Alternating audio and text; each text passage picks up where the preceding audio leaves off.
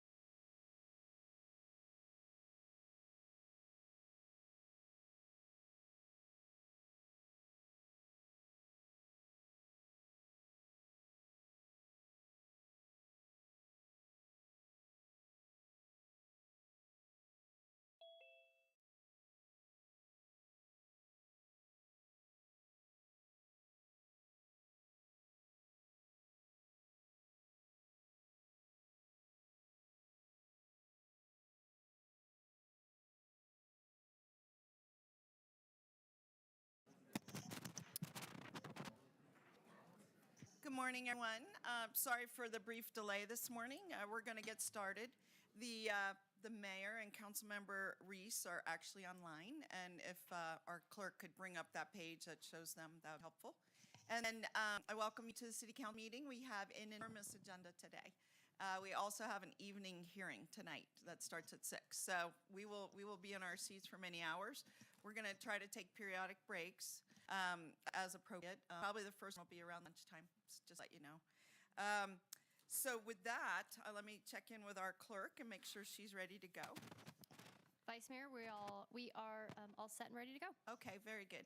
All right, we're going to start. I have introduced myself. I'm Naomi Dewar. I'm the Vice Mayor, and I'll be running the meeting until and if the mayor comes in person. And we're going to start this morning with the Pledge of Allegiance, and I'm going to ask Terry Brooks. Terry, would you mind? I don't think giving you this honor to listen to the flag of the United States of America and to the republic for which it stands, one nation, under God, indivisible, with liberty and justice for all. Okay. Great job. Thank you so much. And Madam Clerk, could we get a roll call, please? Thank you, Madam Vice Mayor. Calling roll for Wednesday, August 28th, Reno City Council meeting. Councilmember Breckus, absent at this time. Dewar. Here. Martinez. Ebert, absent at this time. Tiller. Reese. Here. Sheevy. Here. Madam Vice Mayor, you do have a quorum of the Reno City Council. All right. Excellent. And then the next item is public comment, and it looks like we have a lot of people here to speak on public comment. You can speak the first time in the morning. Any action items, which is virtually almost every item, you can also speak. You need to submit a blue signing card with your name and information. And the clerk is going to read us a disclosure of how comment will inspire, and for those online, how to participate online. So, Madam Clerk. Thank you, Madam Vice Mayor. Our first item today is public comment.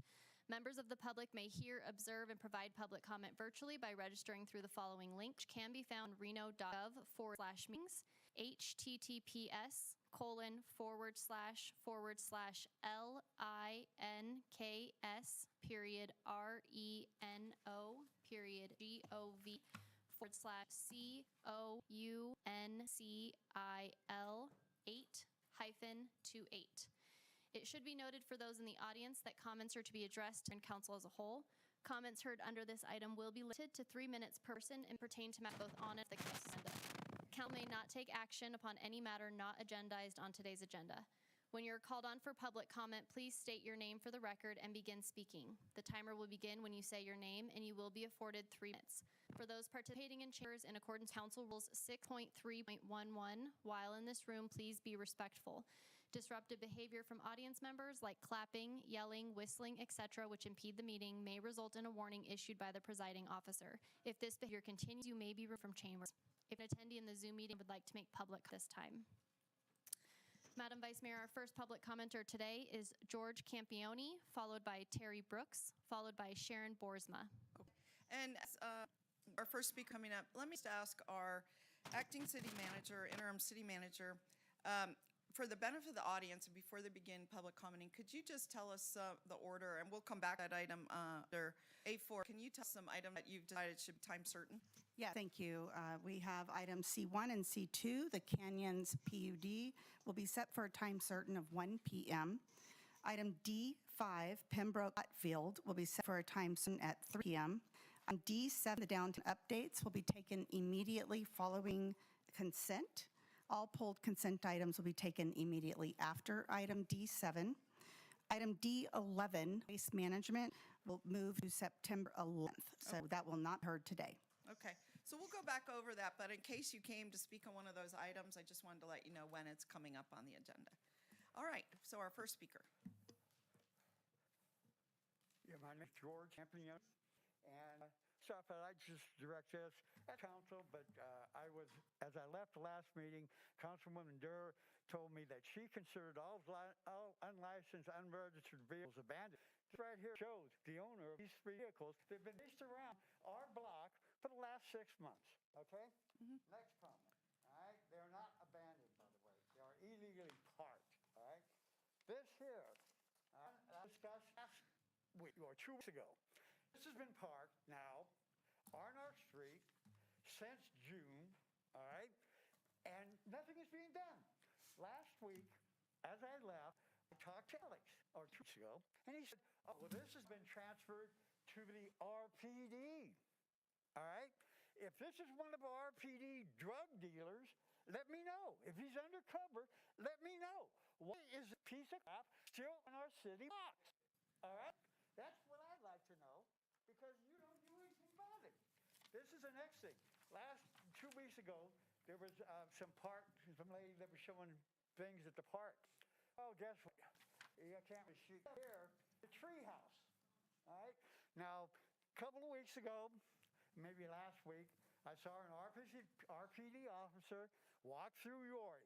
I don't know, maybe he didn't see this, but he walked right past it because he walked to the back of the park where there are about a dozen people camped out, and I guess that's fine. All right? So we do have campers in Yori Park. They've been there for quite a while.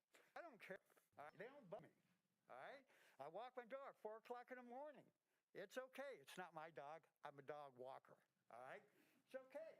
But they are living there. All right? And this guy has actually built a nice tree house where he has a 3-layer house. Okay? He has storage on top. Pretty nice, isn't it? That's our city. All right? And my comment is, all right, why is parking enforcement still not doing their job? All right? The problem is, we have these cars sitting here, and nothing gets done. All right? They put, oh, this is illegally parked. It's not illegally parked. It's not an abandoned vehicle. This is not an abandoned vehicle, which this is marked as. This is an illegally marked vehicle. Tag them, get them impounded, get them off our street. Thank you. All right, thank you, Mr. Cayoni. Terry Brooks, followed by Sharon Boersma, followed by David Shakar.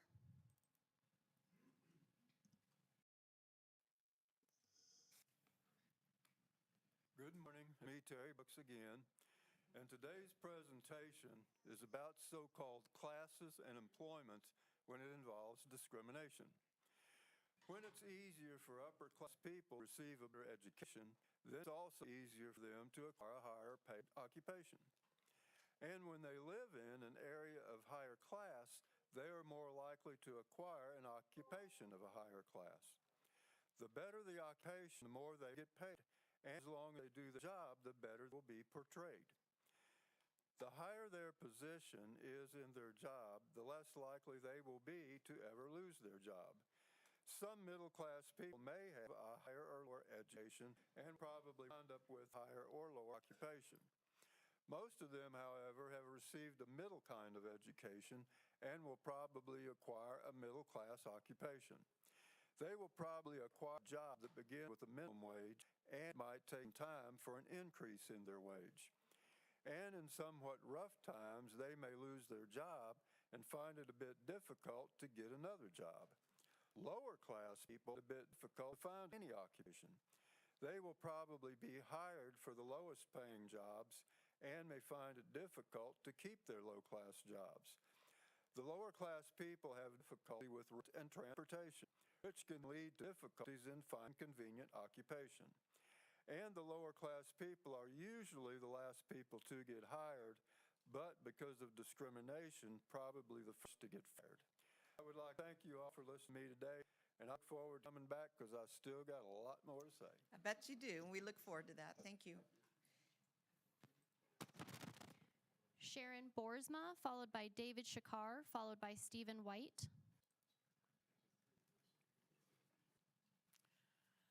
My name is Sharon Boersma. I live downtown in Arlington Towers. I'm speaking about downtown quality of life, specifically agenda item D3 and sub-item creation of a downtown noise ordinance. I love urban living. I have lived downtown years. Before that, I lived in New York City and Manhattan for 35 years. I have lived downtown Poughkeepsie, New York, downtown Grand Rapids, Michigan. I love walking at night and hearing music of all sorts oozing out to the streets as patrons come and go from venues.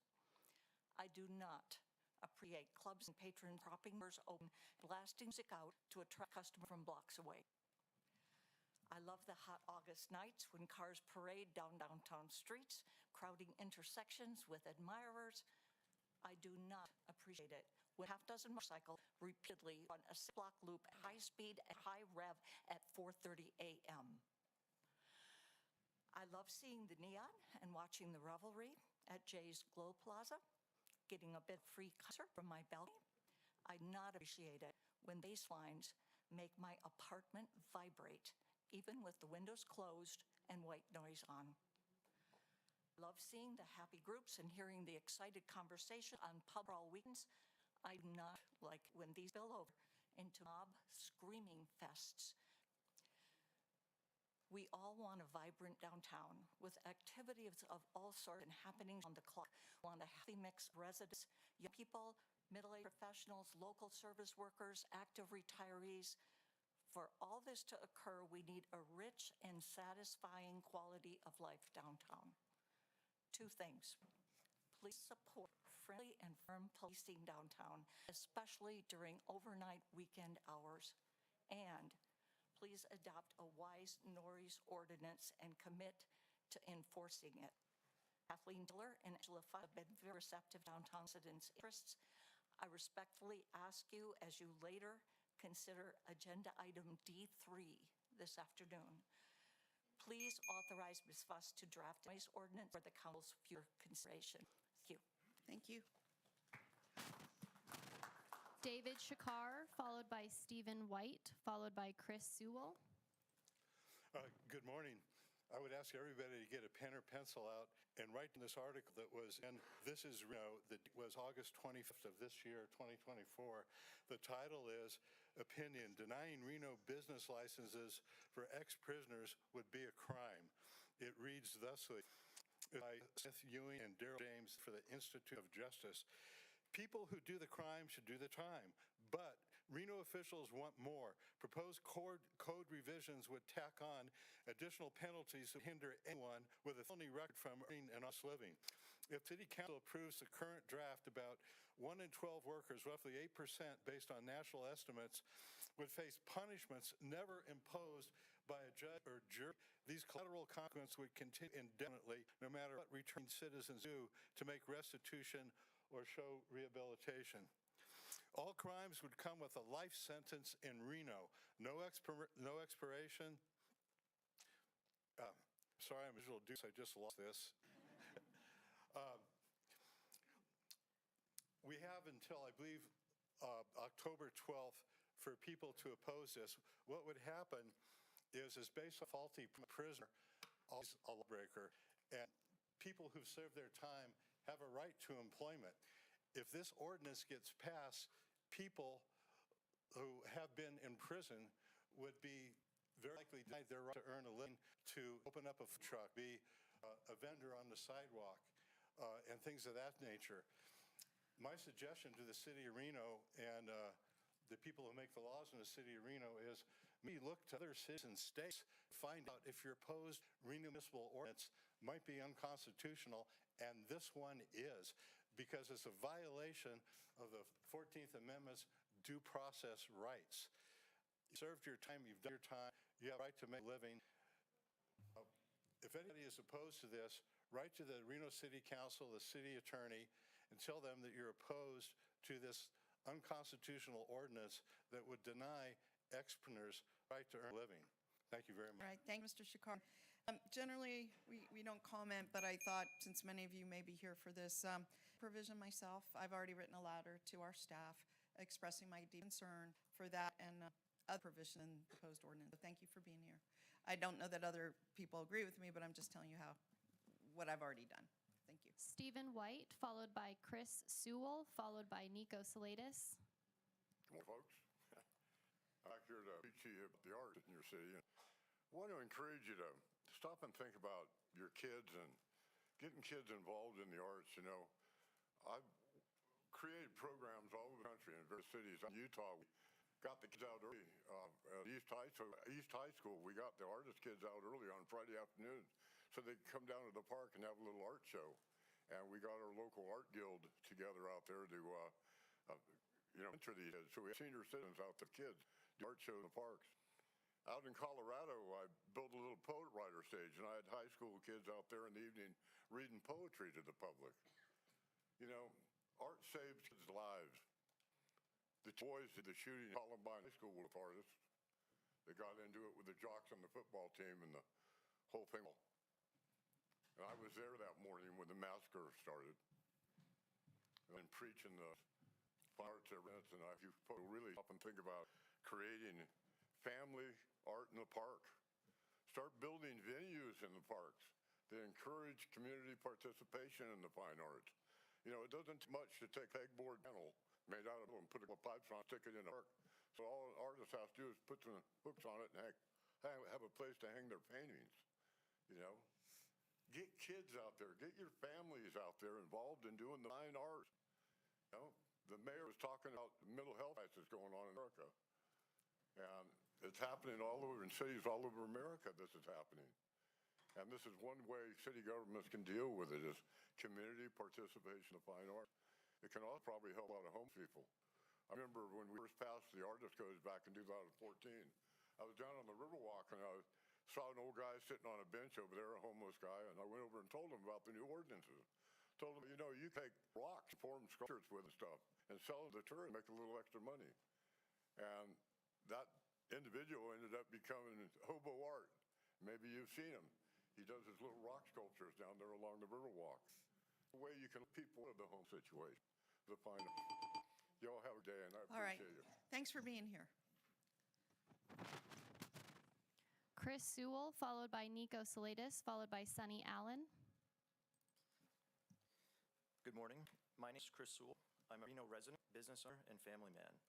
I raised my 3 children in Reno, put them through the public school system here, and all recently graduated from UNR.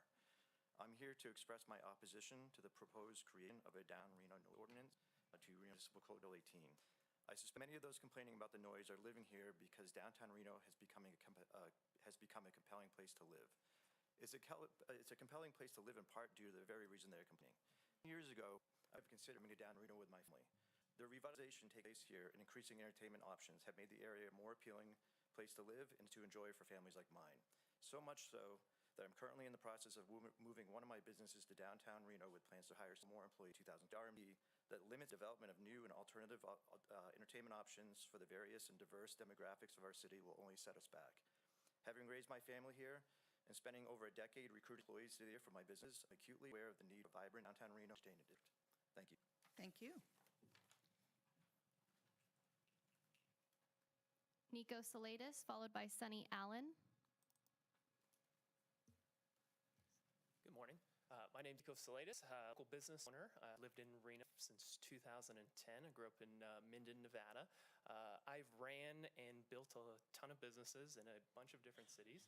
And I was just thinking about the opposition to this downtown noise ordinance that's going through.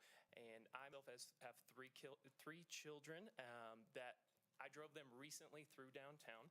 And I have the same concern as the first gal that spoke in for this proposal, is that I want my children to be able to come downtown. I want to have a vibrant city. I want to have cultural diversity, have all these things. And what this noise ordinance does is it comes against create a lively downtown experience for those that are looking to either move their business here or move their lives for their family here. And so I also used to work for the Reno Aces, running marketing partnerships department. And what I saw through the development of the Reno Aces is a part of downtown that once was kind of downtrodden and a little beat up and didn't receive a lot of love, now is vibrant, now has new businesses coming in, new people coming in. The streets are becoming cleaner. It's become a place where you are okay with walking at night. And that's what I want to see here in downtown. And so, yes, there are going to be louder noises. There are going to be things that pop up that maybe some people don't love, and it doesn't really do the best thing for those that are trying to get a good night rest. But I will argue that people that move downtown, they kind of have to have a little bit of a trade-off. Downtown, if you're going to have the great nightlife and all these things, you're going to run into this problem. And if you create some sort of way for businesses to not be able to have great events, great concerts, things like this, it's going to create an experience where people are going to move their businesses elsewhere. They're going to go outside of this city or to different parts of this city. So if you guys could just listen to this, I would love to have downtown cleaned up. I want it to be vibrant. I want it to be a place where I can take my kids. But there's going to be a little bit of trade-off. There's going to be some problems. There are going to be some issues there. And the last little argument I'll make here is who's going to enforce this? We're already short on almost everything in the city. This is a growing place. There's growing problems. I think there are larger problems at hand. And so what dollars are we have to support this? Who's going to enforce it? And how is that going to go? It's just going to create more problems, more frictions with those that already live here and those that are trying to enforce the law. So just 3 quick questions. One, generally, you said you were supportive, but then you said you're opposed, so I want to make sure. Two, having a noise ordinance. And then number 2, I just wanted to say that you said this noise ordinance that's coming. Today, we're going to be talking about if we should move forward with the discussion. We wanted to hear from the public. And then 3, we have to pause our meeting. We have to go on a pause. Apparently, the online video is not, audio is not working well. So I'm just sharing. We are going to be in recess for about 10 minutes. You're welcome to get up or stay in the room. We'll try to convene about 10 assuming that the audio gets going. We won't start before 10 of, so that's in about 7 minutes, okay? But we're going to work on this, so I just wanted to let everyone know. All right, so we'll be in recess 10 of at this clock.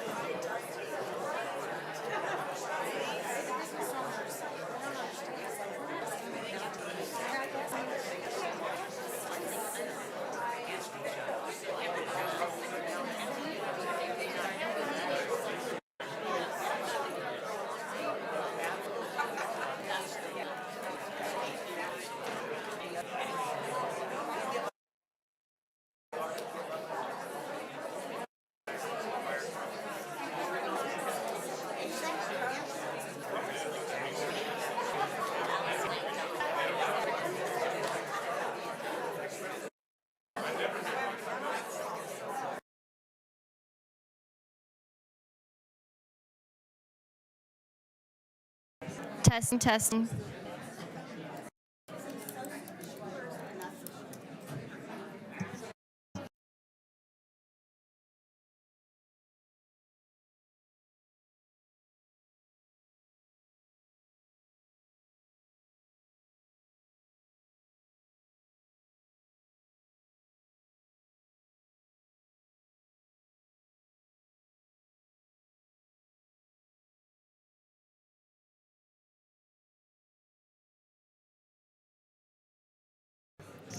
Testing, testing.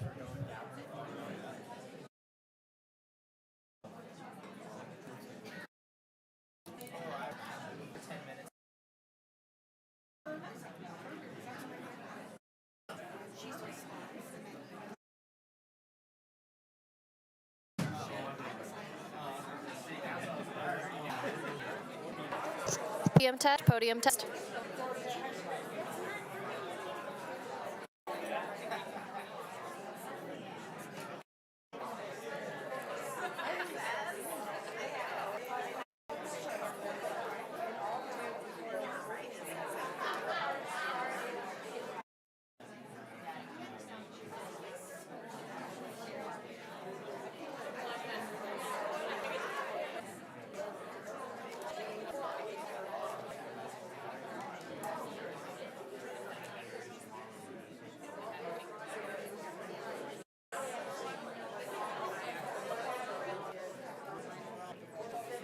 Yeah.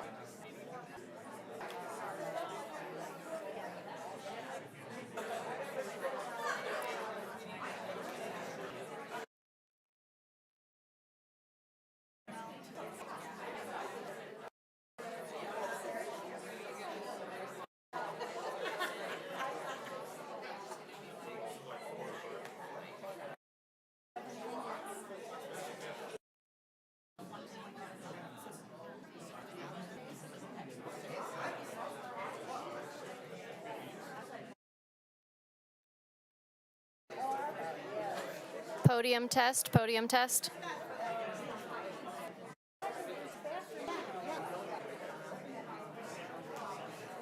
Podium test.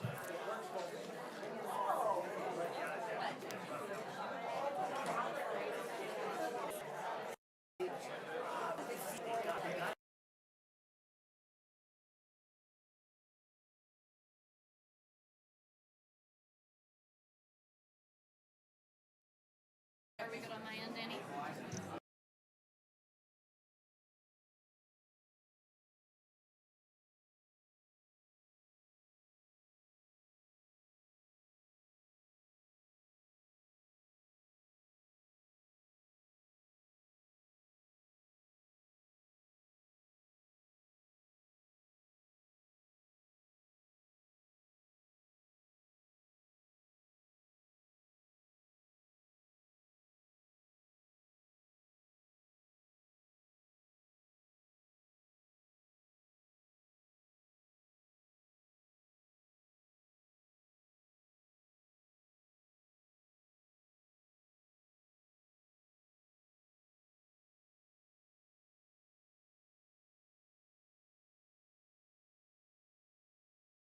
If everyone could resume their seats, we're ready to get back into action.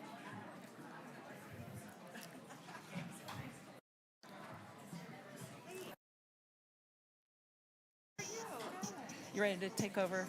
Okay. So if everyone could grab their seats and hush up, we're going to get back started. We have fixed the audio, sounds like, the clerk. Or do you have any else, Madam Clerk? Yep, nope, Vice Mayor Dewar. It sounds like we've gotten the audio set back up, so I apologize for that delay. Okay. And we can reconvene. It is 10:53, and we have Mayor Sheevy has joined us, and Thank you. still have Councilmember Reese line. Good. So over to you, Mayor. Thank you. All right, thank you so much. Madam Clerk, go right ahead. Thank you, Madam comment. Mayor. Thank Our you. next public commenter is Sunny Allen, followed by Jill Flinsreich, followed by Snead TR. Good morning. Good morning. My name is Sunny Allen. I am here as a board member of the Belvedere Towers Homeowners Association Board and a downtown resident and property owner. I want to thank the Development Services Department for us working with downtown residents and to Councilwoman Taylor to include the consideration of creating a downtown noise ordinance, item D3 on your agenda. I stand with my neighbors in Ward 5, soon to Ward 1, to urge Council to direct the Development Services Department to proceed with the process necessary to draft a noise ordinance, including the adoption of a C-scale code in order to place limits on noise levels and hours in downtown Reno. Recent monitoring, a few of the outdoor events, late night, early morning revelry, produced examples of the high noise decibel levels and disruptive activities experienced by downtown residents. To quote the zoning code cleanup document, zoning that protects the character of the community and minimizes objectionable noise. I would also expect that the ordinance outlines the implementation and enforcement and consequences, or else all of these efforts would be for naught. To that point, we do appreciate the recent police presence, some problems associated with the rowdy late-night patrons and motorists.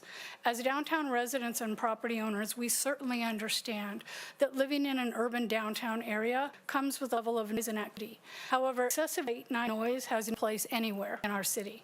In response to the gentlemen who are opposed to the ordinance, they both referenced bringing their families and children downtown to various events. Please understand that downtown residents are not opposed to events and music, etc. during the day and evening hours. We are opposed to the late night and early morning excessively loud music and revving of engines and parading motorcycles. These are times that no one would want to expose your families, children. Vibrancy, yes. Distribution or disruption, sleep and safety, no. Thank you for your time. Thank you. Jill Flansreich, followed by Sydney TR, followed by Eric LaRue. Hi, good morning. Jill Flansreich, and I've been a resident of the Montage since 2017, but a resident downtown since 2012. And I was born and raised in New York City. I spent the first 4 decades of my life hearing city noise. That's just what you do. I moved to Las Vegas. I spent those 18 years hearing city noise. That's part of living in a downtown. I wanted to live in downtown Reno for that city noise and vibrancy. Asking about stopping noise, for festivals, for activities. It's a key part of tourism, all the things that happen downtown.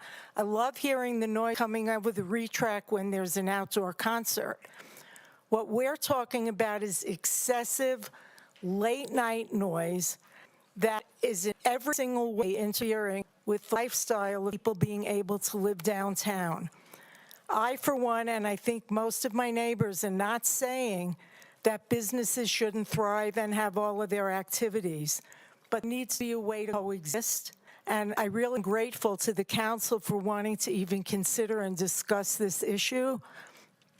Lastly, I'm a two-time business owner. I have a lot of empathy for business owners, what it takes to run a business, what the burdens are that you have to deal with.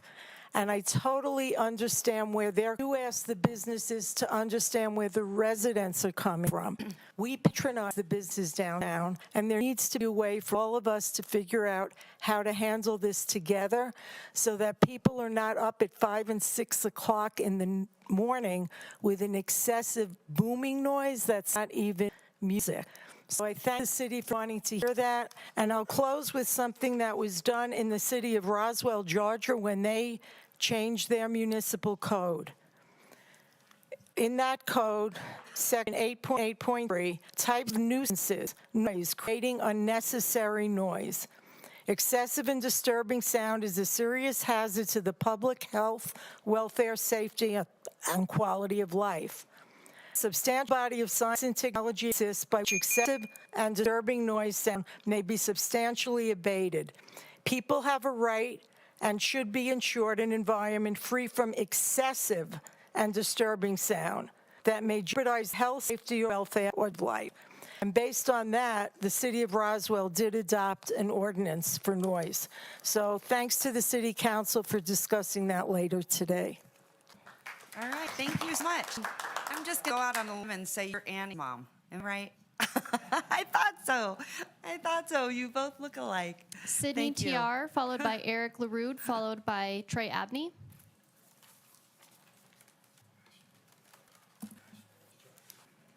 My name is Sydney TR. I'm 17 years old, a senior in high school, and I appear here today to speak about an issue affecting our community.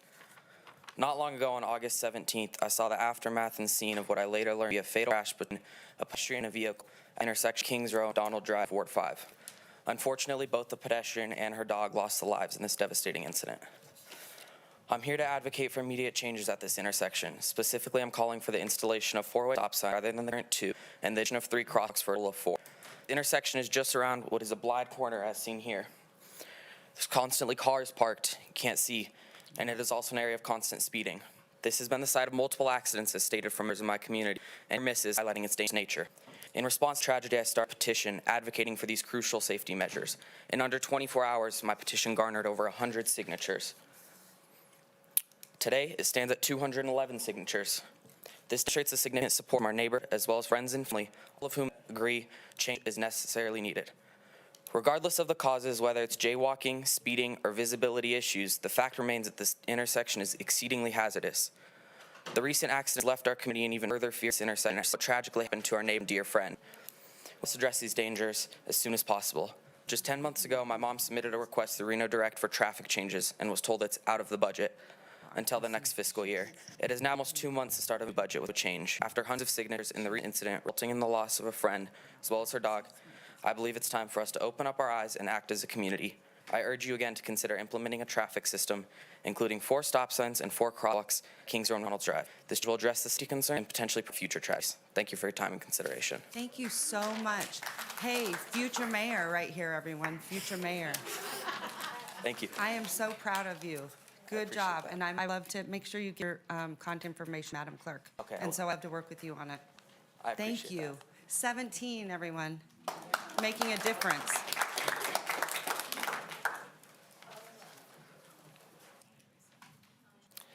Good morning, Mayor C. and City Council members. My name is Eric LaRude, and I'm a longtime Reno resident, third generation Renoite actually, and I've lived in downtown Reno for the last 5 years. I'm here today speaking about item D3 and the consideration of noise ordinance for downtown Reno. I request that you direct your staff to move forward with evaluating such an ordinance. As you are aware, downtown Reno is becoming a neighborhood with a lot of residents. This is not downtown Reno a generation or two ago, and very few, if anyone, live downtown. Part of your vision of downtown Reno is to have more residents living here as you are approving more condos and apartments. Given that that is vision, then the time has come to take some reasonable steps to make sure that this and others are being good neighbors with the residents who are living here and who soon will be living here. Otherwise, residents may not live in downtown Reno, and there will be a lot of empty condos and apartments. So what should be addressed? What the biggest problem is the amount of and the variety of the excessive noises happening during the late night hours. That's what most people are concerned about.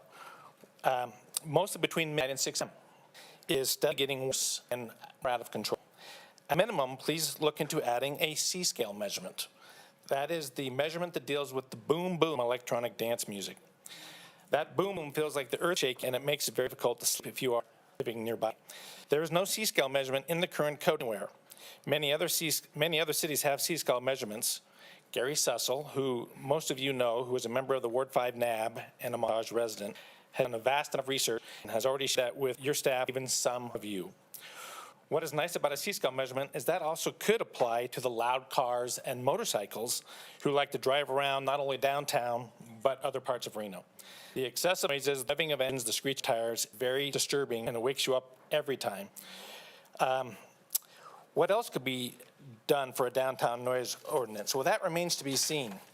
Does it need to address bar and nightclub customers who spill out onto the sidewalks and streets and yell and scream and between midnight and 6 a.m.? Maybe if that type of disturbance of the peace is not going to be addressed somewhere else. Does the noise ordinance need to address special events? Maybe if special rules are not going to deal with the noise that comes from the late night sounds.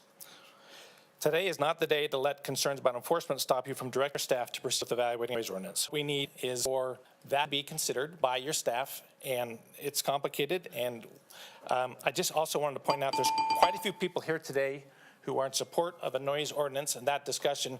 They're not all going to speak, but if you could raise your hand if you have a concern, they'll all be speaking. But thank you for time and consideration. We really appreciate it. Thank you. Thank you so much, Eric. Trey, if the audience can hold their applause, please. Trey Abney, followed by Jennifer McDonald, followed by Ken Hines.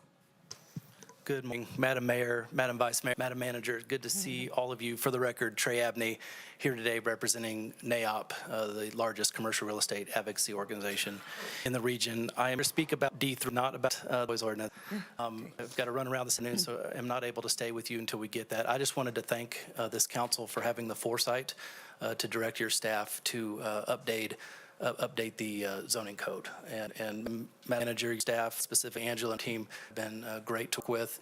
As most of you are aware, we updated this probably 3 or 4 years ago, and in that time they found several items that still need to be updated again. And been technical advisory committees that ARMS have been above, a lot of detailed in the weeds stuff that I won't go into here. But again, just wanted to thank you for having the foresight to do that. Thank your staff for working with us. There's still a few issues we're working through, and we've got miles to go probably for finally for final draft. But just Madam Mayor, just wanted to thank you and your team. Thank you very much. So much. I It appreciate means a you. lot, especially our team over here. Yes, ma'am. Very nice, very nice. Jennifer McDonald via Zoom, followed by Ken Hines, followed by Troy Regas.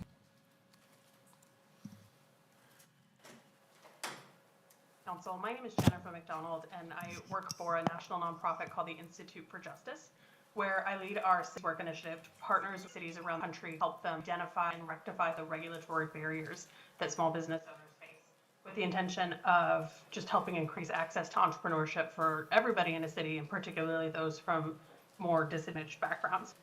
I wanted to talk to you today about an op-ed recently published in This Is Reno, which came from the Institute for Justice, and explain that op-ed, which criticized the city's current draft revised code that would change the business licensing process. That op-ed talked about the problems with the criminal background check requirements and disqualifications for certain individuals with felony. Let everybody know that op-ed was published on its own. So essentially, my team has been partnering with the city of Reno, with EDON, with the business licensing department to try to help the city work through the draft code and make it as good as possible for small businesses. And that op-ed, which was critical of the city, was done by an attorney in my office with us all knowing what the others were doing. And so I wanted to apologize for that op-ed. And I wanted to let council and the public know that city's work and the Institute for Justice is committed to helping the city make the best small business licensing code that it can. So we understand that there are certain parts of the draft code that are not going to be moving forward because they are not representative of Reno's entrepreneurial spirit, fully support the changes that staff are seeking to that draft code. And so I wanted to make it public and make it official that the city's work team is really committed to helping revise that draft code. We've been meeting with entrepreneurs all over the city and working with the business license department for about the last 8 months, really understand what business owners need from a new code, changes to regulation that would help them do business better, make it easier for them to earn a living while also protecting public health and safety within the city of Reno. So just wanted to let everybody know that we, really hope that the draft code moves forward once it's revised to really encompass what the small business community in Reno needs. And we wanted to offer our help to any counselors, any staff, anybody who has recommendations for how to improve the code for business owners. We'd be happy to do that. We look forward to seeing you all in a few weeks at Reno Startup Week. And we do hope that we get to talk with each of you individually as well. Thank you. All right, thank you so much. Cool. Glad that you're participating in Startup Week. Good job. Ken Hines, followed by Troy Regas, followed by Nicole Harris.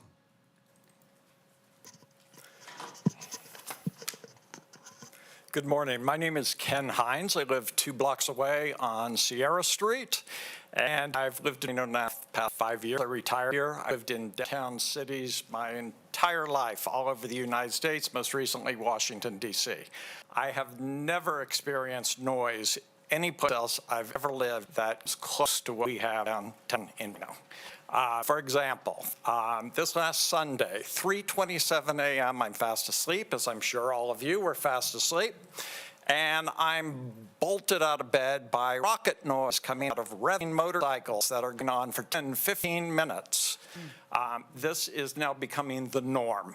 It's not an exception. We have this almost every night, especially on the weekends.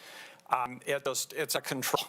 I strongly urge you to please move forward with your consideration of a noise ordinance. We need it. And we're not talking about disrupting the vibrancy of downtown or interrupting businesses. These taking place not in this motorcycle noise and the cars with no mufflers and souped up engines. It's like 3, 4, 5 o'clock in the morning. This is not businesses. These are people coming down to raise hell and wake everybody. We have a right to sleep. That has to come before everything else. It's a human right. It's a health issue. This idea that, these gentlemen brought up that, we're anti-business. No. People who live downtown for the vibrant downtown for the access to businesses. All of my neighbors do everything they can to support these businesses. If we leave, businesses are going to shut down because many of these businesses, if they didn't have us going during the week, how do you have a business that only works Friday, Saturday nights? You don't. So I just want to urge the council, please move forward with this, because if this continues, I'm going to have to leave down because I have to sleep, as do all my neighbors. All right, thank you, Thank Ken. you. Hey, Ken, where did you move from? Where did you move from, Ken? Where did you move from? Washington, D.C. Oh. It's much quieter. No, there's too many politicians in Washington, D.C., so it's not very quiet there. Troy Ken. Regas, followed by Nicole Harris, followed by Elliot Jossie. Good morning. For the record, my name is Troy Regas. The city of Reno is proposing to update a business license code and even hired an outside consultant to change the code pertaining to business license applications. These changes will allow the city to deny applications if applicant or any key employee have been convicted of a whole list of crimes, including being convicted of a felony or a crime involving any controlled substance. Now, as someone who has fought for freedom of association, I am here to support my friends and businesses. I am just very confused why the city of Reno wants to implement this type of double standard. The city of Reno previously allowed the box executive director and Denton move on his life and even rented him office for $200 per month, despite his prior criminal history. What is even more concerning is the city of Reno continues to partner with him on various programs after previously hiring him down in master program. The city idolized him for changing his life despite the multiple credible allegations against him for sexual harassment and abusing his position of trust within our community. Why is the city of Reno not investigating Ms. Denton and a number of women we call them Jane Does, 1 through 9, have come forward with allegations of sexual harassment? The city of Reno is turning a blind eye, just like Washoe County. No investigation. I'll even let some of you on the dais vote for Ms. Denton as Reno News and Review Best Local Activist. Shameful. Yet an individual who sold some weed back in the day might be stopped from being a bartender under the proposed business license code. This takes hypocrisy to a whole new level. I have to remind everyone that there's a difference between drug crimes and a person who has a history and pattern filled with credible allegations of crimes against women. Have you even ran the man's criminal history? You've empowered this man and left the women with hope. You are the Denton's enablers. If a woman considers coming forward and Mr. Denton tells them, "I will bury you," they know you won't save them. Apparently, no one on the dais remember the Me Too movement or even debacle with the city manager a few years ago. I suggest this council remove the proposed business license changes from consideration and instead investigates Mr. Denton, use of city facility to commit the credible allegations. The vendors in Ward 1 and 2 have an election coming up. They deserve a transparent and thorough investigation. No more hypocrisy and a ridiculous and un-American business license proposal. Thank you. Thank you so much. I really appreciate it. I don't know if you were last meeting, but business license code cleanup and update is an absolute disaster, and it's a mess. So we are going to bring it back. I think there are a lot of things that we can improve on to help small business, not hurt them. Yeah, so we're going to make sure that that doesn't. I don't even know. It was an attorney that did it, I guess. I don't even know how that happens. He should have applied the Constitution, but on top of it, there's a lot more besides this issue that to be delved into too. I totally agree with that. Thank you. Thank you so much, Troy. Nicole Harris, followed by Elliot Jossie, followed by Jim Pusey.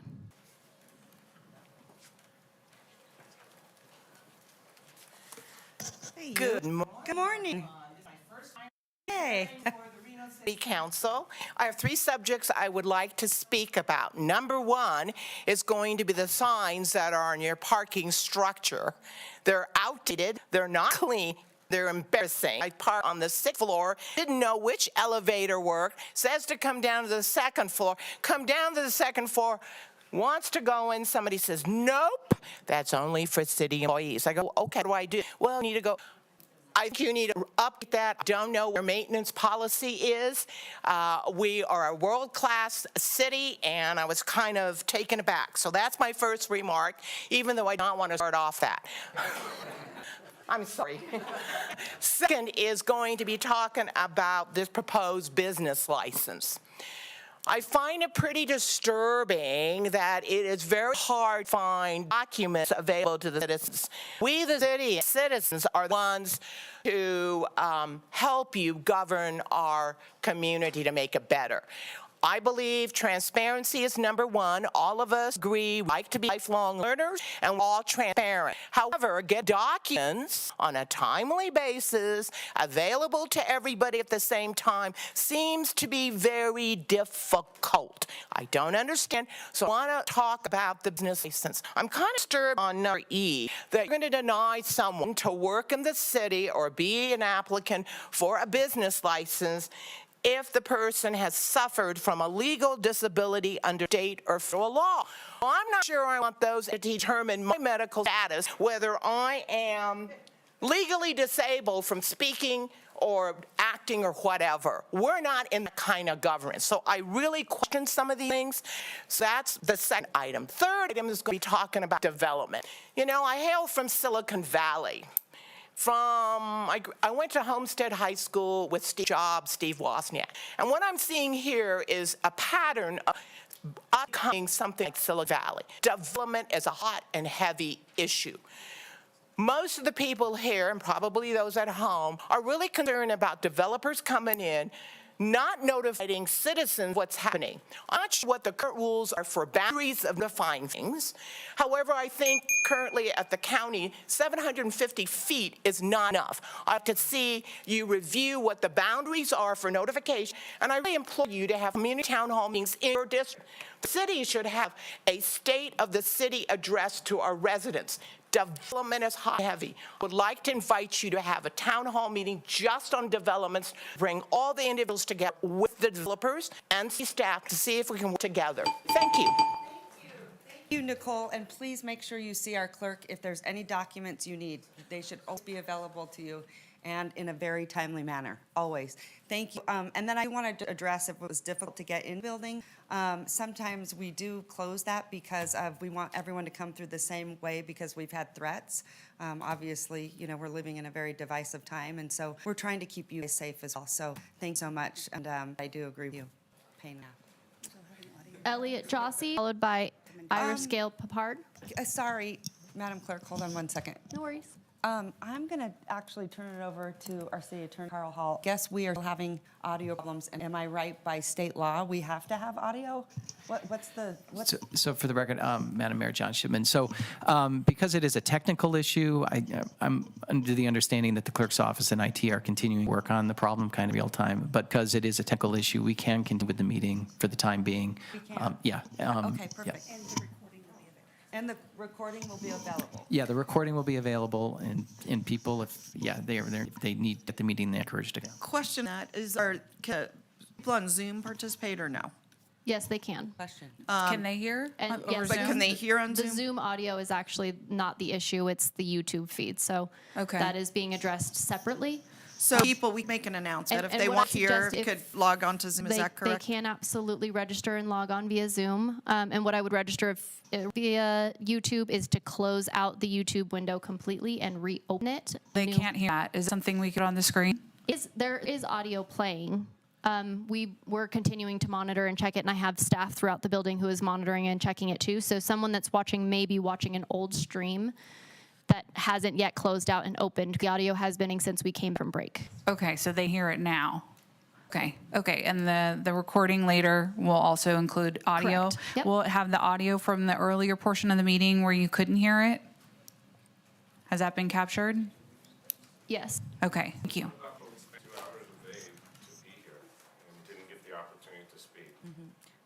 You'll get your opportunity to. We're still going to do that? Yeah.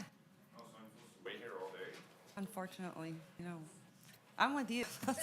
I'm just, thank you. We have a lot of people for public comment, and by Nevada law, am I correct, Carl, that we have to have that audio by Nevada law, correct?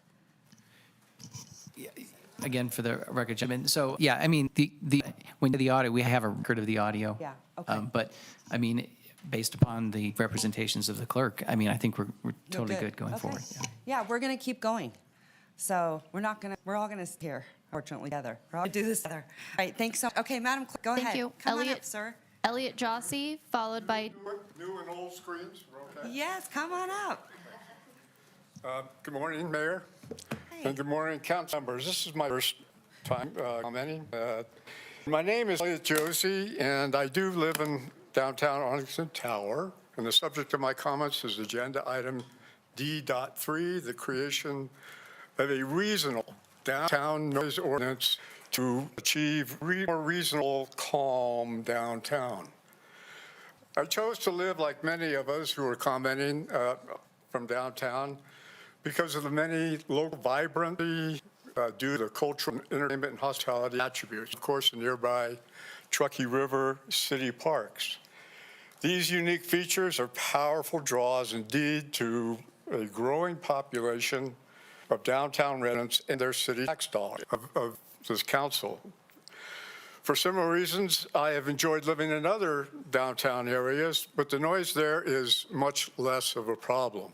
Today, many of us, as you've heard and will hear, residents feel that the area's appeal is threatened by the escalating excessive noise, and perhaps most disturbing, the excessive boom scale that thunders from bars and clubs, and we hear and feel in our living units, windows vibrating, from at least midnight up to as late or as early, depending on how you rest your clock, to 6 in the morning.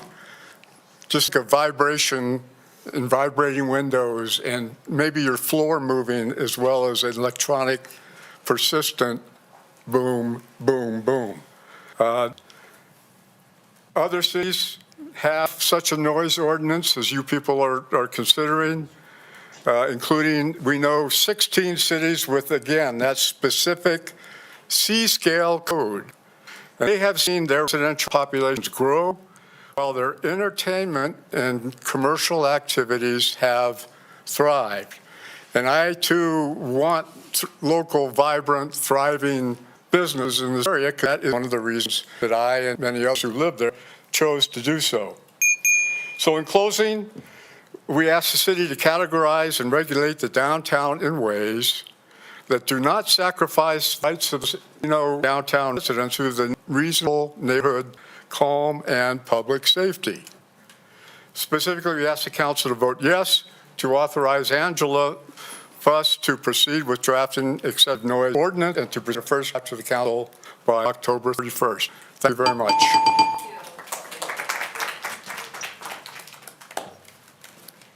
Jim Pusey, followed by Iris Gale Papard, followed by Sonia Fossum.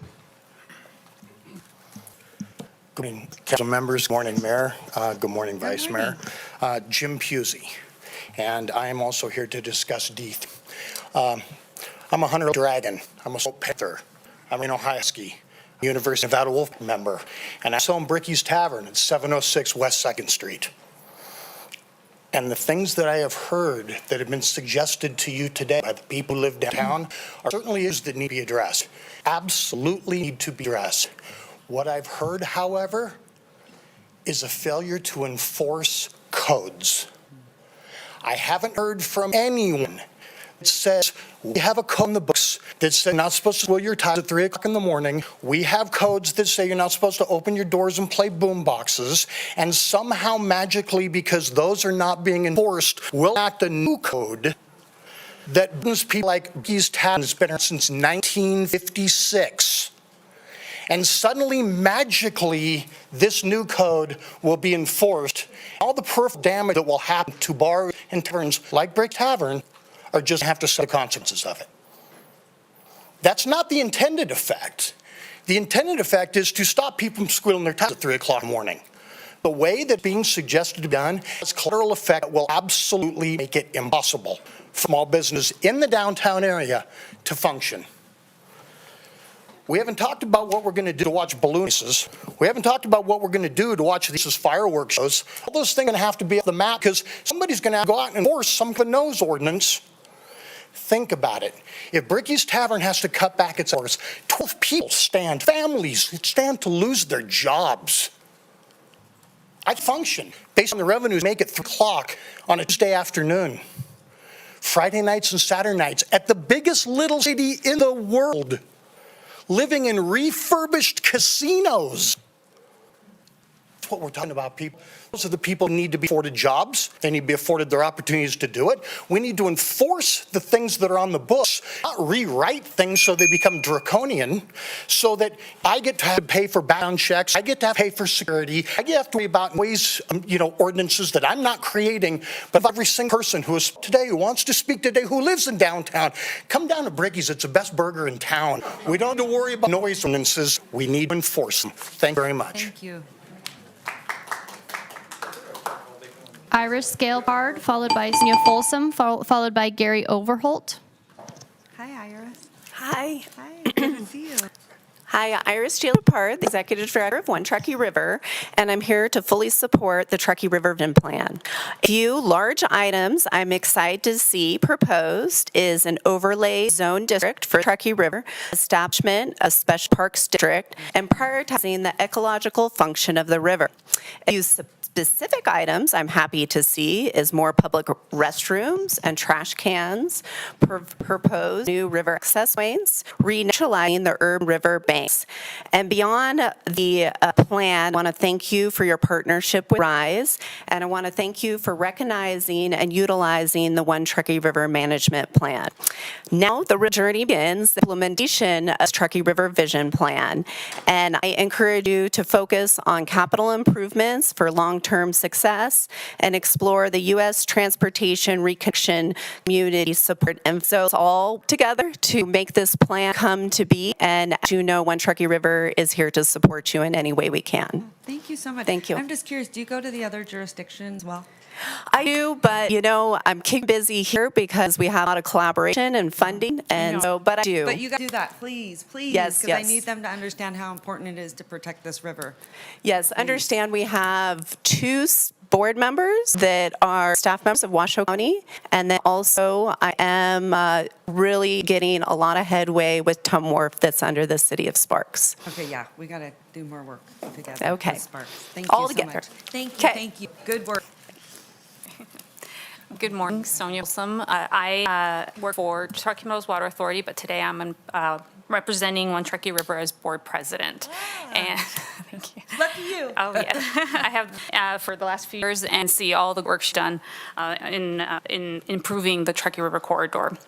And the collaboration has been improving tremendously over the last few years. So I'm here to support D6, the Truckee River Vision Plan, and echo Iris's comments and support plan. Thank you.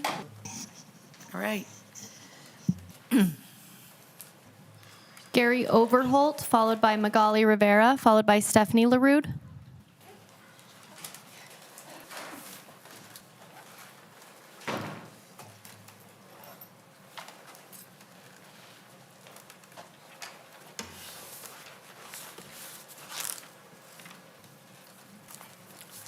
For the record, Gary Overholt. I'm here wanting to discuss D3 also, specifically 18.03, which requires zoning code, basically streamlining zoning codes for developers and builders.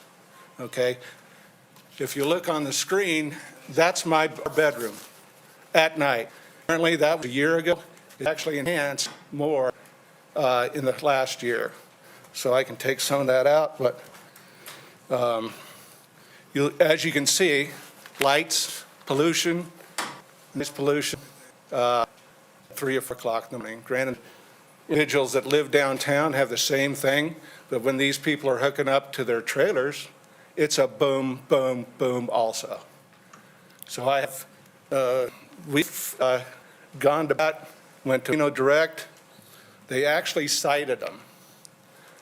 And then their corporate lawyer used a very specifically worded conditional use permit, and the mediator dropped the case. They were actually fined. But this continues on today, every day, 365. So I don't care if it's 1 o'clock in the morning, 3 o'clock in the morning, the backup alarms, industrial-sized backup alarms. So it's just like an alarm clock going off. Those that were hooking up to empty trailers, boom, boom, crash. They're not supposed to have a truck. In the winter months, the truck drivers will stay warm, so they idle their trucks. So please keep this in mind. Now, the complaints to Reno Direct and citations being dropped, we were told that they would no longer listen to our complaints. One of the reasons we were given was the complaint department can't afford the overtime pay. Okay, I don't get to see. Now back to the zoning. There's a point. You know, this is kind of trying to fast track the builders and developers. So when they throw these warehouses all over the city, every direction, they're getting a convenient option to just say, hey, I need conditional use permit. I want to work 24/7. I can't be loud and obnoxious between 11 and 6. They sure can. So I have a different take on D3, but it's the same kind of thing going on. Overall, could you just say this is, where? This? Yeah, where is this? Where? Where? 8001 North Virginia Street. That's the south side of that building. What and building is actually the it? What shipping side. building is it? That's all I'm asking. What building? Chewy. Chewy's. Okay, thank you. Yeah, That's what I was looking for. thank you. Where is this view from? Pardon me? Where is this view That from? is from our, Thank All right, thanks for being here. Magali Rivera, followed by Stephanie LaRude, followed by Damian Cole. Hello, thank you for the opportunity. My name is Magali Rivera. I live at the Montauk. I used to live at Park Tower. And I've lived in cities all my life. I love living in cities. I've been here for 12 years through every single noise fad that there is. And my children grew up here from middle school on. And whenever he told me, oh my gosh, you're letting them do that. Don't let them do that. But I grew up in a city. It's a normal thing to do in a city. Your children walk, they do things, there are dangers, there's complications. That's part of what it is in living in a city. So I'm not naive about living in a city. I'm not naive about the noise and the parties and everything. Everybody loves to visit me. It's a fun place. What I have now, though, and what I'm really here for, is for you to do something about the vibrations and that noise. That's the new noise fad. And I wasn't really affected by it for a while, even though my neighbors were. I'm very sympathetic, and I came to our meetings. But now, I actually thought I was getting tinnitus. Because every time I would lay my head on the pillow, my head would just boom, boom, boom. And so I went to doctors, I did all this stuff, I changed my pillow, I did all these things, and it turns out it's just the vibration. It's just, I don't necessarily hear the music, but the vibration is making many of the rooms in my unit shake. So sometimes windows shake, but the floor is shaking, and it's come through. And so, you know, the white noise machine did not help with that. Earplugs did not help with that. You feel it. I feel it in my chest, right? And so it's just gotten out of hand. And it's not just the cars that are going around doing the loop and booming, a big problem, but somehow all that from the clubs is coming through and making it just incredibly difficult to sleep. And it does wake up. And so this is the first time that I'm really concerned about my quality of life here. And so I would urge you to go and, you know, do something about establishing a noise ordinance or investigate a noise ordinance that is, of course, reasonable about excessive noise. Thank you very much. All right, thank you, Ms. Rivera.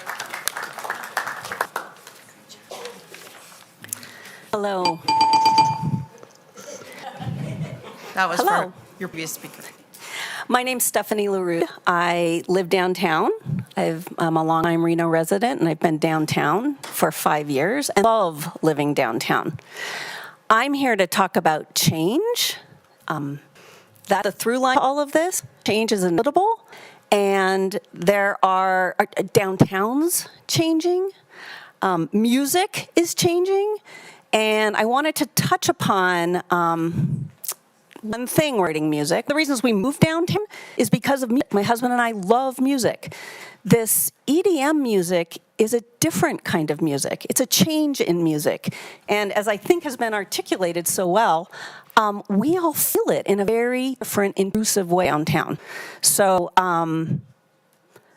putting your resources towards looking at the data out there, the cities that have dealt with this, and coming up with a balance. That's all we're talking about, is balance between a thriving downtown and an increase in residents. I look out, all the apartment buildings are going to be filled soon. I mean, there's got to be a balance there, and I believe that's the role of government and the role of city government. One more thing is I was thinking back to the last time I spoke in front of this chamber. It was about 10 years ago, and I was speaking on behalf of New City Pool, which just opened this week, and I wanted to just celebrate that. So thank you for your efforts to creating, it was painful, it was a long process, but it was all worth it. So thank you for that. Well, thank you. The pool's going to be a great asset for the city. It happens to be located in my ward and put a lot of improvements. We did a geothermal ordinance. We're hoping to have later heated with geothermal, but they're solar panels, and it's just marvelous. We hope you'll come out on September 3rd. That is our official ribbon cutting. We're in a soft opening right now. The pool's being tested, so we do encourage you to participate, and we're glad that you're appreciative. Okay, our speaker. Tyler Colton, followed by Lacey Shee. Good morning, Mayor, wherever you are, City Council.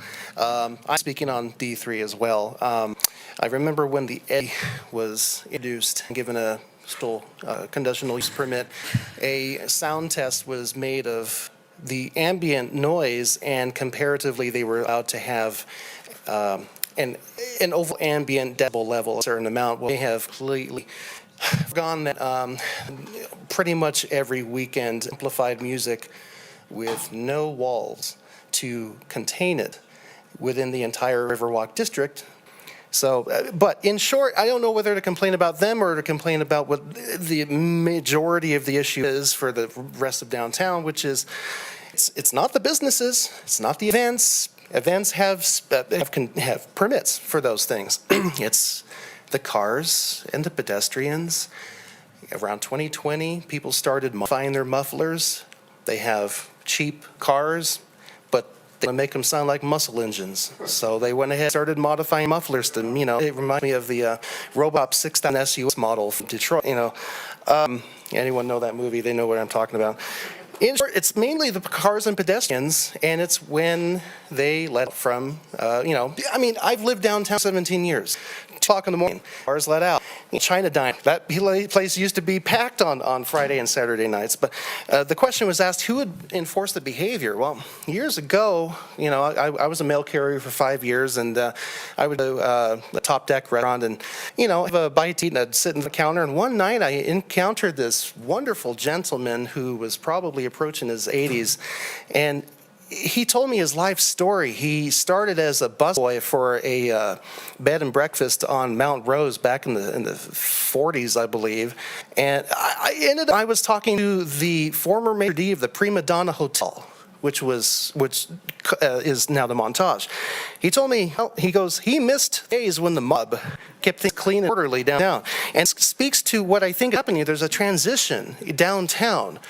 We used to have 22 casinos right on the Strip 25 years ago. Now we have essentially two corporations. We have the Cronos and we have Logan City, who runs that. So we're talking about placemaking. We're talking about the same. It's like entertainment district was north of the river, and the Riverwalk, which all of this is on old Reno Development Agency document. Riverwalk was supposed to be a calm retail experience with river. So in other words, we're changing our entire downtown corridor in this mishmash way, and I think essentially the districting and all of these ordinances need to be updated simply because of the transition, and that's pretty much what I had to say. Thank you. All right, thank you very much.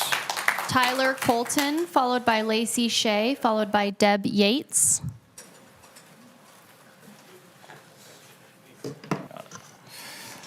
Hello, Council, who's still here. My name's Tyler Colton. I am a property owner in Reno, and I am a business owner in Midtown Reno. So I am against the D3, the noise ordinance, as is coming up for you guys to vote on or talk about today. It seems from what everybody has talked about that it seems much more about traffic, cars, pedestrians, not the people coming out of the bars and things like that.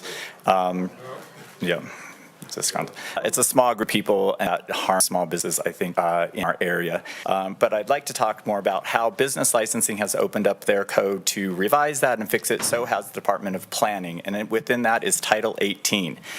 Title 18 was passed, unbeknownst to most of us, small business owners and bar owners, during the middle of COVID when we were trying to save our bars and businesses. On January 1, you passed Title 18, which essentially stops all entertainment at 11 p.m. In the code currently says that in all of Reno, no poetry, no music, bands, nothing can happen after 11 p.m. If you'd like to play music after 11 p.m., you must get a conditional use permit. And even though you're not grandfathered in, even though we have carry licenses, that is an additional $5,000. It is non-refundable if you do not get passed to get the conditional use permit.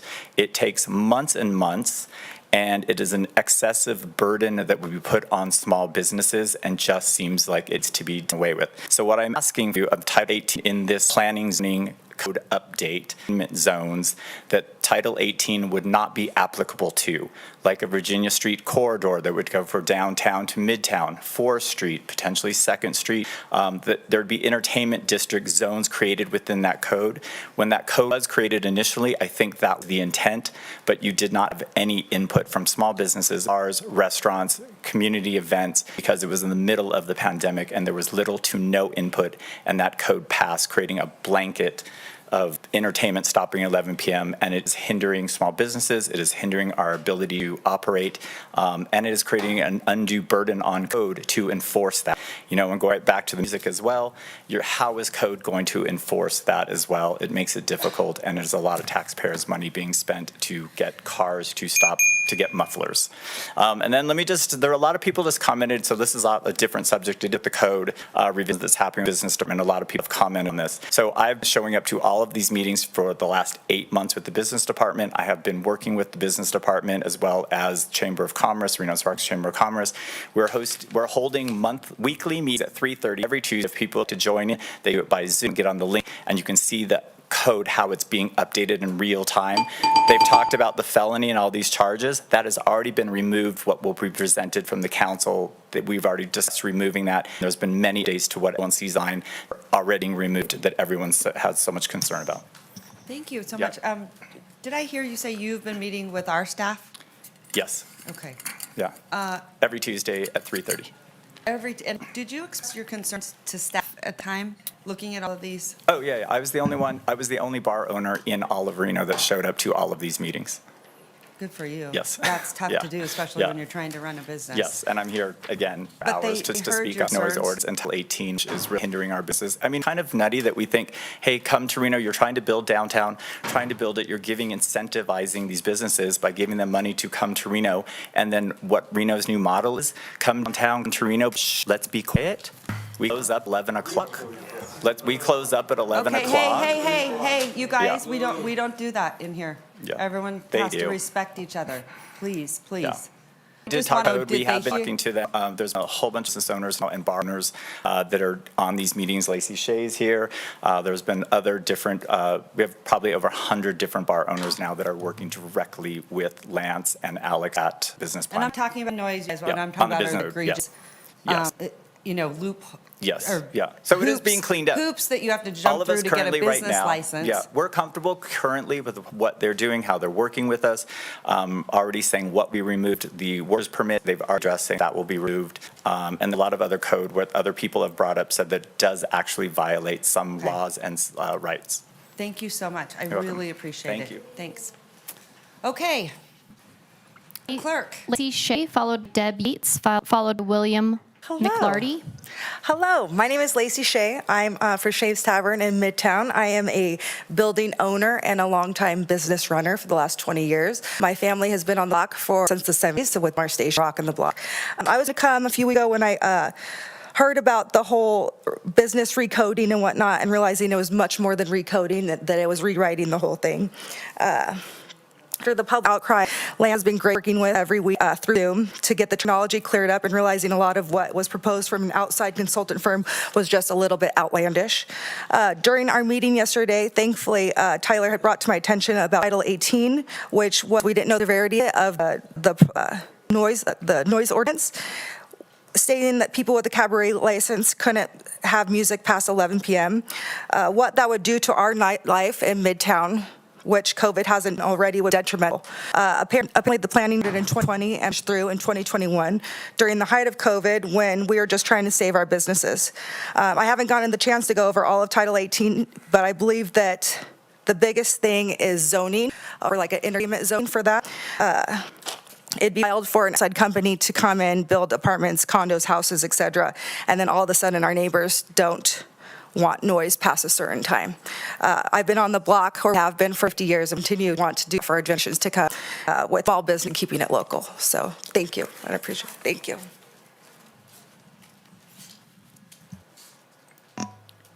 Deb Yates, followed by William McLarty, followed by Phil Tellender.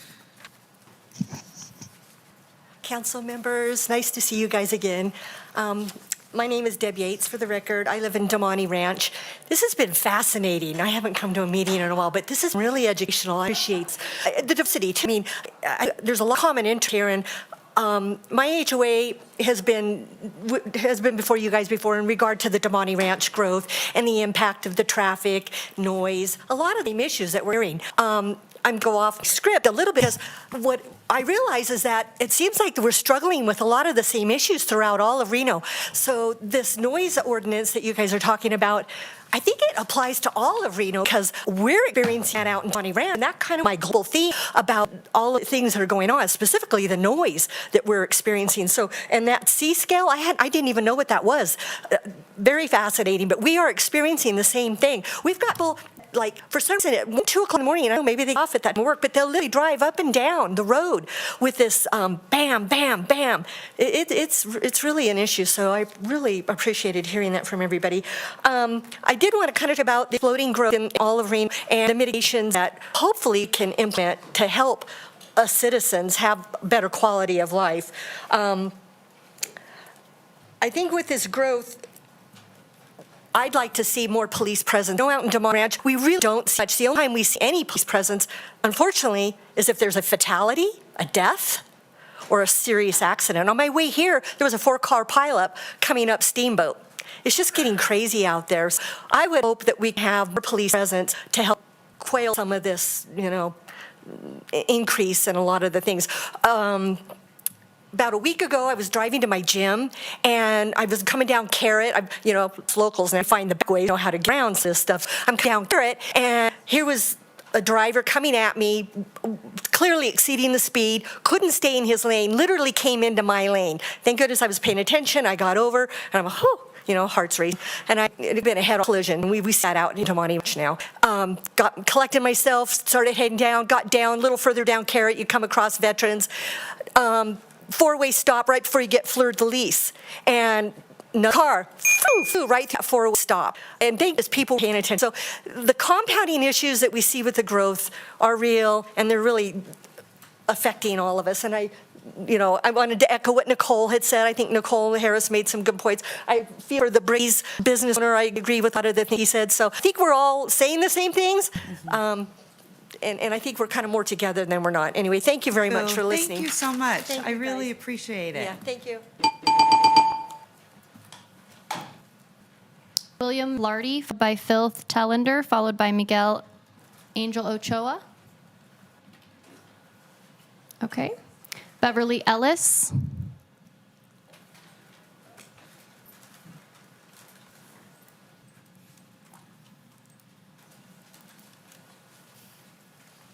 Hi, Beverly. Hi. I live at Arlington Towers. I've lived downtown Reno since around the time of the flood, the big event. Oh, which one? Was it 19? I know, unfortunately, we have to say that. Anyway. 1997? Yeah, 1997. I moved to Reno in 1980, so I watched Reno go from a little tiny town to a big city, and I love it here. But I'm not going to repeat what everybody has said about living downtown, but we do have a right to live in homes, and that's my biggest gripe. When you sleep at night, if you've gone by Arlington Towers, you see we have floor-to-ceiling windows on our outside wall. And those windows go, blah, blah, blah, blah, and it's very frightening. We have the loud cars. I live on the Arlington side, and a lot of times I'm awakened by cars that are racing up 2nd Street, and they shoot all the Keystone, don't stop or anything. You can't sleep. And we pay extra tax starting this year for the privilege of living downtown. And I think we feel like nobody's paying attention. So I think that's hopefully what I'm saying for everybody is we want the right to live at home. We want a right to be able to sleep at night. But I can tell you from the years I've lived here, especially after the flood, I think the flood's the best thing that ever happened to downtown Reno. Cleaned up the river. It's a place that everyone can go to. So I think we've had some good things, but I think we all need to sleep in our homes. It's becoming very stressing with the events downtown because one time last year, it was they had the big concert on the bridge. They went on till 1:30 in the morning. And then when they were cleaning, the people that clean up moved everything over by the brick park, and they continued with the music and the loud noise all night long. And those are a lot of the things that we're going through. It's not like, oh, we're just complaining out the answers thing. No, it's that we have a right to live in our homes, and we're not getting that, and it's getting worse. So Thank So you. thank you. Thank you so much. Guillermo Carey, followed by Scott Raybeck.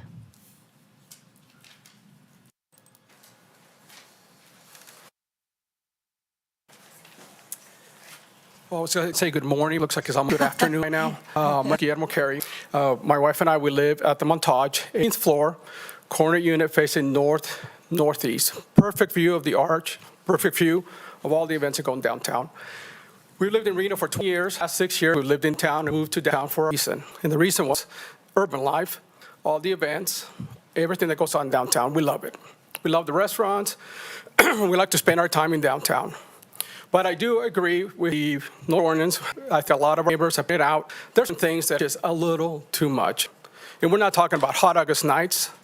We're not talking about even street vibrations that I can't stand, or Harleys.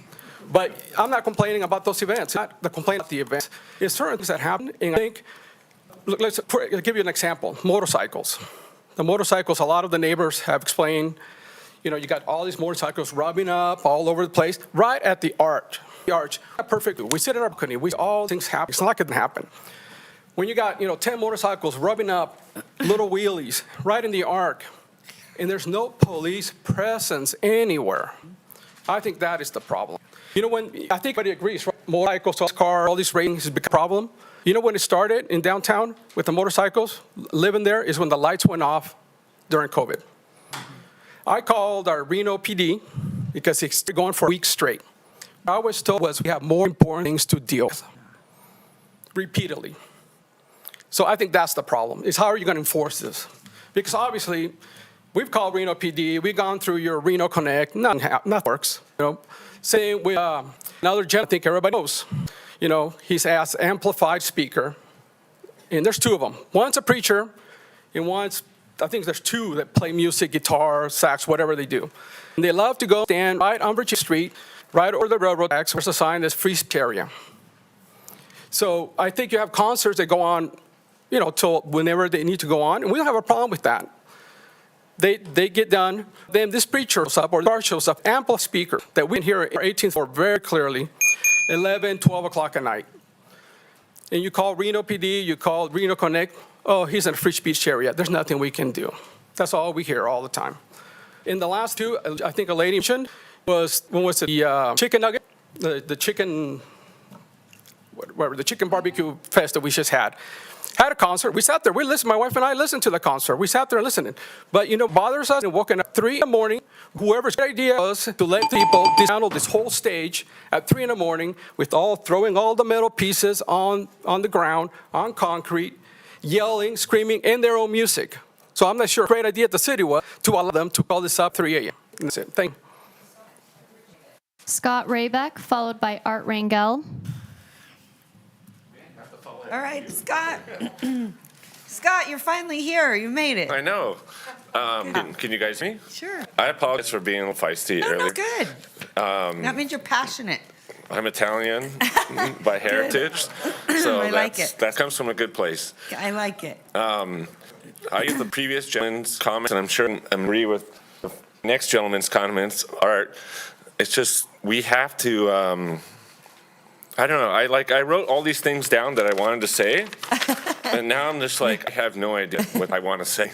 You just go through. No, Even I they've been won't actually, because they've all been said. But the thing is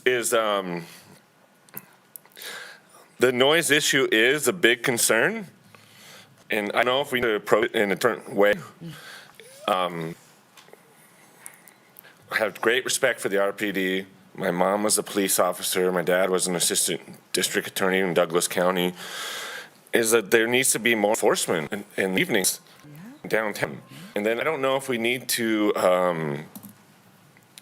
do like traffic calming, like speed bumps, whatever, to try to control the traffic downtown. Because I know speed limit downtown's like 25 and people are going 45. It's not even close to the speed limit.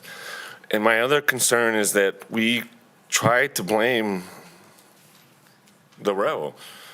The row is like 4,000 rooms, 100,000 square feet of space, 36 restaurants, bars, whatever. There's no problems. They control their own. They control everything. All these problems come from like these small little bars that this gentleman wanted to talk about. It's like, dude, your tiny little bar causes more problems than a place the size of MG Grand in Reno. So, come on, let's get serious here about this. And like all the people of downtown pay lots of property taxes. They pay lots of fees, pay lots of this and that. The little tiny bars that cause all the nonsense aren't doing anything for downtown Reno in terms of progress. So, once again, I apologize for being rude to you, and I apologize for sharing. No, you're fine. And I expect all of you, especially my ward member, Mrs. Tiz. I'm going to vote for her. But the last thing I want to share is, so when I bought my place downtown Reno, my real estate agent gave me a card and a beautiful picture of Lake Tahoe, because that's where I grew up, and said, dreams do come true. Hope you enjoy your new home.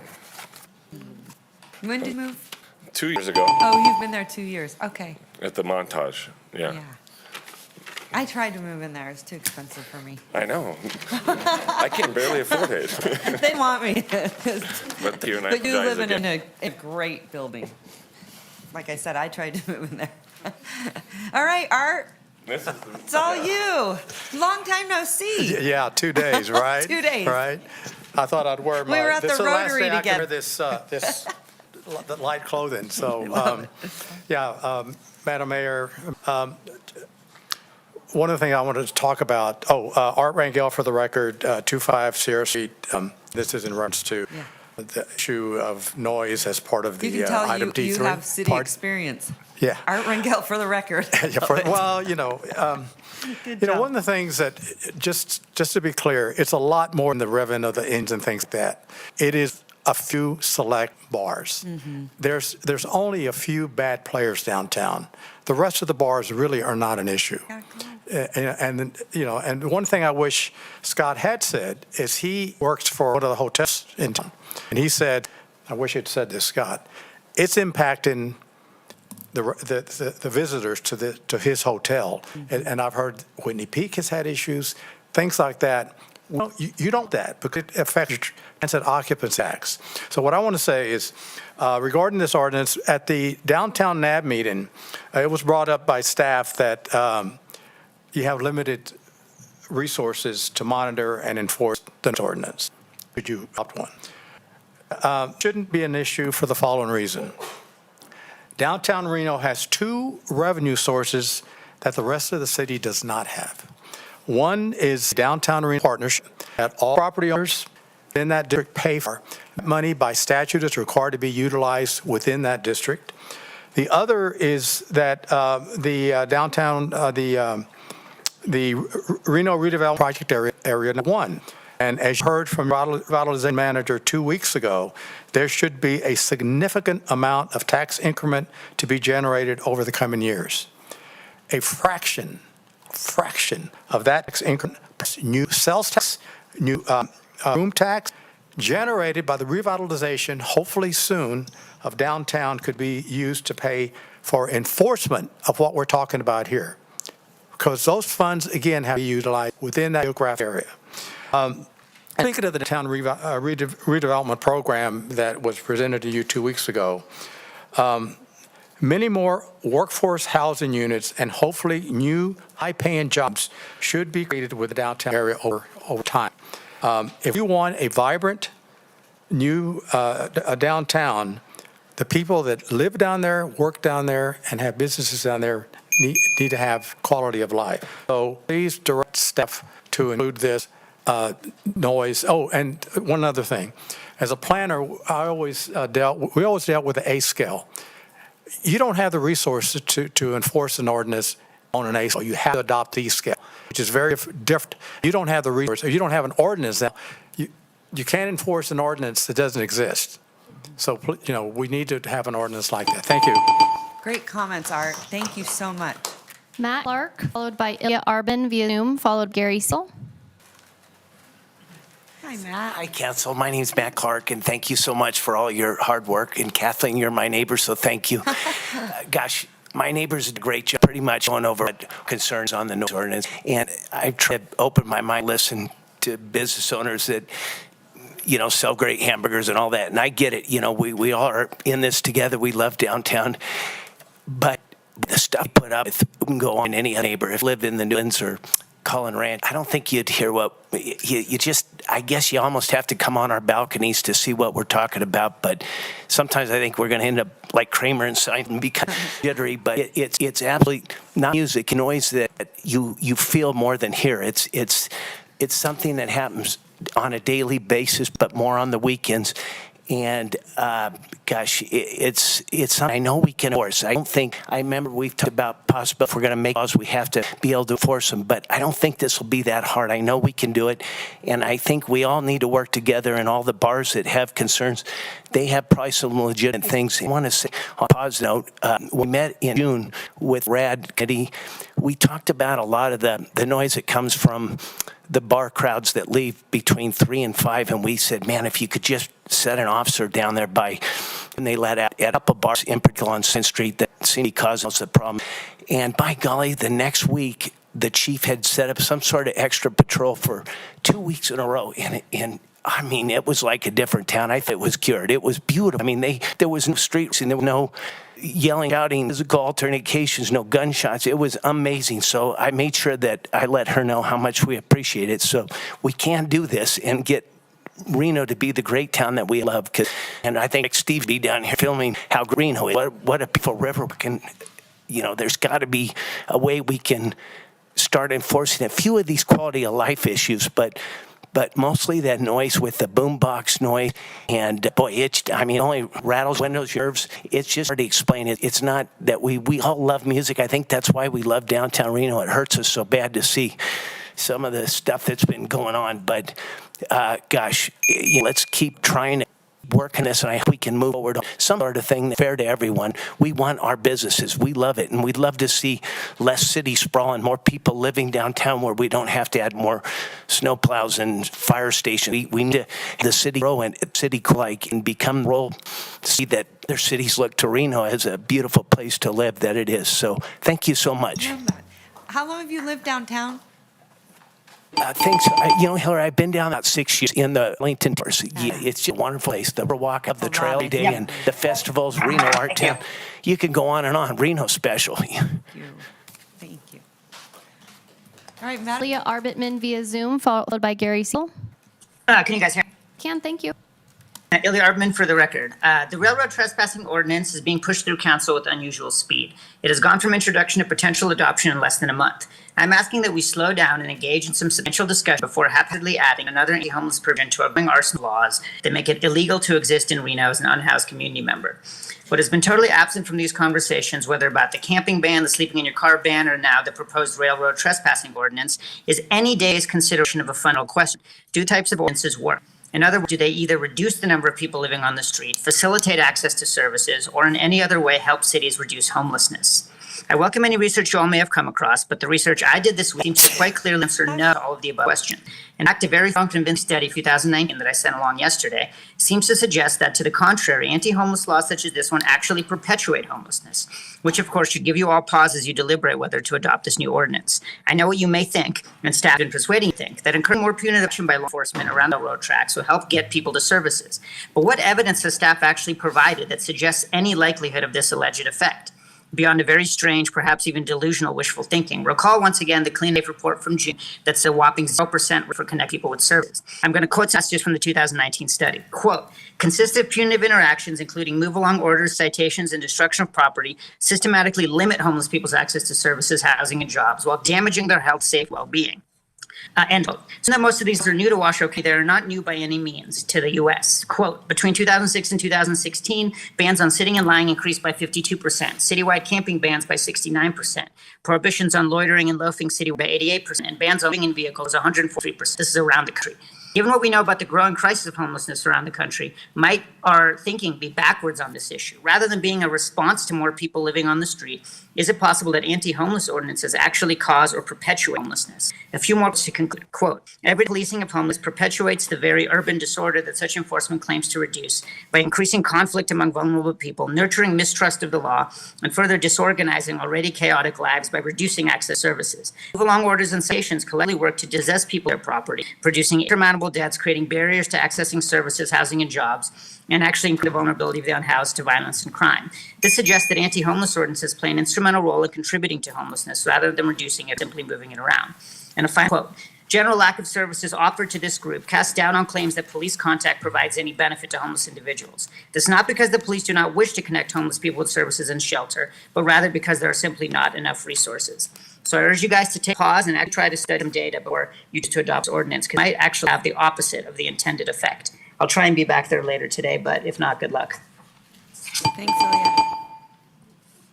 Gary Cecil. Gary, our friend Madam from England. Mayor, good to see you. What do you say, you're bloke from England? Well, good afternoon, Madam Mayor, council members, Madam City Manager. My name's Gary Cecil. I'm downtown from the Montage, and I'm the current 5. And today I'm commenting, surprise, surprise, on agenda item D3, which includes a request from Angela Foos for your authorization to proceed with work on a potential noise ordinance. A number of concerned downtown residents have been working on the item with Angela and Councilmember Taylor for almost a year, and we truly appreciate their engagement. Happy birthday. On March 27th, Chip Holm, a Palladium resident at this microphone, appealed a planning commission decision extending a downtown bar's operating time into the early morning hours. While rejecting his appeal, a number of you also expressed sympathy for the frequent noise services he suffers every weekend through the net, and wrote in the comment, it's still happening to him. A notable comment was made by one council member to the effect, so I'm paraphrasing, that we, the city, want downtown to be a 24-hour district, so it should have 24-hour enforcement. The irony of this comment is that regarding excessive noise downtown, there's no noise ceiling, no upper limits, not during the day or the night. So there's nothing to enforce. The related comments you've heard this morning and read in your package from numerous downtown residents are clear signs to you that in our downtown mixed-use district, unchecked, excessive residential use is incompatible. And we've documented and provided to city staff accurate noise measurements from this summer that use OSHA standards to quantify what constitutes excessive.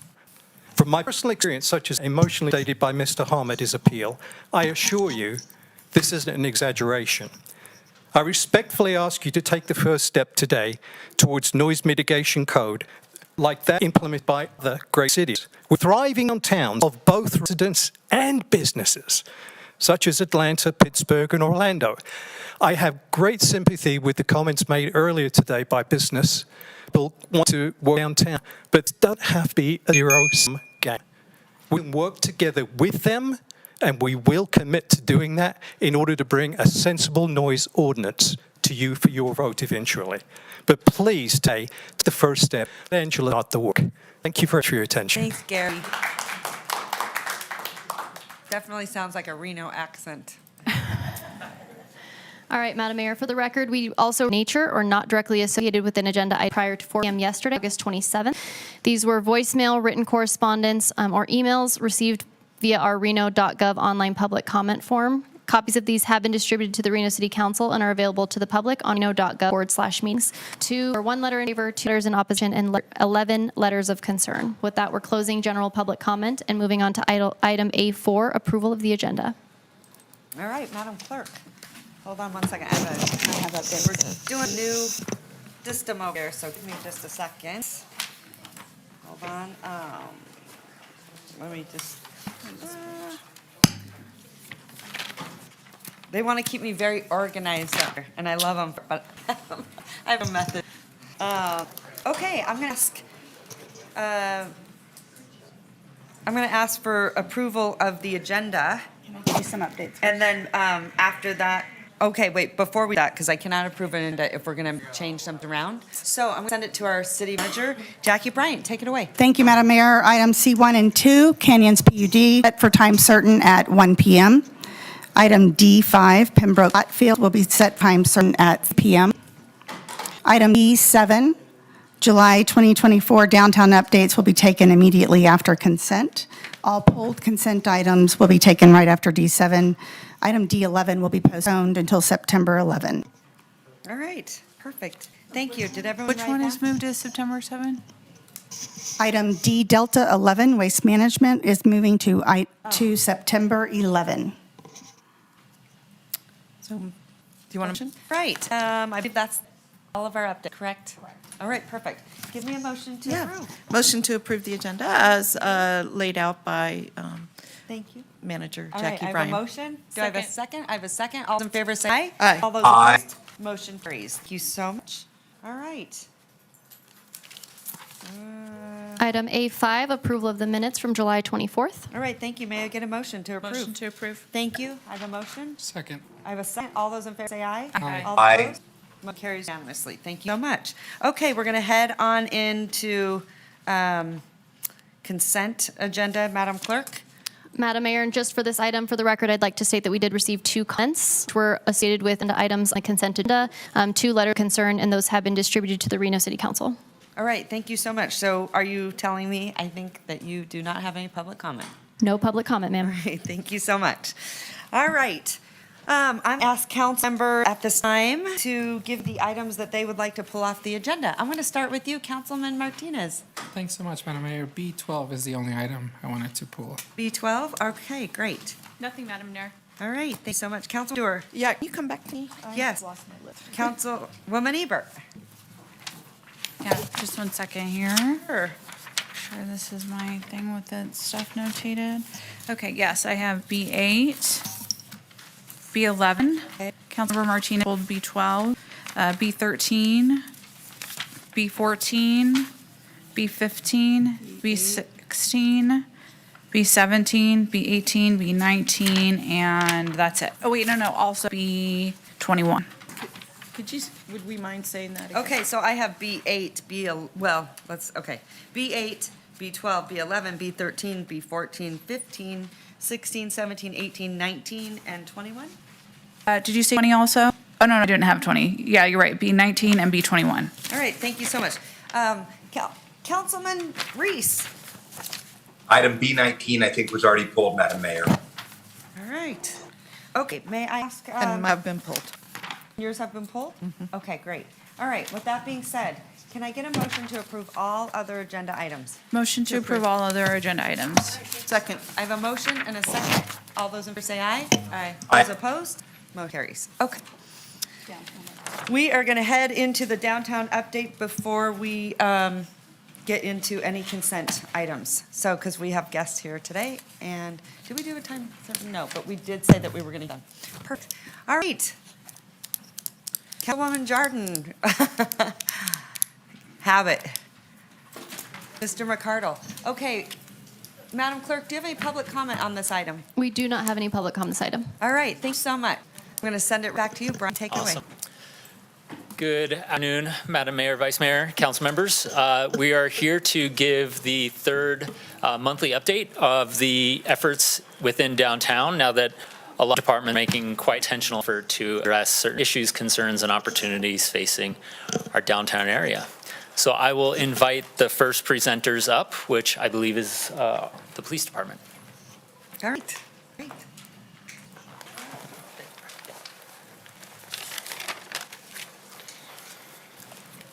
Captain Gerald Hallert for the record. Mayor and council. Yeah. So we'll go ahead and start on, obviously, now we have our months to look. So looking at our first metric is posted occupied vehicles. So we went from 63 in May to 95 in June to 38 in July. That's actually good that it's a decrease because it shows that we have more or less vehicles to post. So that high rate June really articulates why that is a lot lower. Total vehicles from that list, we were down to 3, which is about the same ratio. Our downtown walking, you'll see a huge increase, primarily because we added the mobile engage team, which is our downtown walking. Yeah, So, when did you do that? July 1st. Okay, because people are, I'm starting to hear saying we're seeing a difference. Yeah, so good we job. we did have downtown people walking downtown on assignment, and that's we get about actually 805 of 1124. Then the other 13 was just from our mobile engagement team. Okay, So good. a really good increase. Good. Downtown planned operations pretty consistent at 22. Help tickets at 3, and then some added stats are our mobile engagement team. So 319 contacts, 20 of those misdemeanors. We actually had 9 felony arrests and 22 community court citations. So pretty good stats there. Yeah. Initiatives are continuing to stay the same for us. We're going to continue with our downtown parks, our P, business owners, clean and safe, working on our hours operations at some of the downtown bars, and then, like I said, in the continued implementation of our mobile engagement team. Yeah. So, and that's about all I have for my side. I will introduce Cynthia.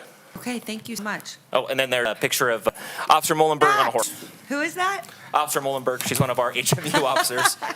So I thought it was a good picture with the belief sign in the I back. love that. That's great. That is fantastic. I'm sure you heard out of the public before. I'm just curious, I do go down there just to try to kind of get a good read on what's happening. And when I was down there, there was quite a bit of enforcement. There was a gentleman that mentioned that enforcement, that initiative, and it really did make a difference. Was that just sort of a temporary thing, or how are you going to continue to do that? So I think the addition of mobile engagement team, which a downtown walking team as a unit, I think we're going to see increase in enforcement. Of everything, right? So it's going to be increase in also in outreach and resources. When we say enforcement, the police department, the city in general, we don't look at enforcement as a first branch. A lot of things, we get our outreach side. So for every enforcement action we have more than that as far as outreach and into our community. So Yeah. I think you'll see an increase just because we are putting more resources in that route. I really appreciate it, but there are some factors now. I was down there, so anyway, he's all nice about it, but I'm like, nope. All right, thank you so much. Good, Thank you. great update. I love these updates. Oh, now Alex, you're next. Good afternoon, to lead the Alex. code enforcement. Hello, Madam Mayor. So similar to Captain Hallard, you'll notice the numbers for May, June, and July went down with regards to issuing parking tickets. That is the obvious is that we have people and clients, and we also had July was a busy month with art town and special events downtown. So we had a lot of visitors downtown that were complying and they were actually paying the meters and parking the way they should. Service requests, you'll notice a similar trend, 18, 20 to 30. The requests that closed, we had 27 closed in the month of July.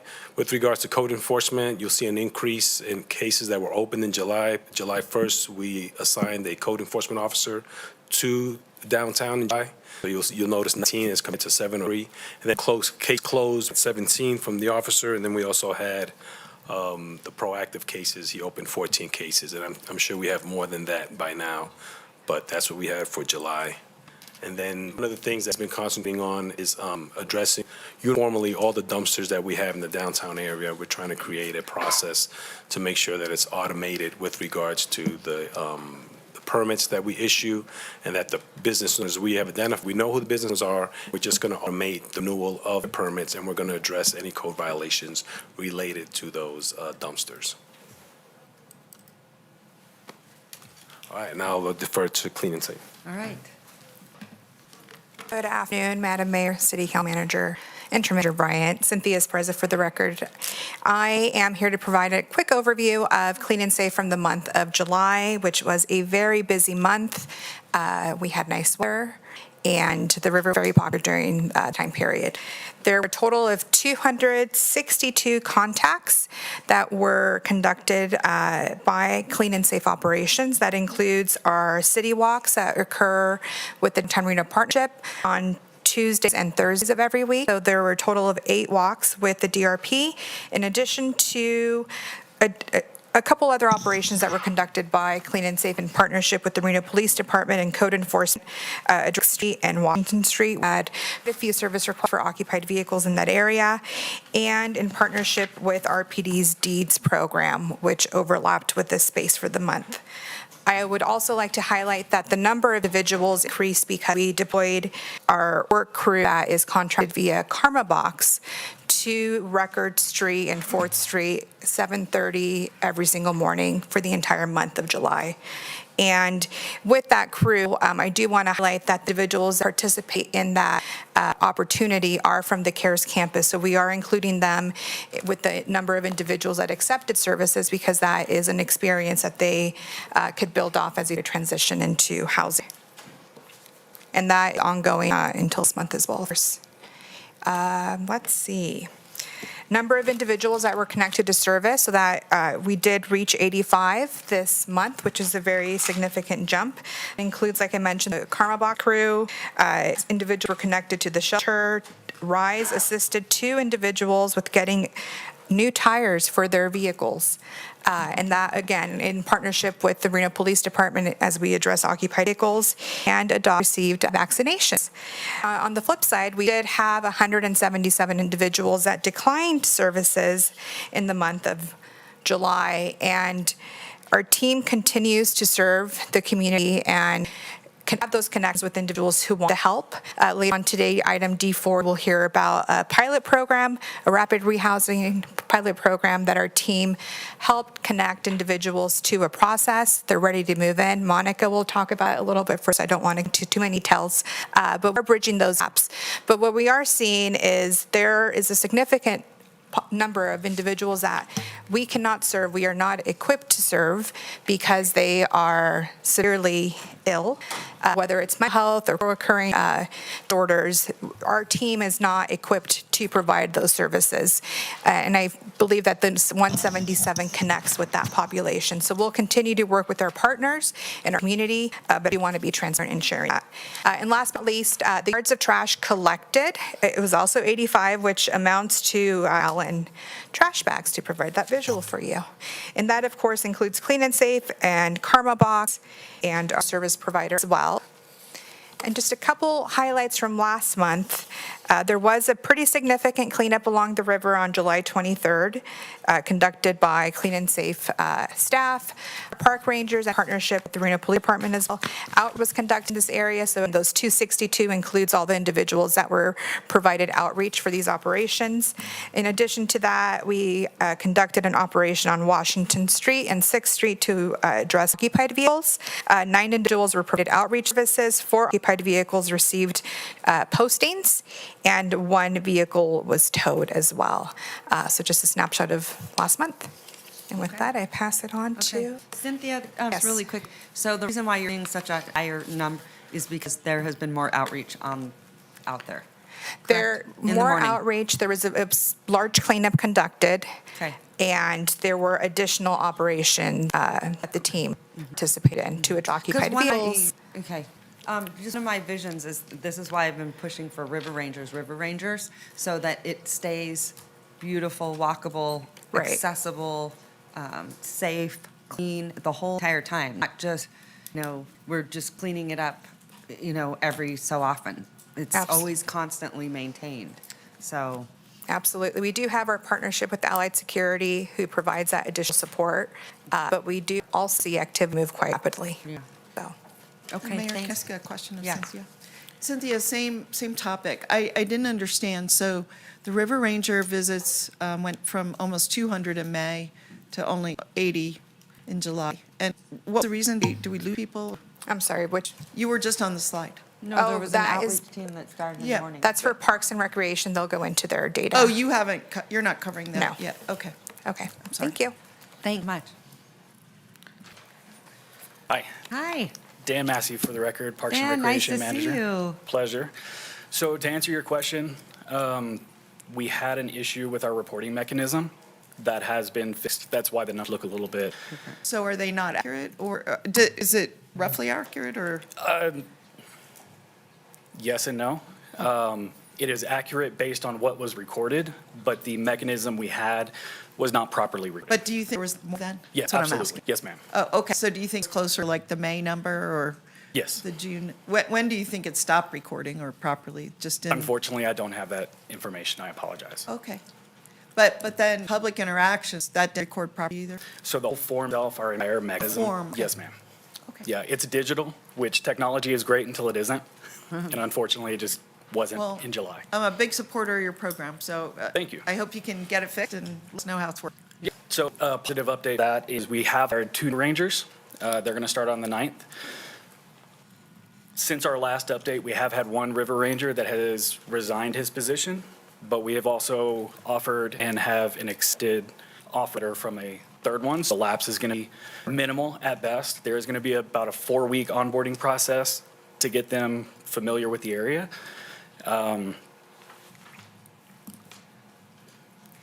And that's where we are. Okay. I'm happy to take any questions. I Okay. apologize, the numbers are not. Yeah. Well, at least it accurate. sounds like you're on track now. Now you. We're trying to be. Okay, okay. Yes, ma'am. Can you tell me how many river rangers we have? So currently we have 3. We just hired 2 more. We have a total of 5. 1 is resigned, but we've already backfilled Got that it. position. Because And they're, I'd love to see Washoe County have some. I'd love to see the city of Sparks. Sure. I know you're not them, but this is sort of the plan, the vision. We're collaborating together, and that has happened. I do think if we can get some of their resources as well, and we're all working together on the River Ranger right. project, then it will be much more smooth. I guess one of the things I'm curious to know, Dan, that you probably tell me, is where are they Housed? deployed, I guess? Housed or? Yeah, where? So we're currently working on that. The 3 new hires that are coming on, going to be dedicated towards the rear. That is all they're due. So the 2 that are currently on staff right now are going to handle service requests and be deployed to other areas of the city, but the focus is going to be downtown in the river. It's really, that was what it was intended to do, was to Sure. focus on those areas downtown where they were pretty unsafe and Yes, ma'am. they were not clean. I never had the vision that they would be working outside the river, so I'm not loving that, but We I do understand like- it's like a big area that, Sure. that we're trying to enforce, but the good news is that we've started. This is something that I really yes, think ma'am. it's going to into its own. For sure. And, Nathan, and there are, it sounds like Nathan wants to jump in. But anyway, Dan, I think it's good. And I'm glad So- that we've started, and we'll Yes, continue ma'am. to enhance and do what we need. and I don't want to Nathan? stiff arm him, but Yeah. just for context, there are 87 Parks and River Rangers. I know. Luckily, we're up to 5 now, so that's good. I know. We got to get you more. Yeah, let me just translate, because I think he's saying what you're expecting. So the three rangers that are being hired will be river rangers, complete dedicated to the river. Yeah. And in the future, little sneak, the county did approve the 200,000 of ARPA funding, so Yay. that'll allow us to add a 4th river ranger dedicated to the thanks, river. County. Yeah, And thank then, you. of course, the TURFMA funding is coming through, so our goal is to have them in place by November 1st. So 5 river rangers completely dedicated to the river. Amazing. By November, and really be strong coming out of the winter next year, so. That's so great. Yeah. Are you excited?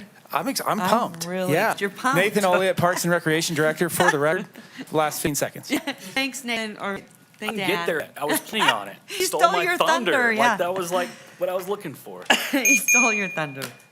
So here's a couple of photos. The one on the left is from our Stargating with the Ranger program that we had. Oh. It's been our most successful community engagement Cool. thing that we've done thus far since we started. Had about 150 people looking at the stars in the park. Cool. So, I love that. yeah. So from that, I'll hand over to Reno. Okay, thank you. Hey. Good afternoon, Mayor and City Council. My name is Travis True. I'm the Director of Travis. Maintenance and Operations. So for July, we had 14 requests, and this time I'm happy to report all 14 are closed out time this report was run. Great. We had 33 miles of roadway swept, 34 hours of spent in actually doing that work. I would like to note the 7 hours in June is a print of some kind. I Okay. think that's actually 27. So I was going to ask you, why Yeah. why the difference? Yeah, no, Okay. we're pretty consistent. Where Yeah. you're going to see difference is typically in the hours are pretty consistent. The roadway, the quantity of roadway sweat will change a bit. I mean, that all depends on the amount of work they have to do actually on the roadway. Let's see, we got 163 hours into sidewalk cleaning, or pardon me, 163 block cleaned, 174 hours of removal, and we got 11 street light repairs. Something I do want to note is that you see a decrease in July from June. May was an exception because we were coming out of winter. A lot of cleanup was necessary at that time. We're seeing a decrease, and that is actually due to the effort of collaboration between us and the BID. BID's taken a lot of additional work on also, and it's allowed us to tighten up our budget, really. We were consistently spent in town, and this helped a lot. And just wanted to kind of highlight a couple things that we're doing. We are actively removing graffiti every time we come across it. What I really want to point out, something I'm very proud of, is we kind of snuck these in to see if anybody had any objections, but we had some, this is the planter. It's right across from the pawn shop, across from the row. And we built a couple of these planter boxes to try to keep people out of the bushes. We would like to probably do a lot more around our tree wells downtown. As you can see, we took some of the legacy events that Reno puts on and had them CNC machined into the steel. So anyhow, I think these are pretty cool. We'd like to do more of them. Yeah. Just a cost cool. issue. Is it working for the intended purpose? We have not seen anybody just running through the middle of the bushes longer. So we feel it's working. That's great. Yeah, we like to pour these around the planter boxes and maybe turn or around the tree wells, and maybe turn those tree wells more into planters also in addition to the trees. Kind of trying to beautify downtown a bit. Yeah, I love that. So. Good, Travis. Great. And I now turn over to Ms. Neoma Jordan. All right. Thank you, thank you. Hi, nice to see you. Hi, Madam Mayor, council members, happy birthday, Councilwoman Taylor. I know she's like, why'd you call me? You're not happy. Neoma, for the record, thank you very much. I will be to go over our data points. As you can see, some of the numbers of the various things that we have executed on. We have an entire July report that I believe has been distributed to you, which will collect data on every data point you ever amend or want, but I just pulled a few that I thought would be of interest. And we will start comparing these and having more consistent with the city of Reno, so we're all on the same page as how we're collecting it, and things in which you find of interest that you would like us to give monthly updates on.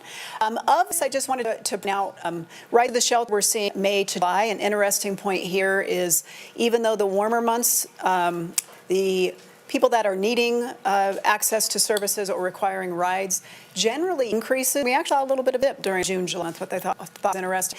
And then the shopping carts recovered. The project that we have with Reno Police Department and our efforts in connecting those individuals who have carts that need to be returned to their rightful owners and us giving them back to carry the items in, we're watching those numbers go down. We think it's a very good thing. I think we're providing the people the transport that they need for their items, but we're getting those stolen carts back to their rightful owners as well. And thank you to RPD for your assistance in that. I think we've done all of those initiatives and it's been very successful. Pressure washing, some of these numbers are not only faces and standard blocks that we clean, but they're on call. For those that aren't familiar, we have a 24/7 line that we ask people to call, 313-4080, and we will respond and help address issues as we see them. A couple of things that I wanted to give some updates on. The left is a picture of a presentation that we gave to the RCVA. And why is this important? Because anybody that's come to our region, whether you're coming to an event in Sparks, South Reno, I would even argue Tahoe to a degree, you are coming through our downtown. I call it the eye of downtown. You're traversing the Brewery District, Virginia Street, and the Riverwalk. Our data that we collect on foot traffic proves this out. So the importance of the collective movement of the entire region to focus and improve the experience in downtown is all of ours to bear. Wherever you are coming from and where you're spending your time or what hotel you're staying in. So this was a great event, and Madam Mayor did a meeting. It was nice to hear representatives from other jurisdictions say, we agree. We agree downtown Reno needs us all to swim in the same direction to improve. So that was a good meeting. Just some photos of the volume of items we collect and dispose of and back to their rightful owners. And then, of course, the work we do on the social service side to connect individuals to services, whether it's individuals that need to go to some sort of care or DMV, et cetera, or they just need someone to listen to them to help get into the services, or with their dog. We have a lot of that. I did want to say, too, that with Reno Police and with code enforcement, we have noted at the Downtown Reno Partnership a marked improvement with the coordination, the collaboration, and the response. I'll give you a quick example. While there is foot patrol that RPD is deploying downtown, which wasn't there previously, we know that a couple of officers, you may not know where they are at any time. Previously, when we have an issue, it was difficult because of the call for service restriction, how many officers are available. An issue that we may need assistance with would get down the list and may get addressed, but much later. I can share with you now, when I send a text or make a call, almost immediately. So if we are dealing with issues along the river, if we need assistance from RPD on another front, they are very responsive, and the available resources to respond is there. And Madam Mayor, thank you for your efforts in walking with key stakeholders downtown with the new code enforcement dedicated officer. Thank you for dedicating code enforcement to downtown. I think that's a huge deal. And thank you for your leadership on the railroad ordinance. We have already noticed an improvement just on your initiating of it, and thank you for your leadership. Great, thank you. Nice job. All right, Brian McCardle, Revitalization Manager. So going to the revitalization efforts in downtown Reno, we have the Restore Facade and Tenant Improvement Program. We're now up to 12 completed projects in the downtown area. The 3 that have occurred since last month is, if you have noticed, the Auto Museum has redone all landscaping around the entire corner building on Street at Wells Mill with new landscaping, trees going in, so that project has been completed, as well as Dead Ringer on 4th Street has only done their ADA improvements on the interior, as well as sound deadening and exterior improvements to help with what they're doing there. There are a lot of projects in the hopper right now. We have a new sushi bar coming to the area. We're waiting on Birdie's mini golf place to open. So there's 28 projects that received funds downtown. 12 of them have been completed so far. Number of new units, as I mentioned, we have 1,000 units coming online, roughly 1,000 units. 34 of them have been done. Those 34 is the Riverside Drive apartments near the hub. But in 2 weeks, the ballpark apartments will be opening, so we'll have to report on next month. That's 370 units coming online, as well as 500 additional parking spaces. The other development projects are still going along. We have a Jacobs Entertainment project on the corner of Arlington, as well as the units on State Street and Mill next to Bertha Miranda's. Those will be coming online soon. So progress is happening. We had Bruca Theater that opened a new storefront right on the street, but we haven't had any new businesses open in the last month. Bab Cafe has closed, unfortunately, due to health department, but I hope that they're going to reopen fairly soon.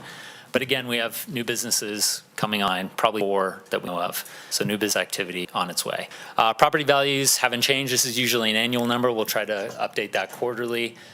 City activation events is always exciting. We had 31 events in the month of July. Our town was in the month of July. We had West downtown. We had, trying to think what other ones we had. Base Camp. All very exciting, interesting events. I will mention that the bike night that has been meeting in the plaza has also turned out to quite an exciting event. I went down and there was 200 bikers in Believe Plaza and left and rode throughout. And so things are happening.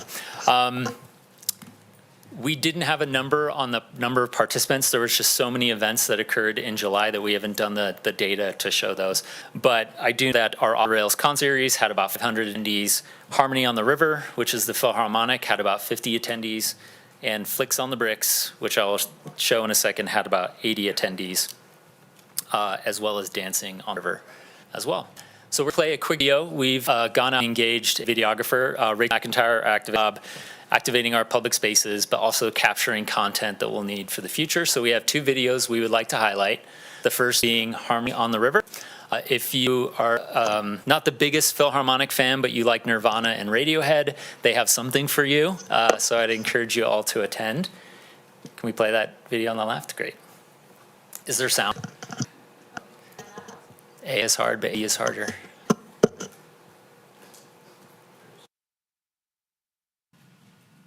That's why he never put a video on a presentation. Well, it looks great, doesn't it?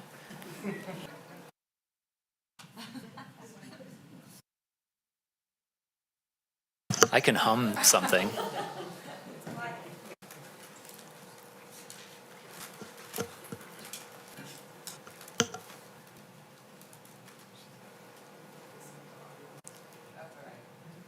Okay. Well, we'll go to the next one. So these are great videos, but I want to show this one. This is the new event called Licks on the Bricks. If you had need for speed, you could have caught the Top Gun video in West Street Plaza. We had about 80 attendees on that one. It's loading.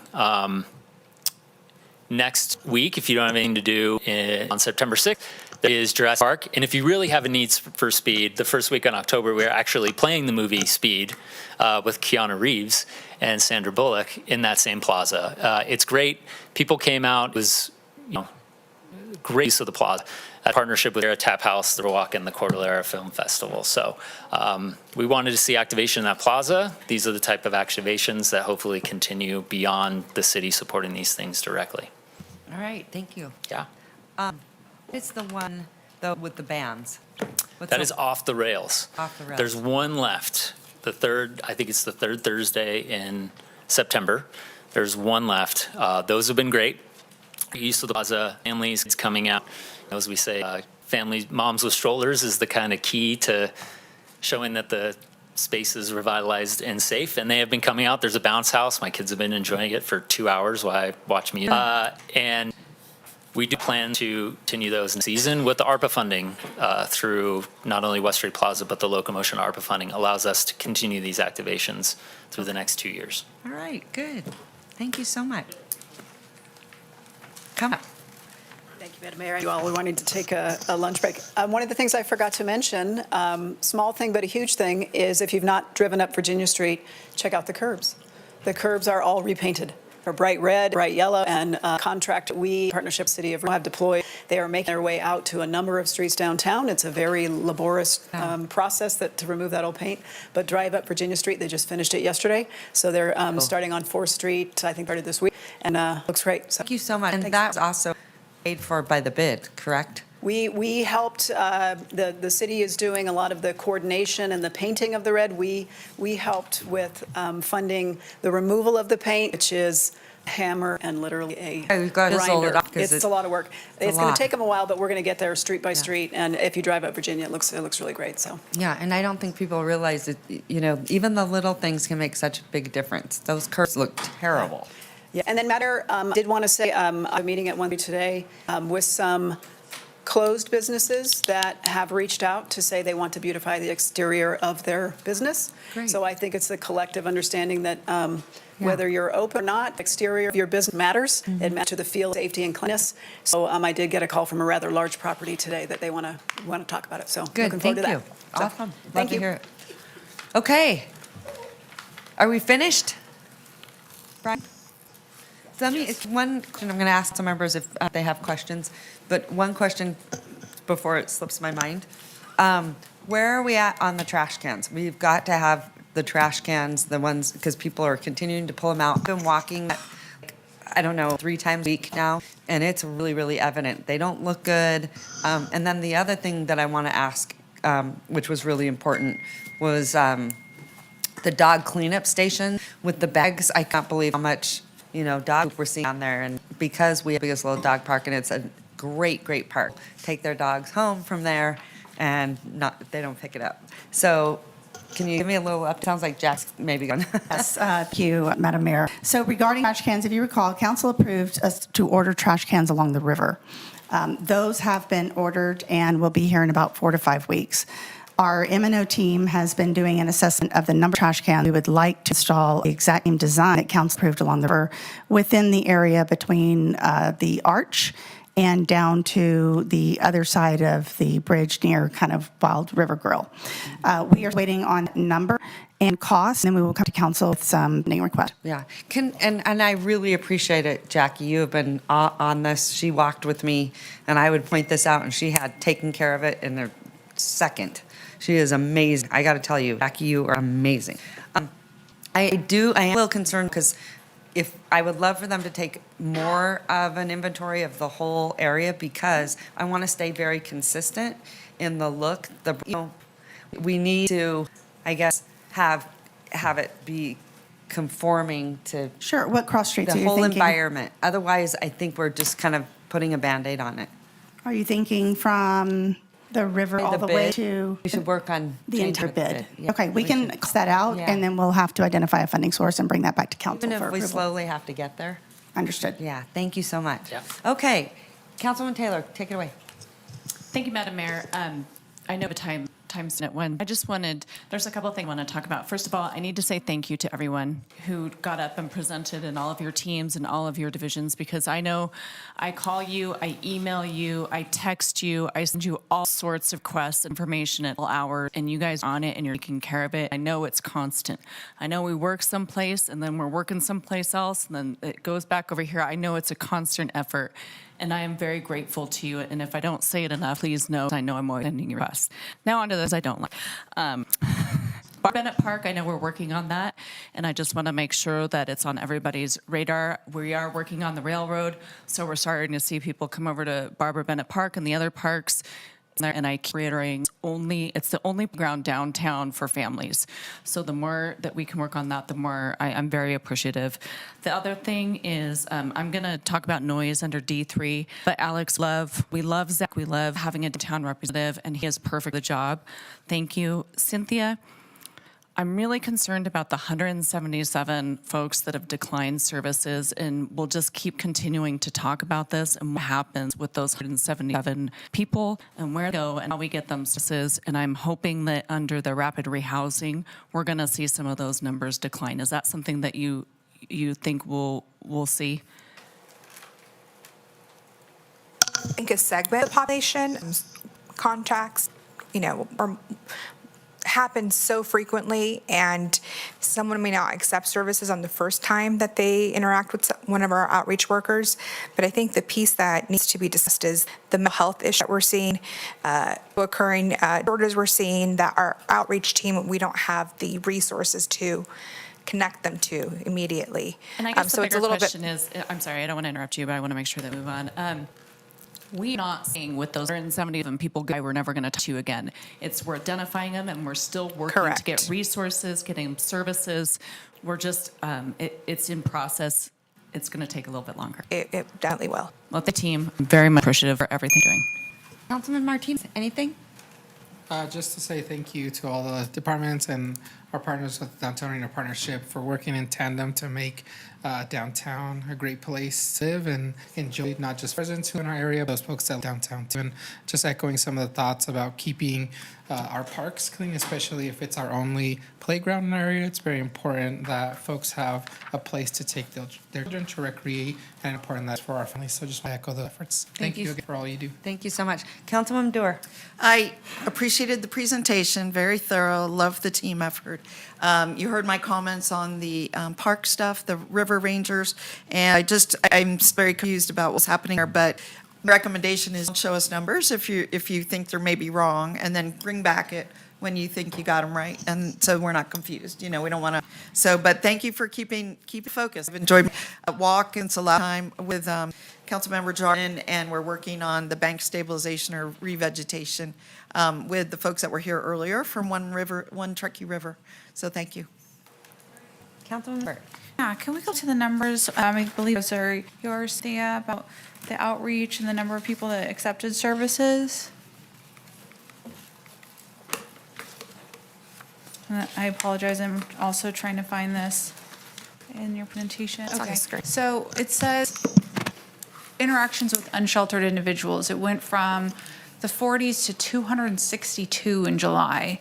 Is that a reflection of basically a population explosion of people that are unhoused in the city of Reno? I wouldn't say it's an increase in individuals. July, I mean, it's a very nice month. People like to be outside. They may not want to return to the CARES campus. This also reflects, like I said, the City Walks we've been reporting consistently, but additional operations that were affected by Clean and Safe, including pretty significant cleanup along the river. So that's where that number comes from. Okay. So the other services too, it's just kind of troubling to see that SPCA numbers just looked like there's a big increase in the population. And I'm just, concerned about that might be a trend because we have nice weather in June too, So that's something that I'm concerned about. Thank you. Great. Councilman Reese. Nothing from me, Madam Mayor, but thank you for the presentation. Okay, thank you so much. All right, moving on. I don't know if we have to make a motion. Madam Mayor, to accept. Move accept the report? Okay, a motion and a second. All those in favor say aye. Aye. Aye. All those opposed? Motion carries unanimously. Thank you so much, you guys. I think these are so, so helpful. And all the work that you do, because I'm out there with Zach, I've been out with Councilman Jordan. And you guys are working so, so hard. I appreciate it so much. And we'll continue to keep doing it. All right, thanks, you guys. We have a 1 o'clock certain. But before we do that, I need a minute. I want you to go take a restroom break, maybe get something to eat, but I want to be back here really quickly because we have people here for the item. So can we, a 10-minute break? Okay, Madam Clerk? Okay, all right, so we're going to take a 10-minute break and then we will be back to hear our time certain at 1 o'clock, or at 1:20.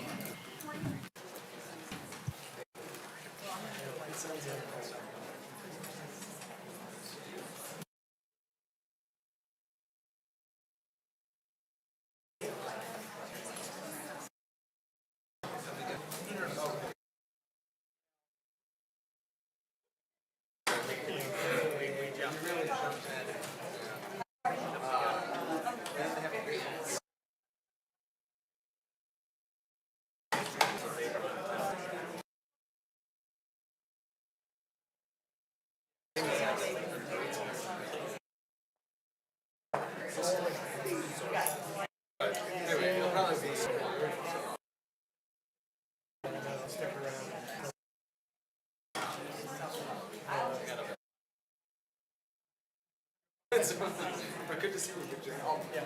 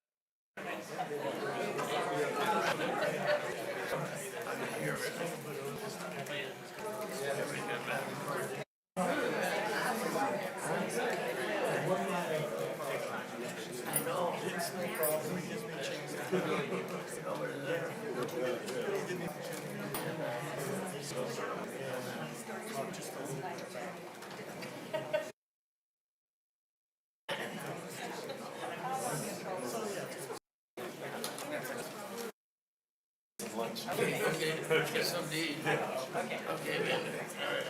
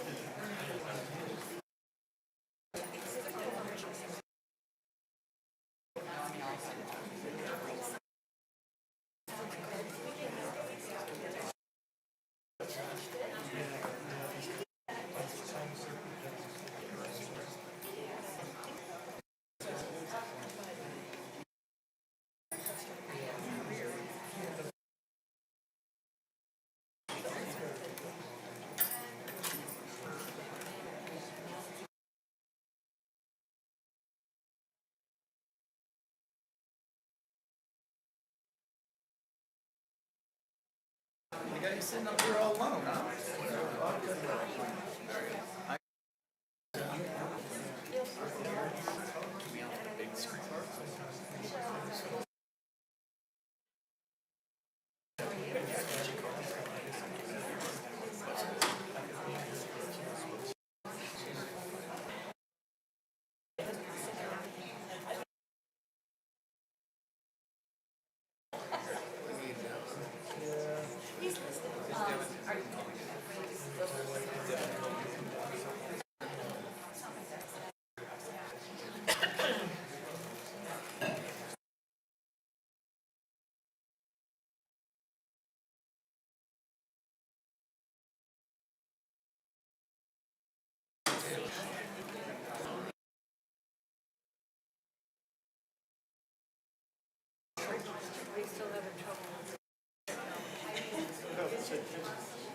Hi,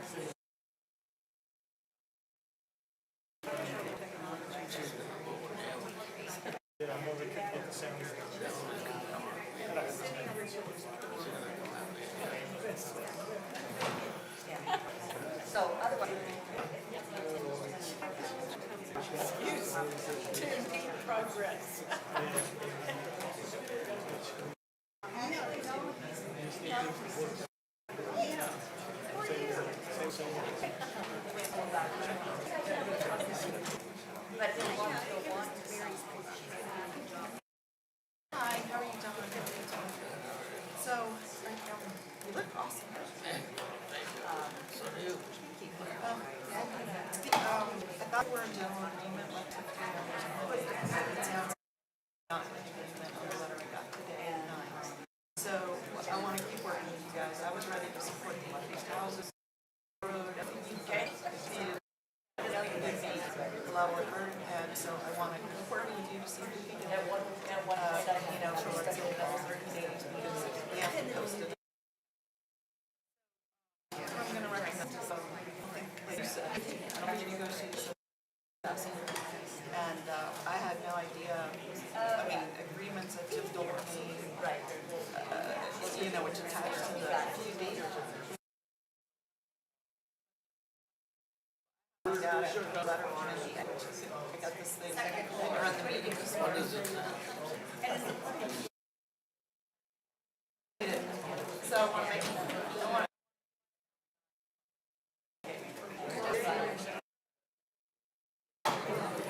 let's find out. Well, if there's a problem, it's just me.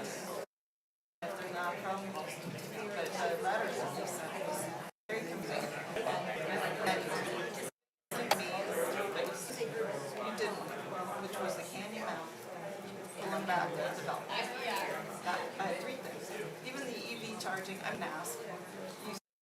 But I know what I'm saying, when you do or don't do it, it's not ill beach. I'm telling you the 3 important things. One was the canyon. Number 2 was the EV condition. That was agreed by the all else for it. Well, I understand, but unless things are so specific, and I may not be here and our staff may not be here. And the third thing was I was trying to relieve you of any requirements to watering, anything for NDA. That I came up with this idea. Instead of making $1,000 contribution to the affordable housing insurance offer, was to make your same $500 and dedicate the other $500, which is only $2,000. Let them, like, take it off your back. What's that? Okay. Well, I don't know. I think right now, if we take a pause, everybody understands what it means, more time, then maybe. But Naomi, every time we do this, Yeah. you ask for something. No, I brought it up at my very first meeting. You have asked for something. I don't think so. I don't think so. No, you do, and I'm sorry, but I'm not trying to be a jerk. I'm not. I never said that. I just said that.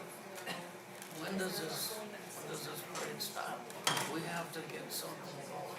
I understand. I can't let, no. I got a lot of money. And, and I can't just continue to worry about everything that, water for the horses. I'm actually trying to leave you a word. That is actually, I think you might understand. No, I'm not misunderstanding. Okay. I understand very well. There's already an agreement on your property that requires you to provide horses. That was signed by you. I believe it's recorded. It goes with your property. I'm trying to relieve you of that responsibility so that you don't have the conversations. Let the people that are their cooperators deal with it. Take it off your back. I'm trying to do something that I think will actually help you, not hurt you. That's what I'm trying to do. Think about those 3.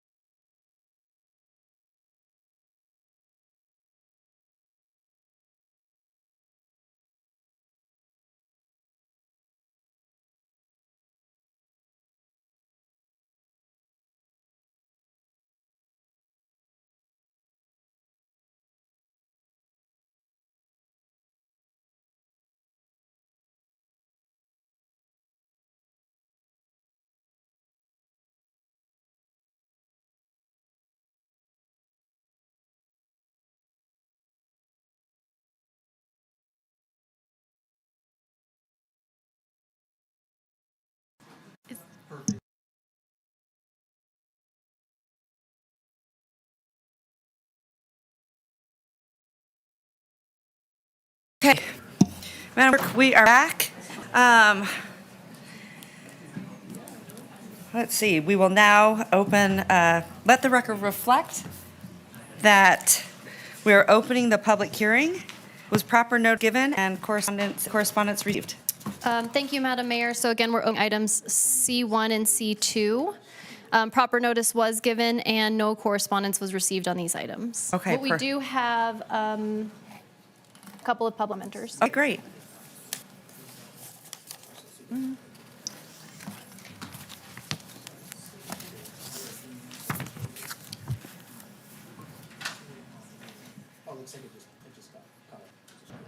I assume I'm on Zoom?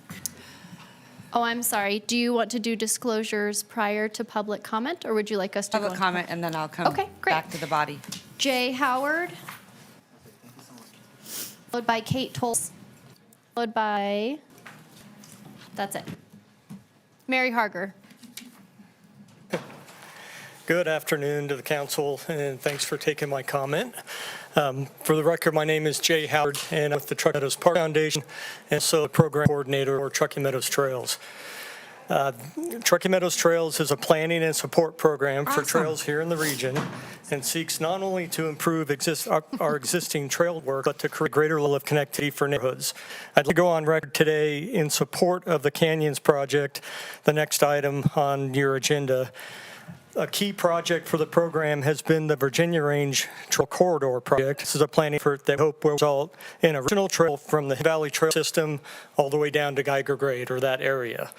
So that's a big part of the Truckee Meadows region that is without trails, and it kind of makes another region, if we connect all the way around the Truckee Meadows, that's a big one to get out of the way. Check the box. Yeah, awesome. The challenge for this effort has been that almost this entire area is in private ownership. This has been a good challenge. It's one of our main priorities with the program to reach out to the private sector or development community in order to coordinate a connected trail system within this region. I've met with members of the Dolan family and made other meaningful contacts with land representatives in the area to discuss planning for a regional trail to come across their property. The Dolans have been very supportive and with the idea and are open to the concepts of trails connectivity in the area. The conversation moved from if a trail will come through to when a trail will come through. I appreciate the fact that trails and trailhead amenities have been incorporated into their plans for their properties. As you might know, a park, trailhead parking, wayfinding, interpretive signage, and other park and trail elements are a part of their proposal.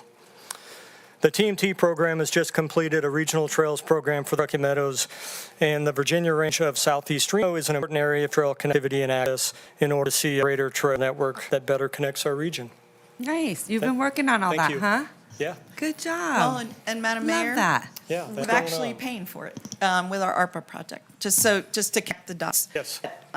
We used my council fund to partially fund it, and we used $50,000 from the ARPA that we were given as individuals. And so Jay is helping lead that project for us. Good job, It's Jay. for us. That's the Virginia Range project, and Yeah. I owe you an update on that. That's right, but I'm ready to go with that I'm just when you are. connecting some dots. It's not like Jay just showed up here. We are working with him. No, I know, but it's always good to have people outside. I just think they know more than we do, but you're the expert in that field. So good job. Well, Thank thanks. you. Kate Tolles, followed by Mary Harger, followed by Tracy Wilson.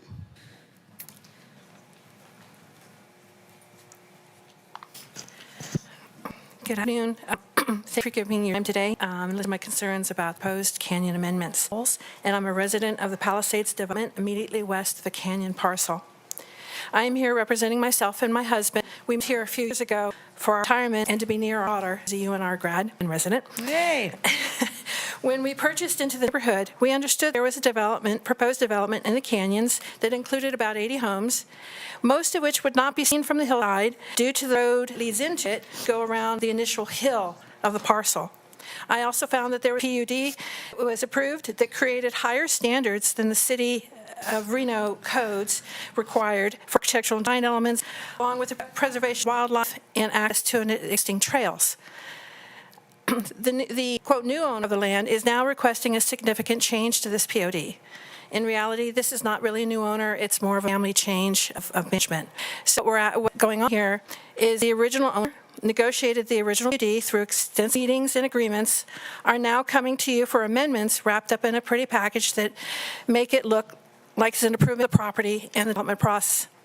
In fact, there are significant changes to the PUD that effectively eliminate the higher standards that had been agreed to and bring it to the base level of city-level building code.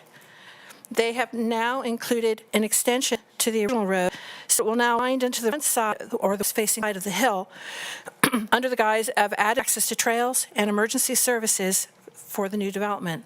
All of this so that additional homes can be added and make development costs more effective. But what this amendment offers the city of Reno and our community? There is not a gain in revenue to the city. The additional homes that we desperately need for low and middle income are not being satisfied or even being assisted because we all know these are going to be $1 million+ home there. Access trails and what the gentleman just spoke about would still be available to be done on the canyons with the original PUD.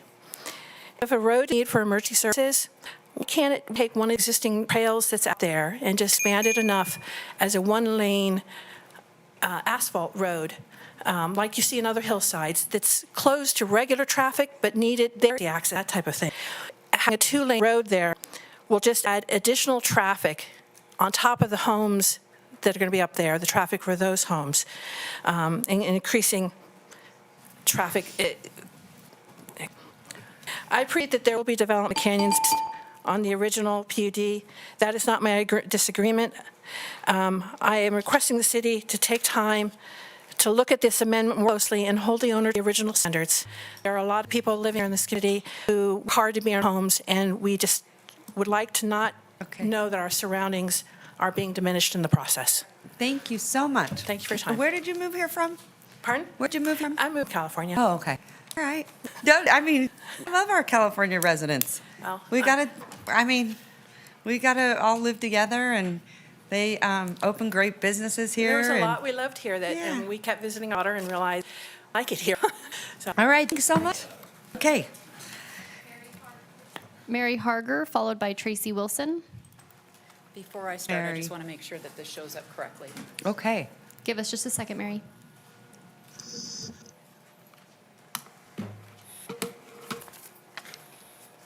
Perfect. So, hello, my name is Mary Harger, and I live in DeMonte Ridge. Obviously, I'm here to speak about the canyons. Rio Wrangler has two major concerns with the increased traffic on that roadway. The first has to do with peak hour times and the severe congestion at the completely inappropriate intersections that are currently in place.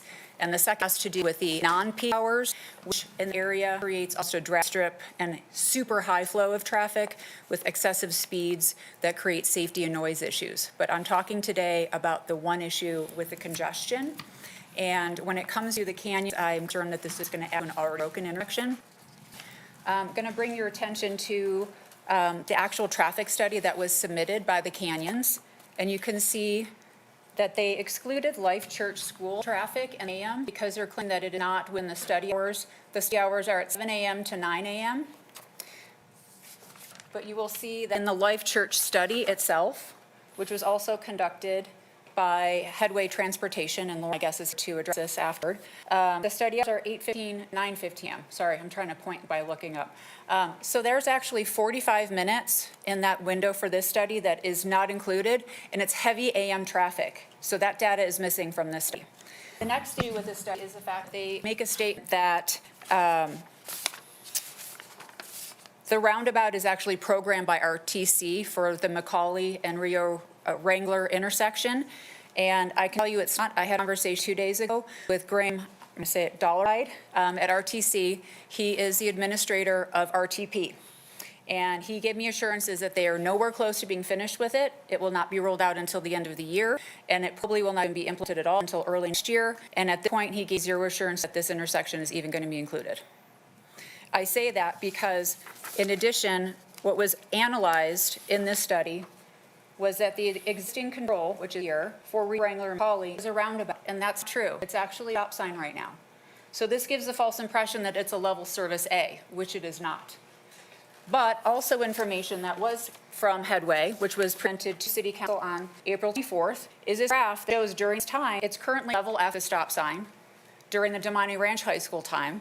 And with the anticipated start of Life Church, it's going to be a D. If you extrapolate out that little bit, if you add about 25 passes, it's actually giving me an F. So, I mean, a little bit of space to say that 25 passes from adding the canyons is going to make an F at both of those peaks. So I urge the council to please take into consideration that adding another project to already broken intersection is very irresponsible. And I spoke, Brooke, about this. I'm not saying that her project is the one that did this, but the cumulative approval of projects outside of the master plan without providing the necessary infrastructure and roadway update is going to make the situation very dangerous. So before you approve this, ask that your actual approvals are given by RTC, or that a condition is placed into the approval that before they actually build, which I know there's time that they have to do, that roundabout actually ends. Thank you. Thank you so much. I think, good points. It just makes me, as we move forward in transportation, eventually, and I hope this happens, that RTC somehow becomes housed inside the city of Reno, because there's a lot of this. Right. And that's really, really frustrating. So thank you. Tracy Willen.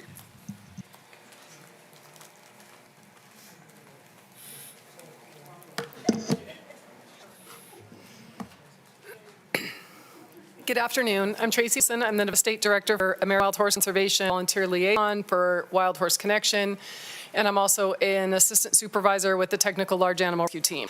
We've added edits to 2 sections of the PUD. The horse management section and wildland urban interface. I submitted those as edits at public comment planning committee and again for this meeting, and I emailed them to each of you. Together, the city, developers, advocates, myself, and finding our way through this development era to mitigate horse and wildlife habitat loss as development go in where horses have called home. Until now, that's relatively collaborative, and I not opposed projects, but rather asked for collaborative solutions to keep humans and horses safe. In the project I appealed years back, I did so to include safety mitigations, not to oppose the project. In that spirit, I'm asking for the hits I referenced in my public comment in my email to each of you, some of which are just appropriate wording, a sentence that's incorrect and in the wrong section, another that doesn't belong in a PUD. The developer's representative stated that they're willing to accept those changes, so I'm asking council to recommend and accept those changes. Let's not confuse all the official letters and talk detracts from the basics, doing the right and ethical thing for the community and the wildlife, regardless of species. The law quoted about watering livestock, which you'll undoubtedly hear in definition NRS 533, 5345 definitions as used in NRS 53345 to 510, says public range means all lands belonging to the United States and to the state of Nevada on which livestock are permitted to graze, including land set apart national forest lands reserved for other purposes. This is not public range, it's private property. Range livestock means livestock which during the general period or season when they are being or proposed to be watered at the place involved are sustained chiefly entirely by grazing on the public range, which we just clarified, this is not public range.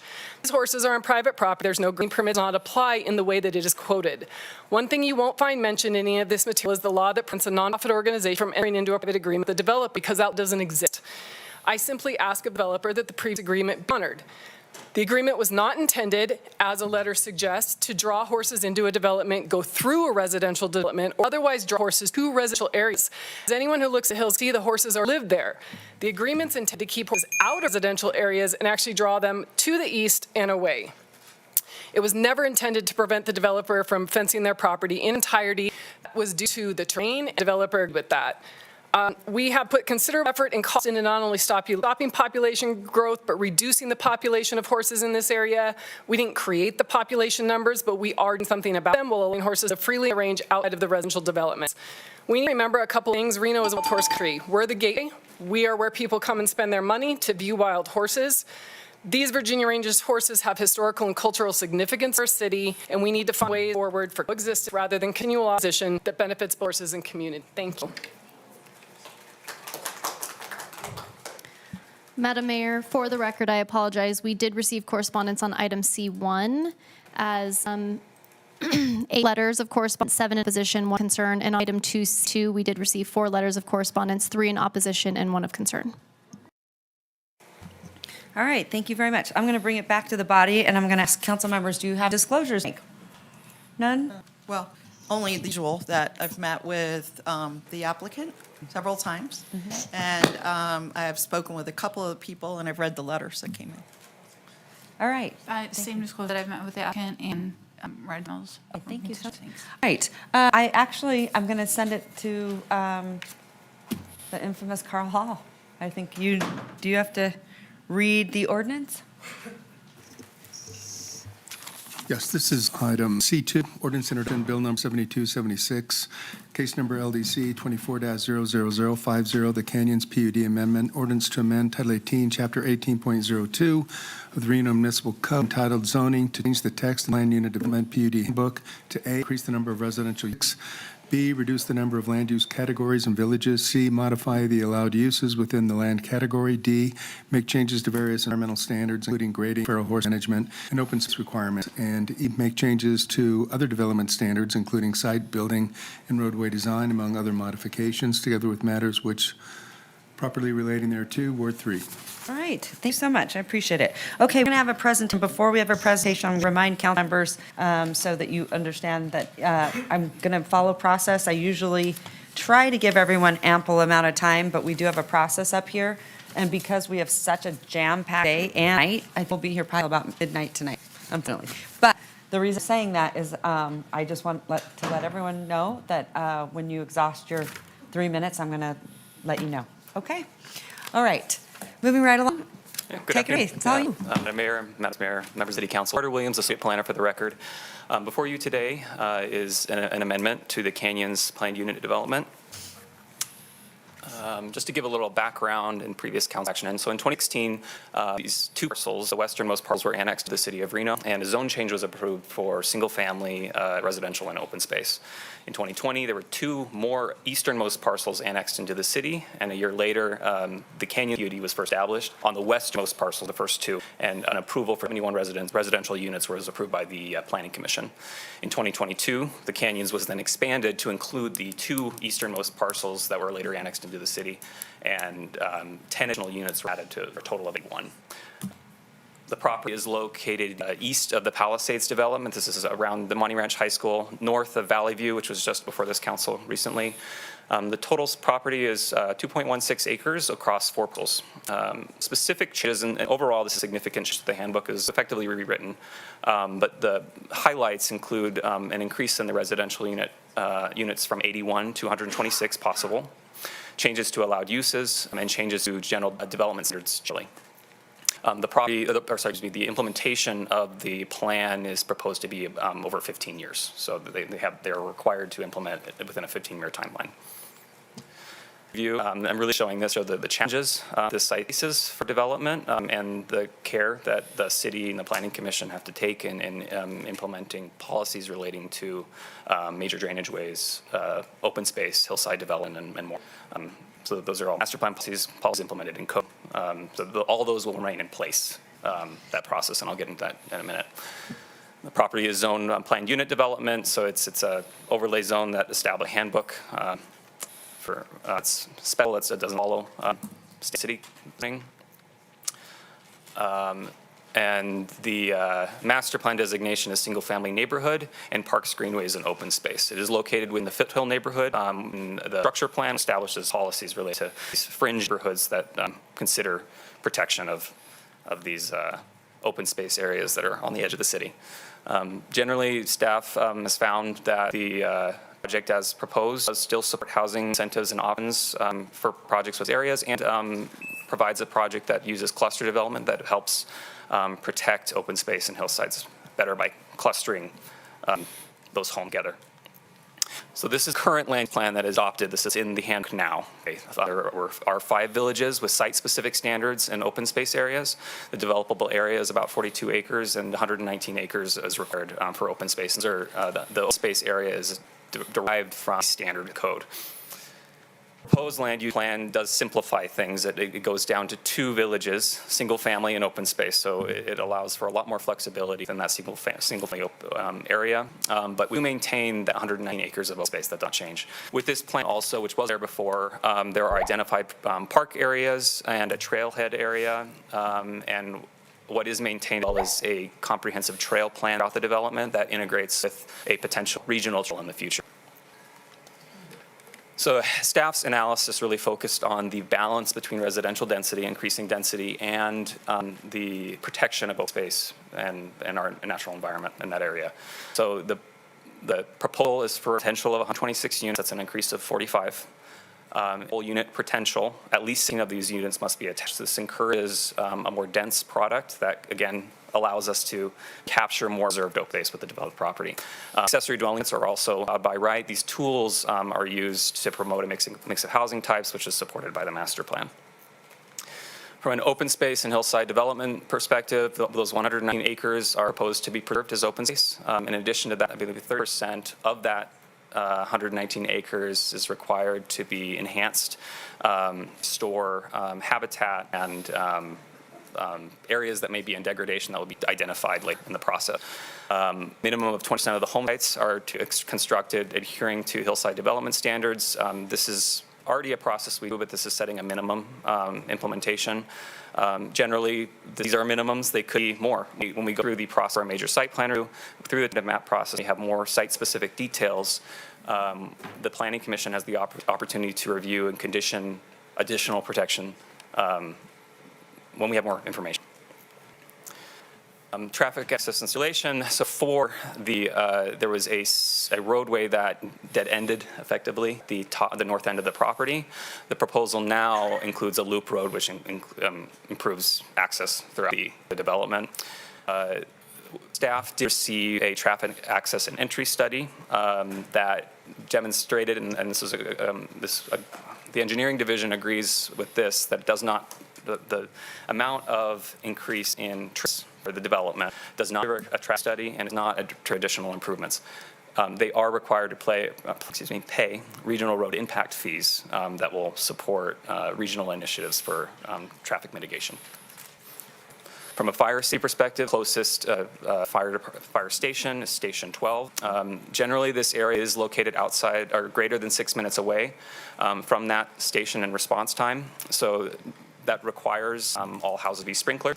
The fire code requirement, and it does some requirements for access. That requirement alone goes a long way for the fire department. They also the fire marshal requested that the enhanced wildfire urban interface standards be maintained from the previous handbook, and that supports their efforts if there is a wildfire in the Virginia range to that. It's a barrier. That's something that we could implement through tentative map standards anyway. This is established as a priority for this area. So on August 7th, the Planning Commission recommended approval of the amendment with a vote of 6-1. Most commissioners support the increase in density. There were some concerns related to the limited detail within the plan. So the Planning Commission recommended a condition that would require a development constraints map that prior to the start of development. This would consider intense slope, habitat, and other environmental considerations that establishes exactly where houses should go, where development should go, and what should be protected for open space. On the screen is the recommendation findings for a zoning amendment. There are also a number of findings within staff report related to planned unit developments. Through staff's review and analysis, we were able to meet all the findings with the proposed plan. And on the screen is the recommendation. I'm available for any questions, or the applicant has the opportunity to present. Thank you so much. Appreciate it. Okay, Mr. Oswald, it's your turn. Good afternoon, Madam Mayor, City Council. Jack, nice to see you up. My name is Brooke Oswald. I'll run through that really quick. So I'd just like to introduce our team. President is Tom Dolan of the Dolan Auto Group. He's come forward to help lead this project and lead this team as we move forward. The other two property owners we have is a 6 development, Virginia 40s. Those are Dolan family-owned property. The next Venture Engineering, John Munson is with us today. He's a civil engineer. He's worked for decades in this valley, knows it very well. His team has done a great job. They're very experienced in hillside development, proper access, provision, avoiding those natural features and stuff like that. It's been fantastic to work with him and his group on that. He also was the engineer on the recently approved Valley View project, which is just adjacent to the project. That is me. My name is Oswald. Many of you know me. Just quick background, you might know my background is landscape architecture, environmental planning. I've worked in both the private and public sector, so I both sides of this. I appreciate Carter's wonderful presentation. I also have advanced studies in real estate development. Majority of my career, I worked for a major regional civil engineering as a planner, landscape architect, did site design. So I've worked across the United States. I've been in Reno about 7 years, intimately understand the issues here and able to apply some of those things I've learned elsewhere to this project. We have 2 sub-consultants. We weren't required to do a physical analysis, but we did, EK Economic and Way. Lauren is here tonight to answer transportation questions. Quickly on the location and context, just to go, that's DeMonte Ranch High. This would be the big deal on the hill. This project here is a project is approved. It's a tentative for 18 townhomes, and as we see that attached product, that is why we thought with that compatibility of this neighboring property would be appropriate. This is the recently approved Valley View project. Our project here, sitting out in the middle, it's approximately 160 acres. You can see varying terrain, ideal for preservation. Other areas, ideally for development. We're seeing our 2 access points coming in down at the bottom here. We do have a major transmission line above transmission line, runs to the underside portion, or the west side portion of the project. The major drainage way that was identified. This is a big area here and something we've really moved to try to support. As you can see, the terrain varies differently. This is a very unique topographical feature. It's that big rock canyon. I have some photos that I'll show you a little bit more. And this is something that we have identified as being very important. Through time in Reno, my last 7 years, I have intimately on working with the free-roaming horses on the Virginia range. With that, I have established relationships with the local advocacy groups and the Nevada Department of Agriculture. And to really go quickly to that, horses are classified by the state as feral or stray livestock. And with that, they're very different than wild horses. They're different than wildlife. They're different than livestock. And so with that, the state manages the Nevada Department of Agriculture. Working with them, I have established strong relationships, and we have consistently gone back to them to make sure that we are properly meeting state law and policy in regards to the management of this resource. With that, I went into the NDA and was able to secure a diversionary feeding site. This was a site that was previously determined to be too close to houses, but with my relationship, I was able to convince them with the long-range plan of how we would start to move these horses. This first site photo, they were currently out there this latter part of the winter. These is a seasonal feeding. Our second site will be moving up the hill. The Dolans have improved the roadway so that they will have access, and we would anticipate the feeding site being here the following year. Then as we look, as I stated, Dolans own the Virginia 40s, which is several thousand acres to the side. And they would be moving up there. Should be noted the Dolans, at their expense, moved to reseed probably 500 acres with range feed up in that area. That was about 6,000 pounds of seed. The approximate cost was about $8,000 to do that. That was done by helicopter. I was there with Naomi Dorr. It was really exciting to watch them seed. That has come in really well, and there's additional raising up. She also noted there is no water on this site, and we are not aware of any natural watering sources in the surrounding area. Just going very quickly, that master plan, as you can see, single family, and then we have that POS. That's really to at our regional level of those constrained areas of the tier 3. Our zoning being that PUD, I'll go into that a little bit more.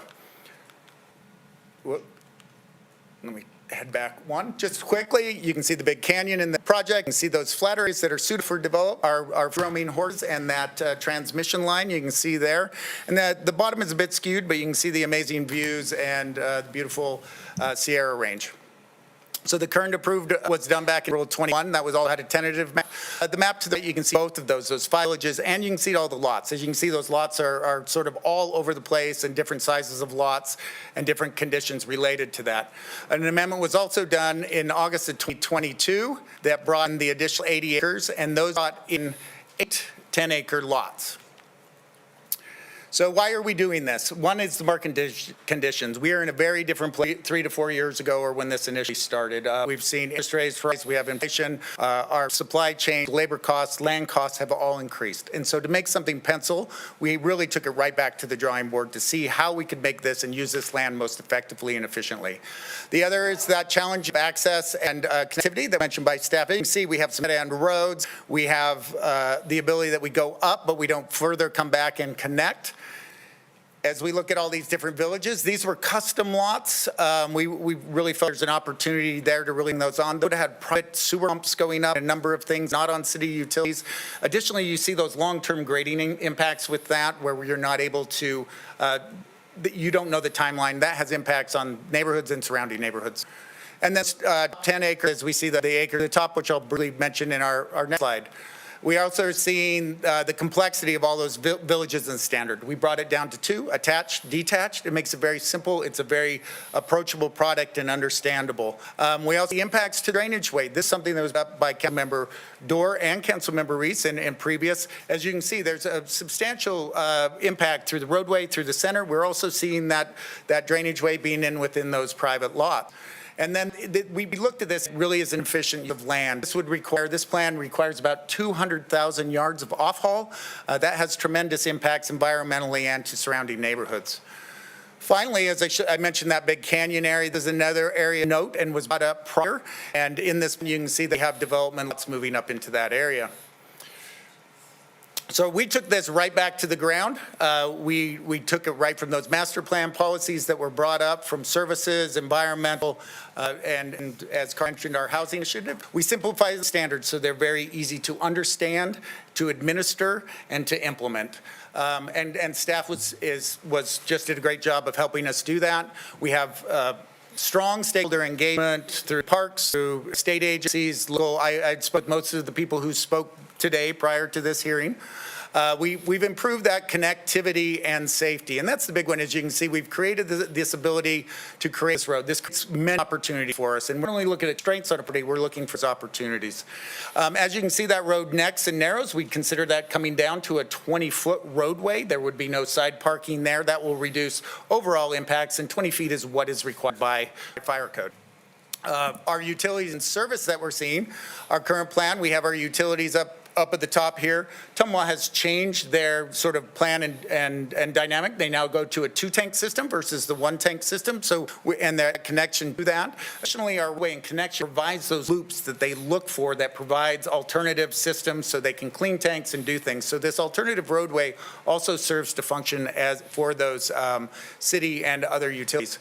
We're minimizing that drainage way. So as you can see before, well through, we have taken that down to 1 point across that drainage way, and we have fairly strict standards that we can only cross that drainage way in this project once. That will be an open bottom. That open bottom prevents scour of that drainage way. It also allows wildlife to move through that area. Additionally, as the noted, let's see, before we had all those homes and the lots that went up here. As you can see, we've significantly removed our development back to make sure we're protecting that very substantial element of those cliffs.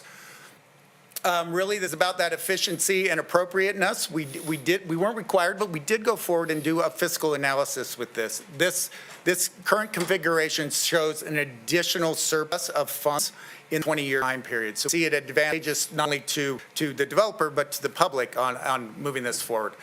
That efficiency comes with that density. We've increased our density to efficiently use that land. We believe that we're going to bring more consistent lots in there, create a more consistent product across there. The big thing then too is the open space quality, and I'll go through that in my next slide. That I really think we prioritize not quantity of open space, but the quality of that open space. So next is adaptable architecture, as we have step downs and adapting the slope. Councilmember Dorr brought forward a few items. The idea of having a requirement that it be natural covered homes. We are agreeable to that. Additionally, she has brought forth the sustainability. We had 60% be EV ready. She has brought forward that 100% be EV ready, and we're fully supportive of that also. The protection of the enhancement of the natural resources opportunities. I have a slide because they are so important to the public and as a planner and environmental planner. once again, it's that quality versus that quantity. So looking at parks, we've developed our first park down below that roadside area. This would be comparable to community park. The handbook requires several amenities: a large shade structure, seating, 2 small shade structures, water, bike maintenance, a bike corral area. It requires public art. And so we're seeing these requirements, and then as we move through the tentative map, those will go in. We also have a small pocket park down on this area, and as you can see, these have been planned to be on both ends, and I can kind of show you as we go through the regional trail. The small park will have shade structure, seating, an area for bikes, and we anticipate, because of the area, we could see other uses as a small dog park or demonstration garden or something of that like. We have a trailhead coming in. As I said, this has required parking. That'll pull that parking off the street and available to the public. And this is, speaking with Jay Howard and working, this is our backbone that we are putting in to help support that regional trail that we anticipate coming forward. As you can see, it goes from our park to our park. And so we constrain and provide that opportunity in our, but as we see development occur, we would anticipate that they could connect in those ways. We're continuing to provide that access to the existing properties and neighborhoods. And then we're building a more integrated trail system and with our own development. Now, Carter mentioned the enhancement of open space. I've worked with the city horticulturist, urban forester, the Nevada Department of Wildlife. They are all very supportive of us. A lot of times we go and reseed to stabilize. We're actually going to be planting plants that encourage native habitat, can support the growth of that, and the NDOW is really excited because as we get this fenced out area, that will enable the ability to protect habitat. So it's not only for this site, but they will support other surrounding sites. There are species that have been identified, and as we improve the habitat here, they are able to feed and provide other things there. And so we really that ecological integrity on this. Right at the bottom, I want to thank Truckee Meadows Park Foundation, the Nevada Department of Wildlife, and then been working with the NDA. With that, I'll conclude my presentation, and myself and my team are available for questions. Thank you. All right, thank you very much. Appreciate it. Okay, Madam Clerk. Do you have anything over on your side that I need? No, Madam Mayor, we're just moving into 3-minute questions. Thanks so much. Okay, I'm going to start to my right. Councilman Martinez, any questions? Thanks so much, Madam Mayor. I do have one question. I think it's for you, Carter. Yes. Just one on the development constraints map. Is that part of the normal process that we go through before getting a tentative map approval, or is that in addition to what the Planning Commission was talking about during their meeting? Yeah, Carter Williams, Associate Planner for the record. Yes, we do look at those environmental considerations. We get information from agencies, and we professionally have some capacity to look at those areas. It would be something that would happen already, especially in an area like that. We already know that there are development constraints. Those have been passed on from the regional planning, Truckee Meadows Regional Planning Agency. So we already know, but this is, I think, giving a lot more information to the Planning Commission, more about condition, because it's established a priority in the handbook that we recognize that there are development constraints, and we want to see them up front when we develop, and so. I see, yes, it would happen, but I think going further with this addition. Okay, I was just trying to understand if there's a difference in the normal processes opposed to what was being asked by the Planning Commission. It's something I think more comprehensive that we're asking for, a constraints map that considers a number of different items up front with us having, because normally this in the review process. We identify those, show us what those constraints are based on our professional experience. We're asking for it up front through the implementation of the handbook. Okay. Yeah, and the next question, I don't know if you can answer. No, Mr. Oswald mentions the condition they were already in favor of approving. Just wondering if this is another condition that you all would be okay with.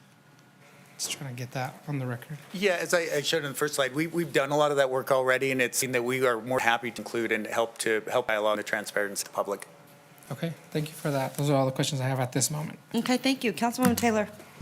Thank you, Madam Mayor. I'm going to piggyback off what you asked. Carter, can the development constraints map, is this something where the applicant lists all the things that could be a challenge during construction, environment, horses, slopes, drainage way, and then how they're going to mitigate that. And this is something that your team takes a look at to make sure that it's a checks and balances while they're going through construction?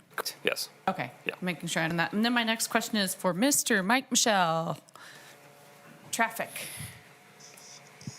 And while you're getting up here, I'll just ask the question. We received a couple of public commenters that had concerns in the discrepancies from what's presented in the traffic study and what is going on now. And I was just wondering if you could help clarify that a little bit, and if you have concerns about the new plan and if it still works, or if we're in level F. Thank you. Good afternoon, City Council. Mike Michelle, Engineering Manager for the record. The bottom line is that we're comfortable with the studies that have been done. I mean, they're, we can talk about nuances of the studies, but the bottom line, this area has been studied to death. Everybody knows what needs to be done in the area as far as programming and funding, these roundabouts. And, we can talk about different, nuances of studies, but we're comfortable with the recommendations, with the bottom line recommendations.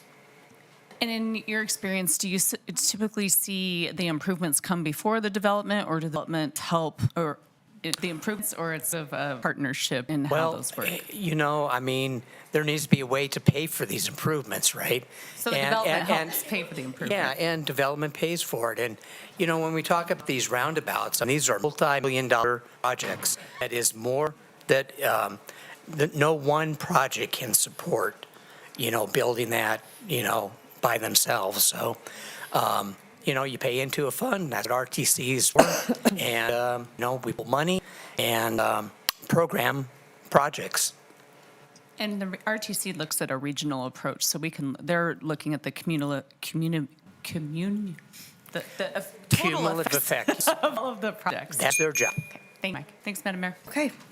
All right, Councilwoman Dewar, go ahead. Yeah, could you go to the other two and then I'll go last? Would that be okay? Sure. Councilwoman Ebert, go ahead. Yeah, so and this pertains to the wildlife. I'm not sure if it's Carter or the applicant, maybe a little of both. So I know that the feeding of the horses is supposed to move up the hill. Is that correct? Yes, so through an agreement with the NDA, the advocacy group, the Horse Connection, has an agreement to provide diversionary feeding. That's to move those horses away from our suburbs and away from our streets for that public safety issue. So we have an initial site now that's done this year. The road was a little rough, but over the course of the last several months, the roadway's been improved, so you can now access the second site. So we are continuing to move them east is the plan that I worked with the NDA, and they were accepting of moving forward user agreements with the advocacy on that. Okay. And I heard mention that there is no water source up there, correct? Correct. There's no water source on site, and I'm not aware of a natural water source in the area. Okay, so what is the expectation? What is going to happen with these animals that we're feeding further away to move them uphill and moving them to an area with no water? What do we expect to happen? I guess, the argument is we don't know of a water source now. They're not being watered on this project.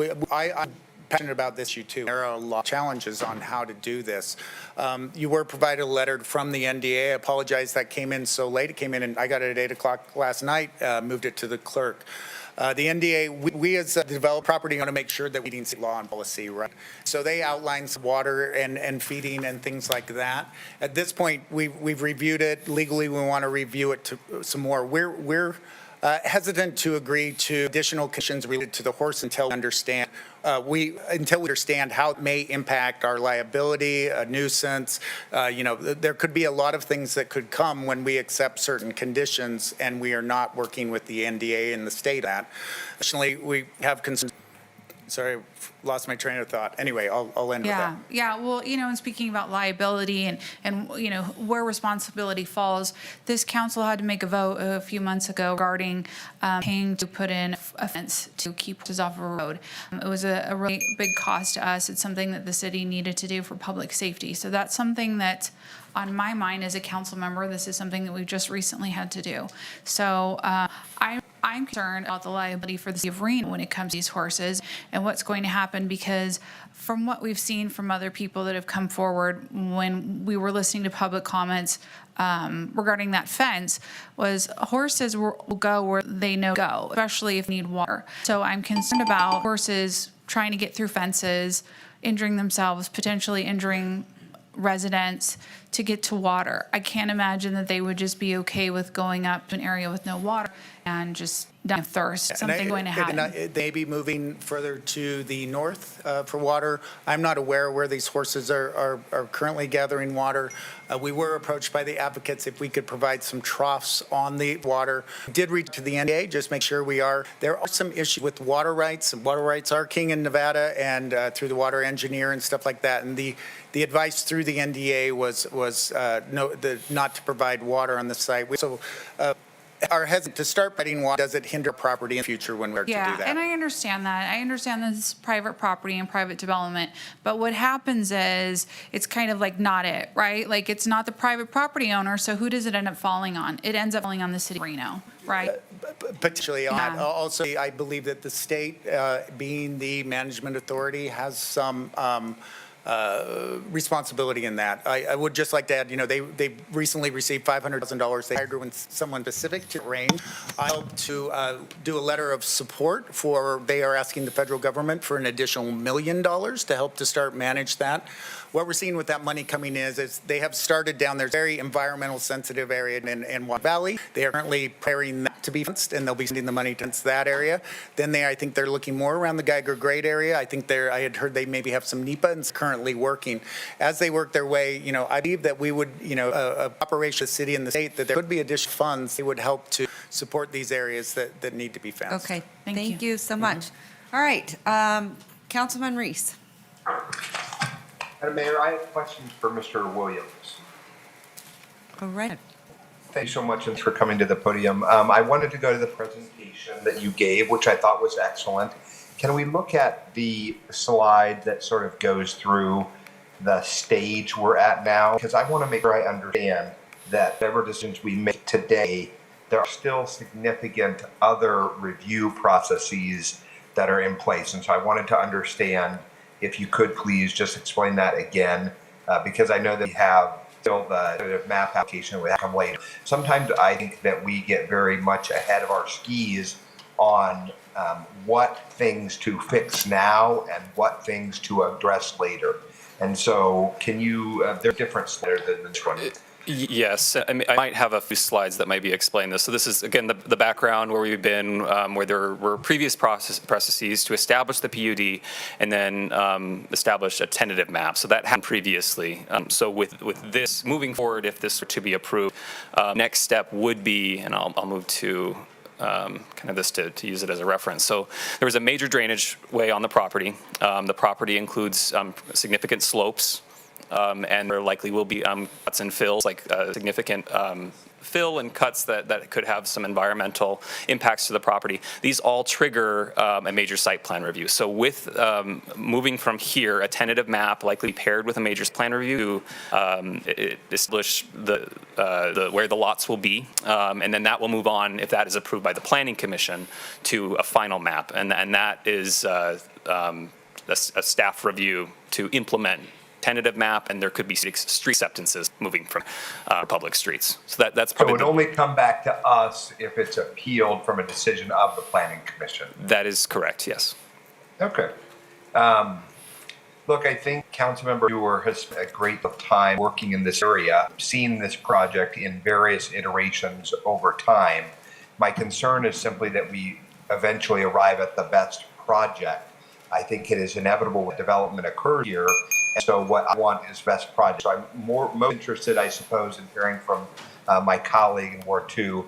But I will say, too, I don't want us to be a council that imposes 10 conditions and then votes no. I don't think that's fair either. So I'm trying to make sure that I am mindful of the greater knowledge about this area that my colleague from Ward 2 possesses, but also understanding that I think that the Planning Commission got right in terms of the density increase and that sort of thing. So maybe I'll leave my next question till after I've heard from my colleague from Ward 2. Okay, thank you so much, Councilman.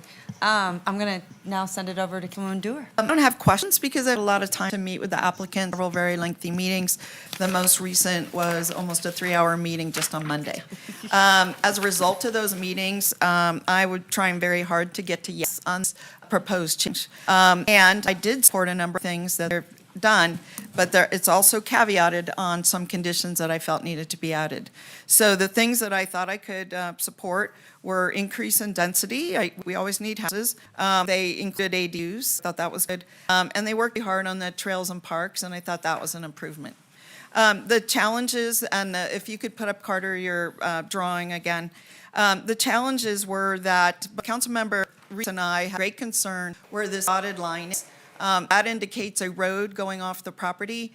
And I think there's another map that maybe shows it. But anyway, what I had asked the applicant, again, as we asked during the Canyons PUD, Canyons Edge PUD, was remove the development in that area and the road in that area because it created a second crossing of the drainage. And they say in their application that they're only intending one crossing. And that crossing right there would go right into the mouth of the canyon. And that's a very significant geographic feature.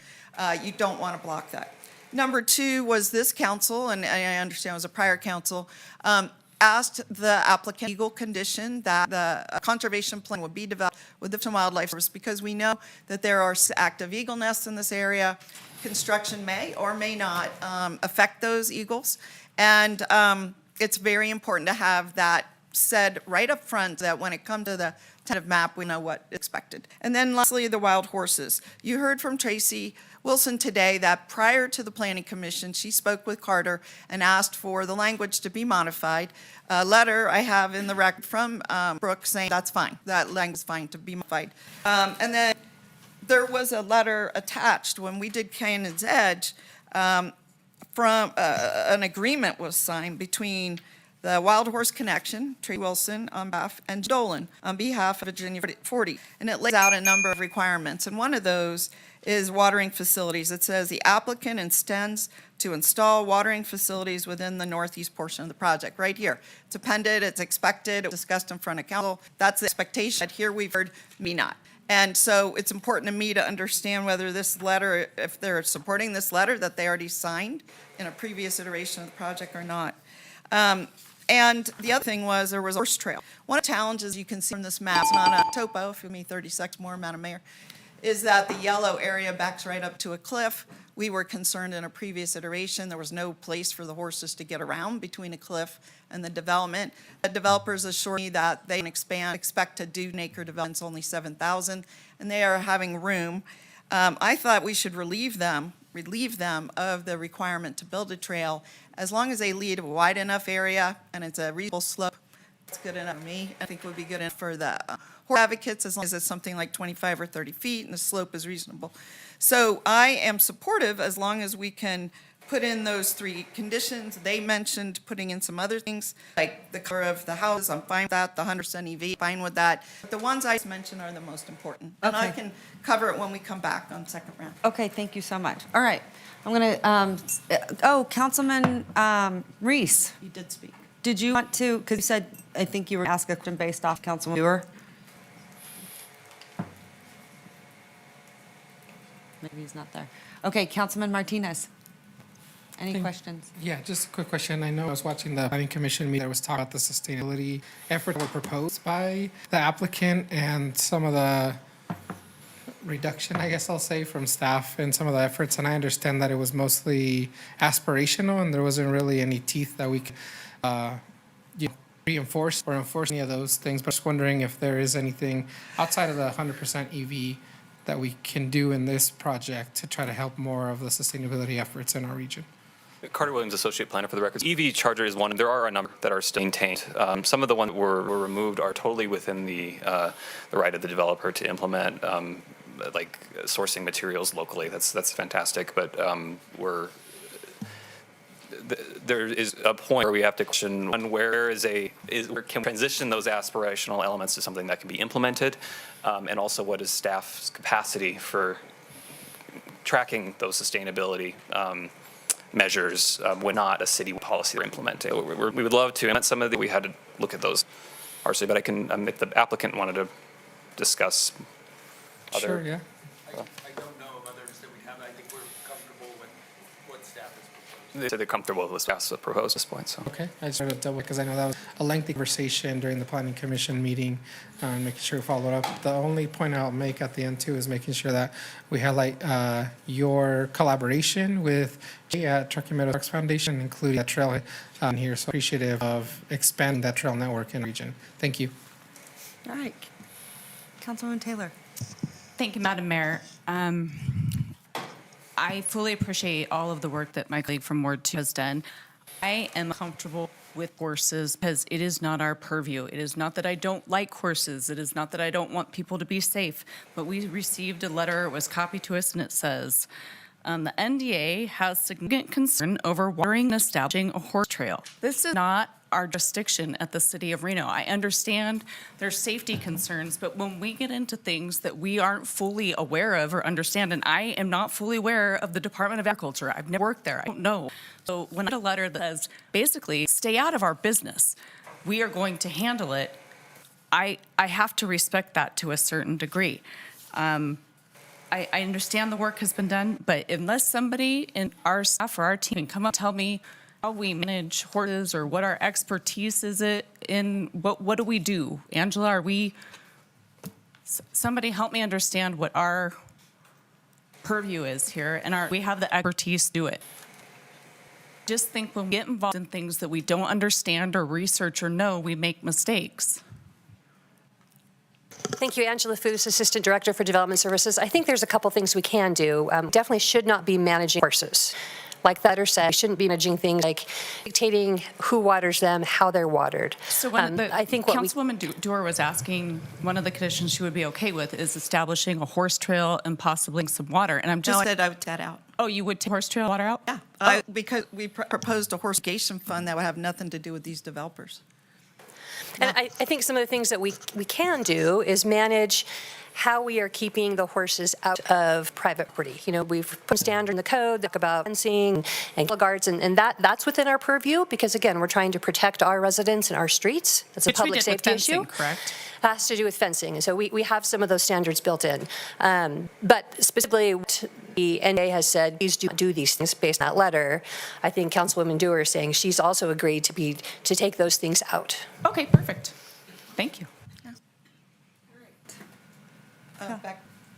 Councilwoman Burke.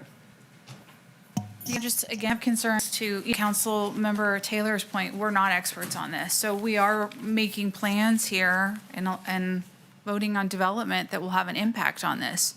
And we are not the experts on the impact it will have on the wildlife there. But we will for sure deal with the fallout if we get it wrong. So I'm just expressing my concerns on that. I'm not the expert on it either.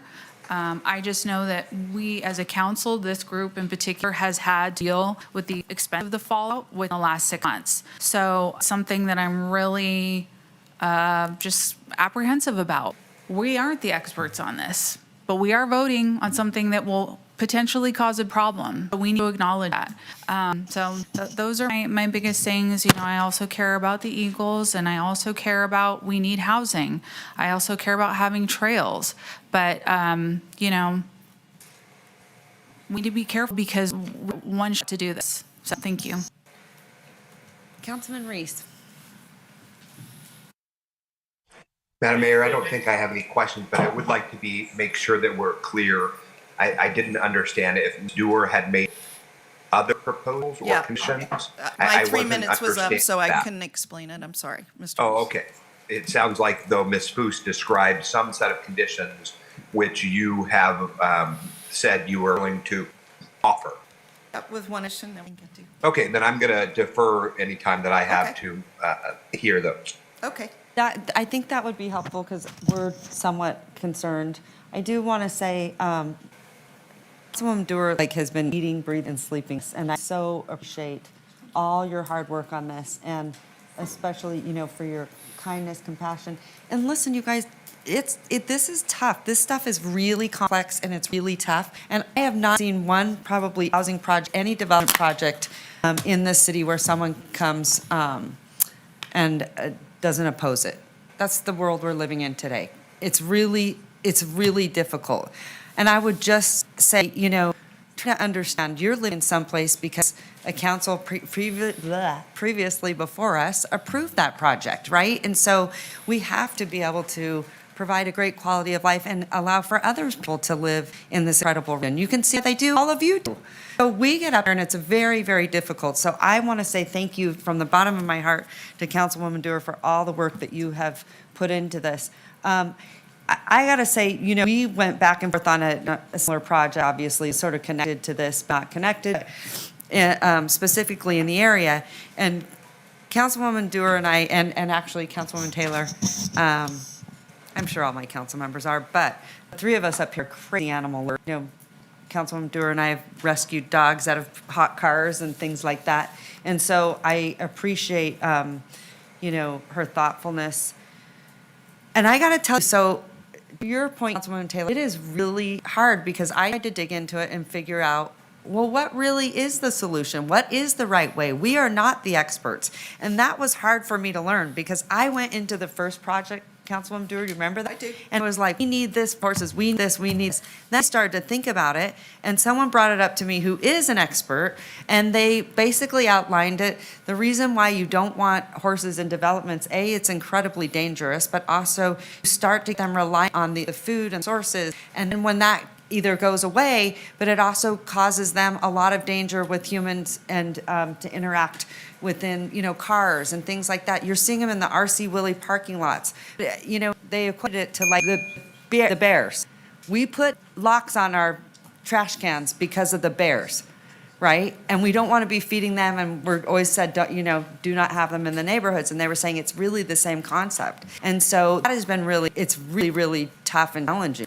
So it's hard to say what is right and what is wrong. But I do think that Councilwoman Dewar, because your advocacy, we've gotten to a better place. I would just like to ask you, Mr. Oswald, why don't you talk a little bit about, because it was something that we had in another project, because it was that area. And I know that you're an advocate for animals as well, so and wildlife.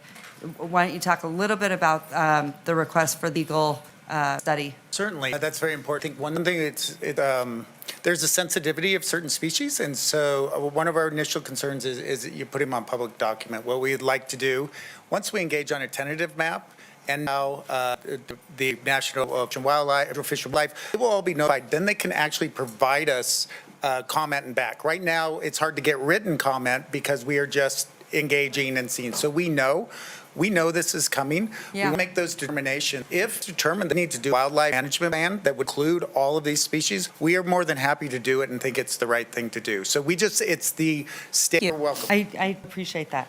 Okay, any further question from council? I'm going to send it back to Councilwoman Dewar. Yeah.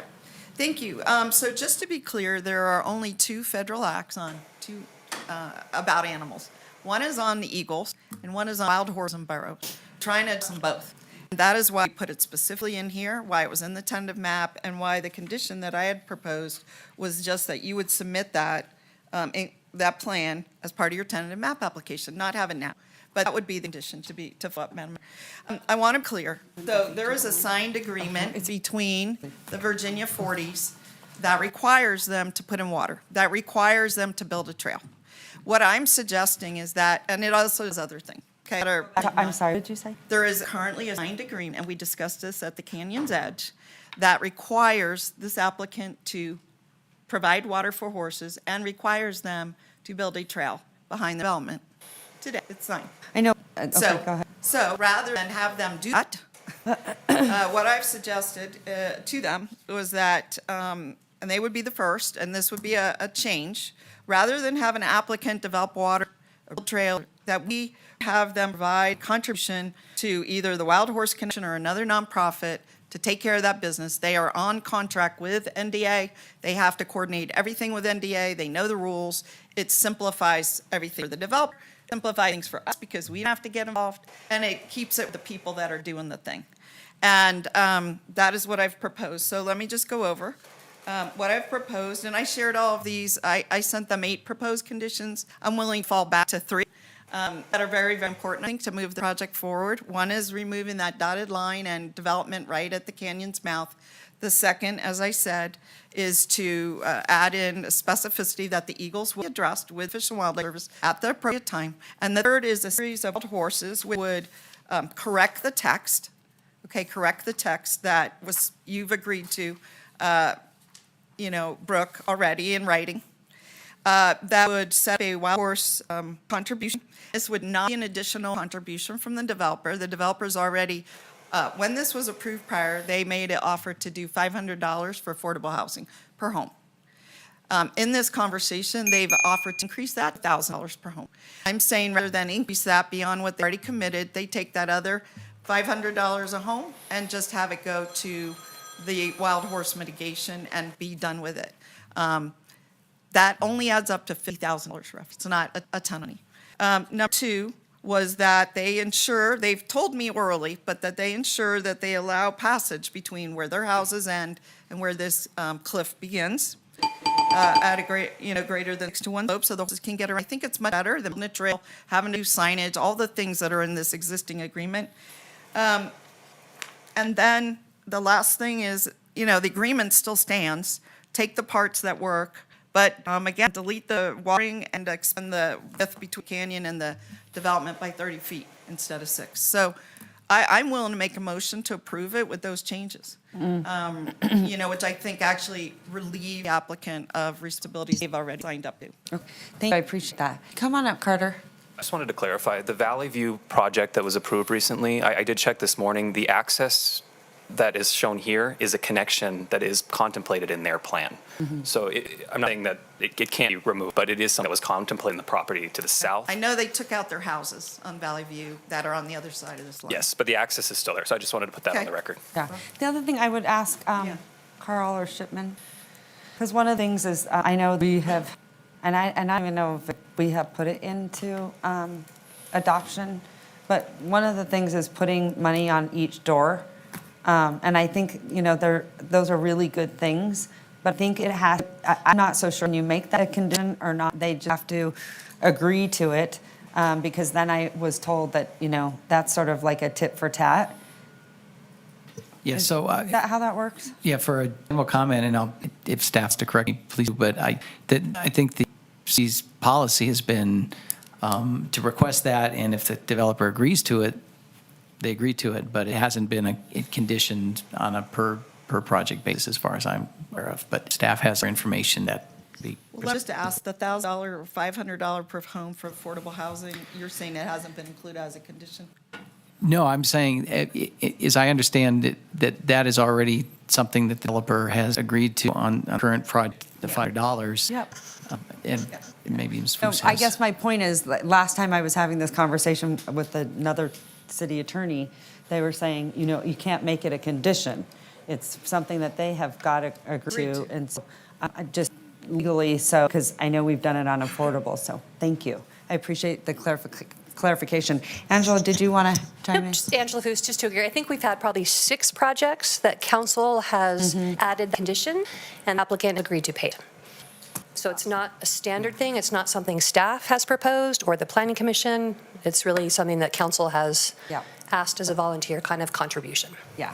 I don't know if I've been involved in those No, conversations. probably you haven't. I think So you I absolutely, have. I would be absolutely against something like that.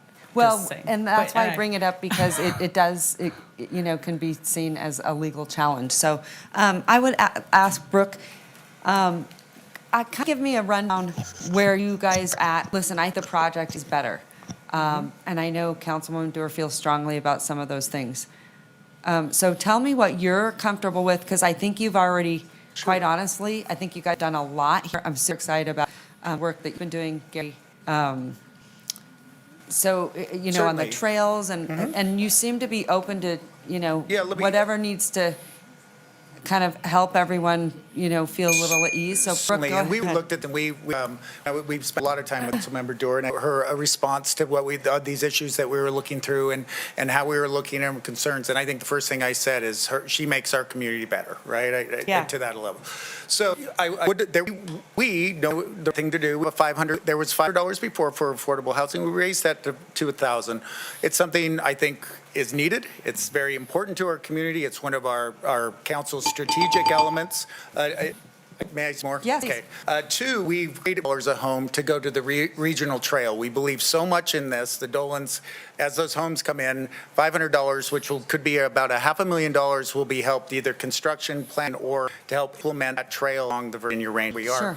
Thirdly, doing a habitat, $250 a dome for habitat. That will go to the HOA. HOAs sometimes have trouble, so this will be a seed fund that they can help to manage. Once we establish those habitat areas, they have some funding to help manage that and maintenance on work. So are moving forward. As you can see, we're not opposed to these donations. We obviously, I think we struggle a little bit more when maybe a direct a charity or something. I think we would be, maybe, like I said, NDA continuing to find money for this, and they are pulling in federal money and other money.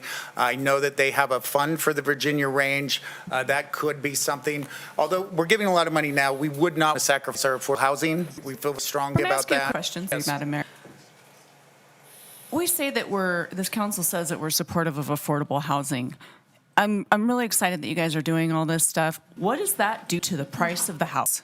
Of course, it's going to rise the price of that. One of the things we look at there. I mean, but it's not like somebody's not paying this. Correct. The person who's buying the house is paying this, and that makes the price of the house go up. Yep. And it's not anything for affordable housing, which is one of the more concerns. I just want to I agree. I mean, this is an area you anticipate affordable housing, public transit, connectivity, job service, some of those things. And so we're really saying, here, let us help you put the money where you think it's best used. And that's sort of the intent of what we're doing with that. Mm-hmm.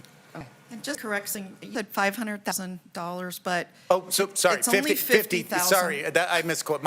That's my dyslexic math going on. 50,000. In your document, which I've read cover to cover, you said $250. That's on $25,000. Was that? I'm sorry if I misquoted. wanted to get the record I thought we did 1,000 for affordable housing, 500 for the trail, and 250 for habitat. Is how I understood that we presented that for. Okay. So it's just $25,000 for your habitat. It's $50,000 for your affordable housing, or $100,000. No, for the trails, the regional trail 50. implementation of that. And then possibly $100,000 to affordable housing. And just for Kathleen's benefit, that goes, we function, and that's where it's. Yeah, and there's no money in it. We don't have anybody from the door. We haven't built those houses yet. I'm just saying, I understand our hearts are good and we want to do good things, but at the basic economics of it, when you increase the price of the house builder, increases the price to the buyer, which drives all the prices. So that is my concern. I didn't ask for it.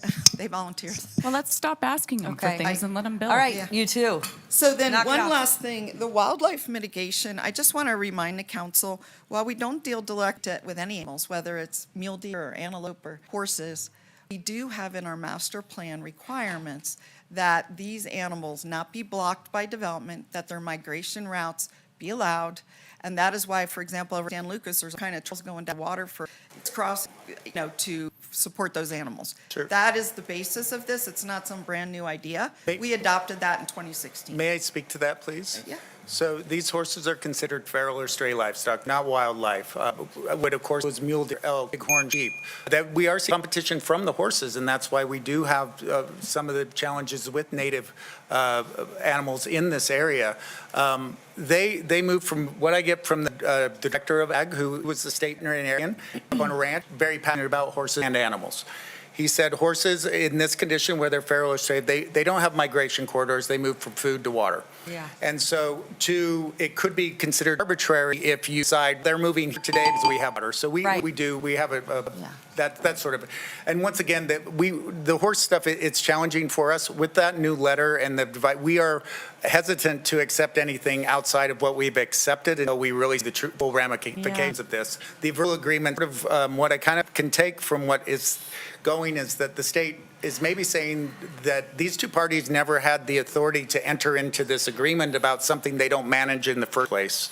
And so there could be some questions of the legality of the document as a whole.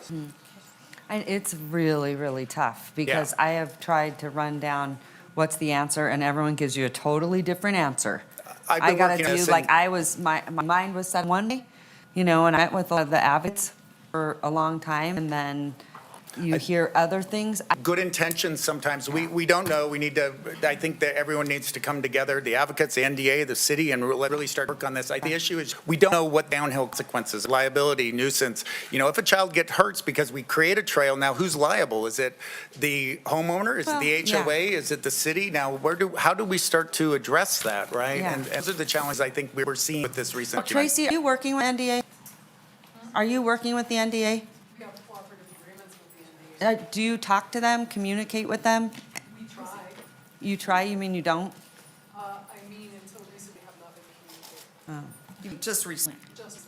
That's unfortunate. And like I said, I love horse. I am happy to help facilitate it's this, a Mayor. big deal. Yeah. But it also, like I was saying, it's really hard to understand where everyone's going. I would never, ever be in favor of slaughtering an animal. I don't care what it is. I don't think anyone is. And, right, and then there's just all, these insinuations and things like that, and it's really, really troubling. But it's all really hard to figure, because like I said before, I was like, absolutely, we need to feed them, water them, all the stuff, and then they were saying, wait a minute. Our clients have done the That's what most you're of gonna anyone. cause, Yeah. is them to come down to where, we're interacting with humans, and sometimes humans are so nice, And matter of fact, there were some kids that were shooting like pellet guns at this horse by R.C. Willey. It was disgusting. So important. Yeah, it's so important. So then I was like, right, then they shouldn't be here. They need to be out there, away from, some of those elements. Like I said, But it's I think hard. the I don't state know is- what to believe, Tracy. the state's That's taking- my point. It's really hard on my heart. I don't know what to believe. The state's taking it seriously, and I think the biggest thing, it's always been resources and money, right? And they're starting to solve that. In time I've been, there's never been the staff nor the resources. Yeah. They are searching to get money, and they're going to be actively moving to help solve the Yeah. problem. As I say, I am happy to, I have great relationships with the NDA. I'm happy to facilitate any meetings and improve public safety and the welfare of horses. Thank you. I really, really appreciate it. I do. And matter of fact, I was the one, and Councilwoman Dewar knows this, that I promised her I would help you get the $500,000 for the fencing, or 600. Well, we have still, like the number is right now. So. We have done our anyway, part. I guess, so final, because you were sort of making a motion. What I want to know, Mr. Oswald, where are you at? Because I do think that the product is better. I think, and I appreciate you being amenable to, several conditions. You're not new at this. You've been here before. I know your Once or talent. twice. I know your talent as well, and you understand how sensitive issues are to council. But I also need to be sensitive to you guys, because it's also very difficult to make projects work. Certainly, we review this, and our team thought very hard on this, and as we were working with Councilmember Dewar, spent a lot of time with her. We felt we really gave where we could. We feel that we are, from the charitable of Habitat and some of these things, giving funds already that are kind of moving. And to Kathleen's Taylor point, yes, it does. That gets passed in the line, right? As far as the roadway, there are some more technical things with that. As far as access easements to adjacent properties and negotiations and some like that, this was contemplated all the way back in the initial tentative map, even the staff report saying they actually wanted a connection there for the other development because of the importance not only of connectivity, but for fire service. Now, if a fire engine had to go up, they have to go all the way back down to come all the way back up. What we'd like to do is allow them to move across basically that interface. So there's some concerns. There's also the utilities of the provision of those loops, the sewer and water in those, and we'd anticipate that maybe go through that area. And I talked to the fire department, because it's Yeah. always one of my biggest ones, and they agreed with that as well. They think it is a much better. So we understand the importance of that. We tried to see, we've really pulled the space back on to help protect. It is potential on our side. It's not something we're going to build over there. That would be the adjacent development and not. But you understand, there are other access easements, and how that all happens legally and how everything happens. There's a large process to that. Okay. Yeah. Thank you so much. I Correct. appreciate it. Okay, Thank you. Councilwoman Dewar, I'm going Yeah. to send it to you. You can Well, try. maybe you can stay up there and I'll go over each of these conditions and you can just say yes or no. Okay? So, first of all, we have a letter on canyons, and that has been part of the record at 2022. Are you I'm willing to mod it with this contribution, but if you don't want to make the contribution, we'll just let the letter stand as it is. So, and I tried to address that. There may be a question with the current letter from the state that agreement may not be binding. Yeah. And so we are very hesitant to Well, it's tit for incorporated tat or into- trade based on that letter. It was a premise on which we approved the last. I understand. I think it's done with good intentions. This is once again, we get into situations But- done with good It's intention, sort but of could a come bait and back. switch, like everybody's supposed to know what they can do, and if you pledge to do something, we approve. I and then agree, you- and working with the Dolans, they honor their word, and I have worked them, and have done more to do this. They did the seating, they built the trail, they're providing the things. The water is one of those that, it could put them in violation of state law, and that's a challenge that if we accepted something Now, that you could. guys are over here shaking your head, but then, I mean, what do you know? Please, could you come up to the, we can hear. Because I get two different answers out of everyone, and, so it's not There's- helpful. It isn't helpful, and there's multiple interpretations of the state law. That's what I referred to in the RS I referred to in my comment earlier, in that it refers to public range, which was defined as U.S.-owned or state-owned land, which this is not. So the water law being quoted in the NDA letter is not applicable as it's written, as it's being referred to, because it's referring to lands different than what this is. Okay. That was my point. All right, thank you. They don't have jurisdiction over water. At the bottom of that letter, the NDA clarifies that they don't have. Sorry, you're making, you have to go to the microphone and Yeah, say your if you name guys for the making please. any Zena, public why comment, don't will you you say please that, see or the Tracy? clerk? Sorry, that was Tracy Wilson for the record. Thank But you. Tracy, what were you trying to say at the end, Dina, that at the end of the letter? Language she was saying, at the end of that very same letter, the NDA states that they do not have authority or water. Okay. But it's the Nevada Division of Water Resources. Correct. Right. So anyway, I'm willing to, Go ahead. Just- And also, like, we just got this letter. Right. Part of me is also like, hey, I would like to have a conversation with them, and also, we're getting this at the last minute. So it makes me uncomfortable to take action, even though we did that before. I still think that, they should be part of this. Anytime we do these developments, listen, we stopped development big time, Tracy. You were there, we've worked on this. This has been a passion of the city of Reno because we feel so strong about it. And we literally said, hold on, and locked forces with you. Bella and Vista. Yep, and because we take it so seriously. So, but I Challenge we- also. oh, sorry. No, but I also get concerned seeing, I'd like the agency in here kind of saying, because I'm sick of this. Yeah, so the water is state engineer. Those have to be for approved uses. Yeah. As I understand, feral or stray livestock is currently not an approved use to allocate water rights. That's how I understand it. And that we need, this is one of the, we'll be careful going down thing. It should be noted, we per staff's recommendation, we accepted all the conditions and the language that you just approved on Valley View. Yeah. And we feel that we're pushed a little bit more than really the have gone forward and really helped to facilitate a lot of management on that range. And I want to be careful of that because then, we start to hear that people feel extorted, basically. And I don't want didn't that use that word. No, you didn't use that word, but I want to be sensitive. Thank you. Thanks. I'm just trying to be, accurate to the original, all the approvals that have gone before, nothing more. And giving an alternative path to not have to do things that you're uncertain about, water or trails or whatever. So if you don't want the alternate path, I'll just leave the letter sit. But Madam Mayor, to your point, I think you make a really good point. There are a lot of issues that we need more information on. And I am willing to continue working with these folks. If you be supportive of a 30 continuation, I will get with NDA. I will meet with them. I will do everything I can to clarify this with our staff. There's been a lot of questions raised, and I don't know how to address them when we just got a letter 9 o'clock essentially that I haven't really read, don't know how to interpret. So I'm open to that too, if that's a preference. I actually think we've heard this entire presentation. I would like to move forward. I mean, it's always up to applicant.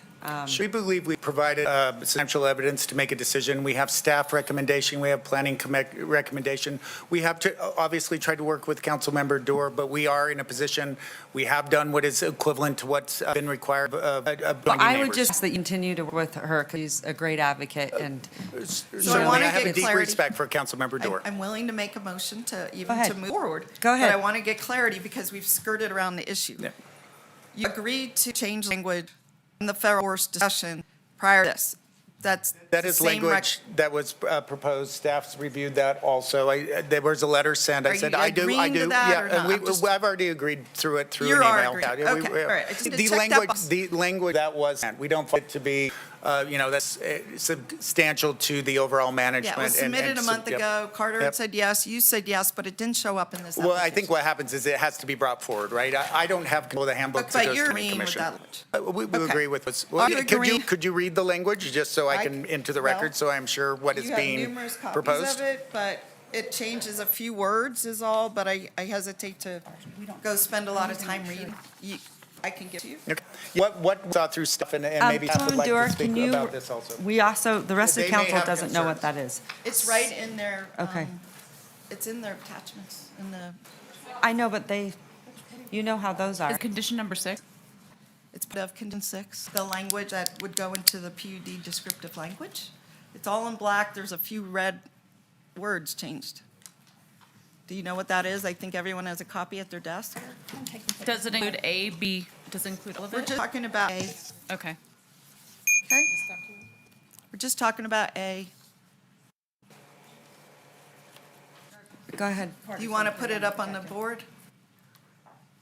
Do you need a copy? It's on the Is board. it color? Yes, it Yeah. is in color, but it's not showing up right. There it is. Right, it is, yeah. Correct, we are in agreement with Yeah. what is being. Okay. Yeah. All right, thank you. And there's the next page which says wildland urban interface. It was noting that the reseeding was not for horses, it was for wildlife in general. Right there. We are okay with that language. We're not absolutely in agreement with it, but we find it to be inconsequential Well, to that's the law. the. So is that, yes, that's law. That's how it was done. All right, moving on. So we agreed to the feral horse language. The next thing is, you agreed in the previous UD have a 6-foot wide trail that you're construct for horses to go around. Are you still wanting to do that, or would you rather do this distance where horses just could go naturally around? We would like to look at that and analyze that at the tip map, so when we actually know where development is and what our strengths are. Well, as long as you understand that the wildlife language that you somehow say does not apply to horses, any living thing that's not a human being, it applies to. So whether it's a fish, a bird, any animal, don't distinguish here in our master plan. So They just know. distinguish That's on fine. those terms, That- though. That's fine, that they have their rules for their things. Right, but- Councilwoman, okay? come on. So then, are you, let me just make sure, sorry, making sure. And then, so you're trying to submit the E-plan with the map? Yeah, we would prefer to call it a wildlife management plan and incorporate more, but that would be a portion Well, of if you put it. the word eagle in there anywhere, I'm fine with that. I understand that. I think, understand the sensitivity of certain species. Sometimes they are not wanted public records or notified for that. We would Doesn't like to matter. have a confidentiality with the appropriate Do whatever bodies the to do that. Yeah. confidentiality Okay, is. he's agreed to it, Okay, you've Councilwoman. agreed to it? Okay, then you already agreed to the tan color, the 100% EV, correct? Okay. Correct. And then you agreed to move the development away from the canyon mouth? No, we did Not not. the road? We agreed with what we have shown in our development plan. I just can't tell. So you were not, the We don't agree with your 500-foot I back. don't mean 500. Sorry. It's just, you showed it move We back. did. We actually removed those homes from previous concerns that you and Councilmember Reese had. Yeah, okay.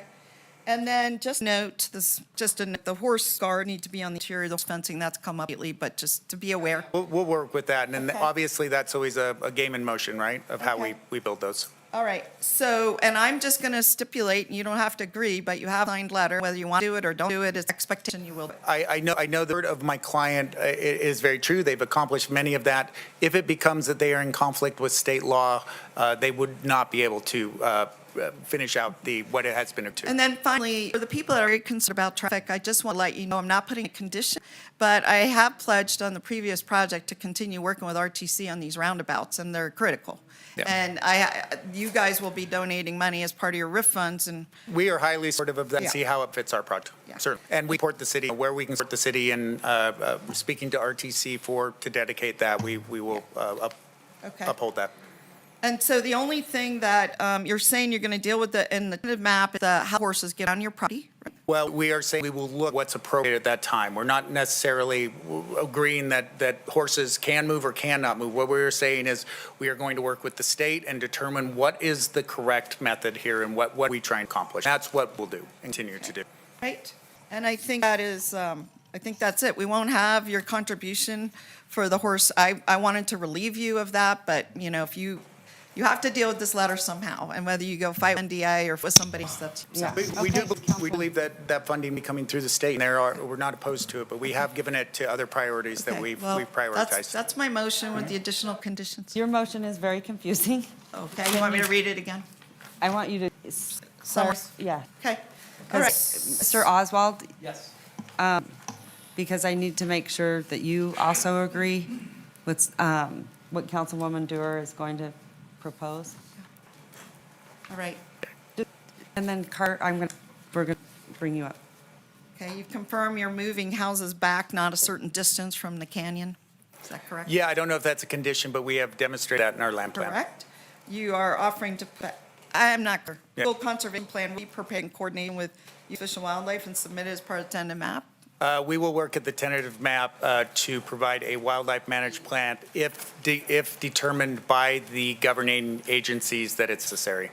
Well, I don't, All right, Council, you got to know calm what down that for a is. minute. Yeah. I want you to take a deep breath I'm and fine. calm down. Calm down. I'm just sensing this angst, so. I thought they just agreed, and they said it was part of their wildlife plan. Now he's adding. And what I'm saying is we prefer to have the language Carter? eagle and we'll Or I'm gonna- approach appropriate species and an least our staff mitigation knows plan to something do we it. care We about. are doing that, yes. Yeah, thank you, Brooklyn. Come on up, We're Carter. correcting the PUD descriptive language as we went over. I think Carter Williams, District Yes. Planner for the motion, I think we need to be clear, regardless, I mean, there's some negotiation, I think, that's going on, and I just Yes. need to be explicit about what is a part of the condition, regardless of whether the applicant agrees or not. We can get there, but it's Listen. a big list item. Yes, so definitely. So, Mr. Oswald, there's still negotiations. You'll still work with Councilwoman Dewar. She is, she's very good at this, and she's a great advocate, right? So you'll continue to work with her, correct? Yes, And- Mayor. And then also, all the other things that you had agreed to. And I would also say, I think a wildlife plan is good. I think it should be broad. I mean, of course. We're sort of, I'm environmental planner. I see believe, that. I believe you are, so I don't want, say it's because you're not naming it a certain name. We want to make sure that it's required by the agencies and the work we do is it's meeting their goals and what they want to accomplish. What agencies? I think Our we'd see agency? NDOW, and they send it up to the National, the Fish and Wildlife. As Carter is submitted, these plans get distributed out to the appropriate agencies. And so we would see feedback, comment at that, then we can address where they'd like us to. Okay. Yeah. All right, thank you. Okay, All right. Just being clear that we're one of those agencies. No, and I respect. maybe I try to make a respect motion. that. Well, we've covered, maybe I try to make I a don't know how motion. many, no, I I'd like feel- to finish if I could. No, you're going to, hold on a second. Okay. Calm down. I am Okay. calm. Well, I sense this anxiety. Well, I don't so- want to have to say it 4 times, and it's on the record, and it's on the tape, and I don't have any more time. I need to say it, so that, Well, I just. I'm willing it's to just say it not- again. It's not like you, so I Okay. just want to I see. appreciate the I wanna clarity see and the what I'm good agreeing to. Naomi. All right. Okay, So, go ahead, we've and then agreed- if you can't get there, then I'm going to make a motion. Okay. We got to move on, because I've given you almost 15 minutes. Let's move forward. Okay. Go ahead. Okay. All right, they have agreed to, excuse me. Councilmember, may stand in all of it, Branch. I think myself and our client, I understand the importance of the wild horses to you. If that, we know that there's that state fund. My concern with nonprofits is they may or may not have a management contract. This money will come forth for 4 or 5 years, and so we don't know that the money is being used. If it could go, if we would be willing to give $100 per home that would go to the feral horse, and I could put contingency back that speak with the NDA, it could come back to the nonprofits that are doing the great work in our community. So you're saying you would agree to that? I would agree to $100 a home, going to the state of Nevada, and then with the stipulation to them that they could distribute it to the What about nonprofit to that are city? I love that you it goes guys. to advocates, I really think, but I'd love it to be distributed through the state, so. Yeah. Well, I think it should come to the city, but Or give me a motion, let's see if we can get there. Okay, 'Cause okay. If we can't, then that's right. Go ahead. All right. I'm going to figure out which one of these is already covered, but anyway, we will change the language in the PUD descriptive language as we've already discussed, and you've already Correct. agreed to. Agreeable. You now offered $100 per home, which is about $10,000 total roughly. I'm requiring that to go to the city. We can take care of this issue, and we'll properly distribute it. It'll be in accordance with all laws. I do have a challenge and prefer that the managing agency has horses. They have a fund set up, and I prefer it goes to them, and they can continue to decide how to use those funds appropriately. Maybe we should, could you just move, Carl? I can. Carter we Williams, just got it? Associate for the record. We would prefer it not go to the city and to a specific agency, or if not, if not at all. And I apologize, but it's a additional burden for staff to implement, and then we don't have We don't have a policy for it mechanism. to I'm implement not it. comfortable with this. I want to send money to NEA. I think that's a different perspective, I guess. Are you agreeable to not doing it at all? I To think get- I to am. get I mean, rid of let it? me ask, Okay. Let's get rid of door contributions to NDA. yeah, what's that? Hey, let's Can participate here. give me. I am. He just said something new, so I don't know how to react. Okay, we got to take this all back because this is getting very confusing. Councilwoman, give me a motion. am If we can't trying. get there, then I will try and Okay. we'll try to move this thing Okay, forward. all right. Thank you. Right, so modified PUD descriptive language as discussed. There's been an offer of $100 a home to go to a wild horse mitigation fund. I'm going to leave it open as to where that goes. We can discuss later. Is that fine? I mean, it's much later, years from now. It when would be this will nice to happen. have clarity at this point as we move forward and move forward, All that we right, can then I'll start say to a form agreements. nonprofit, not necessarily Wild Horse Connection. We would prefer a governing agent and then be distributed to a nonprofit. All right. I think you Then can just for- figure that out. And we can stipulate with the NDA, I have a great relationship. I'm sure they're happy to move that, but then they, as management contracts change, they can help Then to do just that. Drop it. Yeah, Just drop it. Yeah. So then, I just have to find where I am, I'm sorry.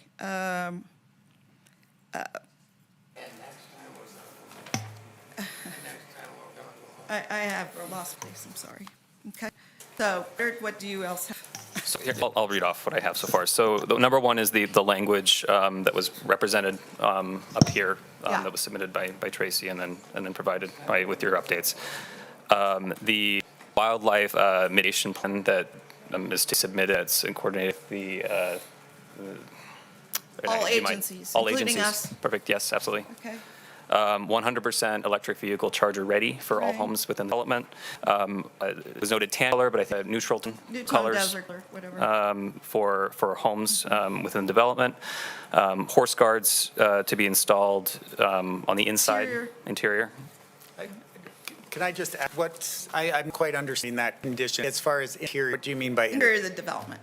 we We're prefer- going to change it in the regular code. We'd prefer to see the code and what's being proposed before we agree to anything coming in the future. We They are analyze already that. required, it's just. No, we do, the cattle goes on the outside in the perimeter to the Virginia range. I just want to make sure there's a clarity in language and we're not putting cattle guards in the interior of our subdivisions. Okay. All right. I'll Go leave that ahead. Let's unaddressed. continue with the motion. Leave that unaddressed. So I'm not sure what is saying. the removal of the access to the southern property through Valley View, which it's a question. They of haven't whether- agreed to that. Yeah, we are not in agreement with that at the point. I guess the question, it's under that it's not, but is that within your mode, I guess is the question. I'm leaving it unaddressed. They Okay. have a plan that will be worked through, a Perfect. tentative map. Okay. A horse passage should be maintained. I mean, our wildlife mitigation plans for it. Okay. It's some kind of wild passage. Doesn't have to be for horses. It could be for any wildlife. We'd like to explore that at a tentative map. It's hard to say Right. something specific to horses or wildlife because That's there is fine. nothing from any agency We've that tells discussed us it. there's mitigation corridor or there's a migration corridor there currently. So if that's not included in the motion, And that's I clear. have not seen, Okay? I think that's it. all right. All right, after it's, I can, okay. do you want me to read off just one more time? And the- and the- Mr. Oswald, let us know. Okay? Or we can move on. just to be clear on the record. So feral horse language to be updated, wildlife mitigation plan submitted, 100% EV charge for all homes, neutral tones for homes, and I guess that's it unless, oh, you said you were going to leave in the horse guards into. I don't interior. care. So, If build them to work, I don't. Okay, then let's that out. and Then so, that's it, and then just those also four. you'll continue to work with Councilwoman Dewar and Tracy, and then also you put in there the wildlife plan, correct? Yeah, and we did. Yeah, thank you. All right. Second. So I have a motion from Councilwoman Dewar. I have a second from Councilwoman Taylor. All those in favor say aye. Aye. All those opposed? Aye. Opposed? Motion carries. All right, thanks. We move on. Madam Clerk, thank you so much. All right, you guys, please go out there, work together, please. Thanks so much.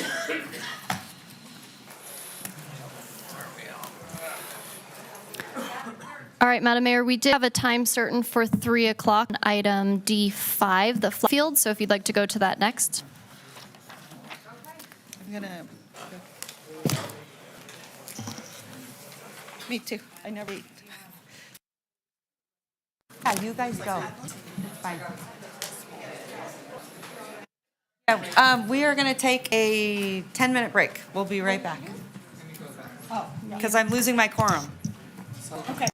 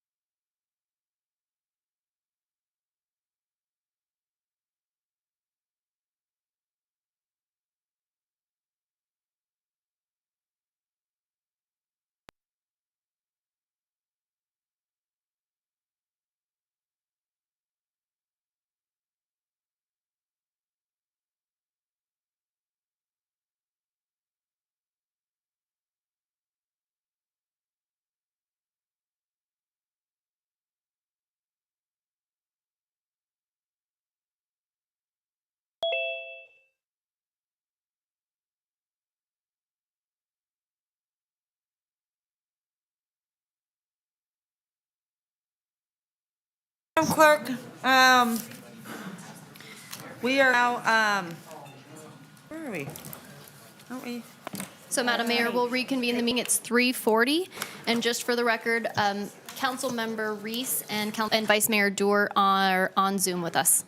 All right, thank you so much. Okay, item D5.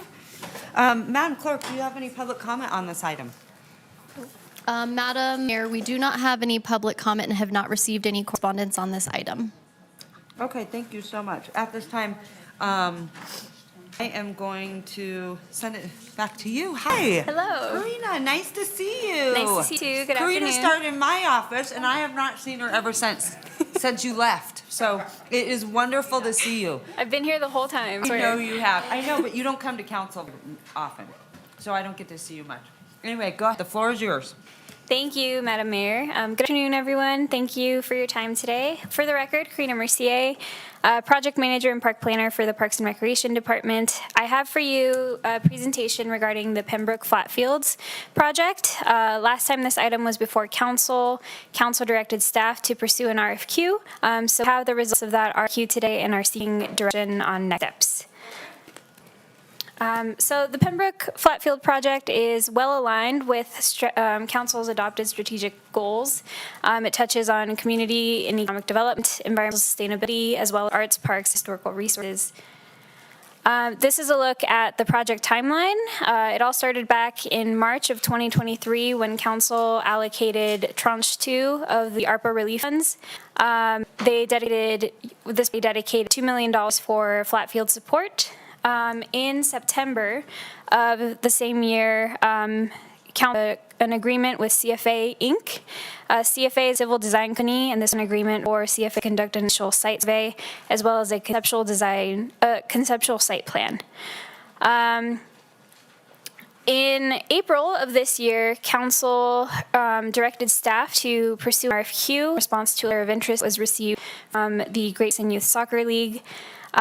So in response to that, a request for qualifications was advertised on June 4th of 2024 for the development of the Pembroke Flatfields for a potential effective bidder to design, build, operate, and maintain a multi-use flatfield complex. This RFQ was published on Planet Bids, which is available to prospective bidders nationwide, and it resulted in one submission that was reviewed by panel evaluators. Last week, on August 20th, the Recreation and Parks Commission heard this update from staff and supported staff's recommendation to City Council today.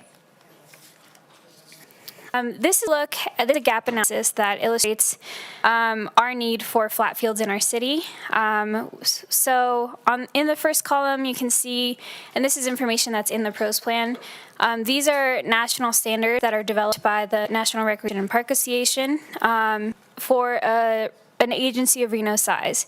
So NRPA, what they do is they survey agencies across the nation, and what they determine is that the median amount of flat fields for agencies in the United States is 49 flat fields. That number for Reno is 19. And there's two different ways that we can look at this information. So that is fields per 10,000 residents. The national standard is that be 2 fields for every 10,000 residents. That number Reno is 0.7, meaning also that for every field that we do have, that field is shared or services approximately 12,956 residents. And the national standard that recommended is 5,000. The column on the far right illustrates what the impact of the Pembroke project would be on these numbers.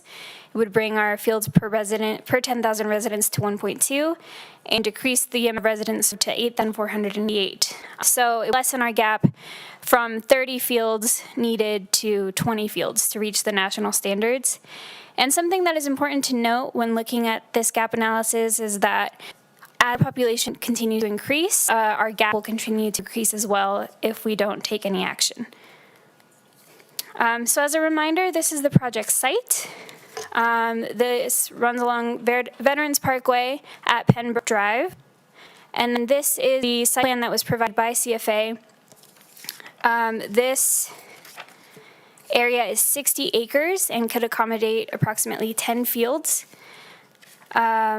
And it is in a flood zone, which means that flat fields are one of the best and only uses that are allowed in this area. And for that same reason, there are no proposed structures at this site, as well as no proposed lighting for these fields. Getting into the RFQ itself, there were some key expectations for this RFQ from the city. We were looking for a prospective bidder to provide a comprehensive conceptual design, demonstrate an understanding of operational impacts, as well as provide a detailed financial plan that outlined expected costs, anticipated revenues, that included maintenance, staffing, and capital expenses. The respondent needed to detail revenue sources and present a clear investment plan that included use of ARPA funds. So I mentioned before, we only received one submission, and the submission provided was from the Great Basin Youth Soccer League in collaboration with the Reno Youth Sports Association. And we are grateful and thank the group for time and effort dedicated to developing the submission. However, the proposal reflected a deep understanding for the need of the project, as well as the value that it would bring to the community, and it estimated that the construction cost would exceed $22 million. The submitter group acknowledged that funding the project, their typical bids left a gap was too large to complete the project within the desired time frame. And the primary funding source that was identified in the proposal was a suggested revenue bond to be taken out by the city. So for these reasons, the evaluation panel determined that the phase development timeline was not feasible and that the financial plan was insufficient when addressing the timely allocation required of ARPA funds. And therefore, the evaluation panel recommended not moving forward with this mission. So this is what staff is recommending as next steps. We would like for council to direct staff to proceed with final design and procure final construction documents using the city's civil site unranked list of consultants from the 24-26 Statement of Qualifications. And we estimate that this would be in an amount to exceed $150,000. So this is our recommendation because we feel it is the best step to take given the upcoming ARPA deadline. The construction documents would include permitting and would bring the project to a shovel-ready status. And a final design would improve outcomes for fundraising by making it easier to apply for grants. It would also provide essential information needed in order to develop an operational plan. So if approved, we would get this under contract by the deadline of December 31st, and the design should be finalized in early 2025. So with that, this is a funding breakdown of the ARPA funds as they stand. So as a reminder, the initial allocation was $2 million. $160,000 was expensed for CFA, meaning that the amount remaining today is $1.84 million. And then with the proposal, including the proposal of staff today for the final design documents, that would be an additional $450,000, meaning that there would be an allocation balance of $1.39 million. So with that, this is the recommended motion, and I'm happy to take questions at this time. Okay, thank you so much. I appreciate it. All right, Madam Clerk, just again, any public comment on this item? Richard J. All right. Come on up, Mr. J. How many times have I been here? Well, you do sit on a lot of our boards, so. Yeah, I guess so. Anyway. Right? Yeah. Airport, Anyway. fab, fab. Yeah, fab. Yeah. Now, Well, you keep cab. up me on these. Thank you. Right. Good afternoon, Mayor. My name is Richard J. And over the years, I have worn many hats. However, today, I wear the hat of reality. I'm here advocating flat fields, and I advocate for flat fields longer than any of you have been on the council. I started in 1999 coaching my son's team and soon realized that we were desperately short of fields. And I remember one season we had to use the grass in front of Mount Rose Elementary School. We made it. I'm involved in Eckler, Jesse Beck, DeMonte Ranch, and other projects out there. In 2012, then Councilmember Jessica Sferaza approached GBYSL to build Moana Fields. We found the money to raise the building in the city, and 128 days later, we had 180,000 square feet. To this day, remember, those are not maintained by the city, 100% by GBYSL, so no tax dollars. At the time, we had two full-size soccer fields, but in 2020, a memo from Doug, city manager, basically said we'd be losing 30% of those fields to a swimming pool. We are in full support of that swimming pool. We need it. But to this day, no other fields have been built. Our current shortage is desperate. I've been saying that since 2014. It's only getting continually worse. We're 200% of capacity, and it's getting worse. We're missing out on tax revenue generating tournaments. Reno has no venue with more than 2 full-size fields. We cannot host any tournaments here, but Carson, with 8 fields, is hosting these tournaments, bringing in revenue anywhere from $150,000 to $200,000 in tax revenue. 4 years ago, a group of investors started the Pembroke project, but deemed it wasn't work. We began talking with Director Amy Schroeder in 2021, and we had numerous meetings about that. The realization I had to come after seeing the $23 million bid is we can't raise that money. As much as I would like to, we can't, but construction costs are going up. When we first started this project at about $6 to $8 million. And like every other project we're seeing, it continues to rise. So we can't do it on our own. We need your help. We need help in the same manner you supported swimming. Building the pool out there so the citizens can use it. We're asking for the same. We're asking for a revenue/GO bond. We've been talking about it quite a bit, and we need to get this project built up at one time. Going over 5 phases over the next 5 to 6 years is only going to add to the cost of it. So I'm here to answer any questions you might have, but again, we need your help. I can't do it on my own. I can raise money, but not $23 million in today's cost. Thank you very much. All right, thank you so much. Okay. Any more? No additional public comment, Madam Mayor. Okay, thanks so much. Okay, we're going to bring it back to the body. I'm going to send it to you, Councilman Martinez. Madam Mayor. Yeah. Thank you so much. I have my button, but I want to make sure, is it my time to speak? Yes, well, not really, but go ahead. The only reason I say that, so sorry, Councilman, is that I forget that you're out there. So if don't call now, then I will pass over you, and then we'll go to Councilman Martinez. So go ahead, Councilman, and he's saying it's okay too. Councilman Reese. Oh, thank you so much. Thank you, first of all, for the presentation. I really think it was an excellent explanation of where we find ourselves today.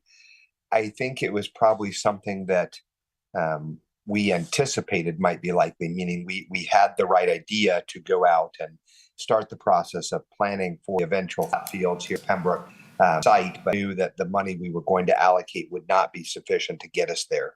And so for my part, I want to say a couple of things. One is absolutely support staff recommendations to do the work that we can do with the dollars we have, get it shovel ready at some future point in time. So that's the first thing. The second thing is, obviously, I think we all have some thoughts about what we can repurpose the fund for, and I am inclined to support another park project. So that's that. And then the third thing is more a broad statement of policy, which is I believe strongly that this body has highly valued our parks and recreation opportunities in this community, but we always have not had the funds to match the vision. So what I am essentially saying is that we have lots of ways to go about carrying out our park plan that we've gone out and done, but we need to start putting on the bones to figure out how to pay for it. And so that could be, a high level issuance. That could be going out to the voters and looking for a WC1 level funding mechanism, much the school district has done for their capital improvements. I think that that's a good model. Certainly understanding the way in which we can use our parks districts to leverage revenue sources, because at the end of the day, I think we have a commitment to our community to make the best parks recreation department that we can, and that includes flat fields, that includes pools. I know we're short on things like skateboard parks and pup tracks. We need to make investments in Virginia Lake. I want us to dream big and bold and have several $100 million worth of investments into our parks department.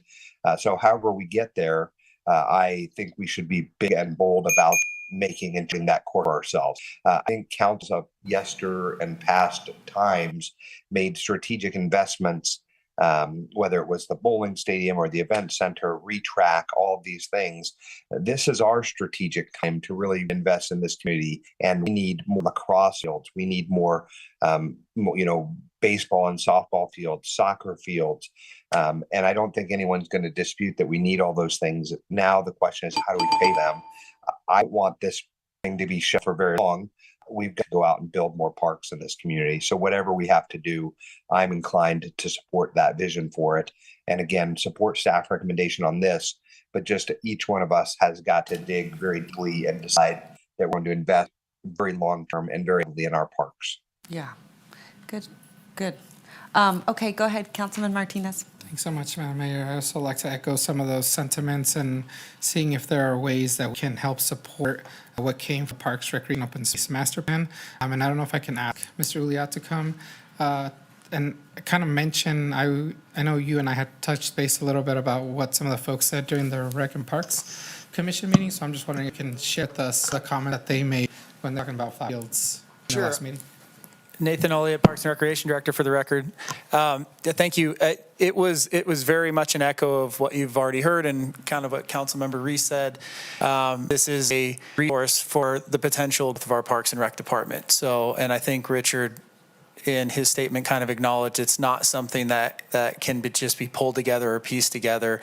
It would represent the largest possibility for us to improve park system, our parks level. And that was the comments from the Parks and Recreation Commission as well, to talk about that and to move forward. They did make a recommendation to move forward with the proposed motion and to do everything we could to ensure that the project continue to go forward. Thanks so much for adding context. I think I had heard a little bit about the economic impacts of possibly making this investment, and I didn't see any of that in the presentation. So just wondering if we can go through all that. I don't know if you are the person to do that, but whoever is, just want to get that on record. Sure. We had a stakeholder meeting with Shelley Fine was there with the RSCVA and talked about, I don't know if she was planning to make a statement online or anything else, but talking about how many calls she gets. And I know Richard says that, and I think of an organizer here who organizes one of the largest tournaments in the nation, talking about Reno has everything else. The airport, the hotels, good vibe, the river. It's a great place to be. And what we're missing is a key resource from an economic impact standpoint, which is a large field complex that could also be a festival complex. It could be lacrosse, it could be soccer, flag football. So having that flexible space in Reno, we have San Rafael as the county park, but it's not really enough to have a significant impact in the sports tourism area. Okay, thank you so much. Okay, Councilwoman Taylor. Thank you, Madam Mayor. I guess I'll be doom and gloom. So I just want to understand that we spent $450,000 on design, and the total cost of construction is somewhere around $23 million. And that has not been, we haven't identified that funding source yet. So, and I think it's an important part of this motion is that by moving to final design, don't have to guess. We'll have a firm number. And I think Richard would probably say too, there's so many unknowns when you don't move to final design that a construction estimate, it could be significantly less. It could be more, but we will know. And we have that case to go forward and try to fundraise at that point and understand what we're getting into. But yes, this would get us to a point where permitting's taken care of. We have potentially fund supporters of this project. Does that answer your question? Yeah, absolutely. And I think usually I'm not super supportive of funding design unless we have identified construction costs. However, with a project like this, if I understand this area is one of, it can only be a couple of things. So when we're doing design, it's not going to change drastically with environment or traffic or anything. The design is going to be sustainable until the life of the construction project. Yeah, it is a very unique area that has challenges, and this is just one of the best uses, which I think council identified very early that we want to be this type of project. So this should have a good shelf life, and we would have to actively make a choice to do something different. Okay, so it sounds like it's on us to go and find $23 million, right? Let's do it. Yeah, we got Landon. Wait, I think you have a new employee Landon that's we're in the sergeant, hold here. Charisma to spare. He knows everybody. So Okay, Landon, yeah, no pressure. we're excited about the challenge. It's a huge step in the direction that we need to go if we want to improve our park system and our service to our let's public. dream big, right? Let's make sure. this happen. Thank you so much. Yep. Oh, okay. I have so many questions. And listen, this is something we absolutely 100% need, hands down. We also forget to talk about the mental health aspect for children whenever they're exposed to sports and the outdoors. We've been talking about a parks district forever, I mean, the whole time that I've been on this council, I have not seen us move the needle, like, we have the pros plan. I mean, I'm sitting here 12 years and Nate, you're new, so, you know, you don't know. But we go round and round and round. We really haven't, I just feel like we really haven't moved the needle to where we need to get something done. I mean, there's been talk of those fields over there, the flood project owns. I mean, that'll, you know, they'll never get off the ground. We've been talking about that forever. What is the likelihood of having, the Parks District move forward? Is that something we can do with the legislature? The other thing is, I also wonder, and maybe Mr. J, you want to come up and kind of speak to this, because you are on the FAB. So let's talk about bonding, okay? The other thing is there are other players here that be at the table. That is our CVA, that's the University Project, even RTC, you know, so there are other stakeholders. The other thing I do worry about, because here's what has not been said, and that I know this to be true, in the sense, part of me wonders, would it be better to donate the land to them so it always stays in flat fields? Because otherwise, I guarantee you, not guarantee, but I worry, I've seen it before, if it stays under the purview of the city, then someone can come in, propose a project, and for me, you know, I want it to say flat fields and open space. So that's another one that I would much rather have it under your control to agree to keep it in those purposes in perpetuity, for one. So I don't know if that's advantageous to you guys or not. If you want, I'll answer the Parks District and then turn it over. Yeah. Is that okay? Go So ahead. on the Parks District, just we have the ability to do, legislature allowed that many years ago. We have the ability to do a park district. The first step would to be do I know, a, but we haven't done it. So we need direction from council to do a plan, and the plan is required by state legislature. You can do that. It would cost about $80,000. I know it's part of Truckee River suggestion as well. So it is possible. We're ready to move on that if we get the direction. And it is something that is recommended in the pros plan to find out if it's a viable solution. It doesn't mean by the plan we have to do it. It just lets know what would happen if we did. When are we going to do the plan? If we get direction to do it, I have a number and I can. They're Okay, waiting well, for an answer. we got to do it like now. Okay.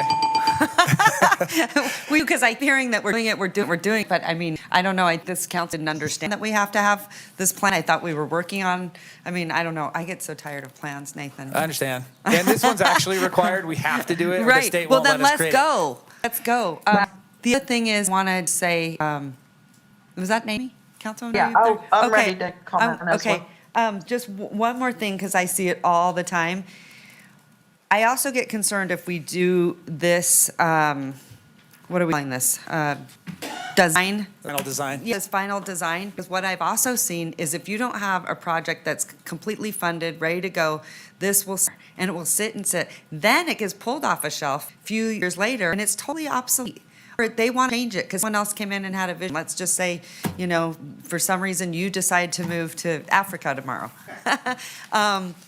You know, my point is, it takes on a whole new life, a whole new vision. I think, quite honestly, this worries me in that case. I'd rather take the money, and you said it's $180,000. Let's go get the parks plan to move forward so we can get a parks district to raise the money to do this. That's just my. And just a last point on the Parks District. If you said today we're going to create a Parks District, we're probably like 6 years. So I think there are hopefully things that could run concurrently because the need, as Richard said, is 20 years. But anyway, if Yeah. I don't want to wait 6 years. I don't want to wait 20 years. Mr. A, come up, tell me, you are on FAB. Tell us how we can afford this. This is. It's not that difficult, and I think I need to really emphasize, we keep kicking that can down the road. We keep kicking. It's just like DC1, 2016. You know, a group of us got together from the Peace Forum. We finally said it's time to pick up the can and do something about it, and we did something about it. You know, we're talking about creating a park district. I'm all for it, but how long is that going to take? Too long. Too long. Well, let's go that too long. Yeah, too long. We want in front of legislature. How long that can take? Too long. Okay, so a revenue bond, and I've already talked to the Nevada State president of youth soccer, Guy Hobbs. Now, Guy isn't just the president there. He also owner of Hobbs and Song, which is a group that is all financed for public municipalities. Okay, they did the Allegiant, they did the A Stadium, they're doing everything. He is very, very respected, and I've had a conversation with him about this. He said it's not that hard to do. We can do revenue on, we've got good credit rating. $23 million is not that much for a bond. We can probably go through the state bank for issuance of that bond. We do it for 30 years. And we use the revenue from that we would get from tournaments to help pay for that, hence the GO/revenue. When you attach the GO to it, that makes it a little more palatable to the investors, but it also gives you the ability to pay a little bit lower interest rates. Interest rates are coming down right now. We're going to probably see an interest rate decline next month. But we just can't, you know, we're missing out on too much. I hate sending tournaments down to Carson City. And one of the biggest things is in 2015, Parks Management, maybe it's time you guys start saying no to new players. I'm sorry, I cannot and I will not say no to somebody who wants to play soccer or lacrosse. I'm sorry, I put my foot down right there. But it's getting harder and harder, especially since we've had to place 705 players from Mona when we lost that 30%. So, Mayor, I agree with you right now. We need to get moving on this, and I think the best way is finish the design, and I'm not an expert here, but from 50,000, like we can. I talked to him. Seems like a lot, right? Yes, I'm agreed. sorry. I swear to God, when it comes to government, everything gets jacked up. Exactly. I think we do too. I've already been able to knock off $1 million off the sod by going directly to a source. I've already talked to a fencing company about some stuff. I've already talked to a number of people, including Rick over Western Supply, who is very generous. I think we can do it cheaper. I think we have to anticipate 23, but you know, I have no problem getting on the phone, making these phone calls and say, listen, the community's been very good to you. It's time for you now to get back to the community a little bit. Okay, I'm way over, so I got to move on. But the next question I'm going to ask you, and I want you to think about it, is predicting how much revenue that those flat fields will produce. Well, I can tell you as much right now. I've got next here, but a 215 ton, 60% out of state, which is a low number, would generate $150,000 in taxable, not economic impact, but the taxable revenue, the taxes would receive. So a 250 tournament would be about $150,000. You do about 8 to 10 of those a year out there, you're looking at $1.2 to $1.5 million. Simple as that. Okay, thank you. All right, Councilwoman Ebert, and then I'm going to go Councilwoman Dorr. Okay, this for Nathan, if you can come on. So if we finish this plan, we won't have any money to start working on it, right? Like, we'll have the plan, but we don't have that $23 million to make the plan come true, right? That's correct. Yeah, there's not an identified funding source, and that would be the hope, is that with the plans, we can then attack this with our community stakeholders. Yeah. Yeah, we have to find it, or a decision has to be, as Richard suggested, by council. Okay. So,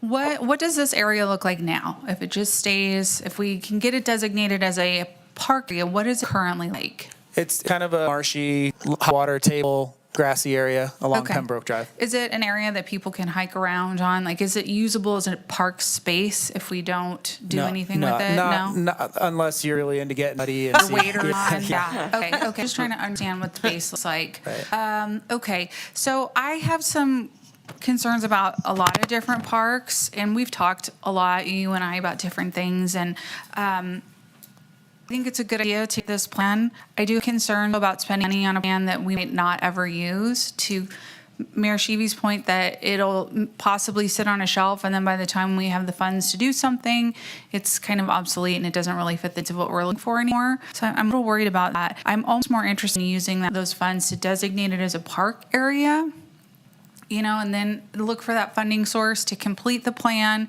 and at that time also work on finishing the plan too, not having the plan, but finish the plan and do the plan. I know you had mentioned it costs like $180,000 to create this park area. So that's a park district.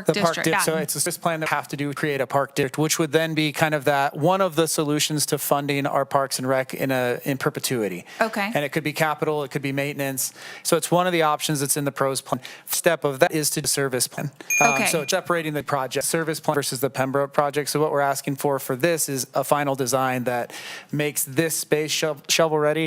And just from the the movement standpoint, there's very few things that space could be because of its flood status. So that it probably wouldn't shift from a use standpoint unless we wanted to force something, and it would be many, many more times expensive. Like, we can't build structures on this space. Yeah, no, I Right. understand. Okay. I understand, but I just think it might be a better, or it might something to think about, to use that money to create this park district instead of finishing the plan, because we're not gonna be able to enact this plan for a significant amount of time. Even if we say, okay, a bond, we're gonna do whatever, that's gonna take a long time. To me, I would almost rather use that money to create this district so that we can get a funding source to do this in other parks, because I know I've mentioned several times, I'm interested in this, but my ward only has 5 parks. I need fields desperately in my ward. When my kids were in soccer, we had to use county parks, and it was like kids on top of kids on top of kids on game day. It's ridiculous. They're desperate for field, but I feel like we kind of are getting ahead of ourselves here by not taking that first step. So that's Okay. just kind of feedback I have. All right, thanks so much. Councilwoman Dewar, I'm sorry, you guys, I need to like better our time and our clock, so. 'cause My turn, we still right? haven't even gotten to consent. So go ahead, Councilwoman Dewar. Yeah, I don't have a timer here, so I'll do the best I can. No, I'll try to be better about reminding everyone, including myself. Call me out too. Okay, go ahead. Listen, just a couple basic statements. First of all, I have made it incredibly clear that parks are number one priority. We just did budget, we went over and over, so it's not a question for me. What I would like to propose is we do need the funding source. And what I have been talking about, Mr. J began to bring it up, which is that we do an effort like WC1 for the schools, which is a resident-led ballot initiative that, if you recall, the school district could not participate in. And I think there's a tremendous amount of support for parks. And I think it would get the flat fields, and have the pros plan. And I understood we needed that plan in order to attach to a ballot initiative to show what we will spend the money on, which this soccer or flat fields are identified in that, and a variety of improvements are identified in. So we have the critical piece that we have been needing to put into a ballot initiative. The last one was done 25 years ago in 2000 by the county, and it was for $65 million at that time. You know, life changed, and it was for the county, and it was to improve county parks. So I really think we need to get on the stick and do that, Mr. J. And I think you, having all the experience in the world with the WC1, are a perfect person to lead that effort. You want the result. You know how to get. You are a finance guy. And you, along with a lot of the other park supporters, could get it done. And it is less complicated than a parks district and all the things we're talking about. My next question is this. When you say revenue bumped, I am confused, because in order to have a revenue, you have to have built the fields. You said it's 23 million. So my question is, how do we get 23 million to build the fields so we can have the tournament, so we can raise the money to pay the bond? And that is a question for you, Mr. J. Okay? And I'm totally in your corner. You know it. I've been there for 10 years. I want to support everything we can do, but I think this is a more viable and option than some of the others have discussed. Okay. Well, I mean, can he answer? I mean, what does he mean? How do we get revenue when we haven't built the park? Do we have to spend 23 million, build the park, have the tournament to raise the revenue? We just discussed. No, but it presumes that the soccer fields are built. How do you get them built in the first place to have the revenue? We're going to have to float a bond in advance, simple as that. And, you know, my concern with doing a W1 type program is that, one, it's 2 years from now. Okay, we're waiting another 2 years. Two, in order to, if it gets approved, remember in 2012, the parks issue was defeated by voters. What if it gets defeated? I don't know if I want to take that chance. But long strategy. Well, I know, but it took us almost $2 million to get WC1 passed, and it took hundreds upon hundreds upon hundreds of people to do it. It's a huge undertaking, I can tell you that. But it's 2 years away, and be able to collecting kind of revenue until July of 27. So now we're talking 2.5, 3 years away. By then, construction costs are probably going to be pushing, using the Turner Construction Inflation Index, we're probably looking at $28 million there. Every day we wait is costing us more and more. We've seen it at the airport, school district, everything else. We can't afford to do it anymore. It runs the risk too of getting hyper-political. Okay. How do you build it? What did you say? We have to float a bond, but without Issue a bond. Yeah, issue a bond and use the revenue that would come from CTEX to pay it. So not a revenue bond, but rather a regular CTAX style. Yeah, and I know that the city has their own financial advisor for bonds. Guy Hauser in the state of Nevada, without stepping on anybody's toes, said he'd be more than happy to help us. I have his representative here if we need any questions in there, but every day we wait, we're missing out on that revenue from current lacrosse tournaments. Every day is just another day of no money coming in. Every day is more and more fields being taken up that we just don't have space for. It's getting ridiculous. Like Councilman Ebert said, these kids are on top of each other, and we're growing. How do we address this? The way it's is we issue the bond, pick up that hand, and start doing something about it. Simple as that. Okay. All right. Anyone else? Okay, so Nathan, one of the things I think Richard is really right. What I would love to see, just to get down the road, is getting Vic Van Buren in here. And what's his name that does our bonds? What's his name? I can't think of his name off the top of my head. But I would love to see a presentation on how feasible that is. What's the financial risk? Also feedback from the FAB on this, because you sit on there. And then the other thing I'd love to have is figuring out which stakeholders also should be in the room, RCA project. There are other people that should be in the room on this, because I do think then we have to wait another 2 years. So that, I would love to see a staff presentation on how we can get there. Now, I know it's not really your department. It's going to be finance. No, I think a funding plan for however we decide to move is forward great. And what will be important to a funding plan is knowing what it actually costs. So if we can get to that design level, then we can actually say, this is what it costs. This is how much council you need a decision from Richard's standpoint of a bond. Say, this is exactly what it'll cost. This is how long it'll take to back. But without having a number, we're really kind of guessing.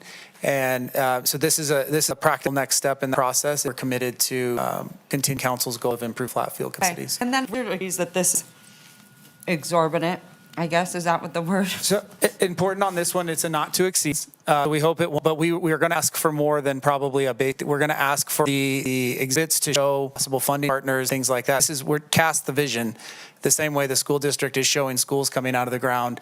Like, that's important, we think, to people that consider funding it, to see that you're ready to go rather than you have an idea and you hope to be ready. So this is not next, I think, firm step for us to take and put us, change the trajectory of where we're at with our flat fields, is to get to a full design.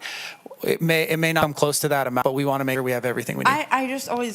I get so nervous now because my experience has been on build out I've ever had to do. If I tell some my budget, I have 50,000. You know what they spend? 55,000. Yeah, 455. And yeah. You can be sure the city, same, even worse.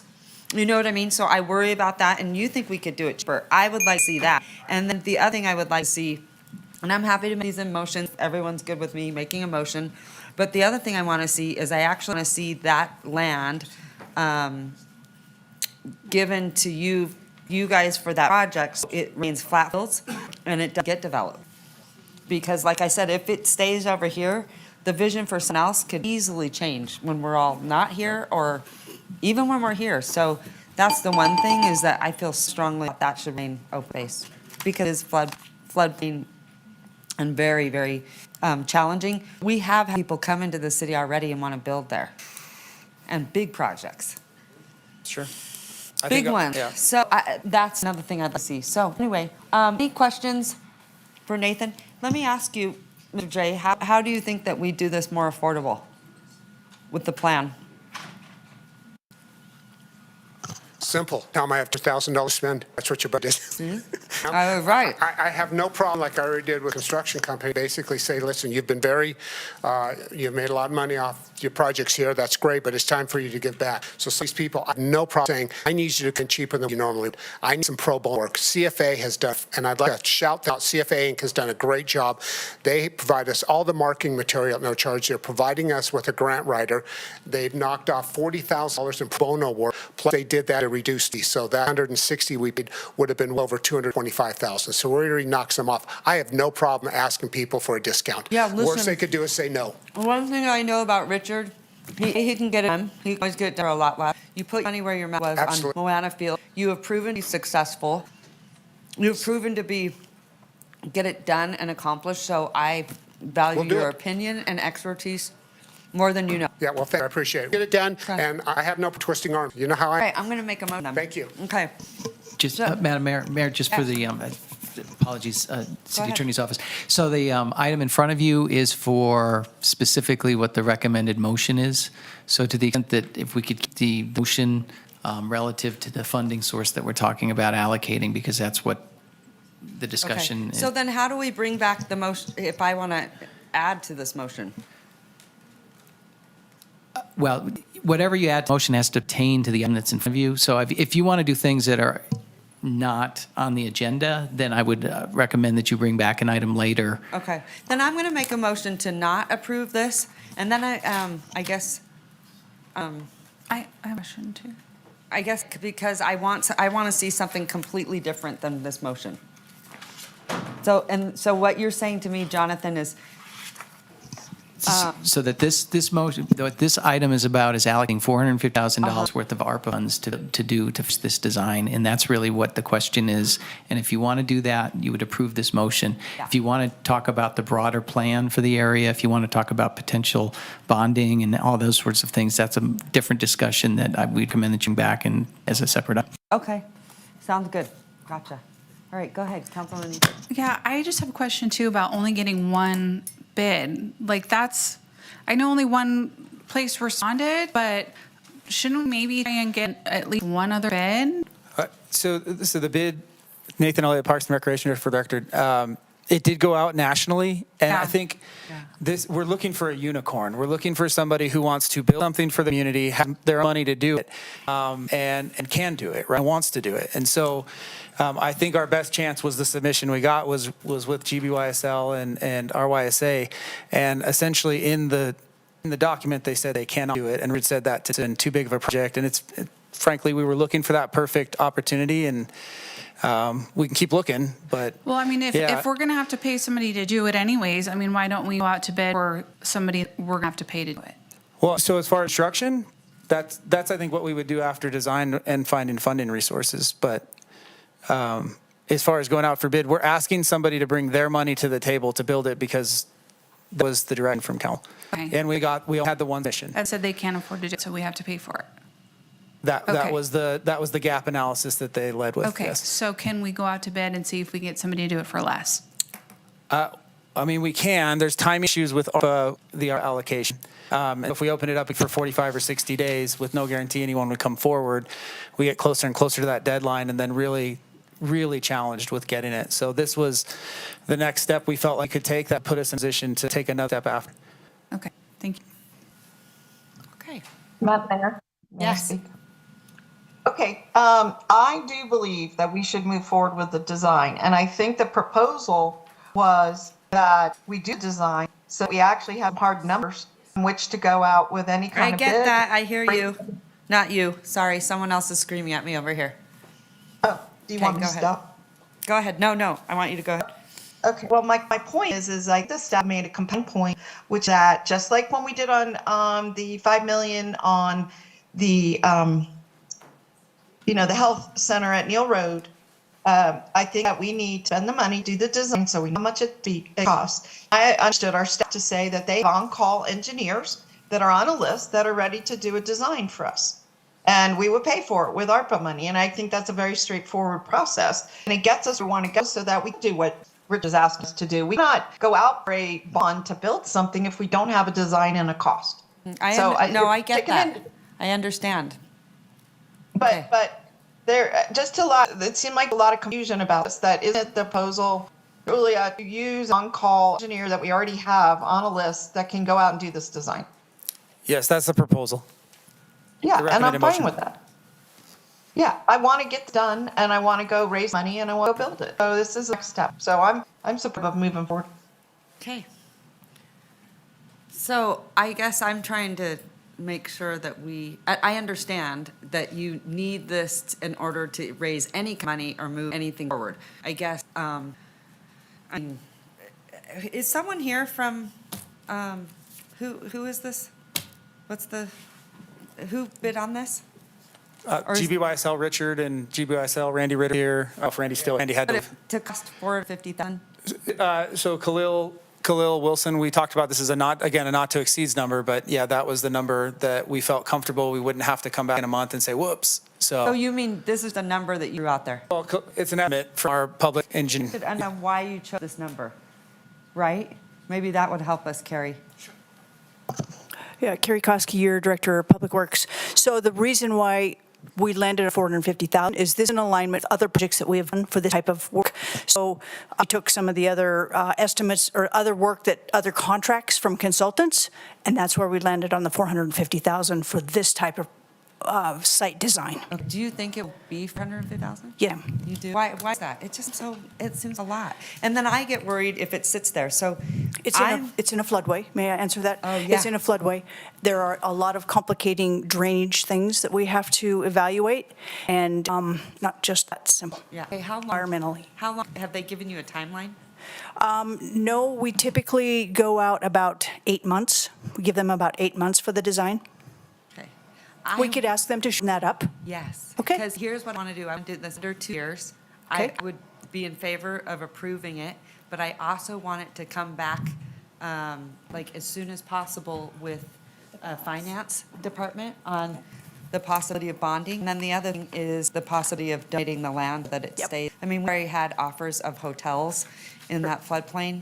If, like I Yes. said, if we're not here, that it could completely go away. So, and then also gives them some responsibility of going up there and having a stake, raising the money for it, and of it all falling on the city, because it really does. So we also got to mitigate some of the impacts that we have to feel over here.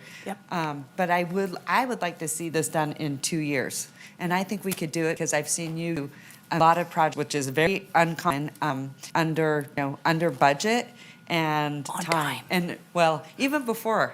Right? Before the deadline. Yes. I mean, Carrie is amazing. And I feel bad because I know your plate's so incredibly full. I don't know how you're doing it. I think you're Superwoman. Yeah, that's job. Make That's my life just job. a little bit better. Okay, so why don't we, I will make a motion to approve the $450,000. She's like, oh, we got to do it. Because so like, I didn't realize, I thought this was already awarded to someone else. Okay, that's where I thought. So I want to make a motion to approve the $450,000.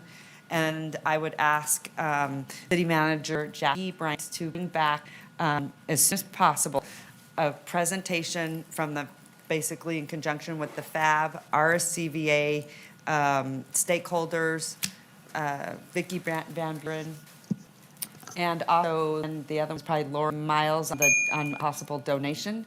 But I don't want to drag our feet on this. I want to show that actually government can get something done pretty quickly. I know Carrie can, like she I mean, I've never seen anything like it, right? So I have anxiety when it comes to this park situation because we've been talking about it for so long, Nathan, and nothing's happened for those kids.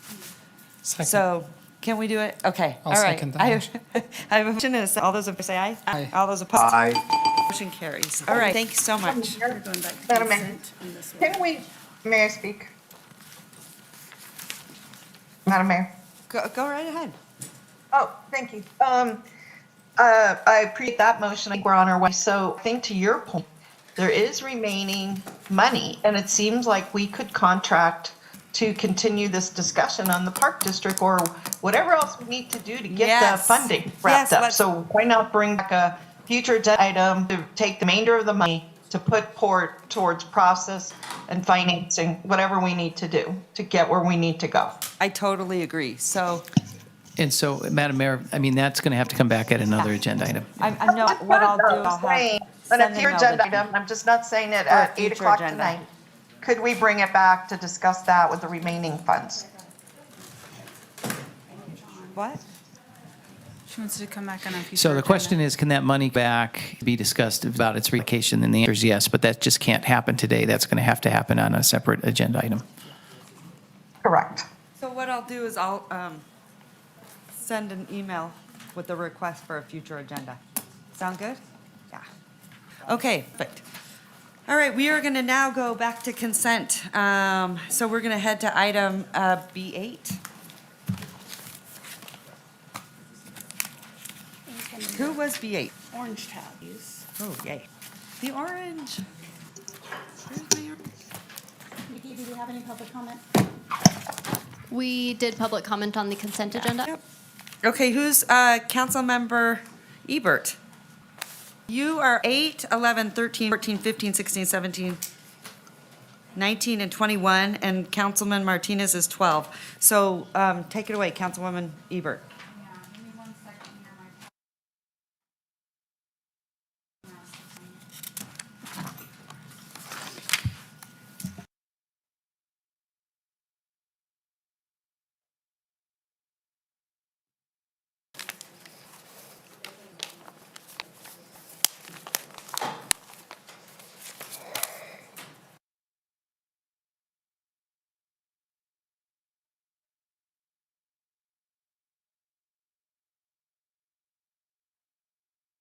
Okay, are you ready?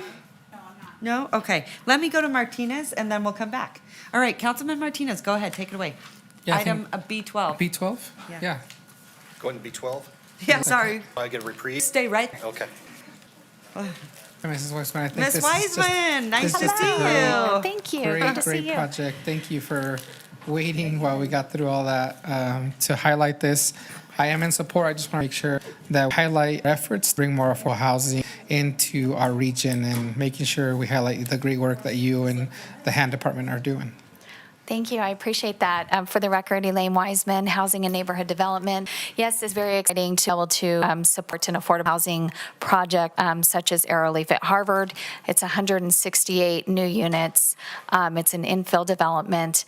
It's very exciting. We do have representatives here from PacWest Housing, their developer, and they would be happy to answer any project questions if you need it, or I can answer questions about the allocation of volume cap if that's desired. I don't have any other questions. I just Okay. wanted to make sure we highlighted that, and I appreciate Thank you. what's in. I appreciate the it. motion. Yeah, I'm on to Approve? approve. All right. Second. I have a motion and a second. All those in favor say aye. Aye. All those opposed? Aye. Motion carries unanimously. All right. Thank you. Heading back to you, Councilwoman Ebert. Oh, sorry.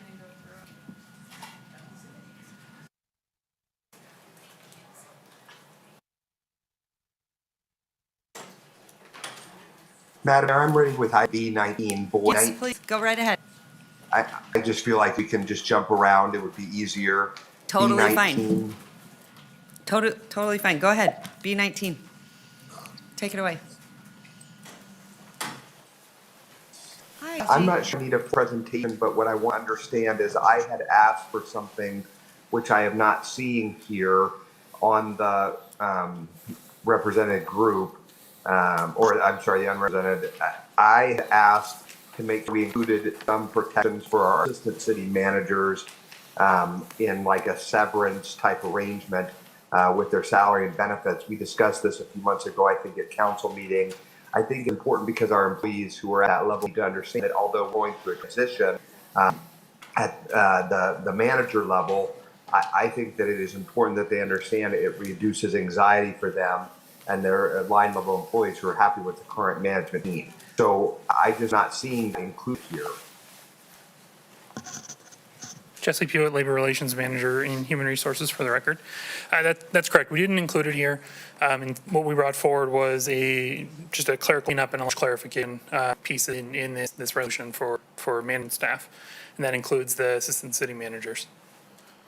Okay, well, I'm happy to move forward, but I will have a modification if anyone else has questions. I mean, I think it's the right approach. The resolution is correct, just doesn't cover one of the things that I think is important that it should cover.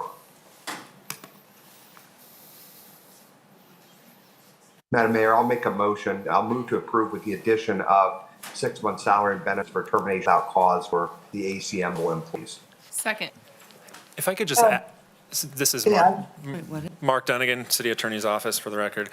If I could just add some qualifying language just to put onto the end of whatever staff comes up with, just that the division of that benefit be subject to the provision of the Reno Charter and the Nevada Revised Statutes. that the provision of this. I have no objection to that, Mr. Dunnigan. I assume they always would be. I generally, I would assume so too. In case this is out of the box for an unrepresented benefits, I just want it to be very clear to the employees who are covered by it that it will be subject to provisions of the charter. I don't want, I would not want to see council relinquish any power that they have under the charter. That's all.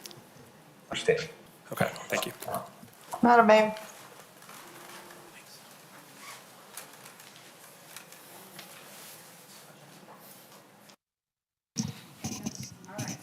Hey, Madam Mayor, if I could, real quick. So what exactly is the language that is being offered to be amended in the resolution, just so that we have clarity on that for the record? Thanks. My motion was to approve with the addition of provision that provides 6 months salary benefits for termination without cause for ACMs. Thank you, council member. Madam Mayor. Yes, go ahead. I want to say basically what Mr. Dunnigan said, which is that I was under the impression, and I'm glad he put in that provision, because I was under the impression that the legislature passed a bill related to government employees being allowed to receive a certain amount of severance. I don't recall the provisions of the piece of legislation, but I just wanted to caution that, and it may limit what we do as well. Councilmember, yes, provision you're referring to does limit the ability to provide that kind of severance, but it is only when there is like a pending investigation for discipline into a high-ranking public official. In other words, can't quit and get paid while being investigated for wrongdoing. It would not have the provision like we're talking about today. Perhaps it was just focused at the state, where they made it that the state can offer this kind of benefit. So I may be conflating that. So thank you. It wasn't what you were just saying. It was, I thought they put specific limits on what we could and couldn't do. So, check it out before we get the contract modified, okay? Understood. I guess, does that also include acting city manager? The only thing, here's what I do worry about. We're going to city manager search right now as we speak. And doing these things before they get here to weigh in, I kind of wonder. I do think, however, this absolutely should be for any acting city manager, current city manager, but I don't know. So I'm a little torn, because I think we should wait for a new city manager so that they can weigh in and see how that works. To me, I don't know. I want to be very, very supportive, but I also want to make sure that we include a new city manager, because the timing to me is a little like for. So for clarification, Madam Mayor, are you so the motion, as I understand it, would be to add this benefit for people who hold the job position of assistant city manager. So. That's how, and I think that's you. Is that what you were talking about? Yes, but what I thought I just heard you say was that you would want it to apply to city managers also? Well, doesn't it already? Yeah, it's already in the contract. Yeah. No, this city manager has a contract. Yeah. If I could, Madam Mayor, so currently, you don't have a city manager under contract. The city manager is the only employee that you will have under contract.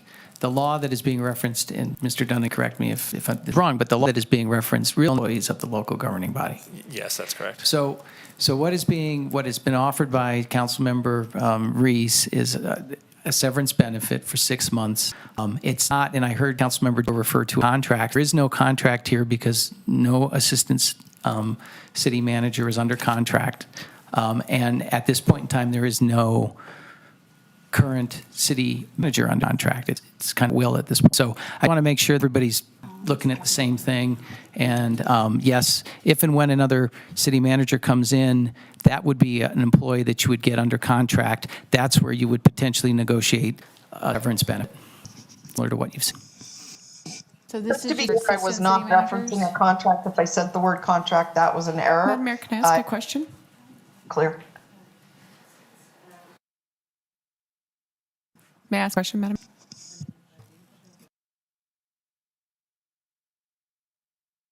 Jesse, can I ask you a question, please? I think I'm sort of understanding a little bit of where I hope Councilman Reese is going.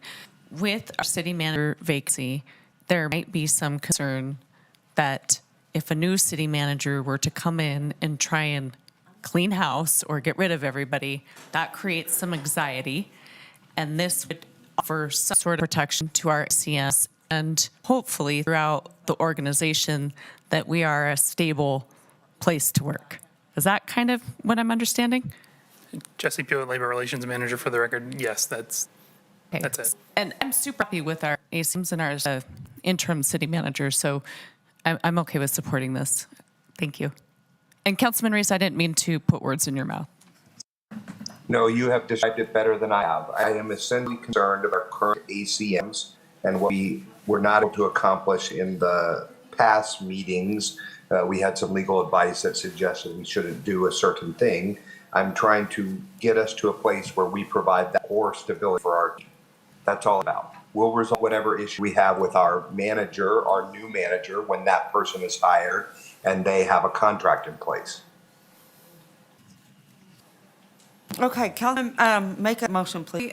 Go ahead. Go ahead. Yeah, I also agree with Mayor Sheevy that I think that this is kind of like a bigger issue that the city manager should weigh in on. And like, this is kind of part of the position. It's an appointed position. Like, I understand people want to feel secure, but like, that's kind of what comes with the territory. And then, you know, where do we draw that line? There's other people that are appointed. Are we going to start extending that down to every single appointed position? I think this is kind of a policy thing that should maybe have the city manager's input involved. Those are my comments. Yeah. I think we on this, Madam Mayor. Jackie, do you want to say anything or no? Okay. All right, I have a motion and a second. All those in favor say, okay, go ahead. I can tell, he's got his mouth open. What's going on, Mark? If it would be helpful to have the exact language, sort of misstate anything out of any vagaries that Councilmember Reese provided, I have some draft language that I could read into the motion to be put in as a new section on the resolution. It may do that. You want to go ahead, Mark? In the event of termination for convenience or otherwise for no cause for employees in the assistant city manager classification, the employee shall be entitled to payment equal to 6 months' salary value of 6 months' equivalent benefits. The provision of this benefit is subject to the provisions of the Reno City Charter and Nevada Revised Statutes. Yeah, I just want to be clear because I've seen this before, not here, other boards that I sit on. And it really made, very clear these individuals should have been let go for very, very egregious things. Now, listen, our team is amazing, but I think I get anxiety from the boards that I sat on. We went through 5 CEOs. Sure. Well, So that's what I worry about, because then they're like, oh no, we had a contract and you have to abide by that. And I'm like, wait a minute, how is that? And Madam Mayor, I worry about it here at the city so much, but I've seen it. So we still have the ability to terminate with cause and not trigger that severance. Okay. And the last language that I added reserves your right. You can always bring back the resolution and amend and take that benefit away. Not something that. Okay. So, all right. All right. So I have a motion and a second. All those in favor say aye. Aye. All those opposed? Aye. Opposed?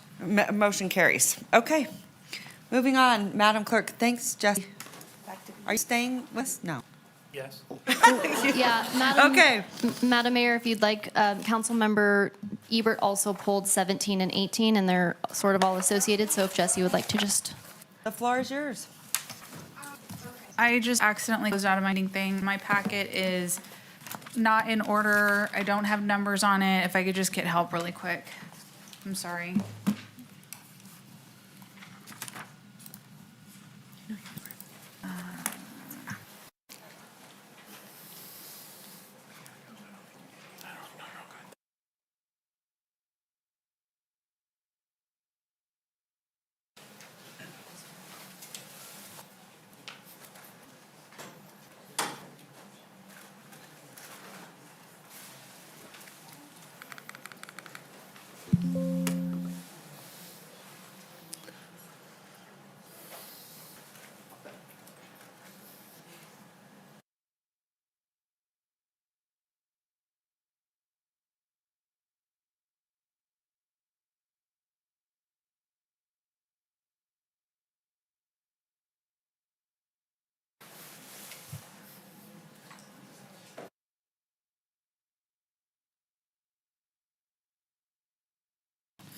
All right, what agenda item are we on right now? We just did B19, correct?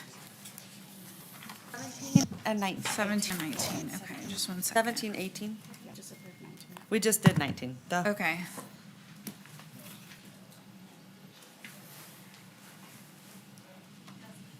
Are you in question on 13, 14, 15, 16, 17, 18, 19? Yeah, they're kind of all together, Are right? you all of them? They're separate. I'm just asking because Stacks. Councilmember Ebert pulled all of them, so, But yes, okay. I'll be here for all of them. Okay. Number 13.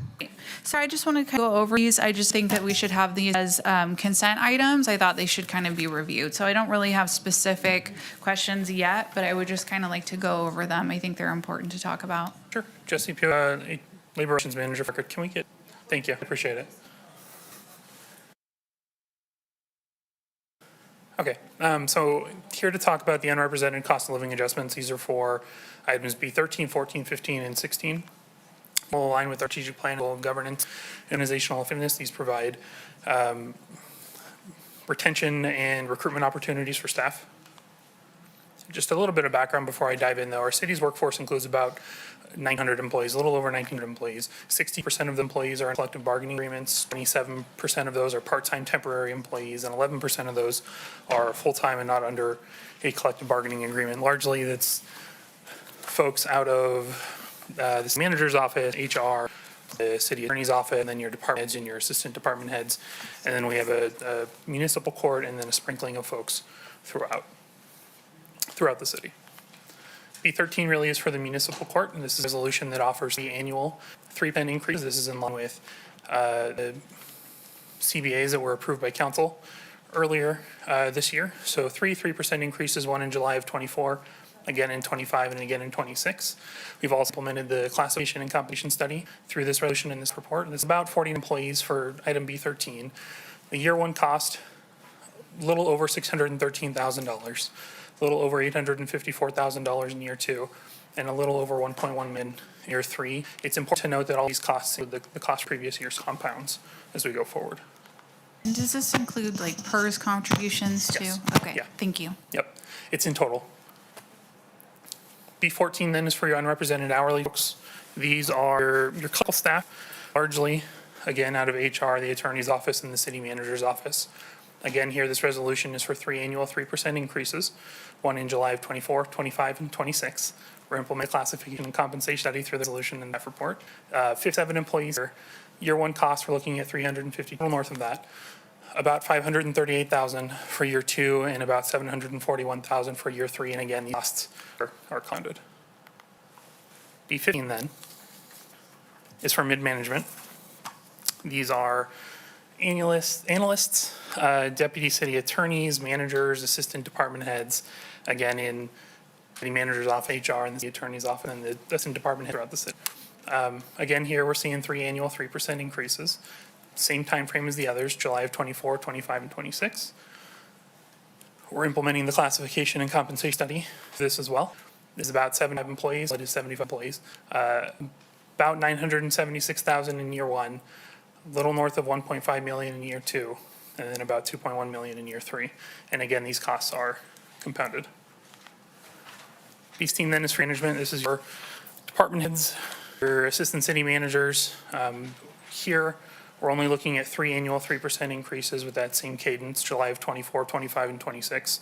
There are 24 employees in the group, 251,000 year one, 540,000 for year two, and about 840,000 for year three. But we don't have a classification and compensation implementation here. We're not quite ready for that yet. There's a little more work to do on our end. That will be coming in the future. Bless you. What I have here are recommended motions for B13, 14, 15, and 16, but I have them separated so it's easier to read and mark off as we go through. And I'm happy to answer any questions. Thank you.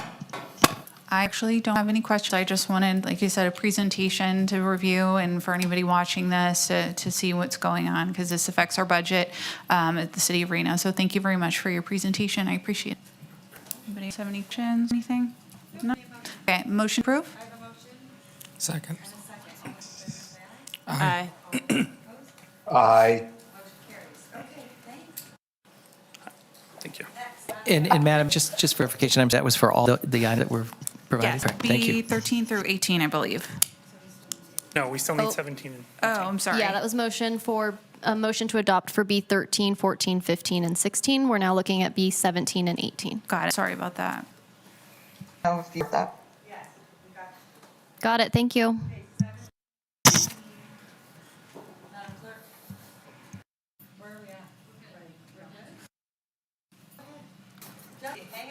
Absolutely.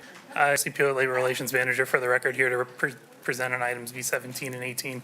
These are unrepresented benefit resolutions for your unrepresented employees. Again, this aligns with the strategic plan and aligns very well with the goal of governance and organizational effectiveness is recruitment, all about recruitment and retention of your staff. B17 is the item for unrepresented hourly employees. Largely, this is clerical cleanup. This is language cleanup, some clarification in instances where things are confusing. We've adjusted percentage incentives as opposed to dollar incentives for bilingual and education pay for these groups. The cost for this is close to $33,000 for that for a year. The adjustment to percent incentives is right in line with the same adjustments we've done for the collective bargaining groups that most closely mirror these folks. For B18, these are your mid-management employees. Again, largely clerical cleanup, some language clarification. We've added a bilingual incentive for the folks. We found that these folks are using bilingual folks are using that skill in the scope and course of their work, and so we wanted to incentivize them to continue to use that. The fiscal year for this is just under $18,000 for that first year. Is that, I'm sorry, go back. Yeah, absolutely. That's the 12,827. That's the total cost of bilingual? Yes. Okay, so how many employees do we have that fall into that? I don't know off the top of my head, but it's a small percentage as Okay. All right, thank as a you. ratio for this group. I've got recommended motions for B17 and B18 up on the board for you, and I'm happy to answer any questions. Okay, thank you. Go ahead. Okay, I'll go ahead and move to approve. Does anybody has any Okay. questions? Second. Thank you. I have a second. All those in favor say aye. Aye. All those opposed? Motion carries. Okay. All right. Madam Mayor, moving back to item B8, pulled by Councilmember Ebert. Bert, go ahead. Then we're.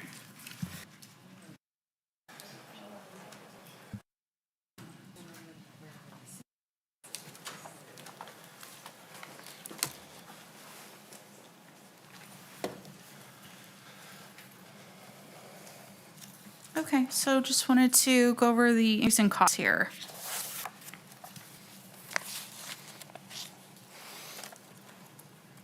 Okay, so to be clear, Chris Harper, Security Manager for the city. Be clear, there's no cost increase for this at all. Just cleaning up some. Renewal contract? Yeah, exact. The previous contract did include salaries past June 30th, so we amended to include that. And then it also includes costing through the end of the master contract, which is in September, instead of ours ending the full year. And then prepare clarity for the ARPA funding that is funding half of this, what the council's already approved. And like I said, this has, it's already included in the approved budget and not have any additional cost to the fund. Okay. All right, does anybody have any questions? You know what, I just want to say, I really appreciate Allied. Whenever I come into the building, they're, incredibly nice people. They're doing a really good job, and I appreciate your collaboration with them. That's good to hear. Yeah. So and they're really, I don't know, they've been paying a lot of attention outside and what's going on, and I think they've done a good job. Okay, so I have a motion from Councilwoman Ebert. Second. I have a second. All those in favor say aye. Aye. All those opposed? Motion carries. Okay, thanks. Okay, B11.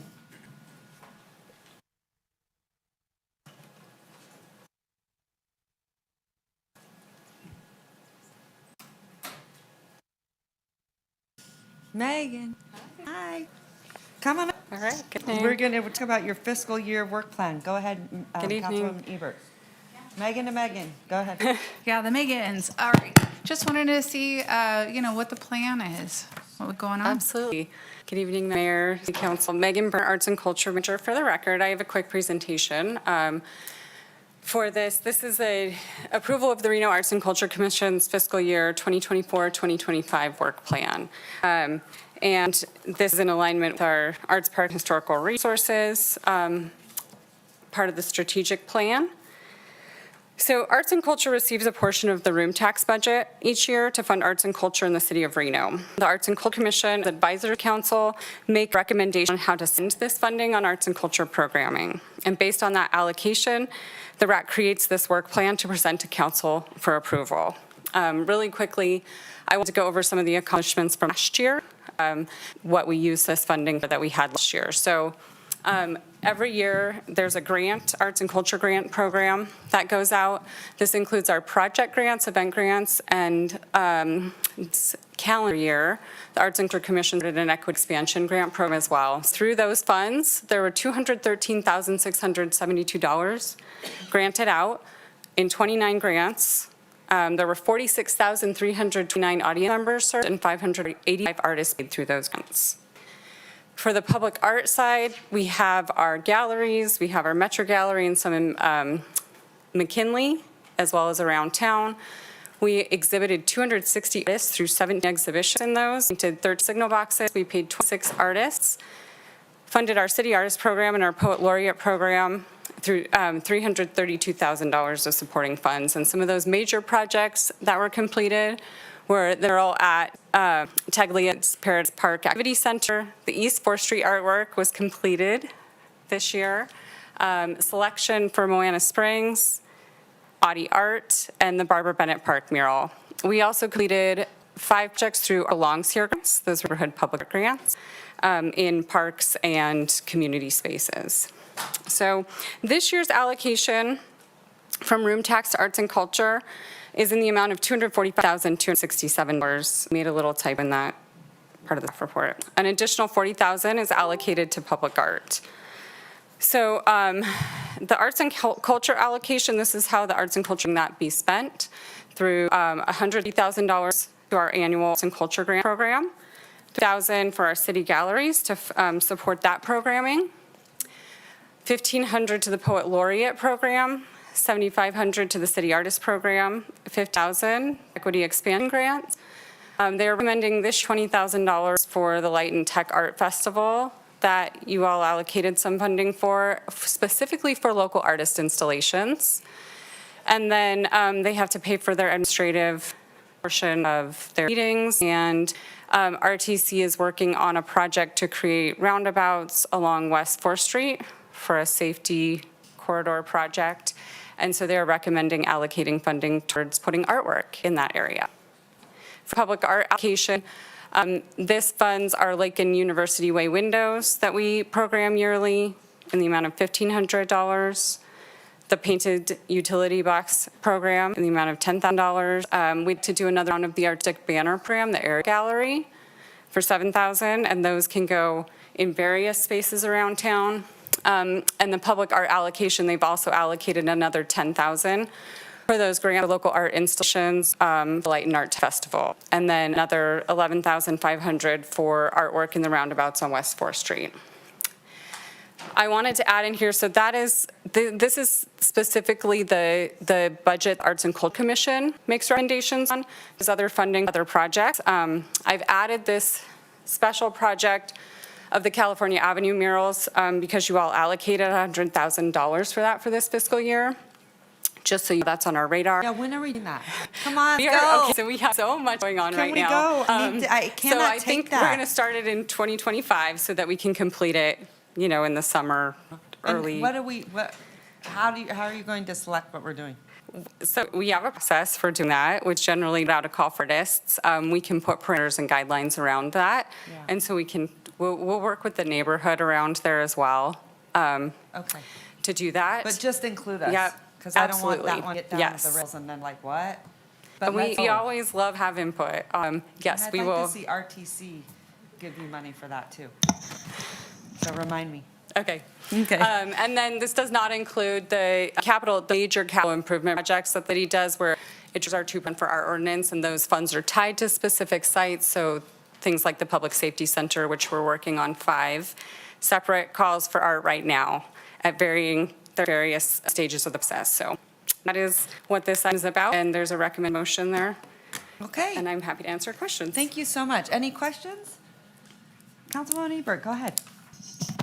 Yeah, not any questions. I just want to say thank you for the work that you do, and thank you for the help of the work and award in particular with the banners put up this year. That was great. And thank you for the work that you're doing to put something in our roundabout up there. I'm very excited to see what happens in that space, and just thank you for the work you do.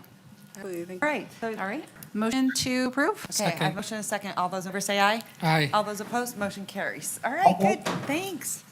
C3. C3.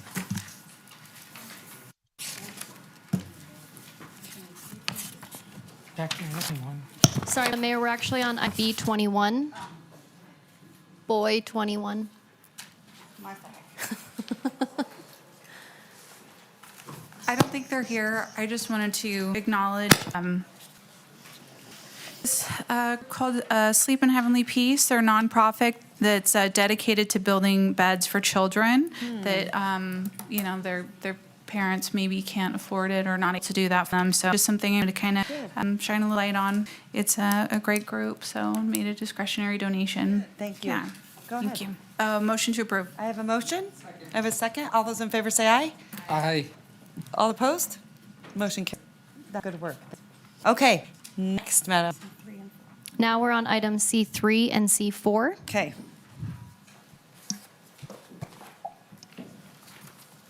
All right, this is exciting. Do you have any public comment on this?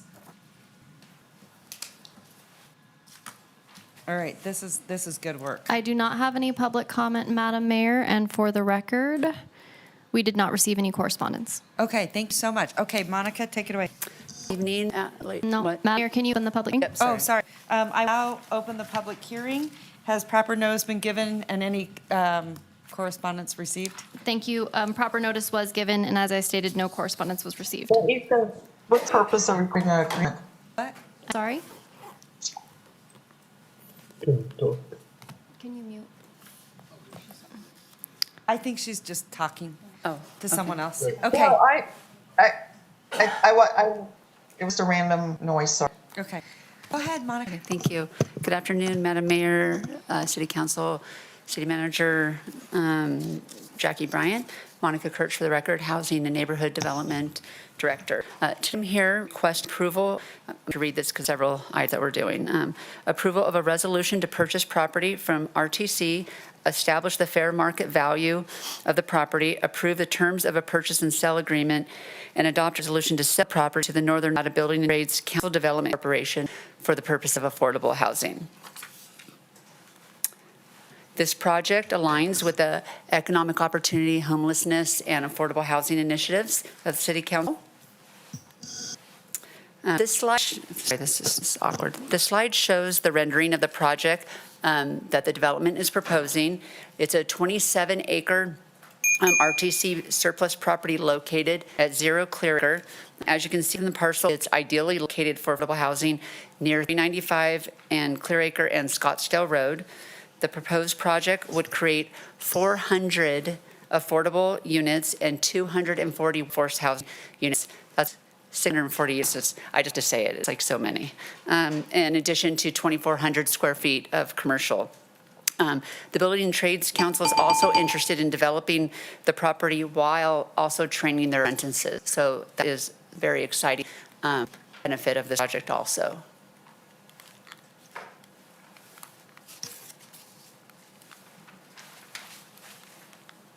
Thank you. Okay. This slide shows our process, where we've been and where we're at today. So again, we're here today for the approval of the purchase and immediate sale of this property. On May 8th, Council gave direction to staff to move forward with the purchase of the property. And on May 21st, the appraisal was complete. The value came in at $2.56 million. The city offered to purchase the property at $2.256 million. Also reflects the $400 reduction for Tumwa tank and some easements on the property. That decreased the value of the appraised value. Today, we're here to finalize transactions required to purchase and sell the property. And again, the city is only serving as the intermediary of this transaction to enable a developer to get this property up and going as affordable units, and all costs will be paid by the developer. I have the recommendation for C3 and the recommendation for C4. And we have with us, yes, they're still here, just making sure. We have the developers, Pat and Rob, and then we also have Eric from the state, if there are any questions that the council has on this project.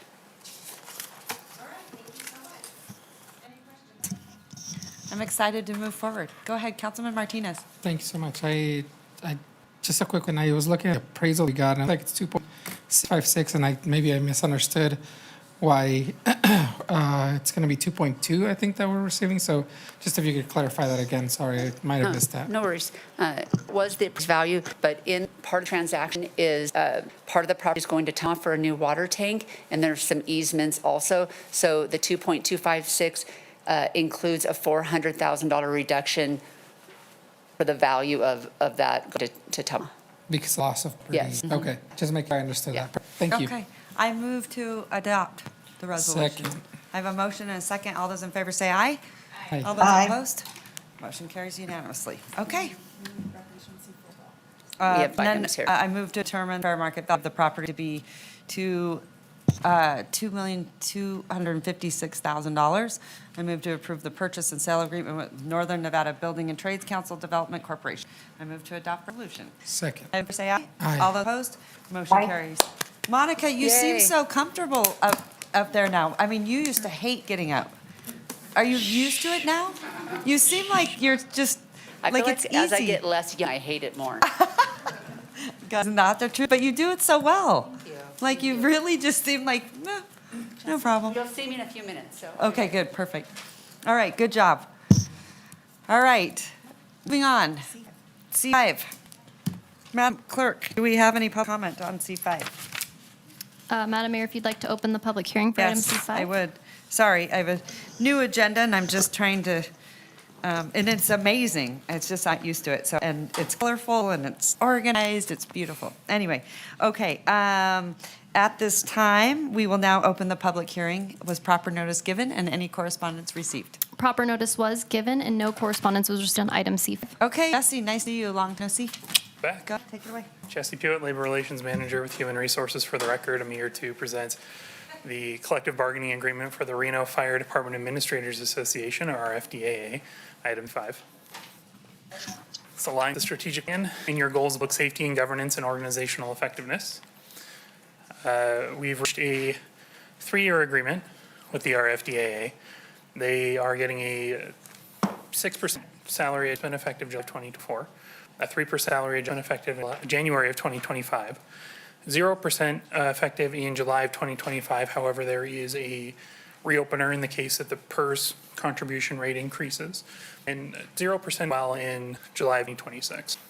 However, there are some other economic items that they are getting instead.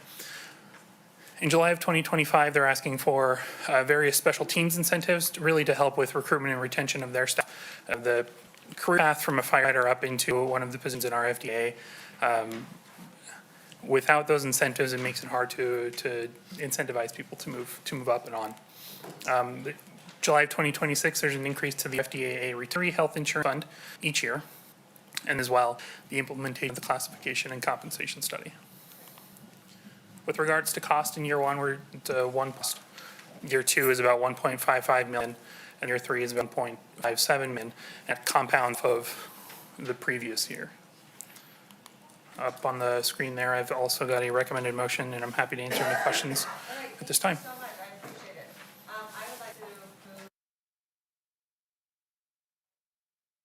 If there are any questions, I'm happy to take those, but I just gave you a motion. Can I have a second? Second. Anyone else? Okay, all those in favor say aye.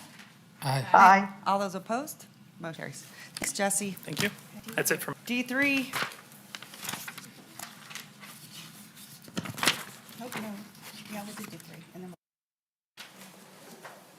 Are you on D3 or D1 and 2? Let's go Title 18 in code cleanup. And I think we're gonna stop calling it cleanup, because that got people really upset too.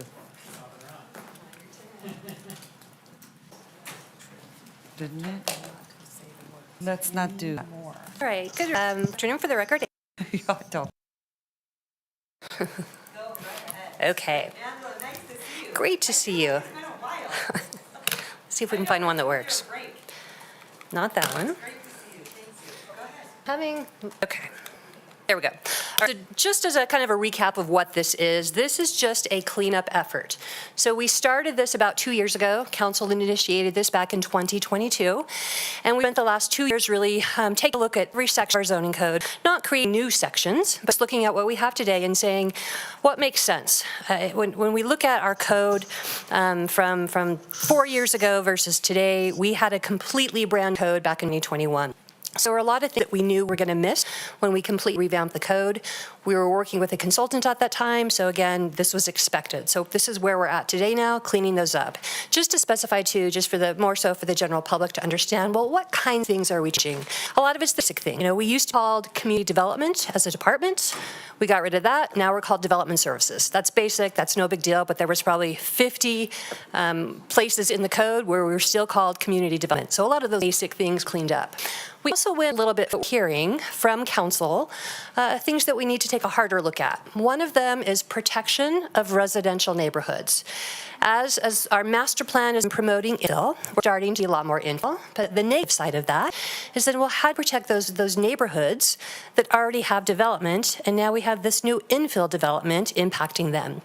So we took a harder look at those kinds of developments and said, what more can we do to better protect those existing neighborhoods?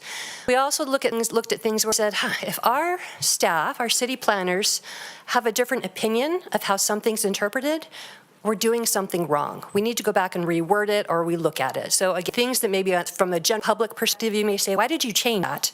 From a technical perspective, if we can't interpret our own zoning code, we need to make changes. So we included those types of things. And then finally, changes that came out of the last legislative session. That's an easy one. Legislators make those updates, and so we have. Let's talk about our public outreach process. We started last summer. We kicked it off by going to each of the NABs and just gave them an update, say, here's some of the big things we're going to be looking at. We also said, you guys are all going to be notified anytime we make changes or anytime we have public meetings. While we're not necessarily coming back to NABs to give a presentation, you will have many, many opportunities, NAB members, to attend any of our public meetings. So we included them in every single stakeholder meeting. Then we started with Technical Advisory Committee. This is a group of just slightly under 30 individuals that use the code. You know, if you've never opened the Reno zoning code, I wouldn't call you a technical expert. From the general public said, I think I should be on the Technical Advisory Committee. We said everybody has opinion. We encourage that, be a place for everybody's opinion. But what we want on this committee is people that have used our zoning code and can tell us what's working and what's not. So we held about 7 meetings, went through all the red line changes, got some really good feedback, incorporated the feedback. We also went to Historic Resource Commission. We went and talked about some of the things we wanted to change. They had some input, got their feedback. We went back, got their input, and they supported those changes. We had a lot of smaller meetings. Just for example, you know, we met with the school district. There are a lot of things that were discussed over the last couple of months related to schools. So we had several meetings with staff, different staff members on that. We talked to a group of landscape architects. You know, landscaping is kind of a hot topic. You know, as planners, while we have a little bit of knowledge on landscaping, we are not technical subject matter experts. So we went out to the folks that actually know how to do landscape plans. And we said, what the changes that we're proposing, do they make sense? We also met with NAP, and this is the group that deals with industrial and office and commercial. Got a lot of input from them, met with them a couple different times, so again, incorporating those changes. Bigger picture, citywide, we had 9 stakeholder meetings. That's a lot. Again, for a document that's 600 pages and very technical, we didn't get a ton of feedback at our stakeholder meeting. We had meetings in person, we held meetings virtually. We actually had one meeting that nobody showed up at. And we tried to spread it out in North Valleys. We had one in South Meadows. We had one at City Hall. We had one at McKinley. Trying to, again, go to where the people are rather than them to come to us. We actually had more input during our virtual meetings, so we found that to be a success. After we got through the stakeholder meetings, then we went to Planning Commission. Because Planning Commission really utilizes the zoning code, I would say probably more the City Council, just because so many land use cases come before them. We did a deep dive with our Planning Commission. We went to them 3 times. We had several hours worth of workshops with them just to get their feedback. So nobody has made any formal recommendations. I will highlight this is straight just feedback. Planning Commission just gave us feedback. They did not approve or deny anything. We're here before you today just for input. You're not approving or denying anything today. So a couple key topics that I specifically want your input on. I'm going to go over, there's about 6 items. Other than that, again, the whole zoning code is open for you to discuss, so I don't want you to feel like we're only talking about those key items. But these are areas that specifically I would like your input before we move forward. So number 1 is tattoo parlors. Again, you wouldn't think this is really a hot topic. We actually have a ton of tattoo parlors will come in, they'll lease space, get a business license, and then we will have to turn them down at the time of business license because they say, oh, I assumed I could go in at this location.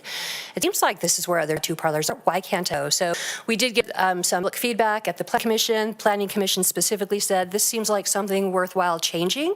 So their recommendation was that we change where we allow tattoo parlors and really open it up to more zoning district. Just to give an idea, where we currently allow them is more kind of mixed use, so like our main Virginia Street, 4th Street corridors, and then our industrial areas.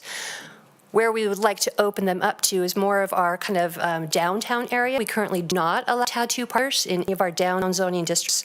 And that's, again, kind of where we're starting to see a lot more interest in tattoo parlors. So if this is something you would support, we would lump tattoo parlors into what we call personal services. This is kind of a catch-all, things like salons, weight loss places, psychics. So looking at best practices, most other jurisdictions also kind of lump tattoo parlors into that type of use. So that made sense. Now, did you guys want to go slide by slide and give feedback? Would that make the most sense? Kind of what's fresh in your mind? Okay, again, if you have any on this, let me know. If you don't, just know that this is kind of the direction Planning Commission suggested, so we're seeking input. Yeah. Okay, thank you so much, Angela. I really appreciate it. I guess for me, like, all I'm hearing everywhere, and I own a business, so I'm super sensitive to it, and it's so hard now more than ever to make it. It really is. And so for the city to not understand the partnership and how our tax dollars enhance our city is really, really challenging. So I'm all for, and I like what you're saying, because you're actually, to me, it looks like you're saying, hey, we want to make it easier. We want to make it streamlined, but with also, oversight in a way that seems, I think, common sense. Mm-hmm. And I think most people that want to go to a tattoo parlor aren't looking to go to industrial Reno to get a tattoo. We also find there's a lot of ear piercings, a lot of little kids go to tattoo parlors to get ears pierced. So in looking at bigger picture, it makes more sense. If you're in downtown, probably makes sense you would have tattoo parlors in your downtown. I think at one time tattoo parlors had a negative connotation, and I thought has changed over time. So I think that kind of gave us a little bit more comfort to say, again, from a best practices perspective, they really meld well with the downtown area, even a neighborhood commercial type area. So we propose expanding into those type zoning districts. And some of them are just absolutely beautiful. They're very artistic, and my mother did tell me she will kill me if I come home with a tattoo. So can't do that. No tramp stamps. But Got it. my point is, now look at Midtown. They look great. Right. You know what I Right. mean? So thank you. I appreciate it. I do. didn't refer to you as a tramp. No, I was referring to the lower back No, tattoo. I knew it. Okay, to clarify. I was saying if I ever came home with hickey or tattoo, I was in trouble. I remember that stuck with me forever. But no, I'm a big baby. I don't like pain, so I wouldn't be good at that. But no, I mean they're artistic expression for a lot of people. Much so. So anyway, thank you. Any other thought from council? Okay, we're doing good. Go ahead, Councilman. Quickly, I think all of these make sense to me. Just wondering what the thought process was for MF30. It looks like that's the only one that's residential. It is. And Strictly residential? typically in MF30, we allow a lot more commercial type uses. It's not just apartments. It's more of a high density. So that one in our mind made more sense. If you're going to have more commercial retail type activities, probably makes sense that you would have a tattoo parlor there. I will say for other sections of code, we have restrictions. We have new development. It's not residential. So let's say a tattoo parlor, and you want to come in next to residentially zoned property, you trigger an additional public review process. So for the most part, I don't envision we're getting a ton of tattoo parlors in these MF30 zoning districts, but it made sense because we do allow a lot of commercial retail in that zoning district. Right. Thanks, context. Okay, any further questions? May I get a motion? Just No. feedback. Just No need to, feedback? we're good. Hey, listen, feedback is, I want to be business friendly. I want people to say, I was telling Jackie this today, I'm so proud when I'm out in public and people say, I just love working with the city of Reno. I just love it. And I love, when they mention you and they mention Jackie, it's all of you. It makes me feel really proud, and that's when I know we're doing a good job. When I know we're doing a bad job is when they tell me that how miserable they are working with the city. And that is not good. We got to look at our business as partners. We're in this together. So let's figure out, just little things. Oh, gotta have a permit for a parklet. Gotta have a permit for a sign. We gotta stop. It's a lot. All I can say is, I'm supportive whenever we can collaborate, but government does do a lot of overreaching. So, and you're also very moderate like me and business friendly, so you know firsthand. So I trust you. So thank you. Okay. Good job.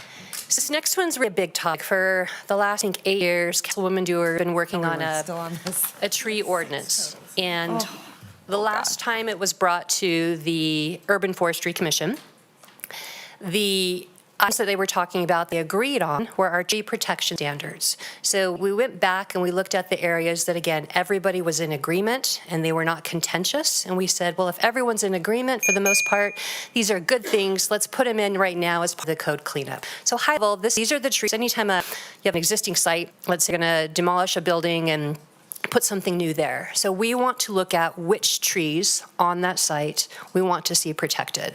So rule number one is you come with, let's say, a demolition permit, a building permit, you show us all the trees on the site. And we've clarified which trees. What if it's a tiny little twig? Do you have to show those?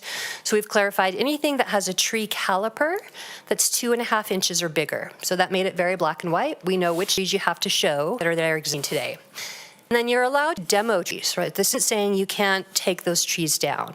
What this is saying is any tree that's in a city right-of-way, like a parkway strip, that's technically our city asset, that's our city tree. You have to protect those, you can't take those down. If you do want to take those down, we charge you a fee. And that's not part of this, that's already in code. We also have a regulation that anything in your front setback, it's already in code, we're not making any new changes here. If it's in the space basically between your property line and the building, those are trees that we want to see protected. So if you keep that space, those trees, again with this tree protection standard, you keep those trees, you get credit. So any trees that are mature, you're keeping, you go to build the rest of your site, you get credit keeping the good trees. So you don't put as many trees on the rest of your site because you kept mature ones. A lot of that was already in code, but we're kind of just cleaning up the verbiage so it's more black and white so people understand what needs to stay and what is allowed to be torn down.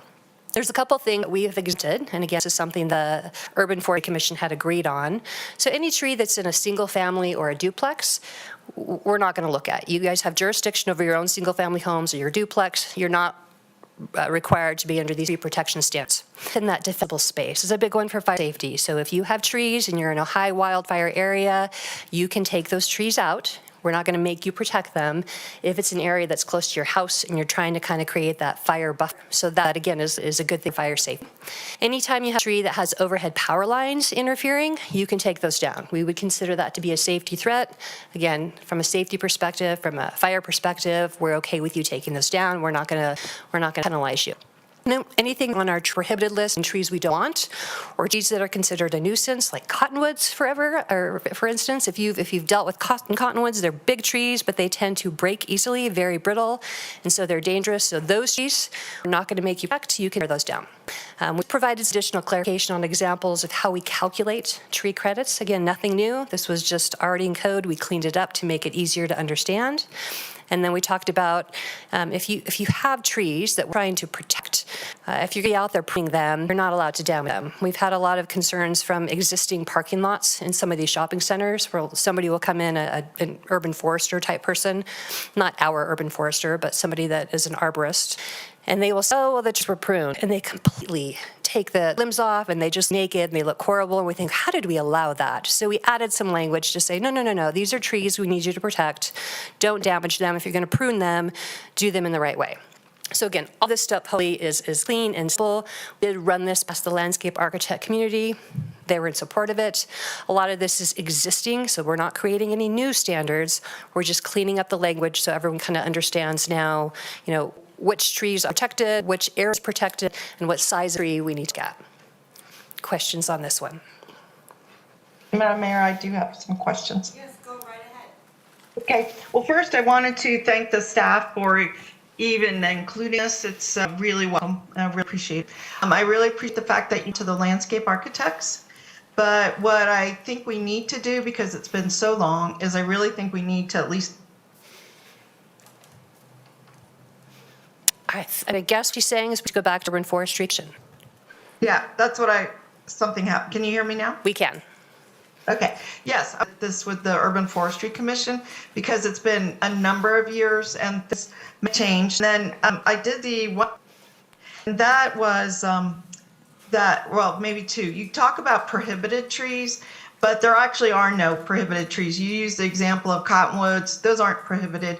There is a recommended street trees, and cotton aren't recommended for street trees on a streetway, but they're certainly recommended for many spaces, and we've put them in other places, such as parks that are wet. They're very useful. So they're absolutely not prohibited. There is no prohibited tree list. And if something like that is posted, it to be taken on our website, Urban Forestry, we did away with that years ago.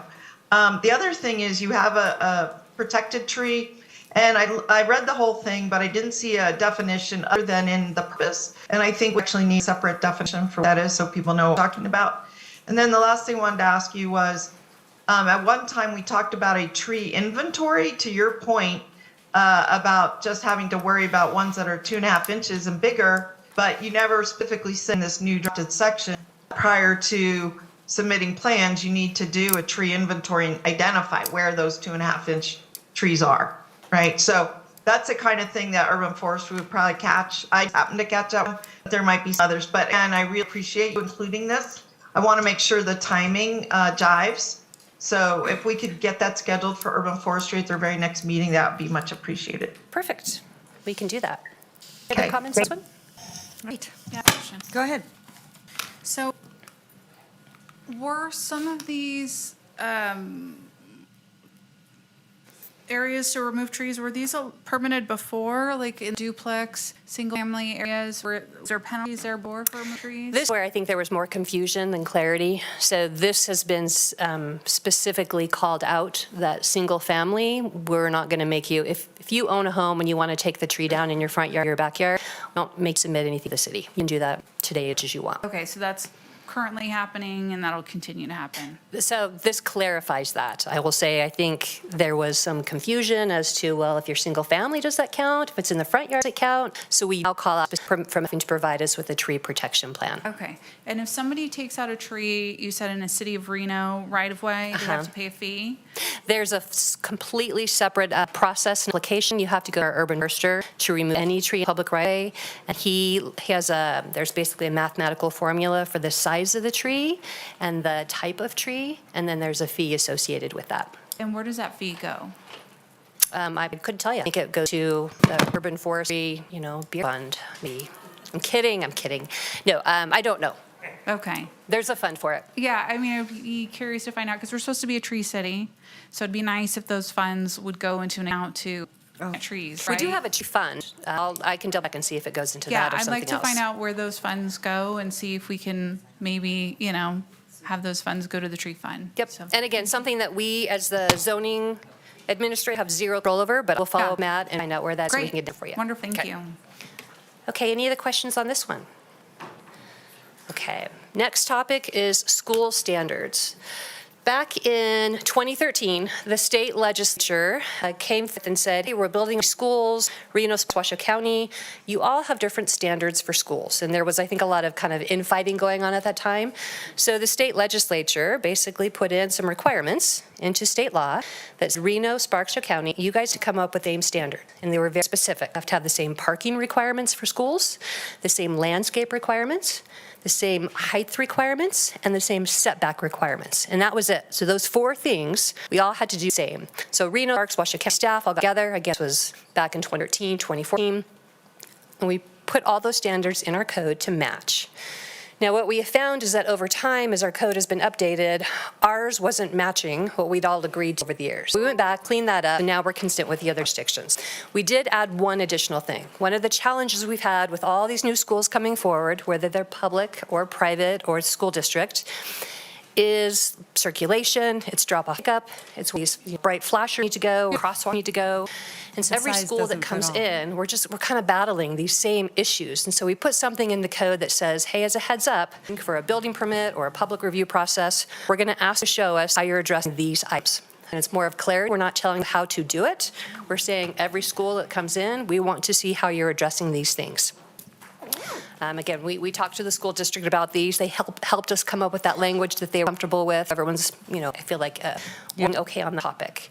Now, this last bullet point is a new one. As we just had the Matter Academy appeal, one thing that got brought up by Councilwoman Dewar was, well, how come some schools have to go through a conditional use permit, a planning commission approval, and some don't go through a public review? And so she kind of threw out there a couple times that maybe we should require all schools to have to go through a public review process. It doesn't matter if you're public, like a county school district or a charter school or a private school. We've added some language that all schools with more than 400 kids shall go through a conditional use permit. And again, that is a 3-month process, and it does go to Planning Commission for review. Now, where we came up with the 400 student trigger, we went back and we looked at traffic. We look at whether elementary school or middle school or high school, there's a certain number of kids that would trigger a traffic study, and it's about 400 kids. So that kind of made sense to us to say, it's less than 400 kids. Typically, we'd see like a lot of the churches have schools or kind of preschools part of their program. So they probably aren't a big school. So anything with less than 400 kids, we would still trigger a minor conditional use permit, which is still a staff review before you can submit for a building permit. We send out public notices. We give the public the ability to provide input and comment. Those do not go to NAB, and those do not go to Planning Commission. That's just a minor conditional use permit. So any less than 400 students has to go through that minor process. And with more than 400 students would go through the full conditional use permit Planning Commission approval. Questions on this one? Does this include, does this include all types of schools? So Washoe County School District, private schools, church schools, everybody? It does. Okay, thank you. All right, I'd any like to questions? speak. Go ahead, Councilman Martinez. Thanks so much, Madam Mayor. I know you identified driveway circulation and parking crosswalks and flashers. Is there anything about the 15-mile-per-hour zone as well? Is that a consideration? We do ask them to show us where they're putting in their schools and their flashers, and that would be something that we would evaluate with each school. Yeah. The school zone flashers are a requirement currently, or are they? It's kind Is of this on a new? case-by-case basis. It depends on where they're at. So for instance, we initially during COVID, we started seeing all these charter schools pop up. Most of them were like in existing shopping centers. So it's just kind of weird, small, schools. So we weren't really triggering flashers and full review because they were just in existing shopping centers. But as they've really blown up, I mean, we've had so many schools come forward, and you guys never see, probably 90% of them. We have had a ton of public Washoe County schools over the last couple years, and the reoccurring problems are, we should have caught this. We should have asked for a queuing plan. We should have said, how are you doing drop-off and pickup? And where are you putting the kids that have to streets? So now we're just putting it in code, say, we are going to look at this, we're going to evaluate, and you have to show us how you're addressing it. Great, thank you. And I think every school should have one, because it I took, have some it took me a long time to rain shadow, and that's Washoe County School, right down here. And so I do believe that every school should come in with that traffic mitigation plan, but also the requirement of the city to be modifying the speed limit. Yep, 100%. The thing is, I'm pushing over at RTC to do a pilot for 0 cars in school drop-off, because it is just a nightmare. Parents are crazy. They are just crazy. There's a lot of parents out driving their kids' school. Yeah, it's something else. So is that something you can add, Angela? Yes. Okay. Yep. Perfect. Thanks. Yep. Okay, Now, going on. I did we did get a public comment that came in from school district or through their lobbyist last night. So I just wanted to bring that to your attention as well. The school district, I would say, generally supports, the changes that are proposed. The one thing they did want to call out is the school district, the Washoe County School District, is required to submit a facility plan to regional planning. Similar to every year, Reno has to submit an update to our master plan to show how we're in conformance with the regional plan. Also has to submit a facilities plan. So they, and from that perspective, they're saying, hey, we already have to go through a pretty, robust public review process for all of our schools. I don't disagree. I think they definitely do. I think the difference in a conditional use permit looks things like traffic. It looks at how kids are getting dropped off and picked up. That regional plan, facilities plan, doesn't look at any of that detail. It's basically a book that shows where schools are going to go and a map of where the schools are going. There is no detail, which is what we look at. Yeah. So from that perspective, I just want to make sure their opinion was heard by you, and then kind of the justification as to why we disagree. Okay, Councilwoman Taylor. Thank you for that clarification, Angela. My concern is I don't want to burden the schools, overburden. If they're going through a process at regional, I don't want to make it or duplicate the process here. So if there's any way we can work to consolidate or collaborate or work together, I would be in favor of that. And then because we'd get that public comment, probably need to have more discussions with Washoe County School District going forward on this. Thank you. I should clarify. Parents aren't crazy, but they do drive crazy times. Because I know my email will be, you called crazy. I meant they drive crazy. That's my point. That's why. So, okay. Go ahead. That's what I meant. Go ahead.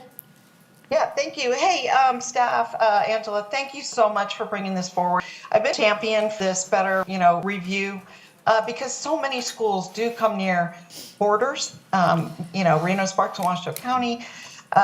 More and more charter schools are coming in. I do think that the review should include a plan commission that the public can engage and let their issues be known. It's a more thorough review. And I do think that the school district should be participating in that review, because the other types of review are not at the same level of detail that you would do by your planning staff. They're not looking at traffic the same way we are. They're not looking at other impacts. We're the ones who've set the standards through public works, through the overheads and the flowers and so on. So I think you hit the nail on the head in what you've proposed. I am not entirely sure about the 400. I thought you gave a good rationale, but it may need to be 350. I think it was, but I'd love to talk about what that threshold should be. I'm comfortable with 400. It might need to be a little bit lower. But a question I have for you is, what if a group comes in and says, oh, we're going to have 350 kids, but then, just like we have today on other projects, come in and modify, and now they want 100 more kids. Now they're over the 400 threshold. Maybe they came in without a planning commission review. Would that then trigger them to go, in your mind? Yes, if they initially come in, let's say with 300 kids, they would go to a minor conditional use permit. And let's say 10 years later, they want to expand and have more enrollment, they would then have to upgrade to a conditional use permit. Okay, that sounds good to me. And again, I'm just very grateful. We don't need any more of these very contentious 4-hour hearings at council, when much of this work can be done by staff with the planning commission. Okay. All right, we're almost done. So the next one, kind of, again, higher level, big picture talk, protective neighborhoods. We've just seen a lot of info, which is great. We support that. We want to make sure that we're doing it right. So we've added some additional regulations. One of the things we looked at was, what about the non-residential things? So we've got a lot of car washes coming in or industrial coming in, residential development. And how are we protecting those homes and those kind of apartments and everything around that commercial and in industrial development? So we went back and we added some additional standards for anything that we felt was really kind of concerning to residents. So anything with a loading dock. We would see a lot of these have like a small shopping center where maybe the back of it has loading docks. So we added some requirements that loading docks cannot face the residential development. We do have some additional screening requirements, and then we have an out. If you're not able to meet those requirements, you can go through a public review process to show what you're doing instead of these requirements. Car washes are another big one. We're seeing a lot of new car washes come in. A lot of these are in more of these kind of residential neighborhood commercial areas, which is great, but they're out. A lot of them are 24 hours. So what can we do to protect people that live next door to these big car washes? Again, we added some screening requirements, added requirements for where the opening of these car washes is located, cannot open near residential. So hopefully give a little bit more tools in the toolbox to be able to protect residential. The next one is residential adjacency buffers. So we already have requirements that if you are within a certain distance of residential zoning, you have to go through an additional review process. Our code kind of confusing. Some sections said, well, within 150 feet of residential, you have these additional standards. Other sections said 300 feet. We said, whoa, we've got two sets of standards. Let's be a little bit more conservative in protecting residents. So we upped all of the tricks to within 300 feet. We basically a new buffer, 300 feet. So all residential development kind of has a better level of protection for any non-residential development coming into their neighborhood. And then we also looked at kind of our, we call it setback steps. We're seeing a lot of 2 stories and 3 stories and 4 stories coming in. This is great if you're in an infill area, but it's tough. If you have a single-story house and you have an apartment project coming in next to you that's 3 stories, now you've got somebody that's 3 stories above looking into your backyard, looking into your bathrooms. What could you do to kind of better protect you? So we have a new requirement if it's a new development over 24 feet, so it's 2 stories. Anything over 24 feet, you have to push back or step back inside your parcel. So you can have a 2-story building, and that's fine, you just normal setbacks. Any above that, you have to do, call it a 1-for-1, so every foot tall, you have to go a foot in. We did get a lot of kind of feedback on this from some of the architectural community. They're saying this kind of hindering infill, trying to promote infill, saying we want 3 stories, 4 stories. It kind of makes it tough because we're saying we want you, but we don't want you to do it so tall if in these single-family neighborhoods. So interested to kind of hear your feedback if this is something you want us to move forward with. Again, we hear so much negativity about why you're allowing all these 3- and 4-story apartments next door to single-family homes. So this was our attempt to try and find a better kind of happy median to still get infill, but protect those houses. I have a quick question on that. Would this require, like, letting the neighborhood know about these developments, like? So this does not. This is just something that would be required. We have a lot of zone districts where they are required to go public reprocess, but it's on what the zoning is. So all of these, for instance, MF30, so MF30 is your multifamily, those would require a public review process. Yeah. Neighborhood commercial, I believe, would require a public review process. So a lot of them would treat anyway, not because of this. Yeah, because I'd be okay with it as long as, like, the surrounding neighborhood was okay with it, right? Like, to make exceptions on that. I don't know how to do that, though. Where it's like, we would prefer these setbacks just in the interest of preserving, character of the neighborhood or whatnot. But the neighbors have notified and they're okay with this. They want its infill to make that exception. But I don't know how we do that without having that communication piece with the neighbors. We do have some language built in. If you don't not able to be standards, or choosing not to design your product, you can go through the public reprocess and show what you're doing instead. So for that perfect reason, maybe you have neighbors that are in support of it, or maybe you want to put in some tall fencing or some trees instead, and that would give the neighborhood an ability to comment. And so it would go straight to a building permit. It would require a public review process. Yep. No, nothing? Okay. All right. And finally, wild horse protect standards. I do have one more of this. This is more of just a heads up. We currently have some sections in our zoning code on fencing and whatnot related to wild horse protection. We have been working with Tracy Wilson, and so some of the things that we initially talked about was probably some months ago. So we incorporated changes. More recently, we've had some more discussions. So as we move forward, we'll also be incorporating those. Again, high-level things we're looking at is, geographically, where is the Virginia range? So we put in some language to better explain this is where the wild horse area is. And they looked at the idea of return gates. This is something that maybe we don't all know is a thing, but when the horses get out and people find them, they want the ability to put them back in on the other side of the fence. And so we're requiring that you have these return gates, which makes sense. Now you have a place people can go to the gate, open the gate, and let the horses back in. This stuff probably seems simple, thinking, why don't we already do this? But again, I think thanks to Tracy, she's kind of given us a little bit of insight into things that I just had no idea were an issue. So that's been super helpful. Another thing, when we have some of this trenching, oftentimes a lot of grading that's done before really construction starts. When they're looking at soil and they're looking at kind of things that are done before full-on construction starts, we put in some requirements that you have to put in some temporary fencing. They fall into these trenches. We also talked about cattle guards and where the cattle guards have to go. A lot of times we have cattle guards that are put in, but maybe no fencing's in or gates are in just yet. So again, some specific language on that. One that we don't have is signage. And so a lot of people think it's okay to feed the horses. which then promotes them coming into areas where they're not supposed to. So we have some language that when we have new fencing installed, we also need signs in accordance with NRS that say don't feed the horses. Any questions, comments on this talk? I wouldn't mind speaking. Councilwoman, 3 minutes, go ahead. Yeah, I don't need 3 minutes. I just want to thank you, Angela, for addressing this and keep working with the wild horse folks. I think the recent challenges that we've seen with developments and conflicts, and I'm not thinking so much about today, but earlier this summer, have led to the need for greater clarity. And I think the more clarity can provide better. One of those clarities might be properly defining what wildlife is so that they know we're not exclusionary. Like we haven't said, well, if something's in horses, but something else. I just think if it's alive and it's in our wildlife, I mean, we can pretend these horses don't exist, but I think the recognition that you're providing is very helpful. So I think a little more work to do. You yourself said there was more work to do.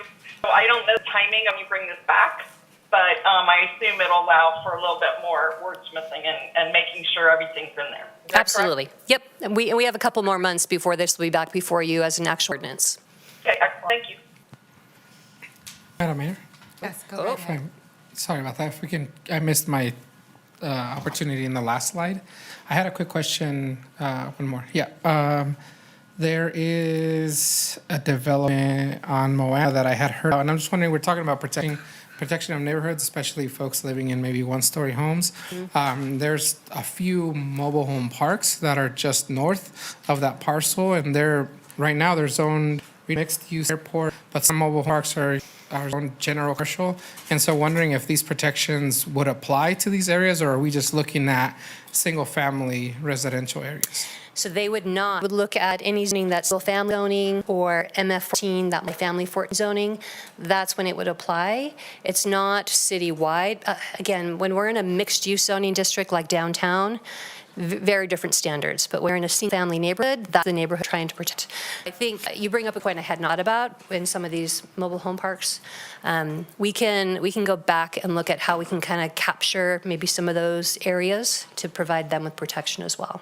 Yeah, it doesn't say there's a constant zoning for them, so just curious, I can fold them into this as well. Thank you for that. Thank you. Okay, and then finally, last one, we've had a lot of public comment today on the topic of a downtown noise ordinance. Just to clarify, staff is not opposing downtown noise ordinance. This is something we heard from public comment quite a bit, and so we wanted to bring it to your attention as a topic to see if this is something you want staff to initiate. I feel like if you want to do downtown noise ordinance, probably not something we should do as part of code cleanup. We should talk about it as a separate text amendment because there's a lot of issues. I think one thing that we heard today as well is it's not just the live entertainment from, the bars. There's definitely concerns of the scale and that bass sound, but there's also concerns from all the outdoor concerts and just the general people that are out at, midnight or 1 o'clock or 2 o'clock in the morning.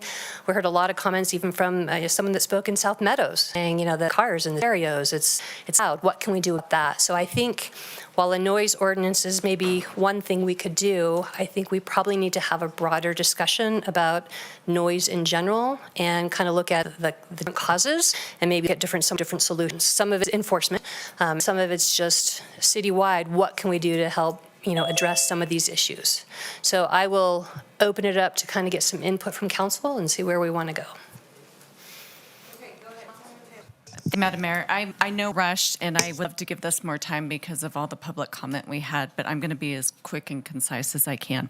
One of the public commenters wrote in, and I have to ask, is there any way we would be able to get a noise ordinance by October 31st? No. Okay. I have to ask just because it was in public comment, and I understand the reasons why, but what I'd like to do is just talk about some of the things that I heard real quick and then go with what I'm proposing as short, mid, and long-term goals for this, because I think as we're talking about having 2,000, 1,000 new residences downtown and being a vibrant city, we need to work together and create balance. I'm going to be really honest. I think there are 1, 2, 3 irresponsible users downtown that are causing 90% of the problem. And I think we can address those without a noise ordinance, which is a long-term solution. I've been working on trees for I don't know how many years.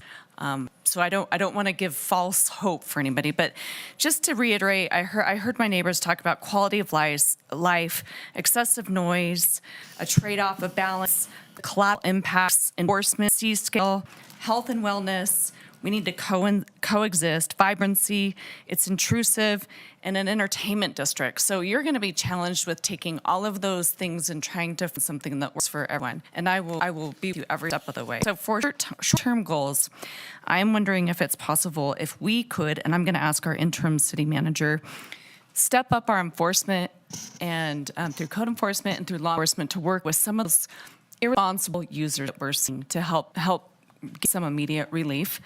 Midterm, if we can start at least researching C-scale, since it's something we've never even had, and that's causing some, I mean, my dogs are deaf, and they woke up during some of these things. And I'm my way there, but I think it's something that we need to have a serious conversation with. And then when we look at an ordinance in the long term, it's really important that we allocate resources for enforcement. And that's going to have to come in the budget cycle, if I'm understanding it right. We do not have the resources right now for enforcement. Our code enforcement, we just got a dedicated code enforcement officer downtown. So when we look at long-term solutions, the council has to be ready to put resources, financial behind it. Those are my comments. Thank you, Madam Mayor. Thank you so much. Councilman Martinez, anything you want to weigh in there?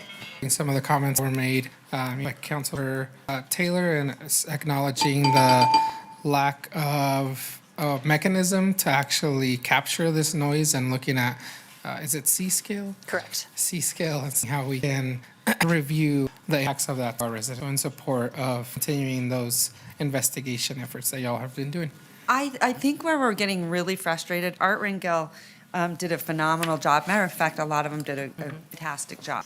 And Gary Cecil, those are all amazing. And, Kathleen works with them all really well. I want to be really careful because, and I will tell you what, I want it to look more like what we were able to do whenever I said closing down the stores. If you cannot be a good actor, then you should not be in business. And I'm seeing the same thing downtown. And we actually approved one of those bars and in good faith and thought that they would do right by the city and their patrons, and they have been horrific. Yep. I feel like we have not brought that back. That needs to come back. We need to figure it out. And I don't care, hear this little jargon that it's a aching. Well, good. People in our city need to get some rest. And that is just unfair with the way that they're running that business. And so we're punishing, business owners that are getting it right, that are doing it well. And when you pull blanket over everyone, then that becomes problematic. So for me, it's got to be about going after the bad actors and shutting them down. And I want to know, and I've asked City Manager Jackie Bryant, where are we at with looking at some of these and bringing them in? Because why should we have a conditional use permit for businesses if there's no teeth behind it? I guess that's where I get super frustrated. We're telling you, you have a conditional or special use permit, and yet there's nothing we can do. So tell me how to get there. Maybe that's a question for Carl Ha, but maybe for you too. What do you think? Well, thank you. It is a combination of applying resources, moving resources around that we currently have, adding additional resources. So we are in the process of trying some techniques to assist with this endeavor, but I think that the absolute need is that we need more code in downtown. The other thing too, when we talk about ordinance, I live next to Karen, and at night, it is out of control with the amount of motorcycles and the drag racing that's going on there. People don't also know that is maintained by NDOT. So everyone's like, City of Reno, but we do. And your point, listen, we do. We need more enforcement. But the other thing is, it's going to be really, really hard to say, that motorcycle. I mean, come on, really. Okay, we can do that all day long, but don't expect it to go away because, unfortunately, people are disrespectful to others. So, there was that topic bringing in officers. I agree with that every year since I've sat here, I've always supported more and more and more money for public safety and our police officers. Never once have I ever said no. As a matter of fact, I'm one that has been put on the agenda for 12 years as a safe city, as a prosperous city. And so, I want to be very, very aggressive on the enforcement side. But I also think, there's unintended consequences whenever you punish everyone for a few people that are factors. So I don't know where to go with that, but that's how strongly I feel, because I think they need to get the message. Because now we're seeing the businesses that we shut down, the liquor stores, they're clean now. I wonder why. It works. So that's how I feel. I'm just very strongly about it. Thanks. Go ahead, Councilwoman Dewar. Thank you. First of all, thanks for bringing this. I would like to shift the conversation slightly. When you put downtown, I've been hearing about the issue since I've been on council 10 years. And not just about town. I can't tell you how many complaints I've had even from what we would call Old Northwest, so Keystone, 7th, those kind of areas where there are these, motorcycles, the amped up cars and that kind of thing. Now, we did increase the street racing ordinance, and maybe that's something we need to look at. So just making sure that we queue up, like it's cars, vehicles, is it a version of street racing? With this muffler, unmuffled to North Reno and just downtown. So be aware of that when you move forward. If you move forward, because I'm supportive of you moving forward, even though it's difficult terrain. But we did hear today from a number of speakers that there are successful noise ordinances in other cities that are. So that should be an inspiration to us. We also heard today about one property, which was the Eddy, I think, that they were good in the beginning, but over the years, its amplified noise has amped up. I think it's the Eden, Well, not the Eddy. I It heard is not today when Eddy. they were here about that. Well, they have said that, but it's, and maybe I don't understand, but what I've heard over the years is that the Eddy has continued. We put strict noise requirements on them, and I don't know where that stands. They're doing perfect. It's worth a check. The other one is, I think it's important for us to know that on some of the approvals that we've made for downtown, include the Glow Plaza, there's no noise limit restriction. Correct. And I did not vote that. I not think that was a good idea. No noise restriction times of the day. I mean, there weren't hours, as I recall, maybe there were. But I do think we have to look at what we have approved here. And I think it was said at the time, if we need to roll that back, or it's an issue, we need to roll back to the issue. So it's a panoply of things. There's some bad actors, as Councilmember Taylor said.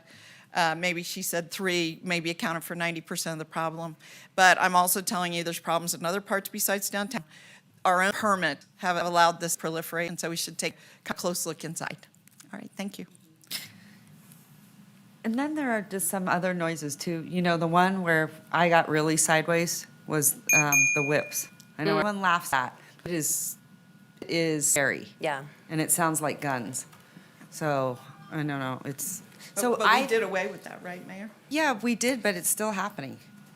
So I also, deciphering the different kind of, like, what you're talking about, that, what do we call it, C-scale, whatever. Again, like, we need to be educated up here on what some of this stuff is. But I think, too, we live in a game city where it's 24 hours. And I think there is that percent of, downtown. But again, I want to go after these backers. And they've been on far too long. So we got to figure out how to get there. I'd love to get that on the agenda or figure it out as soon as possible. All right, Councilwoman Ebert. Yeah. So I have a lot of feelings about noise. So one of them being that I've had an ongoing problem with noise behind the Chew Warehouse in my ward since before I got elected. These people have reached out to me when I was a candidate to tell me about the problems they've had. I had a gentleman come today and share footage of what the view looks like out his bedroom window. So I have areas that are not downtown that are struggling with light and noise now. This warehouse has some type of special use permit. Is there any mechanism to pull that back and say, this was given to you on certain conditions? You're not following those. Like, this is special use permit. You're not following the guidelines that we've outlined. You no longer have the ability to use these special hours of operation. Is there anything enforced like that?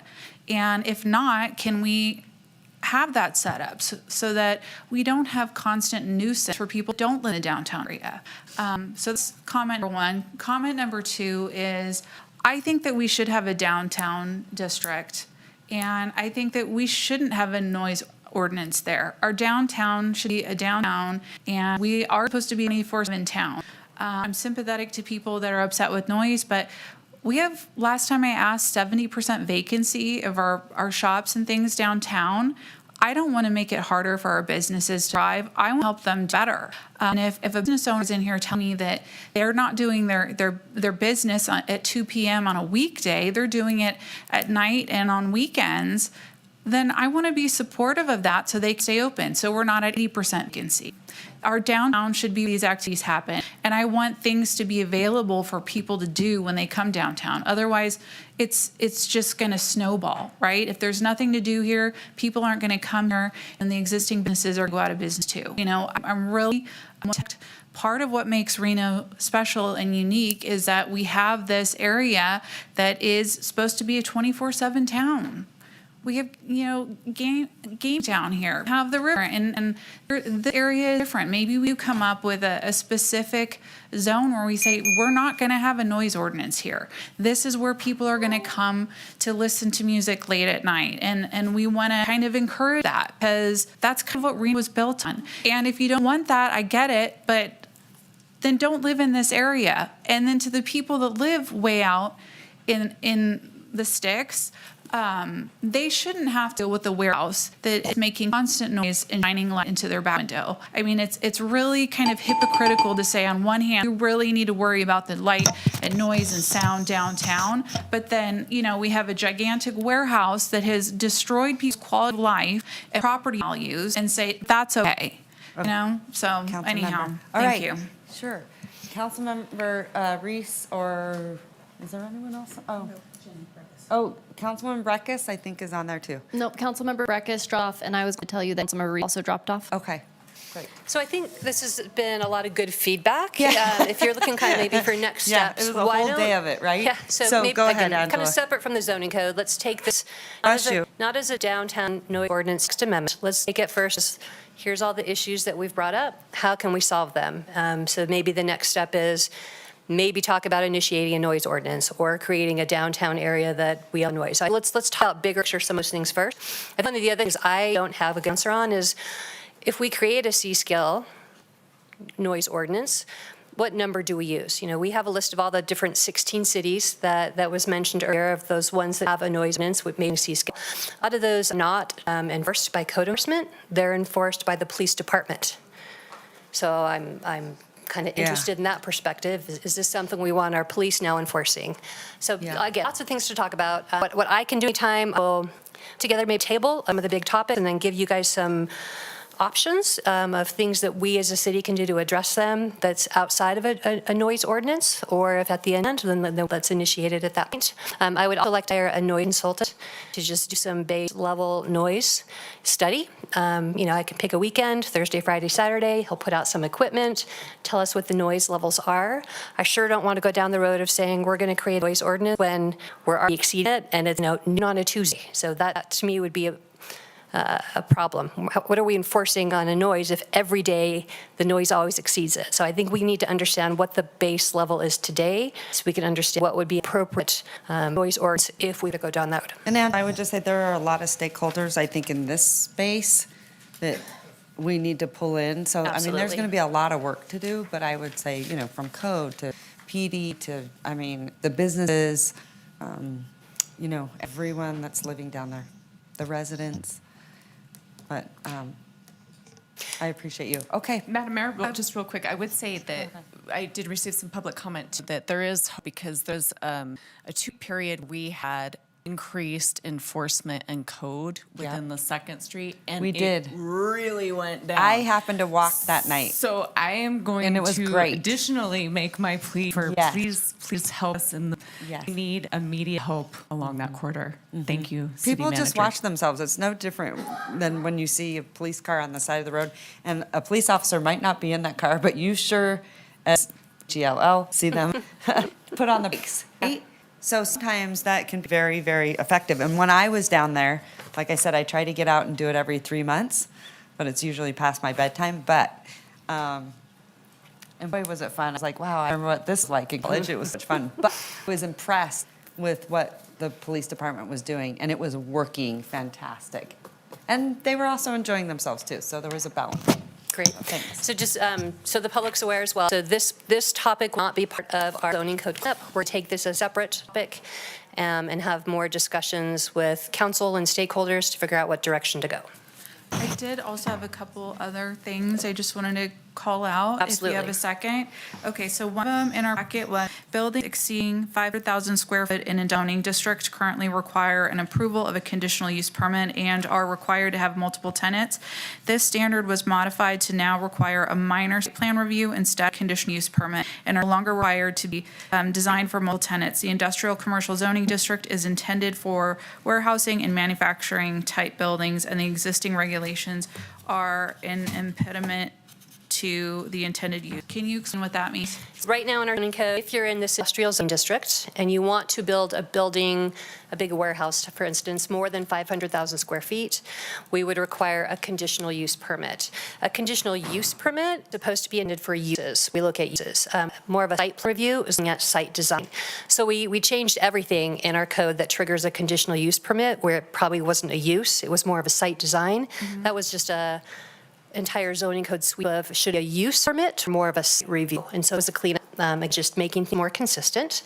The one thing with that particular regulation also is that we're looking at whether it's one building that's 500,000 square feet or multiple buildings. And from our perspective, like a weird little hidden streak, what does it matter, right? If you're one building or a couple small buildings, the fact that square footage is what we're concerned with. Anything more than 500,000 square feet is when we feel we should take another look and include the public in that review.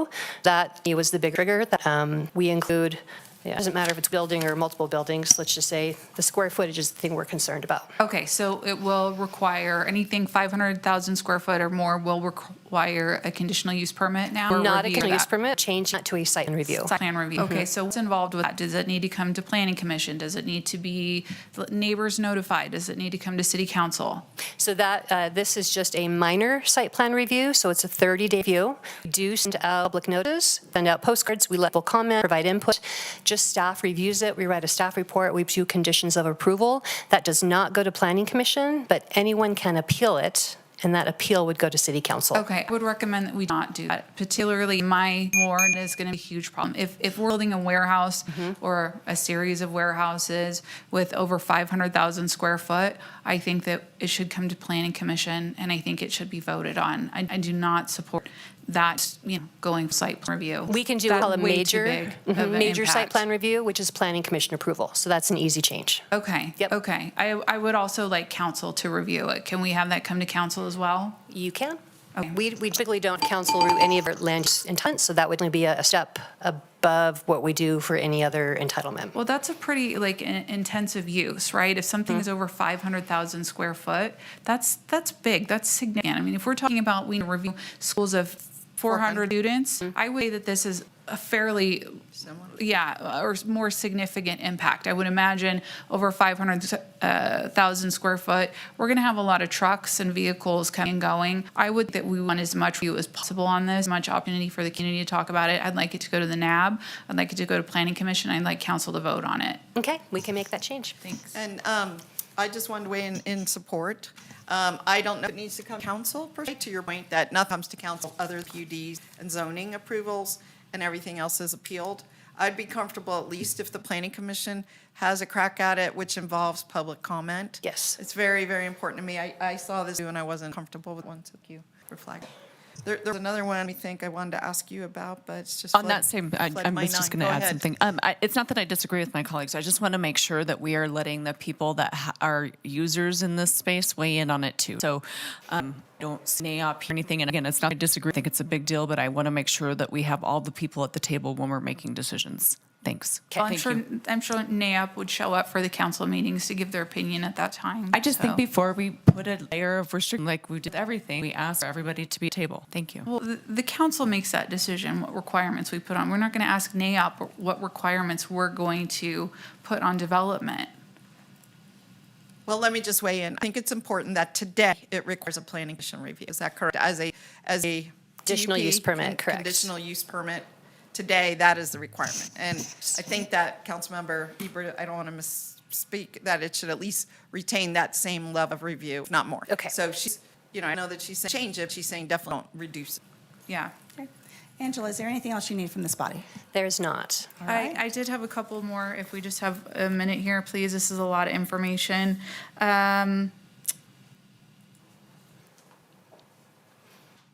Okay, warehouse distribution centers have been modified to require additional entitlement review in certain zoning districts. So is that more restrictive or is that less? Yes, that's to do with, right now, if you're warehouse distribution in these industrial zone districts, and you want to operate 24 hours a day. Right now, you do not trigger a public review process. Okay. So kind of understanding some of the challenges we've seen with Chewies and whatnot, our suggestion was start requiring a conditional use permit process. Okay, great. If you want to operate 24 hours a day or really past 11 p.m. Yeah, awesome. Okay. The next one was for use standards for drive-through facilities has expanded to address vehicle stacking and screening. This is of interest to me because I see this crazy backup of Dutch Brothers on, what is it, Kitski, I think, right across from the convention center. Yes. I've almost been creamed there about 50 times. So will this address that type of situation? Absolutely. Right now, we just have one standard for drive-throughs. So whether you're Starbucks or McDonald's or In-N-Out Burger, it's one standard. We have so many kind of special drive-throughs now that you need more than enough room for cars. So we've added language today. We need to see a separate, we call it queuing study, for some of these businesses that we know are going to have long lines. Yeah, yeah. Okay, I just had a couple more if y'all just hang with me for a second here. Okay, I know, but this is a lot, and I think that if valid go through, there are big changes that will likely be permanent. So I think it's worth reviewing while we have time with the. I understand, but this is the feedback on downtown noise. I think. No, this is not. This is open to any kind of topic. Okay, I just want to make sure, because I think she has a valid point with the Chewies. So it, probably something that is more extensive of an agenda item. Okay. And I think too, there's other kind of feedback that's, 600 pages. It's a lot. Feel free. We can send me an email with your list of concerns. I can let you know, what the thought is. We can talk about those as well. Right. This is just feedback. So you aren't making any full motions. So feel free to, again, continue to read and bring back feedback from your constituents. We have another couple months before this is formally any kind of ordinance that you're going to adopt. What topic are you on, though? Just in general. Just in general. Just Things in the title zone it? code. Okay, all right. There was just a couple things, it's in different spots, but I just want to talk about parking structures. Remove some requirements for parking structures. That's something that I've kind of, been interested in about how to incorporate more solar in the city of Reno. The sunshine days, we are the fastest warming city in the entire country. How can we help with that? Increasing the tree canopy is one way, but trees take a long time to grow, right? So other way we could do that is by putting solar over structures, right? And using those parking areas to do that. Is there any way to kind of look into that, like covering our parking areas? Yeah. And requiring this on parking structures. I think we try to make it in our minds more of an incentive rather than a mandate. We got a lot of pushback years ago when we talked about mandating solar. But if we could, if council interested, we provide more incentives to encourage developers to do it. That might be a better option. I'm interested in that because I think that we could also maybe incorporate that into EV charging in these areas too. Just little things like that we could do, be helpful to relive. And that was my last for now. I know everybody's ready to go. Thank you. And thank you, council. And Madam Mayor and Madam Vice Mayor, we just jumped right into the presentation. So for the record, I'd like to state that we received 16 comments directly associated with this item, 5 in favor, 11 of concern. Additionally, we did have some public commenters earlier that did not wish to speak. One was in opposition and one stated concern. Those have been added to the record. And we're moving on to item. And do you need a motion? Okay, we're moving on to item D4, David 4.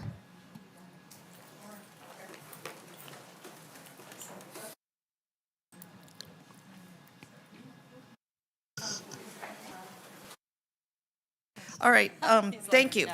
thank you for everything. We're just having a switch of moderator here. Okay. We do have a time certain of 6. It's 6:30, but we have about a half hour more to finish the council agenda. And so in the light of the fact that we have staff here and only very few of them are needed for the appeal, we're going to power through and just try to get through everything over the next 30 minutes, and then we're going to go into our appeal. So I just wanted to let everyone sitting here know kind of land. Okay. And Monica, you're on D4. I am, and I'm going to power on. Thank you. When I get the presentation. Okay. I'm not an IT person, so it's going to take us just a minute, but for the record, we did not have any public comment registered on this item and have not received any correspondence.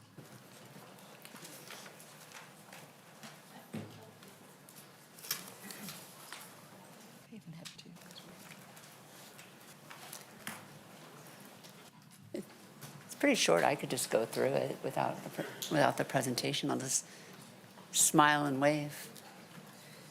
Smile and wave.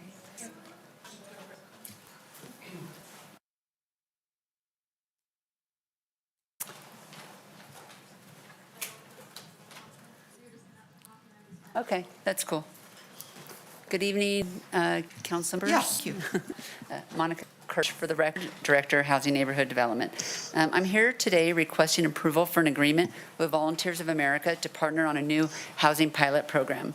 I can't really even explain to you how excited I'm about the project.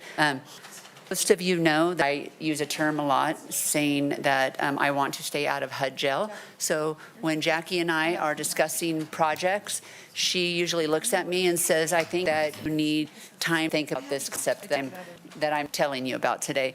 And I usually do. But when Jackie brought this to me, I didn't have to think about if it could happen, it's when it would happen. So I'm super stoked about it. Is Nathan stoked? Because he's pumped. I'm stoked and pumped. Okay.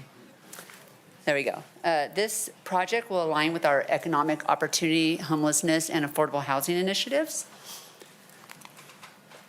So first I want to say that this will be a collaboration with Clean of America, the Reno Housing Authority, and some private donations. The private donation piece is a little new, so I'm pleased to share that longtime community champions for housing, Alice and Jeff, have offered a 10% match to the city contribution totaling $20,000. And through their charitable fund that is at the Community Foundation. And this will be my shameless plug that echoes their hope that others will join them in this endeavor. So always looking for more money, people. So let's talk about how this will work.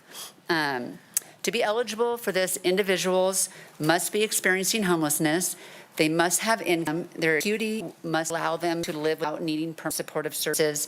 And then the key to really making this work is that they must on an RHA list, either for a voucher or public housing or some of their affordable units.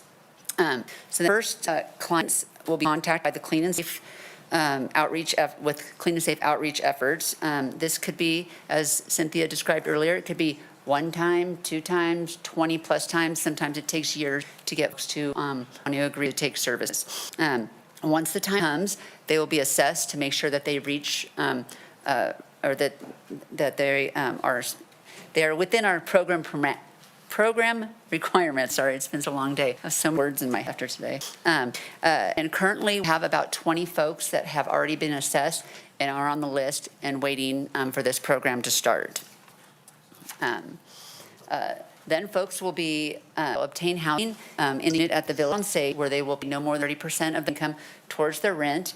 This program will pay the gap in the actual rent and the amount they're paying. And they'll work with a service coordinator and the Reno Housing Authority to make sure that they don't miss the turn on the list when their name comes up. What happens a lot is we know the Housing Authority opens their list periodically. People put in for it, and then sometimes they just fall off. They don't get email, they don't have phone, a variety of reasons. So the service coordinator is an important key component of this to keep those folks like a liaison with the Housing Authority. And then once their list or a unit, they will be permanently housed in a unit they can afford with the help of the Housing Authority. This is the motion, and I also have Travis from Volunteers of America here if you would like to ask him any questions. Well, I would say I love it, and thanks for great explanation, and I feel very comfortable with the motion, but would someone like to make a motion? I'm super excited to see the collaboration of all of the people coming together, Volunteers of America, City of Reno, RHA, and I think this is something that isn't happening in the community right now because of its immediate assistance program, and it's really for people that they're not necessarily homeless, they're just not making enough to get to the point where they might be living in their cars, but they have a job, which is unacceptable. So But for money. That For a again? couple, but for a couple $100, they But for would a be couple of housed. $100, and I just think I'm so proud that we're able to do this as a city. Thank you for everybody that came together to make this possible. Thank you. I'm happy to make a motion. Perfect. Mr. Martinez, did you have any? Okay. I don't have any comments. Thank you. No? Madam Vice Mayor, yeah. Travis Sandiford does want to make a comment. Oh, okay. If I can just keep this really, really brief. I know you've had a long day. I'm amazed at your stamina, but this is stealthily probably the most impactful item on your agenda today. Housing matters so much, and it's such a small number, but this is actually a life and death matter.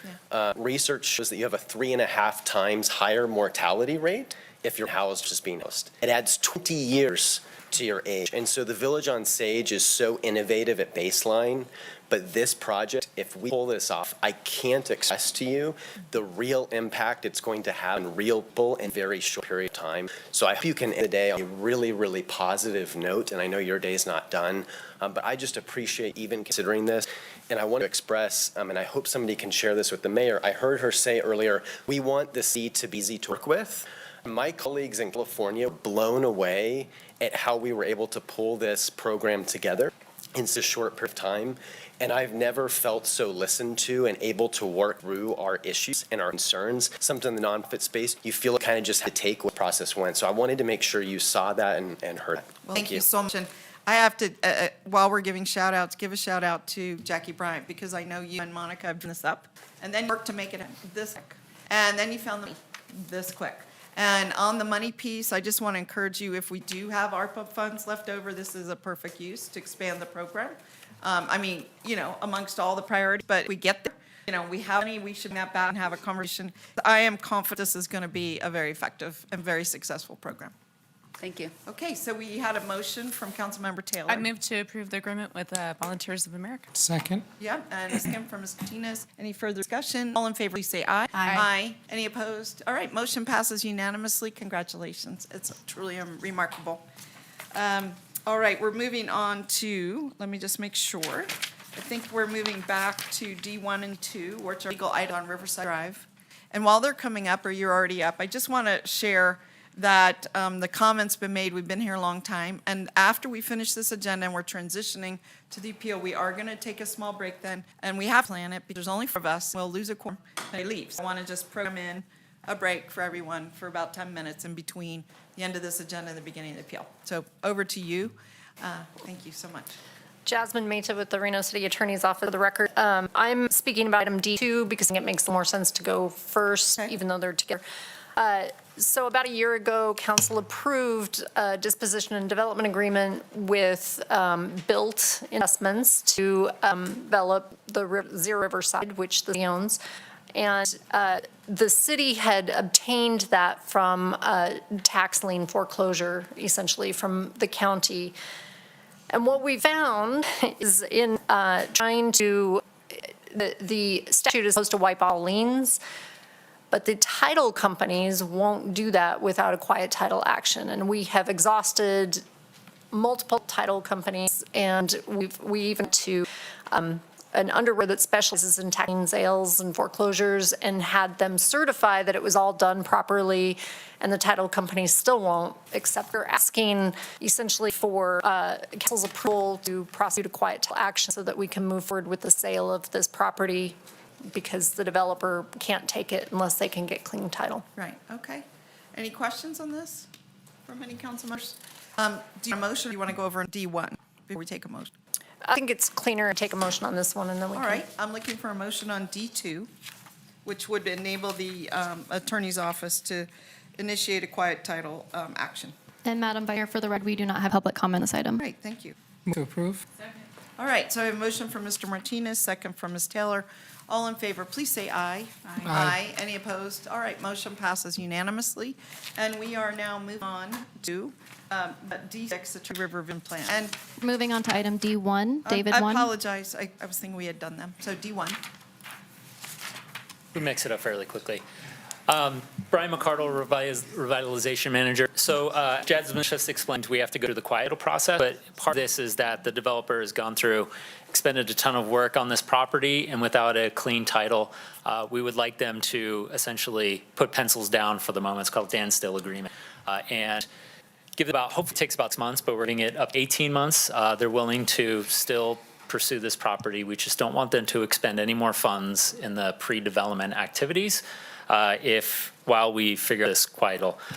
We've allowed them to continue some pre-development activities that would benefit the site whether they pursue it or not, and that is to remove some existing structures on site as well as fix some stormwater challenges. So even if they pursue it, we would still have a clean property that we pursue and they'll at a later date. So that does require an amendment to the agreement, and that is what this item is. Okay. Any questions from anyone about this? Is there a And motion? Madam Vice Mayor, again, for the record, we do not have any public comment on this. Okay, and is there a motion?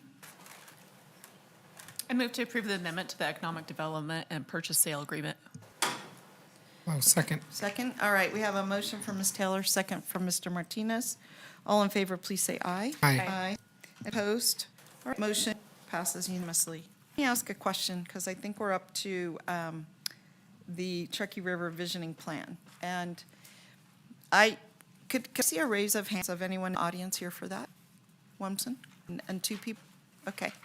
All right. I wanted to give it more time than we have today, so that's a struggle for me, but let's move on into it, and why don't we take public comment on the item, and then we'll have staff presentation. First public commenter is Damian Cole.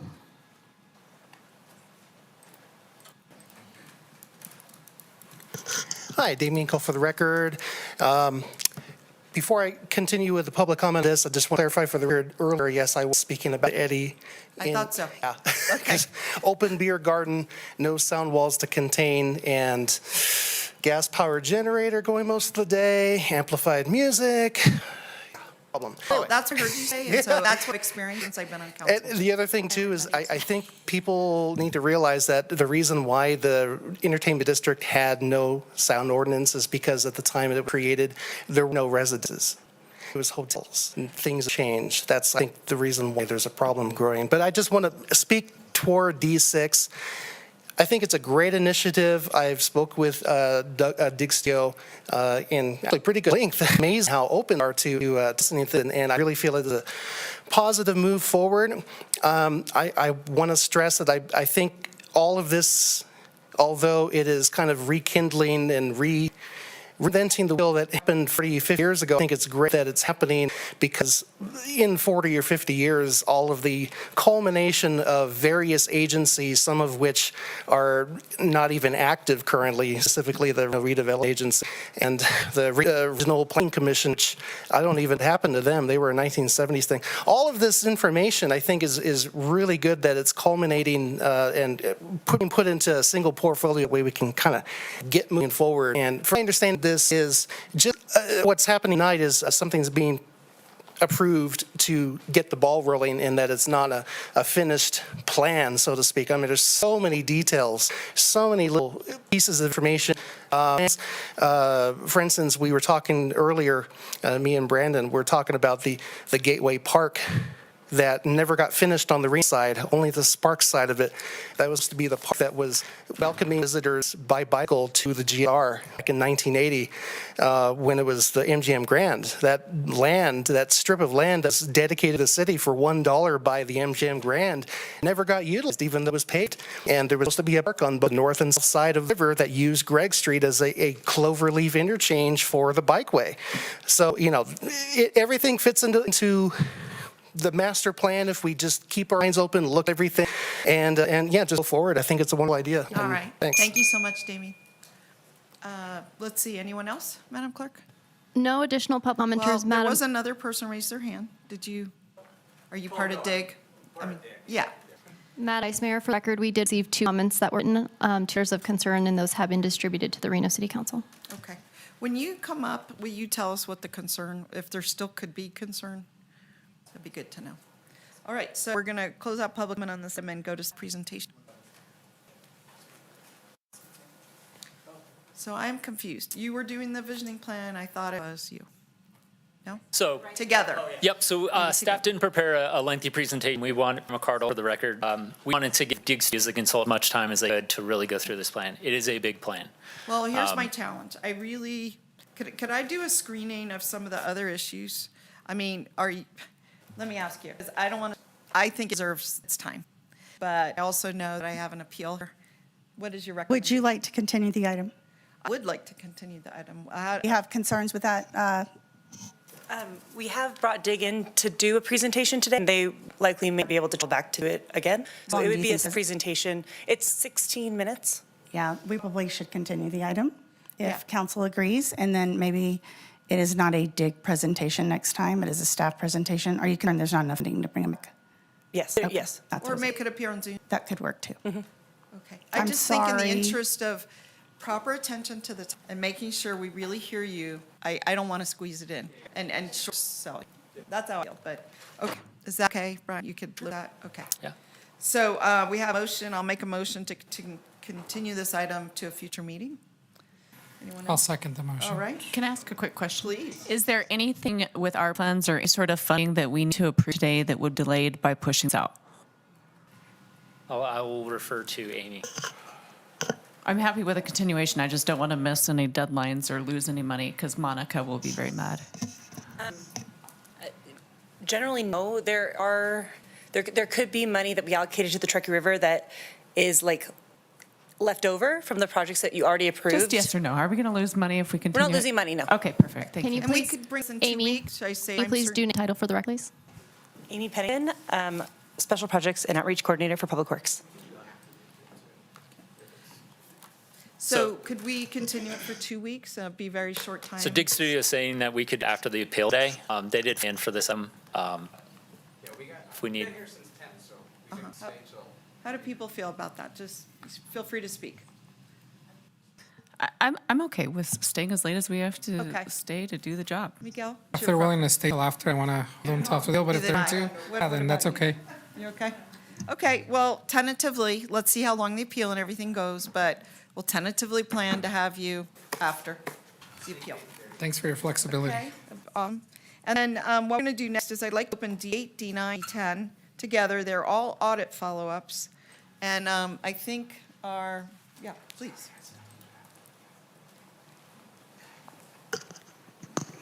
Great, thank you. For record, Emily Kidd, internal auditor. We do 2 follow-up today, and then the third audit item is a new performance audit for you today.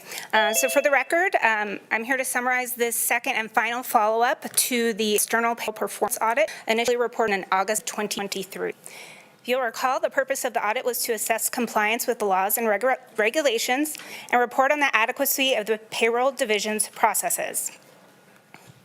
Audit follow-up is a requirement for the professional audit standards to monitor actions have been effectively implemented or that senior management has accepted the risk of not taking action. The Internal Audit Division conducts this follow-up work systematically every 6 months until all audit findings are resolved. The audit findings fell to these 4 categories that you see here. And while we still have risks because of the age of the software and the manual procedures within, we have implemented the procedural patches that do reduce those risks in our ongoing oversight work. As a reminder, internal audit function here at the city is here to assist with accountability, transparency, and a culture of continuous improvement in city operations.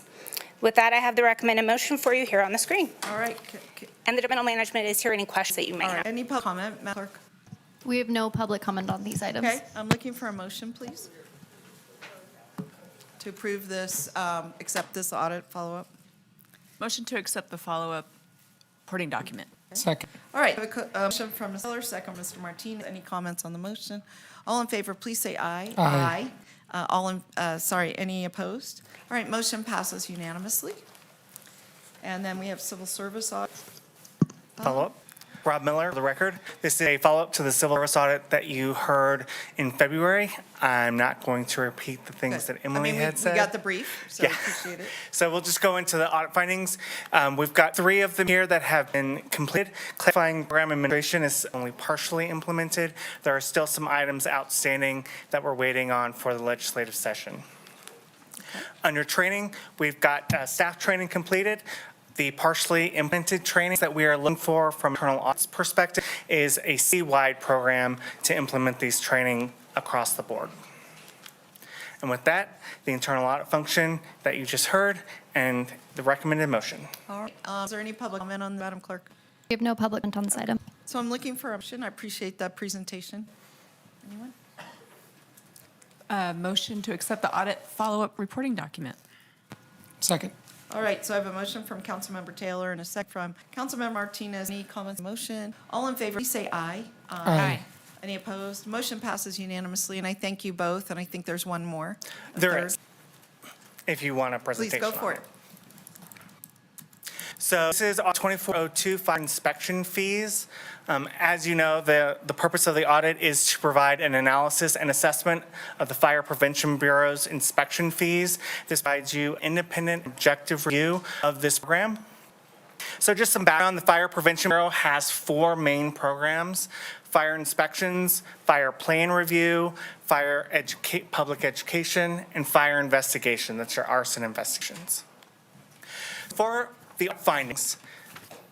findings are areas of risk, so areas that we feel need to have some type of improvement in order to enhance the program or mitigate risks to the city. There are 4 buckets for the findings, the 13 findings that were noted: barriers to program objective achievement, inconsistent fee assessment and collections, outdated software, and expenditure processing errors.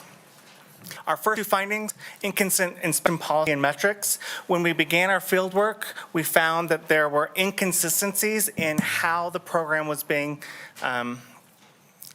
judged as far as what it was trying to achieve and how it was trying to achieve it. Without clear metrics, we cannot assess whether or not the fees that are currently being charged for fire inspections are appropriate.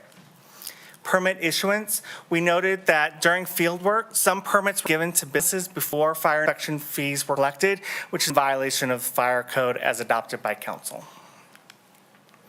For our next bucket, fee assessment collections, during the field work, we found that there were some duplicative administrative duties impacting the ability of inspectors to be in the field doing the inspection work.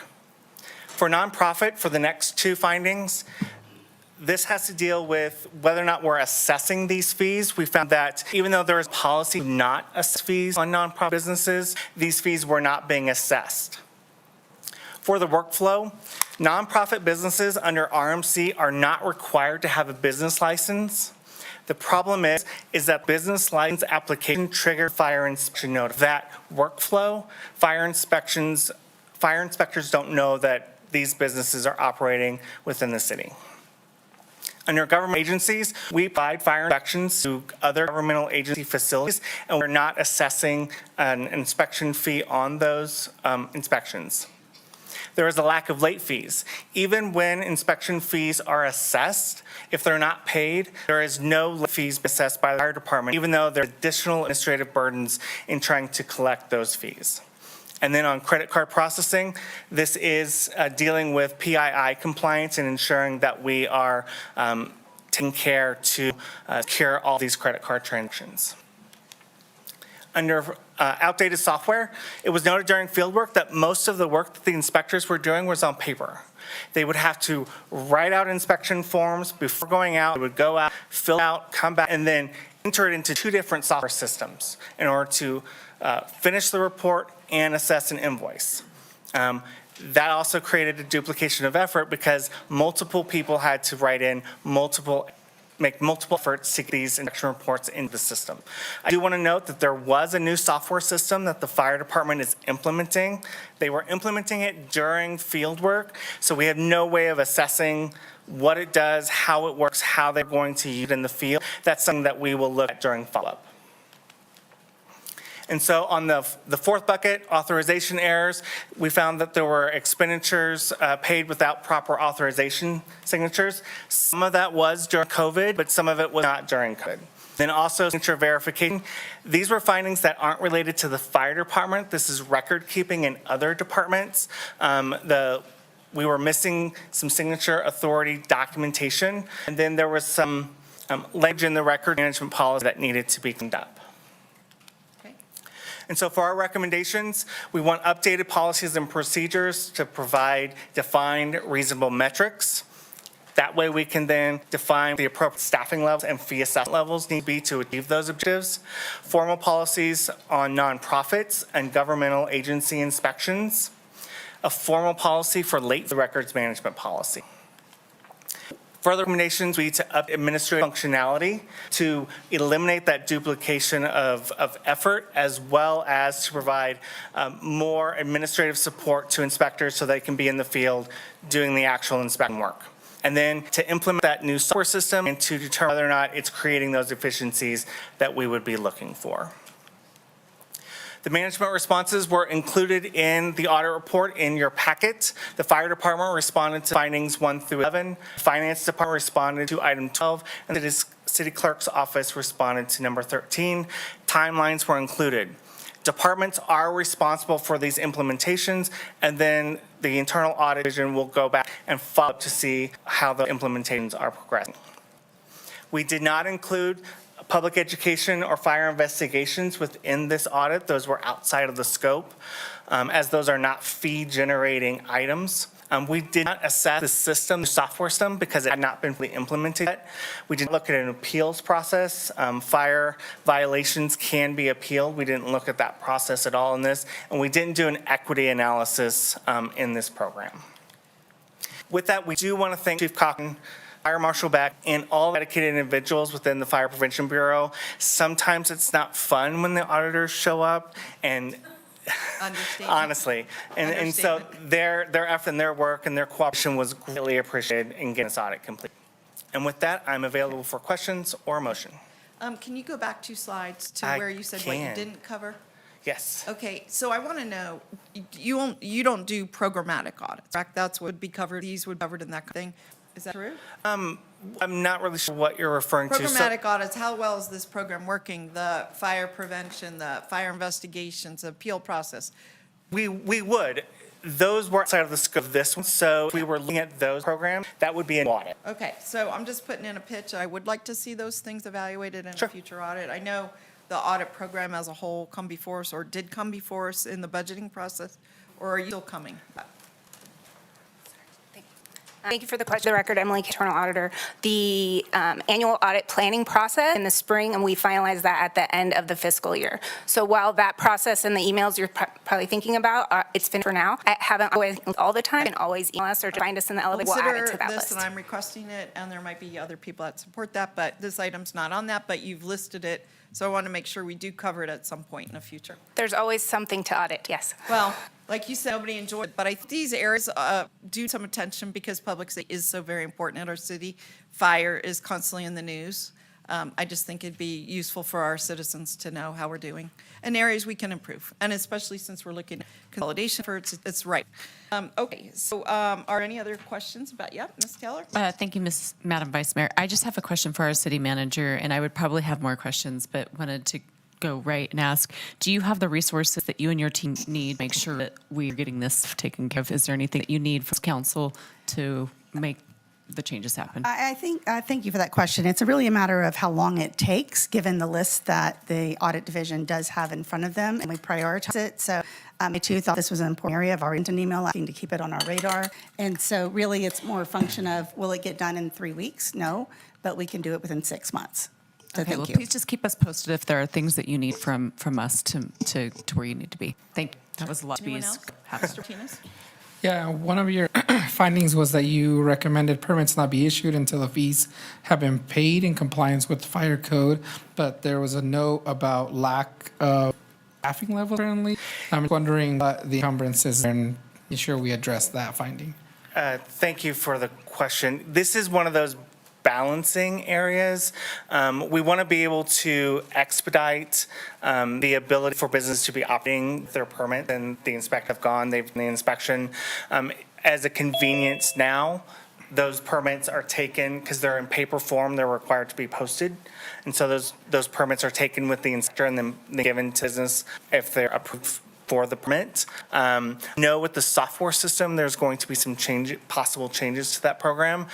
So we want to make sure that we're balancing the need to collect the fee with not interfering or interrupting the impactful. So I know that Fire Marshal Beck may have some additional thoughts on that, but I know that they are cognizant of trying to strike the right balance between ensuring that we're following the code and doing the inspections we need to do, as well as promoting and supporting businesses. Okay, and I think if you could go back maybe 2 slides, I think. There was, one of your findings talked about the authorization errors during expenditures. Just wondering what would be an example of that. And you said, I think it happened during COVID and still was continuing. Just wondering what your finding was and what your recommendation is there. Sure. So it's a matter of who signs off and when they sign off. So if you sign off on a purchase order, that's the approval to purchase it. But for audit, we also need you to sign off that you received the goods you said you bought, and you received the items that you received, and the person who received them was supposed to get them. Those authorizations weren't there. So it's just a matter of cleaning up some of that administrative work. During COVID, there were instances in which potentially there were invoices paid where an email authorized, but we're not sure what email went to. And so we've got some things administratively to clean up. That goes back to the administrative burdens and ensuring that the department has the administrative staffing that they need and cleans this stuff up. Okay, thank you for the context, and I look forward to what you find during your second round. Sure. All right. Do you have any comment, Ms. Ebert, on this finding, this audit? No. Okay, I just want to say too that I think what you found is very significant. Teen findings, kind of a lot, in my opinion. Maybe it's normal, but I viewed it as a lot. And so I'm glad to get the computer system up and running. It sounds like it is in May, this last May. So it sounds like we're on way with the computer station. I think there's also maybe more staff. I know there's a change of staff with the fire marshal, and that it is under that group, right? The That's correct. inspections. Right, okay. All right, well, with that, is there any public comment on this one? We have no public comment registered. Okay, I'm looking for a motion to accept the audit report. I move to accept the internal audit report. All right, so we have a motion from Mr. Martinez, second from Ms. Taylor. Any comments, questions? All in favor, please. Aye. Aye. Any opposed? All right, motion passes unanimously. Very good work. Thank you. Both of you. All right, I want to point out that item D11 was pulled earlier in our agenda. We have F1, and that's about the railroad ordinance adoption. I wanted to show of hands, was anyone here to comment on that today? No. Yeah. Right. Okay. Let me just check on one thing. I got a note, who is on Zoom, Madam Clerk? From Is anyone? council? From council, is anyone? Oh, on okay. Zoom? Mayor Sheevy is online and Councilmember Reese is online. Oh, perfect. Okay. Oh, I'm sorry. I thought. Just Ms. Sheevy is on. That's what so, I know people have requested a bathroom break, so I'm going to just say, since we have 5, you can go when you need to go, okay? All right, we're moving on to the railroad ordinance, which is a second reading. Is there any comment on that? We do not have anyone present in the room. Earlier, Ilya Arbitman did drop off a public comment in opposition of this item, and that will be entered into the record. Okay. You, Mr. Attorney. Thank you, Vice Mayor. Ordinance adoption, ordinance number 6684, and ordinance to amend Title 8, Chapter 8.10 of the Reno Municipal Code entitled Offenses Against Property, prohibiting trespassing upon road tracks, and other matters properly related to. Okay. All right, so at this time, are there any questions on this? This is a second reading. It would go into effect if we vote to approve it. Are there any questions on this ordinance? I don't have a question, but just after thinking about further and hearing some conversations about this ordinance and what the possible unintended consequences are, and the miscommunication, I think that some people think that this will do versus what it'll actually do, I'm not going to support this ordinance. Okay. All right. Anyone else? All right. I had a comment too. I did get a chance to read Mr. Ilya Artman, if I said it right, his letter to us, which had a lengthy report attached. Read the whole report. It did raise questions, but I felt on balance we should move forward with this, even though there is a risk of unintended consequences. But what I really wanted to pose back to him was, okay, if we don't do this, we've already had a huge conversation about demonstrators of people being in the railroad zone. Also, the challenges our public works and operations and maintenance people have in that zone. If we don't do this, is there an alternative that he was suggesting, which did not? He said this might have unintended consequences, which thought were real. Well, regardless of the outcome of this vote, it is not the city of Reno's responsibility to patrol and maintain Union Pacific land, which is what this is. Gotcha. And there's still trespassing out there. So even if this passes, this does not transform that area into City of Reno RPD's responsibility. It just doesn't. We do have City of Reno along the railroad, we? Yes, we do. Yeah, which is what referring to O&M, so and so. Madam Mayor, did you have any comments before we vote? Okay, hearing none. No, I'm here, sorry. Yeah, I just wondered, did you have any comments on this ordinance adoption? I think you made some very strong points in the sense, and I look at it a lot like the river. If we have a fire or a flood, you know, people, they will be saying you didn't protect people if we allow them to live on the river, right? And it's the same, I think it's the same when it comes to the railroad. You know, it's so dangerous, but also, you know, there is a public health hazard there, and I'm concerned about that.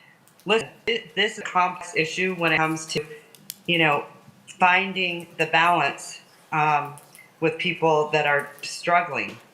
And quite honestly, we've got to start investing so much more in this country, mental health and addiction issues, because it is just one of those things where, you know, we'll just keep moving people around, and it's very difficult at times to get people to services. So it's very, very challenging. But I think if someone gets ill, then we're going to rethink how this kind of works. So I'm supportive. And I think everyone, no one, oh, did you have a comment? Oh, no, I was ready to make a motion. Okay, please do. To adopt ordinance.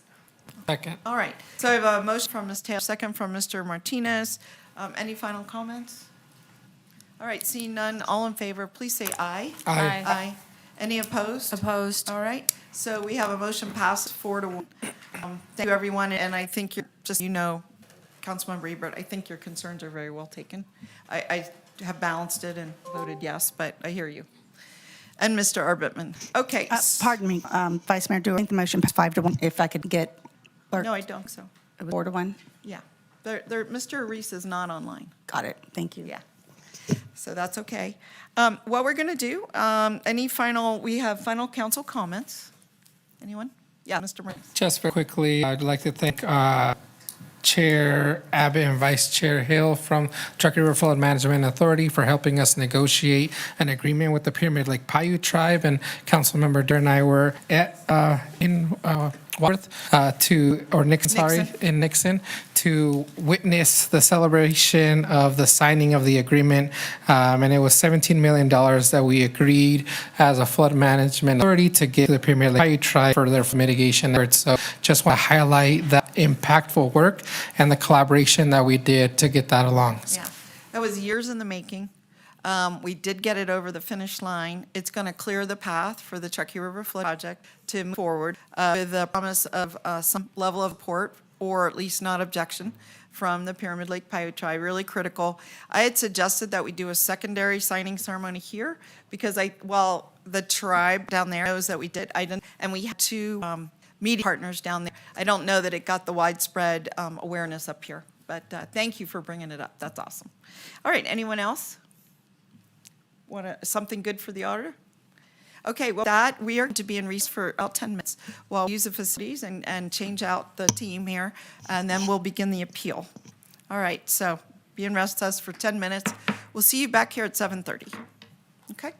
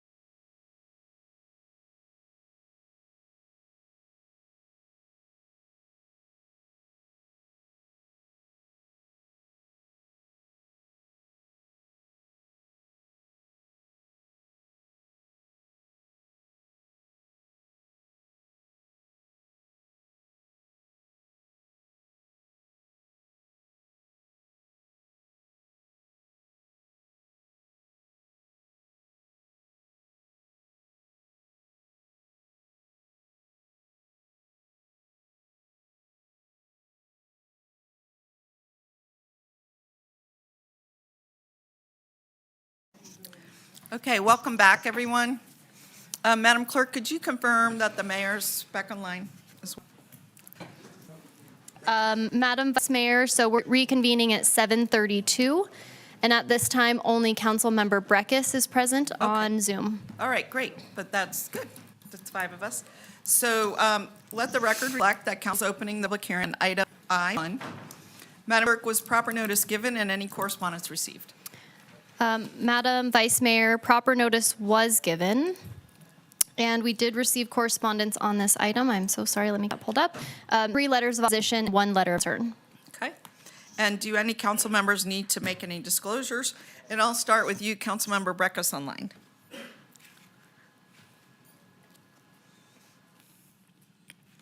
None. What's that? None. None. Okay. And Mr. Martinez? Nothing for me, Madam Vice Mayor. Ms. Taylor? Okay. Ms. Hebert? Okay. I make a disclosure, maybe some of you have the same, with the one of the appellants and not the other, but I thought they were kind of speaking for, in similar thoughts. And I spoke to one person that was opposed, that was a member of the public. So did any of you get an answer to the applicant, the appellants? No? No. Okay. All right, so that's all the disclosures. And then I don't know, Madam Mayor, if you're back on, if you have any disclosures. Madam Vice Mayor, the only person online right now is Councilmember Breckus. Oh, okay, so she hung up. All right. So then, Madam Clerk, can you let me know, was proper notice given and any correspondence received? You told us we received, I think, a number of letters opposed and 1 concern. Then can you review with us the order of proceedings for this evening?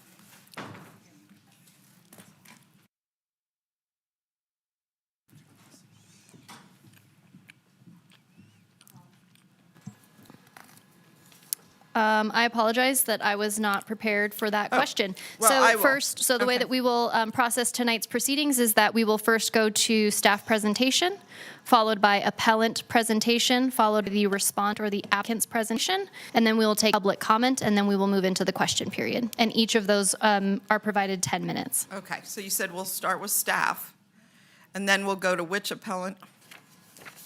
There is not a specified order, so if you have one, or I can just pick I one. thought you said, it sounded like you said Representative Stonegate, and then it said you the No, applicant. so I said staff presentation, the appellant presentation, the respondent or the applicant's presentation, and then, So is the applicant MB Energy? yes. Okay, so they'll go third. We'll have Stonegate representatives go second. Okay. Yeah. The Yeah. staff's presentation will go first. Okay. I'm going to pause for a moment, and at the break, I decided for a late presentation tonight on a Truckee River Visioning Plan, and the primary reason was this. Well, at the time, the mayor was not here, Mr. Reese was not here, and Ms. Breckus was not here. I mean, we had 3 absences, and all of them I know care about the river. So I was to soon have it in 2 weeks on the next council meeting, and if Dig has to be online. What I need, I've been advised that I need to have a motion and agree to that continuance. So I'm looking for a motion. I'll make a motion to postpone. Continue or Continue, yeah. Is there a second? Second. Okay, so motion from Ms. Ebert, second from Mr. Martinez. Any discussion?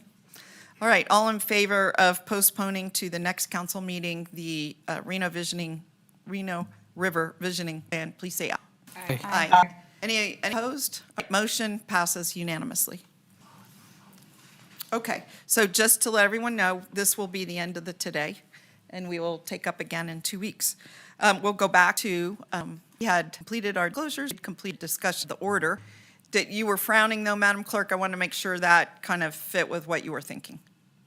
Okay, and is that okay with everyone that's here, that we'd start with staff? Do you want to go first before?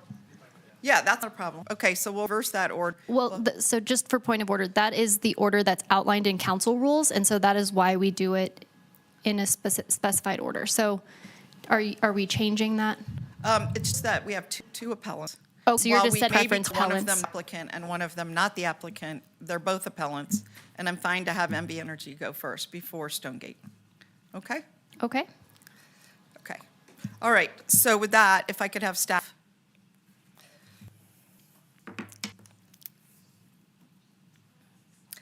And again, each of the three had 10 minutes. Yeah, we'll be doing public comment after they make their presentations. Okay? Thank you, Madam Mayor, members of the council. For the record, Nathan Gilbert, Principal Planner with the Development Services Department. Tonight we have two appeals on the Planning Commission's decision to approve LDC 2415, which is a conditional use permit for NV Energy Utility Corridor appeal. Specifically, the appeal relates to the Planning Commission's condition number 9 related to the corridor location in the a portion of the area in the Cold Springs area. A little bit of background.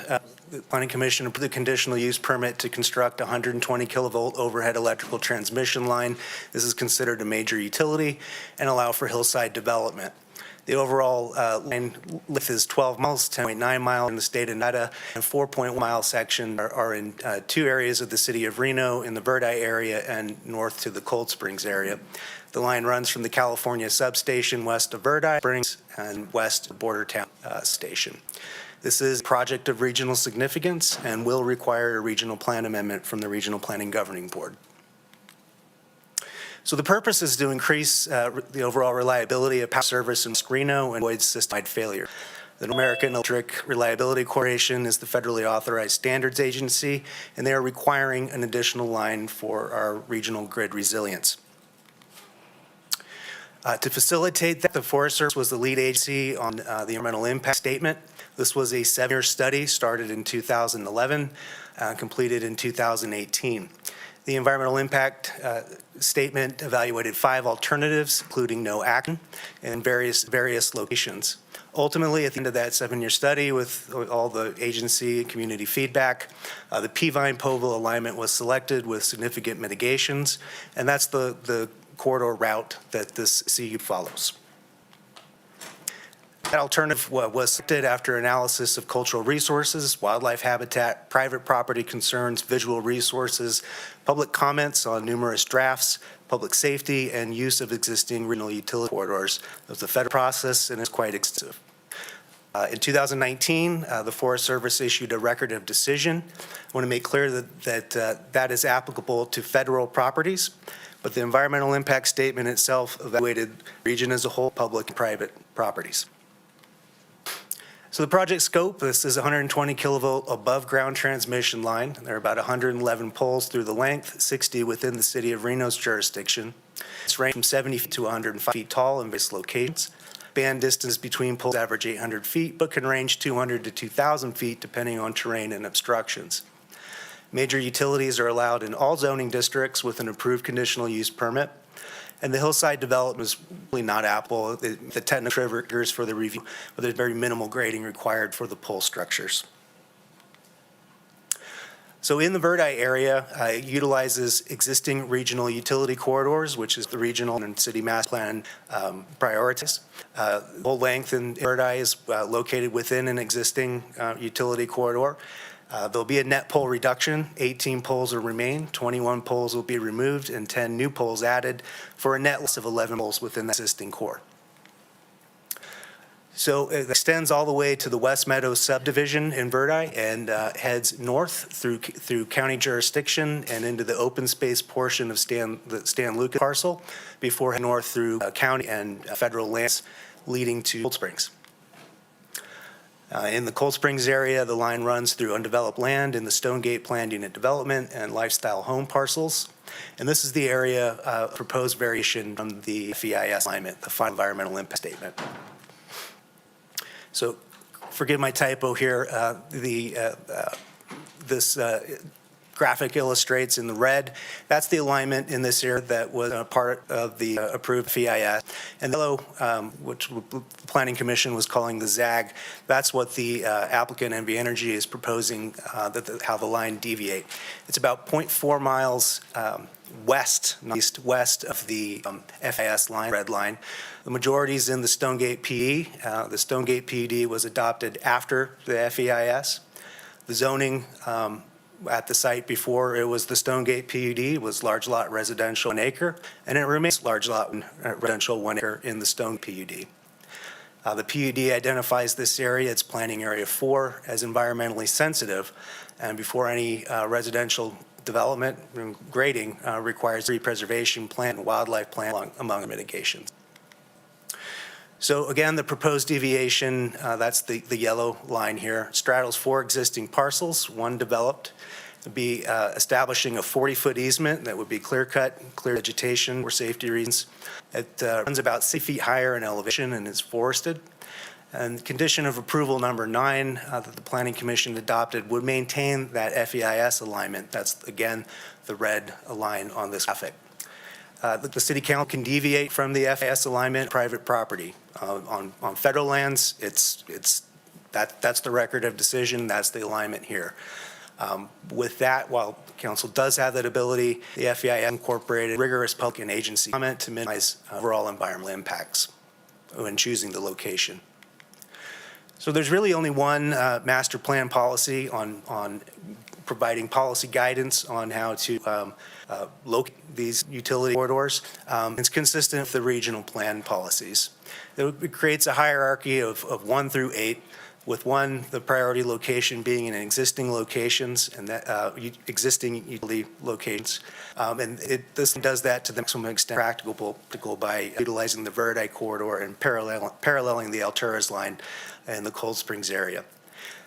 This is necessary redundant power, so it's going to have a new corridor. We know that. So the second priority regionally in our master plan will be to locate new above ground or underground transmission infrastructure in either a federally designated corridor or an easement that has an approved preliminary or final environmental impact statement. That would be the headline in those previous maps. The proposed deviation would fall to number 8 in the priority hierarchy for creating these new utility corridors. So key recommended conditions of approval, condition number 5, of course, is approvals contingent upon required regional approvals. Condition number 7 requires construction and maintenance activities subject to the construction, operation, and maintenance plan. The applicant did agree to be subject to this operations plan as part of their permitting, but they did agree to include this even on the activities on private land. And this will really address detailed operations to mitigate wildlife, vegetation, general practices, fire safety, ongoing maintenance responsibilities, and like. And then the condition in question this evening is condition of approval 9, requiring the corridor to match the general alignments as presented in the FEIS. The Washoe County Planning Commission approved their portion of the line through a special use permit in May of this year. The next steps after a decision is made, if it's an affirmative for a conditional use permit, this case would be taken to the Regional Planning Commission to be evaluated as a project of regional significance. That's required for construction of a transmission line greater than 60 kilovolts. And they would also be sponsoring a regional plan mapping amendment. Because this is affecting Washoe County and the City of Reno, the Regional Planning Commission will actually take that lead for sponsorship. Once sponsored, I would go to the Regional Planning Governing Board to establish a regional plan amendment to establish a new utility corridor.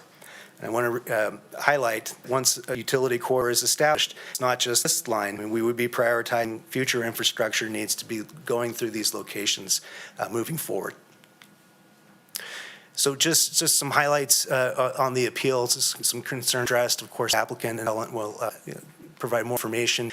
Establishing a public utility easement prior to attaining required entitlements grants grounds for approval of the CUP. Well, by attaining private easements before necessary entitlements, once they're really putting the cart before the horse. The establishment of appropriate utility corridors is subject to local and regional approvals, without which utility easements do not entitle development approval. Secondly, the FEIS alignment would affect future Hines Ranch, Stonegate development and impact property rights. Again, the Stonegate PUD was adopted after the FEIS report. The FEIS corridor ran through large lot 1 acre zoning then, and it's still large lot 1 acre zoning now. The Hines Ranch property does have an application and sitting in our office to review for several months to remove the Stonegate PUD and upzone the site. The application has not had any public hearings to date. Staff is still working with them to work out some concerns. So the findings here, these are general review criteria, finds that it be consistent, that approval be consistent with the Reno Master Plan and weigh competing goals. utility location criteria, there's one goal. With condition 9, it meets the master plan policy, point 4, for electrical transmission infrastructure. Secondly, conditional use permit findings, land use is compatible with surrounding development and physical land characteristics. Again, that FEIS study was thoroughly comprehensive with the recommended alignment. Staff can make the findings. Planning Commission unanimously approved the CUP with all recommended conditions of approval, and the recommended motion is on the screen for your consideration. I'm available for any questions. Thank you. That was comprehensive before you went away. I think there are questions. I'll just start. If you could go back a few slides. One of my questions was, when I talked to staff, was I would have liked to see personally that line go all the way up on Peavine. So it seems like it go all the way up on Peavine, but rather be lower down, where there weren't so many trees, and it is like it's not wilderness, but it's a very highly used recreation area. And I didn't understand, was that discussed at all? So I understand, are we talking The about line. this area here or the area further south? A little further south. Yeah. Yes, ma'am. So that, again, there were five routes, various routes studied at FEIS. Okay. There's no perfect solution. Sure. Each option is going to have pros and cons. Okay. That 7-year study took agency comments, public comments, evaluated all the pros and cons with the need for this redundant power, and opted for this line. Yeah, I'm saying I would have liked to see it go further east where it was more developed and there's less open, more pristine land. I was a little concerned with it going right through this Peavine forest and Peavine recreational areas. And I thought that's kind of antithetical to the whole concept of Peavine, so it concerned me, just sharing that. And then the other thing I wanted to ask you was, when you got to the Stonegate part, you mentioned large lot residential. I thought that the PUD and that made large lot residential go away, or that the large lot residential is in the master plan and the PUD is the zoning? Or? So this is a graphic. This is actually a master plan designation, but it's the same. And so before it was the Stonegate PD, it had standard zoning in this area south of the railroad track, residential before the Stonegate PUD. Okay. With the Stonegate PUD, the area south of the railroad track, that's planning area 4, it's within the PUD, but within the PUD, it's only allowed 350. Can you point area out? I'm just sure where area 4 is. This area south of the railroad track, Yeah. it's this whole area. Oh, the whole area. Yeah, is area that's 4, the light area yellow. 4 in the Stonegate PUD. And so, again, before the Stonegate PUD, this was lot maker. With the adoption of the Stone PUD, the PUD outlines that this is an environmentally sensitive area. This particular This portion of the particular property? area, and that it is, while the zoning is Stonegate PUD, it's in Planning Unit 4, which is large residential Gotcha. maker. That Essentially, it helps a hasn't lot. changed. So are there other areas on this map besides the light yellow that are in the Stonegate PUD? Yes, the Stonegate PUD goes, it's quite large, goes above the railroad tracks and across the freeway. And they sit in the green? Yes, everything here is a Stonegate PUD. So the dark green- North of this line, that's the Stonegate, or excuse me, this line, that's the Stonegate PUD. So the orange, is that part of it? The orange is part of the And Stonegate the PUD. yellow and the dark green? Correct. And the dark yellow, okay. And the light yellow, but the light yellow is this sensitive area. Correct. Okay, those were my questions. Anyone else have any questions for staff? Yep, Councilmember Taylor? Thank you, Madam Vice Mayor. I might, it's been a long night, let me ask this. When we went to Planning Commission, was the red alignment what was presented? Was the red alignment, that was presented to Planning Commission? And then they came and said, no, we want you to do the yellow, which is the FEIS approved, or? No, the yellow one is what NV Energy is requesting. Okay. The Planning Commission conditioned it with 9 to follow the FEIS alignment red. Okay, so why did the Planning Commission come with the yellow? They didn't. They didn't. They didn't. The yellow is what NV Oh, okay, Energy why- had requested. Why did they come up with the red? I don't understand why the Planning Commission changed the alignment, I guess is what I'm asking. They didn't Oh. change it. Okay. What staff's recommended condition was, what we presented to the Planning Commission was what the applicant submitted. Okay. And granted, that wasn't in their original materials, they did it for last minute, but we had enough information to present to the Planning Commission. This is what the applicant is requesting, that's the yellow, that's the ZAG. Staff recommended condition number 9 of the Planning Commission to follow that FEIS alignment, that's red. The commission agreed with that and commissioned that. That's what's on a bill today. Okay, does the red go through private property, obviously? Yes. Okay, and during the EIS, did they have conversations with the private property owner? Were there comments received, or Yes. what were the comments? Do you know? They were extensive. Okay. But neither one of this has to, neither alignment has to go back through the environmental process? No. Because it's on private property? No, and again, the environmental report looked at private property, looked at the whole region, only bind on federal properties. So in planning committee, there was discussion, oh, we could amend that. It doesn't matter. I mean, the Forest Service is done. They did it. Okay, so But the nothing information is impacts there the for our use to know what the environmental impacts are. So just my clarity too, the red is what the federal process came out with. Yes. The red is what the the planning commission approved. Yes. And the yellow is what both appellants would like to see and why they appealed this permit. That's correct. Okay. Feel good. You got I have a question. Okay, Councilmember Eber. When did staff first see this yellow changed route? It was brought up probably the third round of comments on this. When? There was a deviation. During that planning commission meeting? No, during the staff review. It was submitted, gosh, I don't remember the dates. It was a few months that it was submitted and it sat because they were waiting on some landowner approvals and that sort of thing. Once we got started, it was about the third round of comments from staff that were in meetings with the applicant that they said, oh, by the way, there's a jog here. We didn't have the materials. The materials submitted to staff was the alignment. The materials presented to the Washington County Planning Commission was the red alignment, and that came up. Yeah. They said it was a mistake. It probably was a mistake, but we didn't have time, to really fully vet that. Our position was, well, if you want to move forward, then we'll go with FEIS alignment. Yeah. That's been vetted. When did the city first see this alternate route in yellow?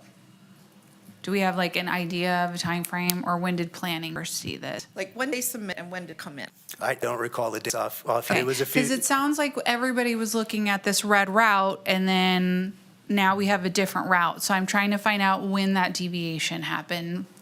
When in this My process? recollection, it was about 3 weeks before this going to go to planning commission. It had been an application in our review for several months. Okay, so changed about 3 weeks before the planning meeting. Okay, thank you. Mr. Martinez? Yeah, thank you for the presentation. I am still a little fuzzy on the timeline, and I didn't see a slide that had sort of like a breakdown of that unless I missed it. But would you consider that this alternate map that is being proposed by the appellant went through a public hearing process? It did go to the planning commission hearing where the planning commission reviewed that alternate route, and the planning commission decided to condition it to that FEIS alignment.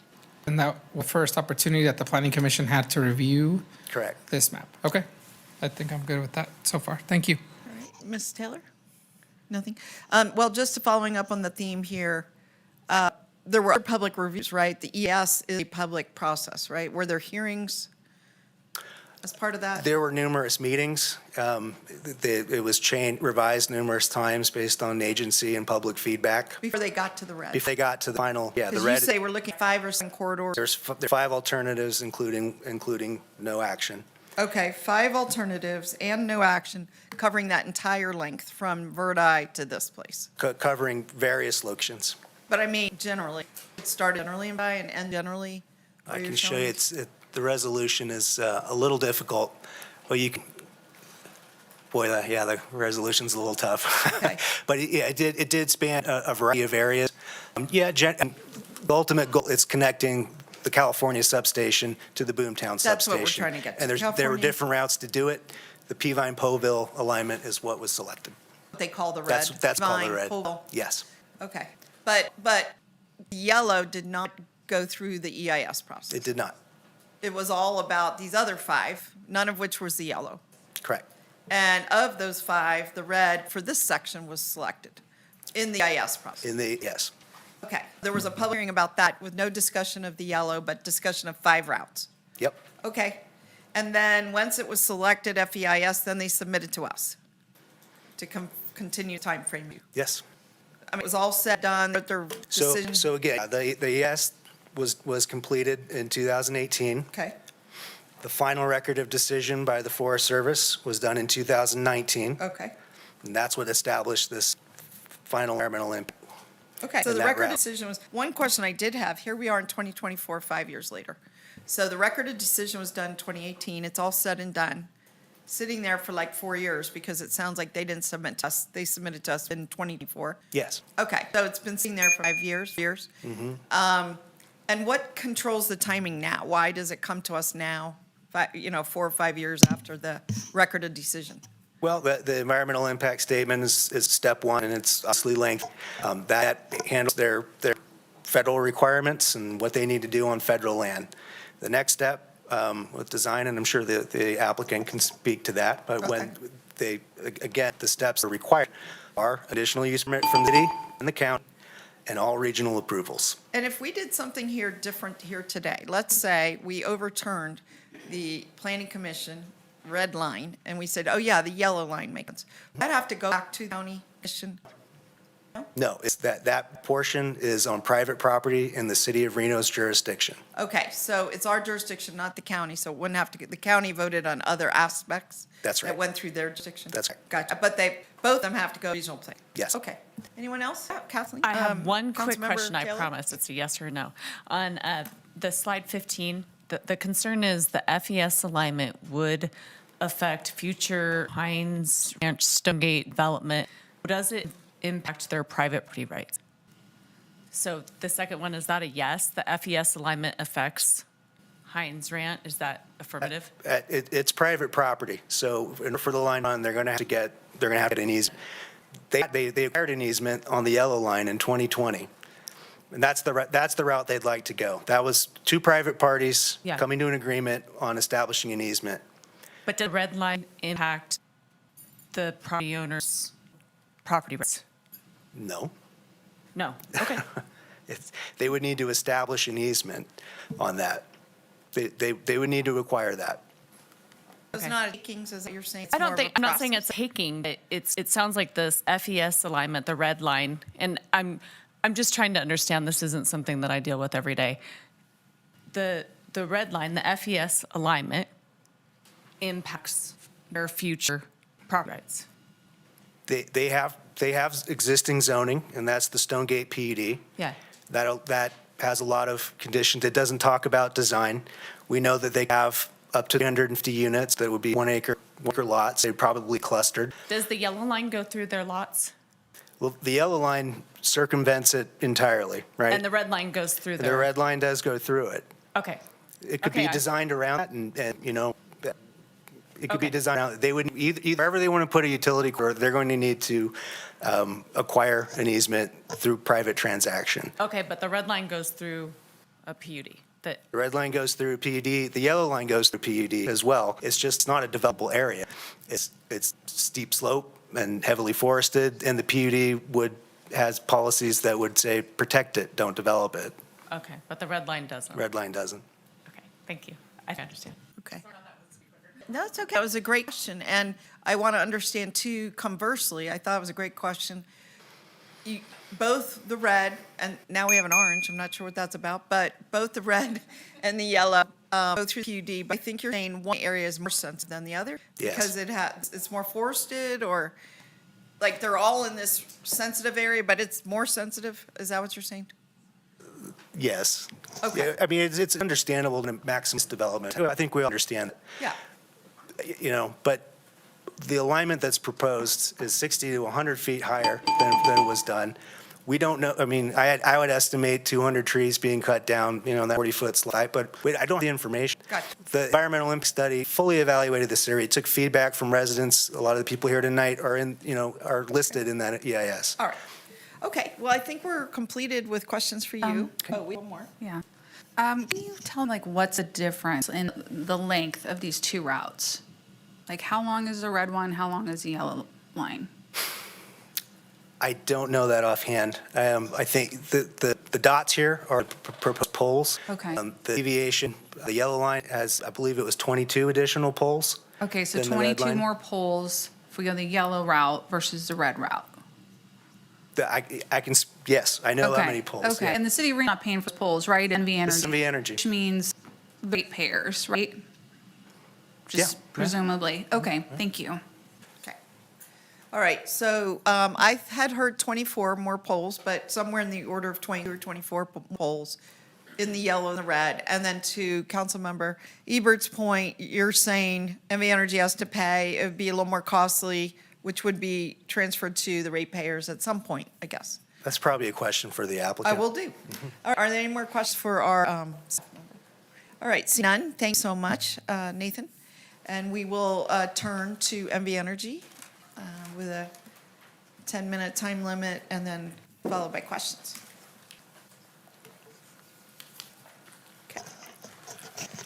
Okay. Well, good evening, Vice Mayor Dewar and Reno City Council members. I'm glad to be here tonight with you. I'm Ryan Bellows. I'm the Vice President of Government and National Relations at NV. I've been before the council more times in the last 6 months than in the last 14 years at NV Energy. So I'll just start by saying that we're just so grateful for all the hard work that's been put into this by the Planning Commission, by your planners, by your staff. I know that the record before is voluminous, it's very large. So I really want to narrow my comments down tonight to really what. And there were a couple questions that were asked of Mr. Gilbert, which we'll also address and answer. So Energy's, our application of conditional use permit was approved by the Planning Commission for our transmission line. But as we've heard tonight, they placed a condition on that approval that we are asking that you modify here tonight. And I'll walk through reasons why that's the case. So there's a map up there on the screen, which will show you two substations. So that's the border town and the California substation. And so we all know that the energy needs here in the region are going. There's no slowdown on that front, and we need more energy infrastructure. So we plan for that growth, and we also have federal agencies that monitor our plans and have regulations in place that require us to have certain redundancies in place in case of outages. And so one of the needs for the area and for this region is to connect those two substations with a transmission line. So that's what we're trying to do here. So it's a very important project for the region, very critical project for West Reno residents, for Verde residents, for residents in the North Valleys. So anytime that we are looking to plan for new infrastructure and new transmission lines is no different. Our goals are to minimize the impact of our infrastructure on the various lands, on public lands, private lands, and also to minimize any environmental impacts. That's the goal. And the goal is also to leverage any existing utility corridors that we have in place so that we don't have a need to create new ones. And so let me just walk through a second on what the process is. So at the onset of this in 2011, we worked with and engaged the Forest Service to really be the lead agency here to create environmental impact statement. They're the ones who led the charge on creating the EIS, which is a rigorous study. There were numerous cooperating agencies in this process, the BLM, NDOW, Truckee Meadows Regional Plan, Washoe County, Sierra County in California, and of course, City of Reno. So as we've heard tonight, the EIS studied various alternative routes and settled on the Peavine-Poville route.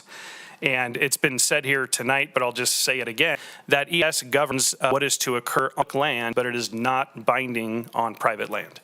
And so that's important to recognize. So after the alignment was selected, we get the record of decision in mid-2019. So at that point, our job is to then go to the private lands, which is not bound by the ES. We go to the private lands and we negotiate with the owners of those parcels to determine where the easements are going to go and how we're going to route on private lands. In the case of Hines Ranch, the Stonegate parcel, where we've been talking about the yellow line that we're proposing, when we met with Stonegate and we said, hey, listen, the EIS is proposing the red line, right, for I guess, consistency's sake. They said it's going to go through our development, our plan development. And so we have a statutory obligation to impact property owners in the least impact possible. And so we worked with them in a collaborative manner to come up with the yellow route. And so once we obtained all the necessary easements for that yellow route area, those were all recorded by the December 2020 timeframe. I think you're going to hear tonight from several surrounding property owners who would have had clear notice of those easements being recorded, that would be a route that we could utilize. So let me go here. So this is the two different routes. So the one on the right-hand side is the red route, and the one on the left is the yellow route, which we are suggesting and preferring. So as you can see, the one on the right is right through the middle of that Stonegate parcel, impacting development. And so we worked with Stonegate Hines Ranch folks to make sure that we can they can still develop that property, and so we chose a different alternative, which is almost entirely on their parcel. So there's been discussion about it, about our proposed route straddling different parcels. That's not the case. It's contained on the Hines Ranch parcel and then the part below it. So when we agreed to deviate out the yellow route, to answer Councilmember Ebert's question, that the application was actually submitted on March 25th. There were some prior iterations that were filed by the Energy in the fall of 2023.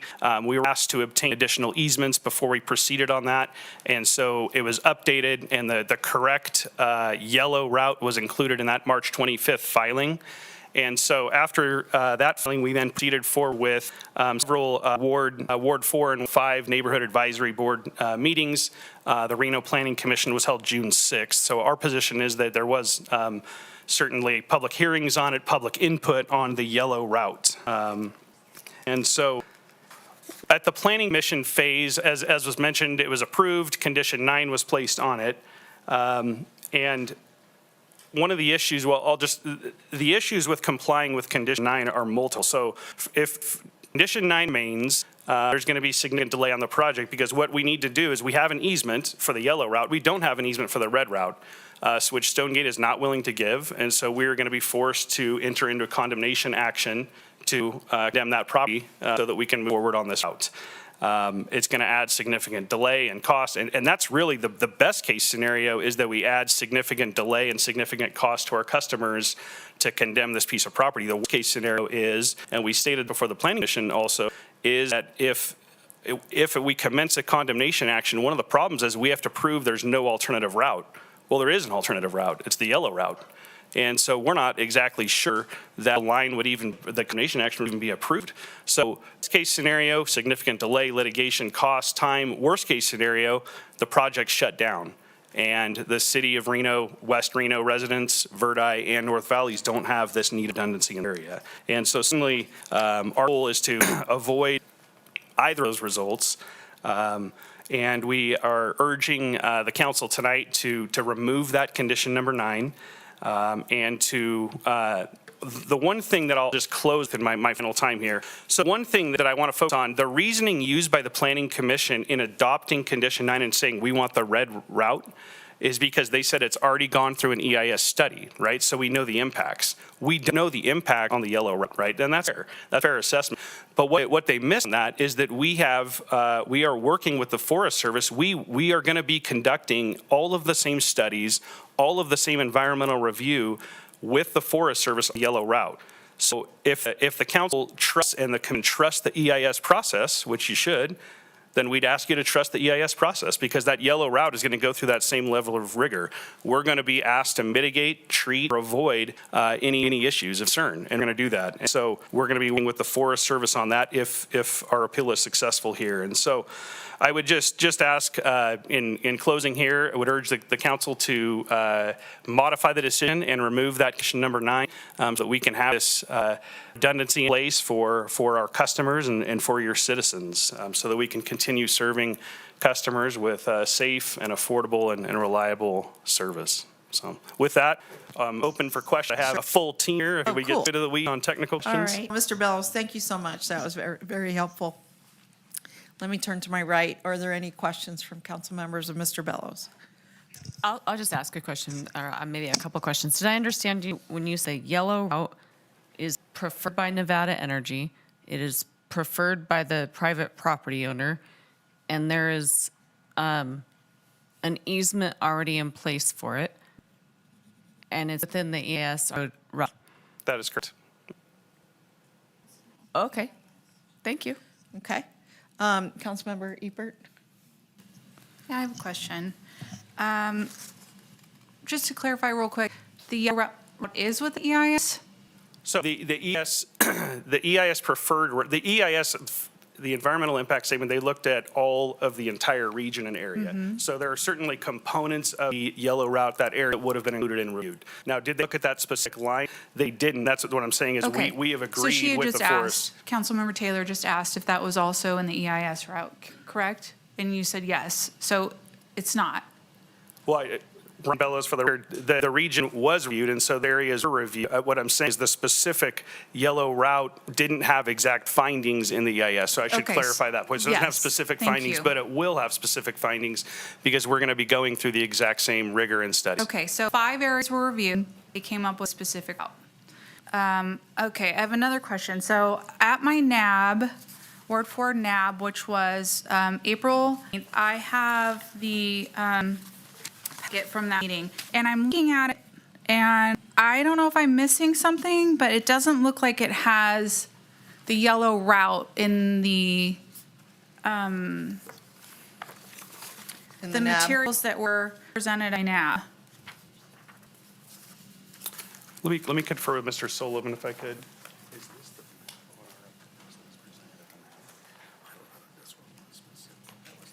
If you'd like, I have it up here. You can look and maybe just not reading it right. Let me put a slide up and see if it's the same map as. Great.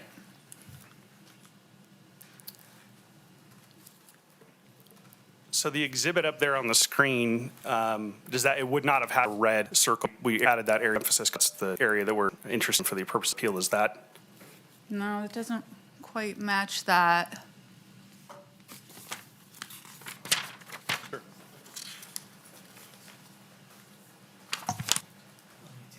Oh, wait, is this it here? That's it. Okay, so this is the yellow route.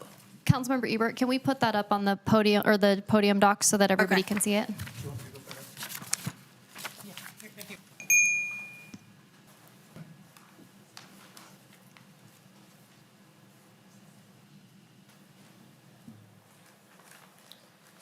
Okay, and then I'd like it back, please, so.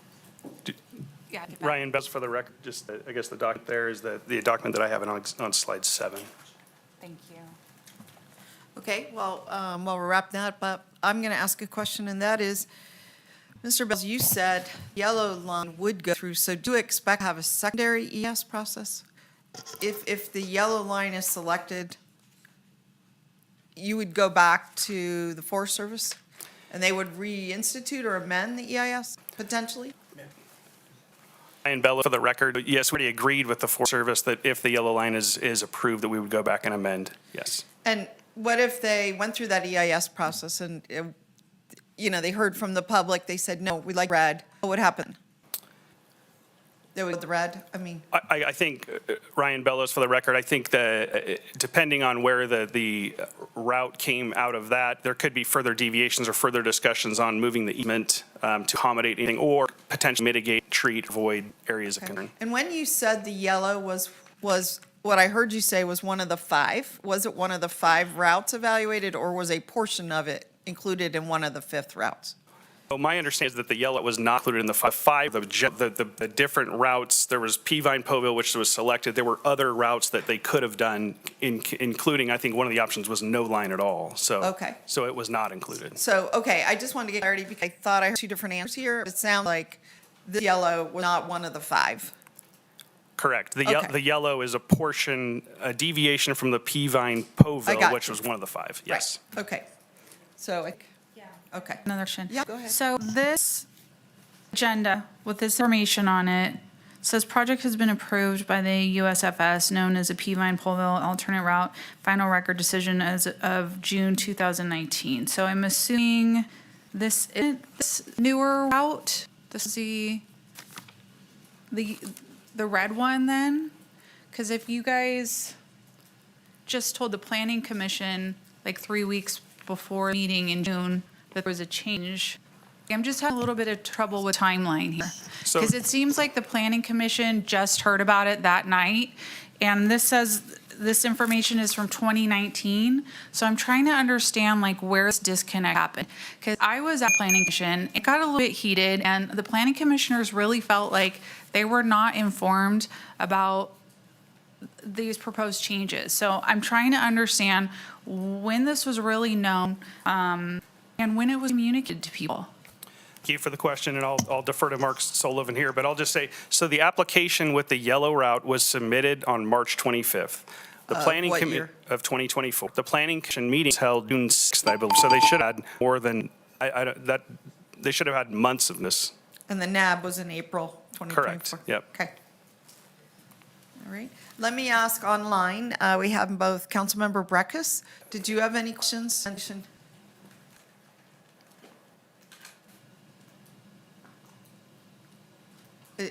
Let me just make sure from our clerk, is Ms. Breckus still on? Yes, Madam Vice Mayor, Councilmember Breckus, and Mayor Shivi are both still on Zoom. Let me go to Mayor Shivi. Did you have any questions of Mr. Bellows with MV Energy? No, other than, it sounds like you're not required. I guess it sounds like you're not required to get that approval from the EIS. Am I right?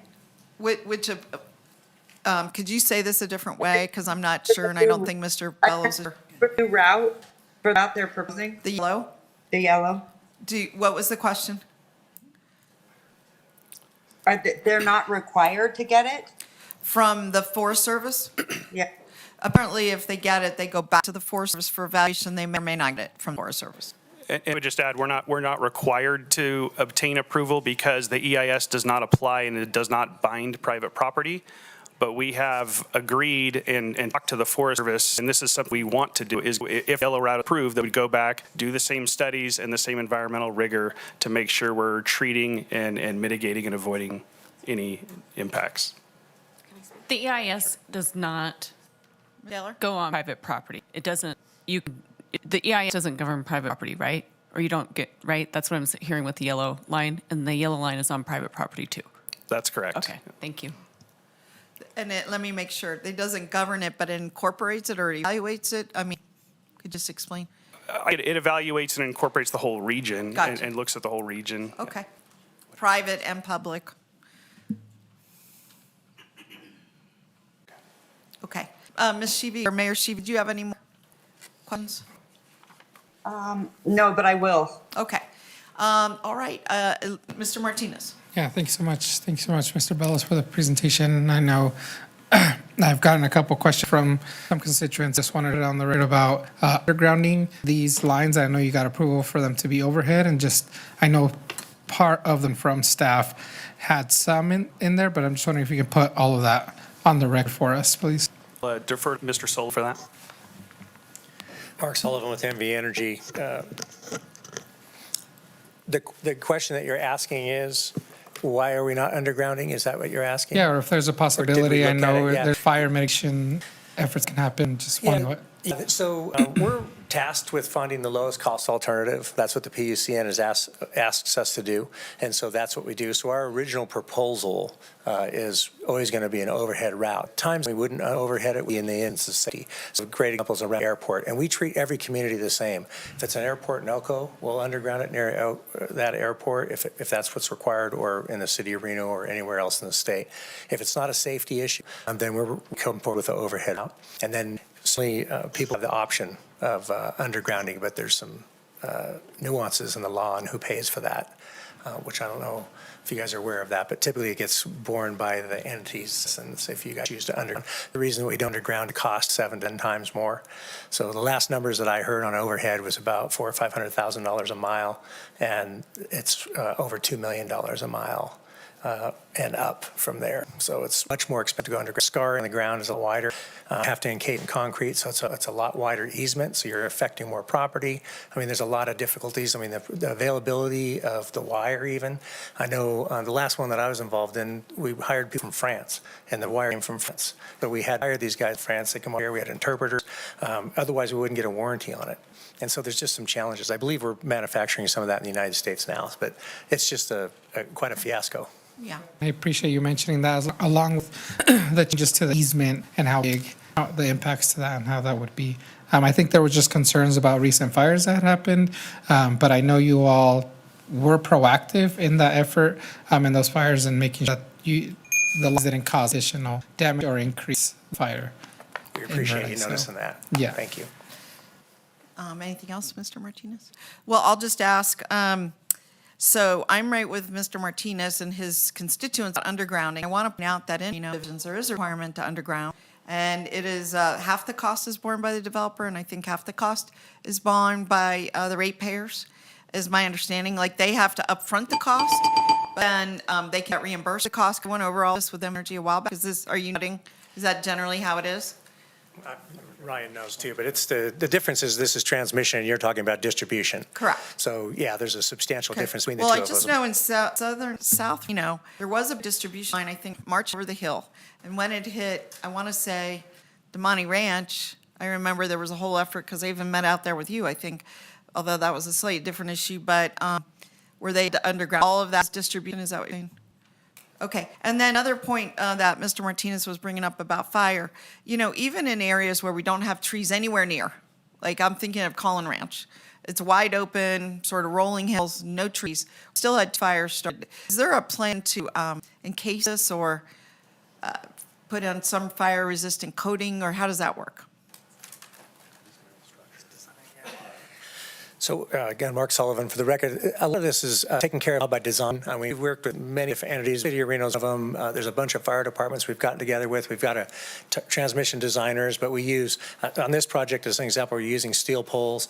We have poly cross arms. We have aviation protection, meaning those crosses, the wire spread far apart for wrap protection, and we'll have a lightning arrestor on top of the wire to protect from being struck by lightning. So there's a lot of built-in. We also have telemetry equipment now that on this line you'll be able to detect it within, I think, 1 second. It'll be able to detect whether or not there's something that interrupts the line. And we have automatic closers and reclosers to open and close those. We certainly have people 24/7 monitoring. Okay, thanks for sharing that, because I will just tell you, I've been called the tree lady, whether that's appropriate or not. We did start a tree program here a while back, and it does concern me, and I mentioned this to Mr. Bellows, the loss potentially of 200 more trees on this property, when the trees were on this property specifically through the PUD were supposed to be protected. Okay, that was one of the conditions of approval, and I'm concerned about sort of, as now we go take out 200 of them when we work so, I must have met with Stonegate developers at least 10 times that we were reviewing their PUD. Some of it was about hydrology, but I went out to site 4 or 5 times and saw the trees, and they said these are going to all be protected. And so that's one reason I'm a little concerned about the realignment here that's being proposed. And I'm also concerned, even if you cut it back, I think you said 40 feet on either side, that you're still within a treed area. A fire would start. It's a more combustible area than the red line, from what we can tell. I just wanted to make sure I understood. Or let me make a statement, less a question. So let's ask one more time, Ms. Shivi, do you have any final comments at this time for this speaker? No, thanks. Okay, and then anyone else, Mr. Martinez, Ms. Taylor, or Ms. Ebert? Yeah, I Okay, did. well, thank you so much. Oh, you did? Oh, Yeah. sorry. So this was a long process to get this initial route. Wasn't there any conversations to secure an easement, like, as part of this process with Stonegate? Like, 10 or however many years you guys spent on coming up with the red line route, like, at no point do you guys have an agreement with Stonegate or whoever owned the property to say this route's safe to use? Like, it seems like a lot of work went into this to say, just relatively short ago, to know we need to change this. Bellows for record. So when the EIS is underway, they were looking at 5 different routes. So we didn't know which route they were going to select. We didn't know they were going to select Peavine-Poville. And so once they selected it and notified us June of 2018, we moved right away. Actually had easement. We had those discussions with Stonegate right away and had the easement within, a year or so of that record of decision. The yellow easement, not the red Correct, easement. the yellow easement, because they wouldn't give us the red easement. Okay. Yeah. Okay, so you had the yellow easement since 2019. I just said 2019. End of 2020. Okay, end of 2020. But the city of Reno wasn't notified until this year, right? Okay, regardless. Yeah, I'm also concerned about trees, particularly this area. So this goes through Ward 4. It takes out a lot of trees if we take this alternate route. And you're not here for all the meetings. I don't expect everyone to know this, but I know that Ward 4 has the lowest tree canopy in the entire city of Reno. And some of the highest in the city of Reno, which means that we're getting hotter than the rest of the country, because the city of Reno itself has the highest temperature rates in the country. This is a problem for me, because I'm here trying to figure out a way to put trees in, and now this route wants to take a whole bunch of established forest trees out. I mean, this is a beautiful area we should be protecting. And Naomi's point, there was a lot of thought put into the PUD to protect these kinds of things as natural resources. And I'm also concerned about fires. We just had those fires a month or so ago.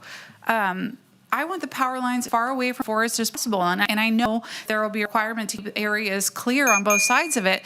I don't think that's enough. I want this power line as far away as possible. I want to keep as many trees safe as possible. And, cost of poles, putting 20 poles, additional poles, they're not for free. We're getting beat up constantly about the rate increase, the base rate increase. I'm getting nasty phone calls and emails blaming me personally for the rates going up, right? I know that's not how that works, but people don't. And this is going to go into the ratepayers' bill. Every pole that gets installed is paid for by our ratepayers. I don't want to pay for an extra 22 poles that are take out trees that we desperately need, going to increase fire concern in a war that doesn't need it. We already have an established route that avoids all of this. There was multiple routes reviewed. This is the one that was established for a number of reasons, and I presume avoiding forest was probably number one. Thank you. Okay. Can I address that, or? Do you want to say something? I was just going to, Ryan Bellows for the record, just on the cost issue, I think I would just note that if the red out would be much more costly to customers, but it's going to involve a condemnation proceeding and a takings action where we're going to be paying for property that's developable. That's going to far outweigh any extra poles on the other side. Okay. All right, hard to put all those together, I think, yeah. All right, well, it sounds like we're done with you as a presenter, Mr. Bellows, so thank you so much. I think we're ready for the third presenter representing Stonegate.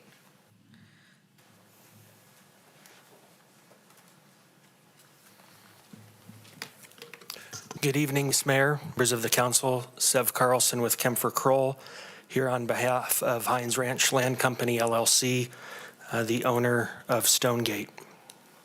I think let's step back a little bit and talk about what an EIS is.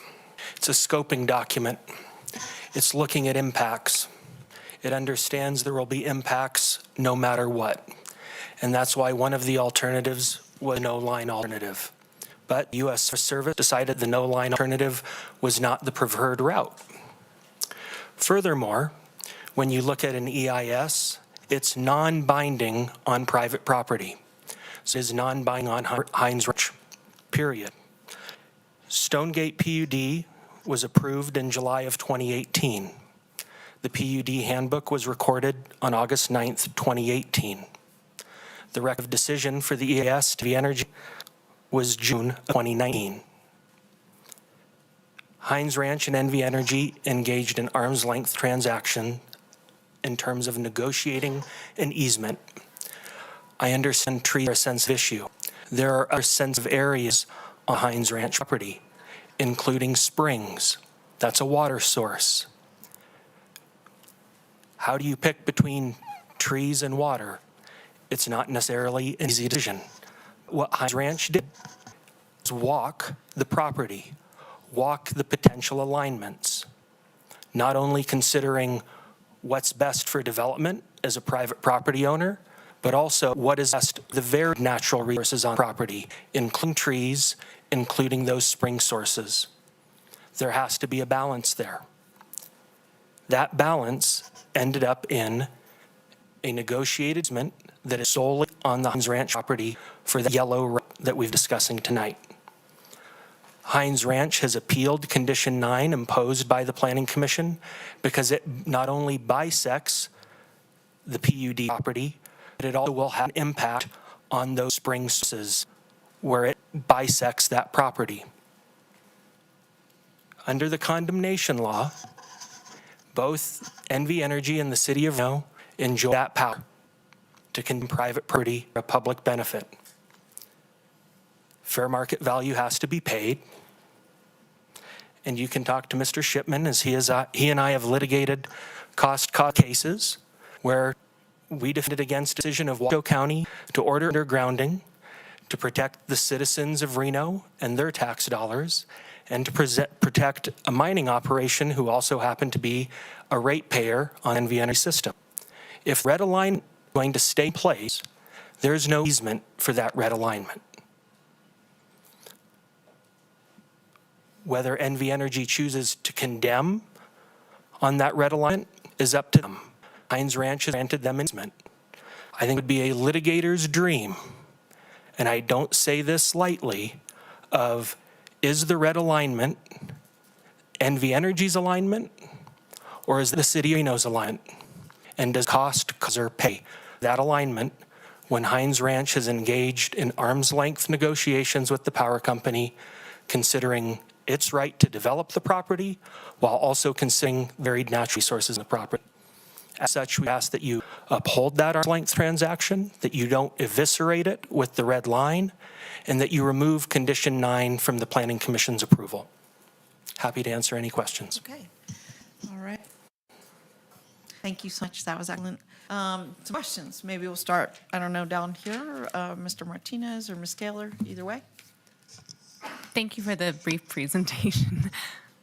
I'm going to reiterate what I've asked a couple times. Both alignments are on private property. Correct. Red alignment is on Heinz Ranch private property. The yellow alignment is on Heinz Ranch private property.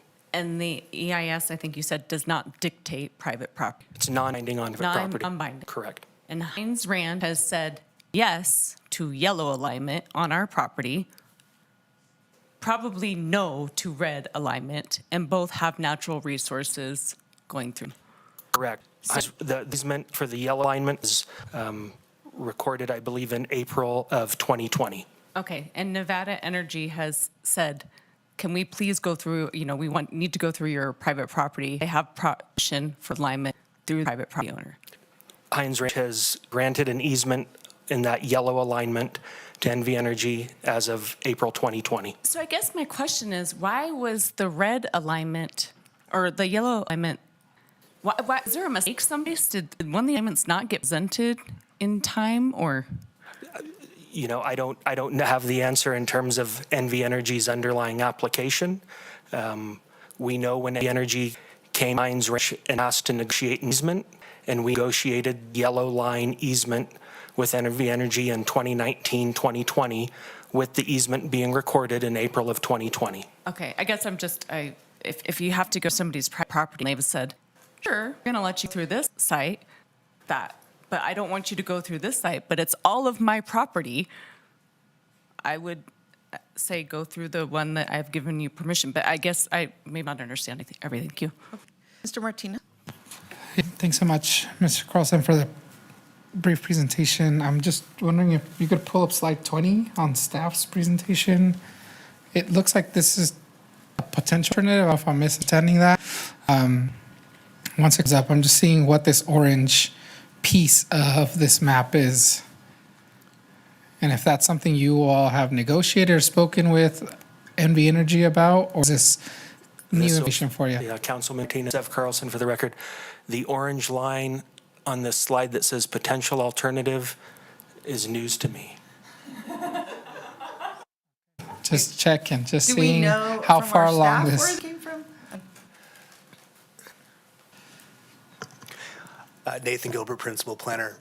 This was a backup slide, just in case questions came up. Oh. I wanted to illustrate, deviations from the FEIS alignment. If Stonegate's intention obviously is to maximize their development potential. Staff's intention is to maintain the FEIS alignment and the environmental studies that was done as the best route of course. I drew this just an example to illustrate, a minor alteration from the FEIS alignment, and the condition 9 is written, generally in alignment with the FEIS. Based on my review of the EIS and studies in this area, something to this effect. This is just me freehanding. Okay. Something to the effect that shows you're avoiding those slopes, you're avoiding those trees, and you're within about 10% of that FES alignment. Could this be a win-win? Sure, but it wasn't discussed. After the Planning Commission contact with Mark Sullivan and NV Energy, asking what generally meant, would that mean yellow? I said no, but Okay. there's potential, for consideration. Is the compromise, possibly. Wow. We've had a lot of compromising today. Let me ask, did that answer your question? It did. I just wanted to make sure we all kind of knew where we're at and see if there are alternatives. Let me begin with Ms. Ebert. Is there anything mentioned in the PUD about these natural springs happening out there? You know, I'd have to look at the PUD document. It's known, it's been part of the water source, the Hines Ranch, and proving up in terms of vested claims of right for over 1,000 acre-feet of water rights. That's been a part of that PUD process and the ongoing development process, ultimately bring project live, that site. So, again, I just have a problem with this impact to our natural resources. If you look around Reno, we don't have a lot of forests. And I understand private property, but it feels like, you know, we have private property owners that have their lives disrupted by all kinds of development. And the city doesn't seem particularly worried about it. And now here we have an opportunity to protect a natural resource that everyone benefits from. And the response seems to be, well, we need to make sure we protect the property owner, you know? And it's like, I'm sympathetic to that. I'm very sympathetic to my issue. We can't get a night's sleep because something happened in the backyard. But to hear this other side of the argument that we need to make sure that this power line doesn't disrupt a vacant lot, so we did go through forest, is upsetting to me. And people use this area for trails and things like that, and this is not something that can be undone. If this becomes a utility corridor, they'll use it for other things. This will be there forever. You know, this is not just a regular development. It's not a regular area. We have a lot of open space here that doesn't have forest, and it's really, really upsetting to just kind of throw that away, you know, because it doesn't into where you wanted a house. You might have to move it over a little bit. You know, you can't just grow another forest. Even if you start planting a bunch of trees today, it's not going to be there in our lifetime. And it would be really great if you utilize that in your development and have highlighted that and celebrated the fact that you have a beautiful forest there instead of basically tearing it down for a utility corridor. I have people that tell me that they would love to live in a Somerset type development up in the north in the forest area. You have opportunity to do things like that, but instead we're going to put on whether we tear down a forest for a power line. That's gross. Just on a human level, that's gross. And Councilwoman Ebert, I think, you know, for the record, the power line is Hines Ranch is application. We're approached by NV Energy for easement. A developer has to consider where you can develop. The developer also considered where are the natural resources on this property, trees being one of those natural resources, springs being another natural resource. And so those components, you have to ultimately reach a balance. And there are certainly aspects of the forest that are wonderful on presenting a neighborhood. There's also a benefit of having a break with this easement for fire protection, and there's also value in protecting those springs. Hines Ranch has gone to great lengths with the Nevada Division of Forestry on leasing and conservation easements on Hines Ranch to protect the Avacia. Hines Ranch has obtained an incident through the Forest Service for those Avacia so as to limit and mitigate impacts on natural resources. And it's difficult prioritizing one natural resource over the other. But we also have the notion of we need more housing, we need more jobs, we need places for people to live. And so Stonegate walked its site numerous times to negotiate that yellow line easement. All right, so we're over time on that one. Let me ask some quick questions. Where, do you have a map, or can our staff put up the map that shows the area where the springs are? Are they directly under red line or near it, or? They're in proximity to the red line. Like 20 feet, or like they're under, or do we have a map of them? I mean, the way the springs flow, I mean, they start down into the mountain, and you have a pond that's built there. Is this over the pond? I'm just trying to understand. It's a new concept to me, and I was out there many times, and they told me that there was a big argument with a division of water resource, whether those springs, you know, how much of springs would be considered part of the water resource that they could dedicate to the property. But I have no idea. I mean, this is just a portion of the PUD. Right, it is a portion. So you have, if you look, the red line and the yellow line, I'll say, come together at the bottom of the photo. Bottom is south or north? That would be. The bottom is north, or south, I guess. Southwest. Yeah. We're kind of not southwest. That's where we are? Well, so you look down line, you have listener property to the right of the red line. Do we have a bigger picture that shows the little south of this? And the listener property granted a conservation easement, which is where the headwater to some of these springs are. So that red line is directly over or in proximity to those springs as they ultimately flow down from the listener property onto the Hines Ranch property. So is this part where come together is not Stonegate, it's listener property? So you have listener and Stonegate, they intersect there. Okay. Hines Ranch holds the water rights. There are springs on Hines Ranch property. Sure. Proper, and a portion of those springs are also on the listener property, which Okay, so this is a good map for my next question, which is, I've understood there's multiple properties adjacent to the west. So that yellow line, it sounds like it would all be on Stonegate, and it would border maybe some other properties, is that right? yes, properties always have borders, but the easement is solely on Hines Ranch property. Right, so I just, these red lines, I don't know whose map this is. Are those describing proper boundaries of city? I would imagine they are, but I didn't create that. Okay, So and I I don't don't want to know make where that the assumption. line is on that map. And then lastly, I wanted to ask, I've asked about the other property lines, the springs. I wanted to just confirm, Nate, when staff presented, they seem to say that the record of decision was done before the PUD was finalized, but you seem to present a different picture. So I wanted to get the dates clarified. So the testimony this evening from the power company was the record of decision was issued June of 2019. The Stonegate PUD was approved July of 2018, and the PUD book was recorded on August 9th, 2018, as set forth in our appeal. Right, but the record of decision, that's a document that came out after all hearings concluded, right, or? It's the end of the end of FEIS process. Okay, do you have a comment, Mr. Gilbert? I got confused because you presented a different story than what I thought I heard. Nathan Gilbert, just for clarification, the EIS was completed in 2018.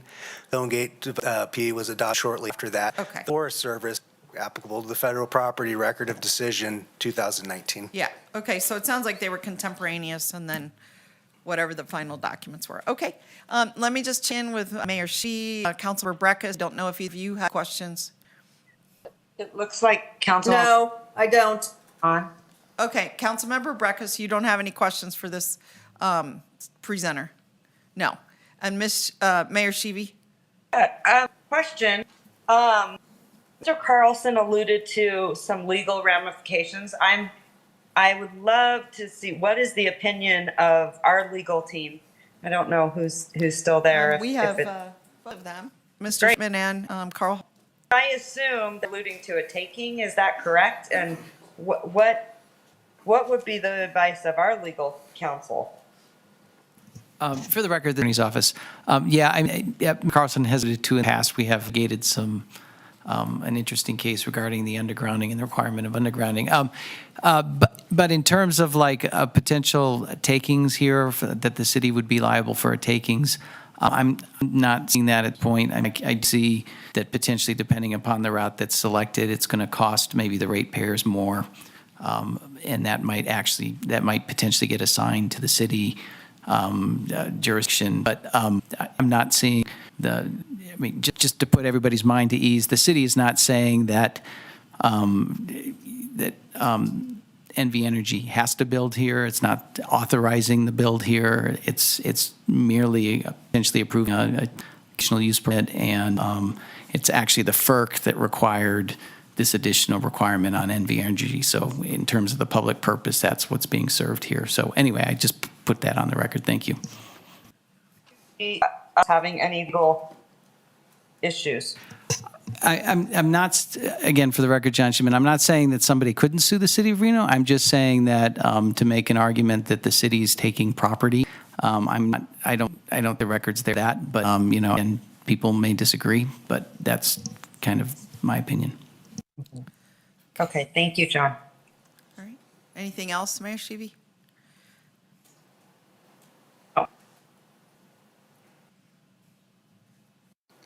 Is that a yes or a no? No. Did you have any more?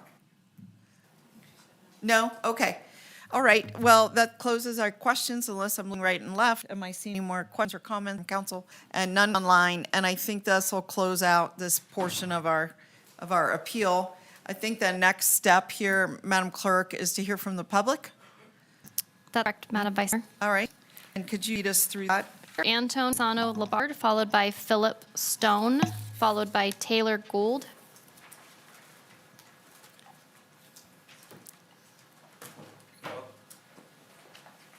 And again, just a note to the audience, you're limited to 3 minutes per person. State your name for the record and the clock will begin. In accordance with Council Rule 6.3.11, in this room, please be respectful. Disruptive behavior from audience members like clapping, yelling, whistling, etc. impede the meeting may result in a warning by the presiding officer. Yeah, my name is Anton Casano Labard. I'm here to represent my family and their property.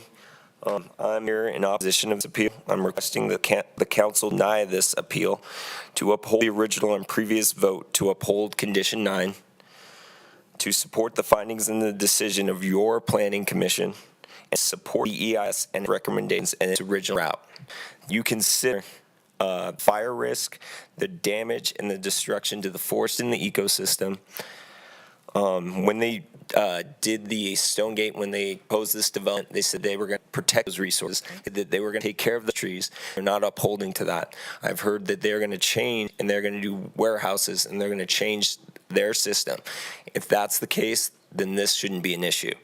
Forward, damage to the property around it, it's not them. Other property owners right next to them. It's us all, not just them. It looks like it favors one landowner over others. It's got unreasonable costs to the public. It's not realistic. It increases insurance costs. On our house is that once right here in that corner, ours went up 20%. When those power lines go up, we might not be able to get insurance. That's realistic. I feel they purposely concealed this deviation from the public.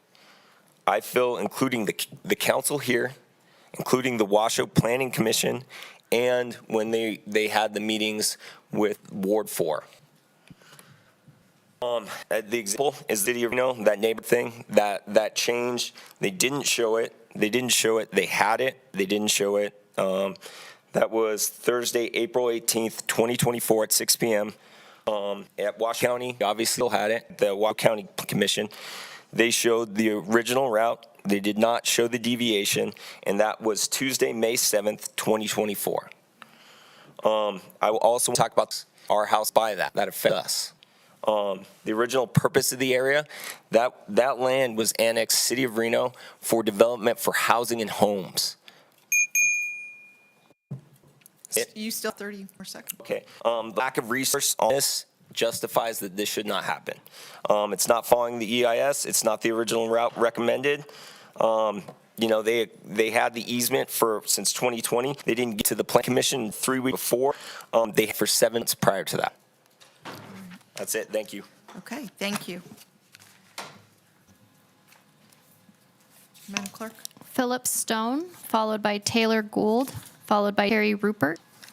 Hello, first, I'm a Can you just owner- speak into the mic, please? My name's Philip Stone. I'm an owner of adjacent property to what is referred to as the yellow line. I'm going to put up the map just so that it can be viewed. There it is. Okay. First of all, thank you very much for your service to the community, protect the community. I oppose the applicant's own request. Council deny the applicant's appeal. Regarding the fire danger, the fire danger is a real issue, and this easement that they have on the yellow line that they purchased or obtained by some agreement that we don't know from Heinz Ranch is a 40-foot easement, which means it's not 40 feet on each side of the power line. It's 40 feet wide, and that means trees from 70 to 120 feet tall are going to be within 20 feet of whatever those power lines are, and I don't know how wide those are. I'm going to rush through this so that I don't waste all my time. A conversation regarding the EIS being not binding on private land is is true, but it's not binding, but it's informative to you, and you are the gatekeepers. You're the last people to get to make the decision on the city property. So don't be fooled into thinking that you don't have a say in this because it's not binding on you. The reason for the dispute on this appeal condition is because they made a deal on an easement. They don't tell what the deal is that they may obtain the easement. We don't know why they or how they obtained the easement, but they could have just not gone for easement if they said the Hines wouldn't agree to the deadline. They could have gone to condemnation procedure, but they didn't. They chose to take the easy route, and they did something in exchange for it, which we don't know. They're a position taken by Energy. They might not even be able to condemn now that they have the easement. However, consider that have your legal counsel address the issue of the doctrine of impossibility or impracticability, because there's possibly that if you don't agree to this deviation, allow them to win this appeal. If you don't agree to that, then they won't be able to meet the conditions that and then therefore the easement will be enforceable, and so they would be able to go through the condemnation process. And the fact, no, I'm over time, but I'll just tell you they'll be setting a very bad precedent if give them the ability to have the mechanism of going through, bypassing this process, going through getting their easements ahead of time, and then coming to you for approval, saying, well, we don't have any other way to do it because we already have the easement in place, so we can't condemn. Thank you. Thank you. Thanks, Mr. Stone. Taylor Gould, followed by Terry Rupert, followed by Lloyd Labard.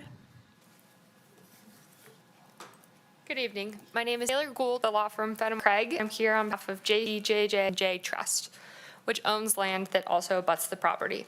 The trust owns 2 impacted parcels on a project in the Cold Springs Valley, and as you've heard, like its neighbors, it opposes this deal. It was originally proposed as a straight line, but now with the yellow line, it abuts several residential properties. As you've heard, we don't know why this easement was brokered, and this threatens the trees in the area, the surrounding homeowners, and the forest, the wildlife. It has not been properly studied. There's not been the environmental impact statement. They're asking you to make the decision without the benefit of that information. And for this reason, the trust also asks you to deny appeal. Okay. All right. Thank you, Ms. Gould. Terry Rupert, followed by Lloyd Labard.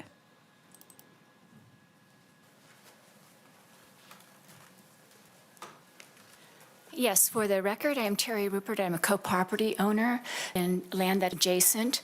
I had prepared statements, but after everything that's been said, I don't want to be redundant and repeat. I support everything that Antoine said. I do really appreciate your very good questions of both Nevada Energy and Stonegate. We brought property in 2008. We've had very little opportunity to have any input on any decision-making about power lines, and this new yellow route, zigzag route, really hasn't been made aware to the public. Also, for your information, when you're a co-owner of property, the notices that are sent out are only obligated to be sent to one of the owners. As a co-owner, I have never once been informed of any of these meetings. I have talked to neighbors who went to them, and I know that at the neighborhood meetings, this yellow zigzag was not discussed. Also, I have read Burnt. This is written by Claire Frank, who was the chief of fire protection for the state of California. She states the 2 leading causes for fire is human activity, which we have lots of in Long Valley, ATVs, side-by-sides, et cetera, and lightning strikes. No matter what is done to prevent fire out there, we have those 2 causes in abundance in that area. If I am a firefighter, I don't want to fight and have to protect power lines in addition to people's property in a forested area. And we could put this in the original alignment, which is non-forested area. So I hope that that is taken into great consideration. So I will just reiterate by saying, would ask the City Council to agree with the Planning Commission and deny the abandonment of Condition 9 and stick with that original alignment. Also, I want to thank Nathan. Drawing that orange line Why isn't something like this considered? It's a compromise that's somewhat reasonable. I was told the power that Stonegate has over other property owners is that the severance package that would have to be paid to Stonegate over what would have to be paid to us is significantly more. Thank you. Okay, thanks, Ms. Burt. Lloyd Labar, followed by Cynthia Fedenick.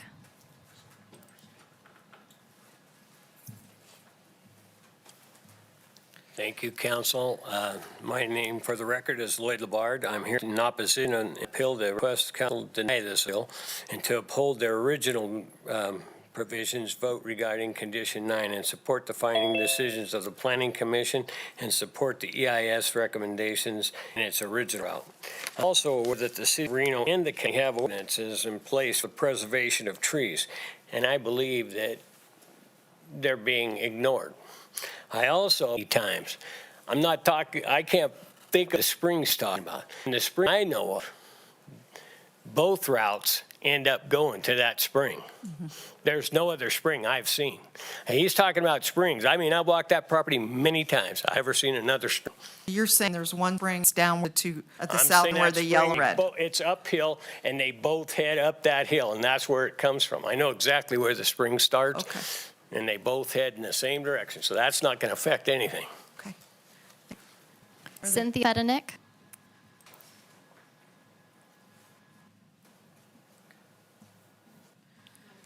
Oh, no, Cynthia, if you want to bring them over here. You can just give to the clerk and then she'll give to us.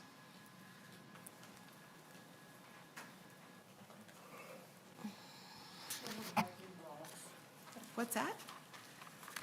You can pull down the mic. That's a little green. Come up or not.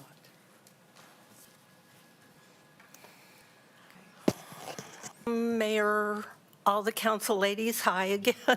It's nice to be here, nice to see you all. I'm talking about easements. The man that bought the land in front of me, and his parcel number is 082-36121, and I live in 362, what do I live in? 082-36117. So this man bought the parcel right in front of me, right directly south of me. There is a 33-foot easement surrounding his property. He has ignored that easement completely. So he's erected a parcel fence. He has railroad ties surrounding his property on the easement. It's a legal easement. This is not the only document. There's other documents which I gave the city attorney, and that's what I gave to you. My problem is I've gone to the code enforcement, Mr. Lawshaw, probably say his name wrong. He has told me that this property owner is 100% out of compliance. He's been fined. He's continuing to get fines. That's all code enforcement can do. All I can do is watch this guy do all this stuff. Okay. Erect a fence. It's an easement. And he's threatened myself and my daughter 3 different times to cut off road to my house, which would make myself and another neighbor landlocked. I know that that's against the law, but he doesn't care. He's done all kinds of things that are against the law. I'm asking, what am I supposed to do? How can we make the law? How can we enforce law? Okay. And Ms. Andrea had talked about that in her presentation tonight. There's laws, but there's no way to enforce them. Okay. So what can we do? All right. Thank you so much. Thank you. Appreciate it. All right, Madam Vice Mayor, we have no additional public comment. All right. So at this time, where we want to go next, I believe, after we've had our presentations and we've gone over public comment, and have had our questions from council already. If there's no more questions, I'm actually ready for a motion. We've heard from all of the parties. We've heard from the public. Is there someone on council who would like, I guess I'm going to start with Councilor Ebert, because it is your word. Yeah. Do you want to take a stab at something? Yeah, I'd like to make a motion, and I don't know if you can help me to make sure I say the right thing. I'd like to make a motion to uphold the decision of the Planning Commission. Yeah, I believe, yes, I believe so. Okay. Do we have a slide on the motion? If we could put that up, that would be helpful. And Thank you. who is the second? Did I hear a second? Breckus. Okay, Breckus, thank you. All right, so you're saying you uphold the planning commission and deny the appeal, Yes. right? Okay, and Councilmember Breckus has seconded that. And is there discussion on the motion by anybody? Council Dewar? Yeah, please. I was under the impression that, and I don't know, maybe I don't know what I'm talking about, but I was under the impression that these would be underground power lines. The other thing is, I wonder how much outreach was done to some of the other residents that are in that surrounding area. It doesn't sound like much. The thing is, I would be much more comfortable with the EIS study, which is not done. So that causes me, concern as well. It seems like maybe there needs to be more collaboration with everyone. And I can completely understand the anxiety that they have.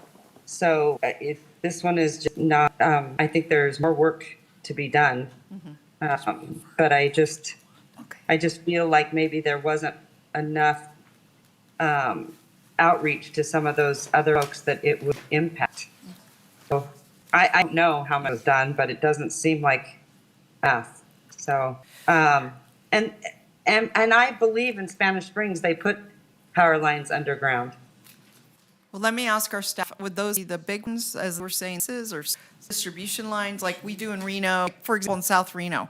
It's a requirement that power lines be undergrounded in the residential development, but they're different size, as I understand it. Nathan Gilbert, yeah, Mr. Sullivan addressed that question. There's a difference between transmission and distribution lines. Okay, And so in so- Spanish Springs, might they be transmission or distribution? I assuming there is an underground transmission line in Spanish Springs. There is? There is. And the MV Energy is nodding in agreement. There are undergrounded transmission lines. That's my understanding. And he explained it would be 7 to 10 times the cost, I think, of this line, is what I heard. Quite expensive. So someone paid for that in Spanish Springs. Correct. Okay, do we know? But Yeah. I'm sorry, I have to jump. This was actually the case that Mr. Carlson was alluding to. So there was a surcharge placed on all Washoe County residents, or I think it was like 25 cents for the transmission lines, right? Okay, excellent. We have an in-house expert. So all Washoe County residents, including incorporated city county residents, Correct, if I remember had to that pay correctly. a 25-cent one I want time? to say it was 25 cents, but I mean, whatever that, not diminished, I think it was diminished for a period of time, I want to say a number of years. So and not a one-time 25 cents? No, a no. Monthly charge? A monthly charge, it was surcharged, yes. Okay, so does that answer your question, Mayor Shivi? Yes. Excuse me, Mayor Shivi? Yeah, sure. Okay, Thank cool. So it is possible to underground. In that case, the cost could be distributed, is what you're saying? And they have been, and we have an example locally.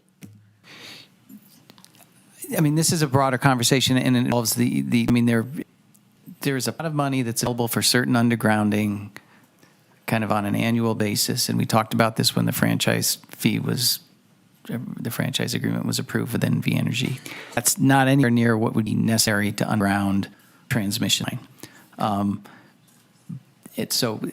One of the things is that if we require undergrounding, there's a good possibility that would go to the PUD and we'd be required, we being the jurisdiction, and even the people living in that jurisdiction would have to pay a surcharge because they're getting the benefit of the undergrounding in the PUC's eyes. So it becomes, so that's a risk.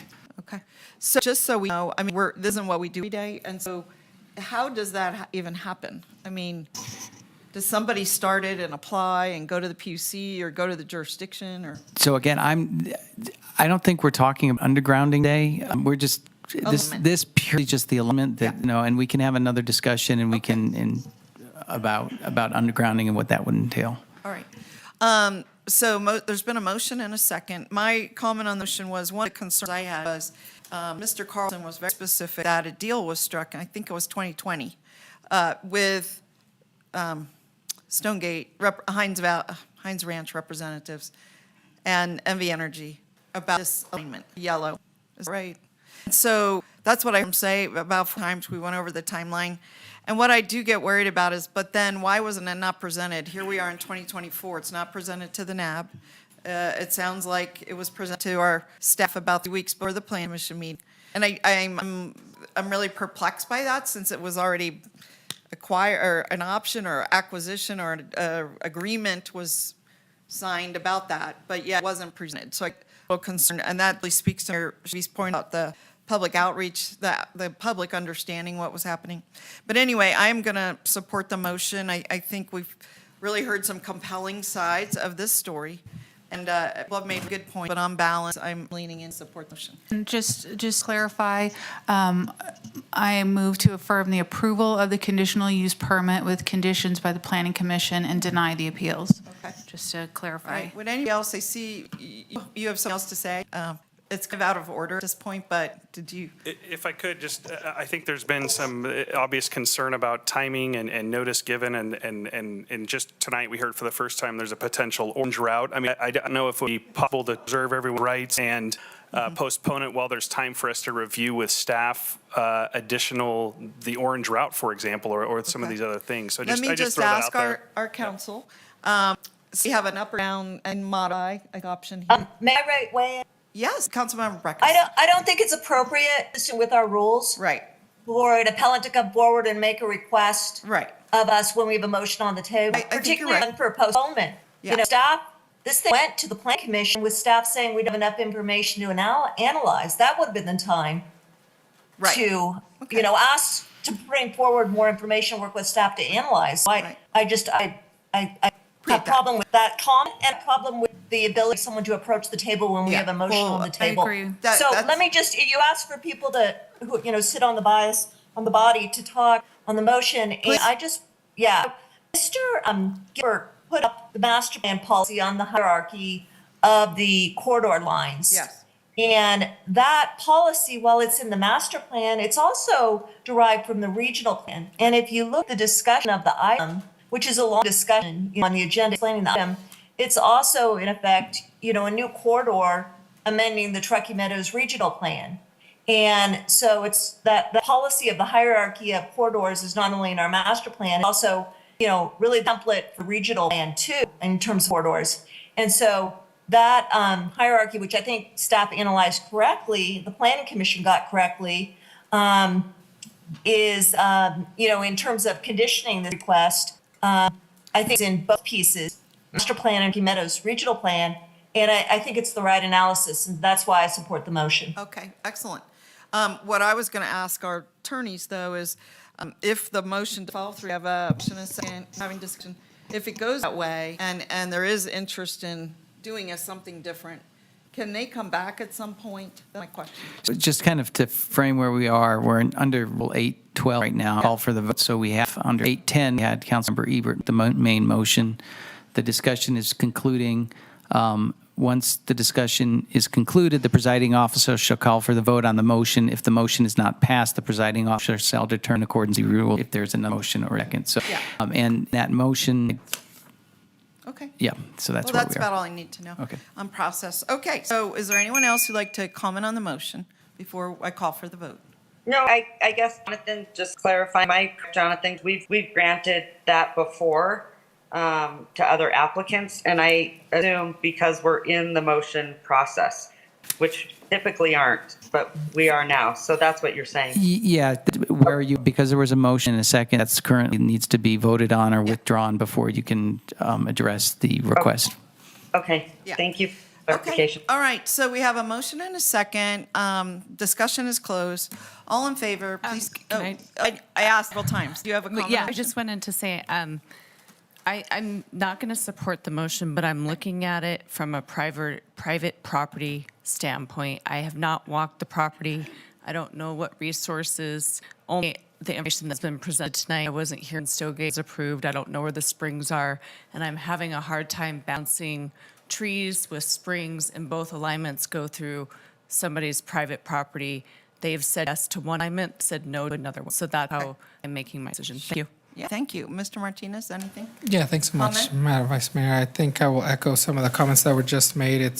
I want to lean in and support Councilmember Ebert for 4. I just don't think I'm agreeing with the rest that was presented. And the agreement that we made with a private property owner, I'm leaning towards giving them another opportunity and us another opportunity to dive a little bit deeper. All right. So anyone else online? Any final comments on the motion? All right, hearing none. All in favor, please say aye. Aye. Aye. Ruckus. Right, okay, all opposed, please say no. No. And Mayor Sheeby? Aye.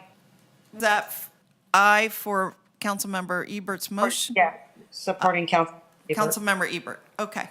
So Councilmember Ebert's motion passes 4-2. Okay, so we have a decision. Are you fine with that, Mr. Correct, yes. Okay, all right, and so let me just conclude here.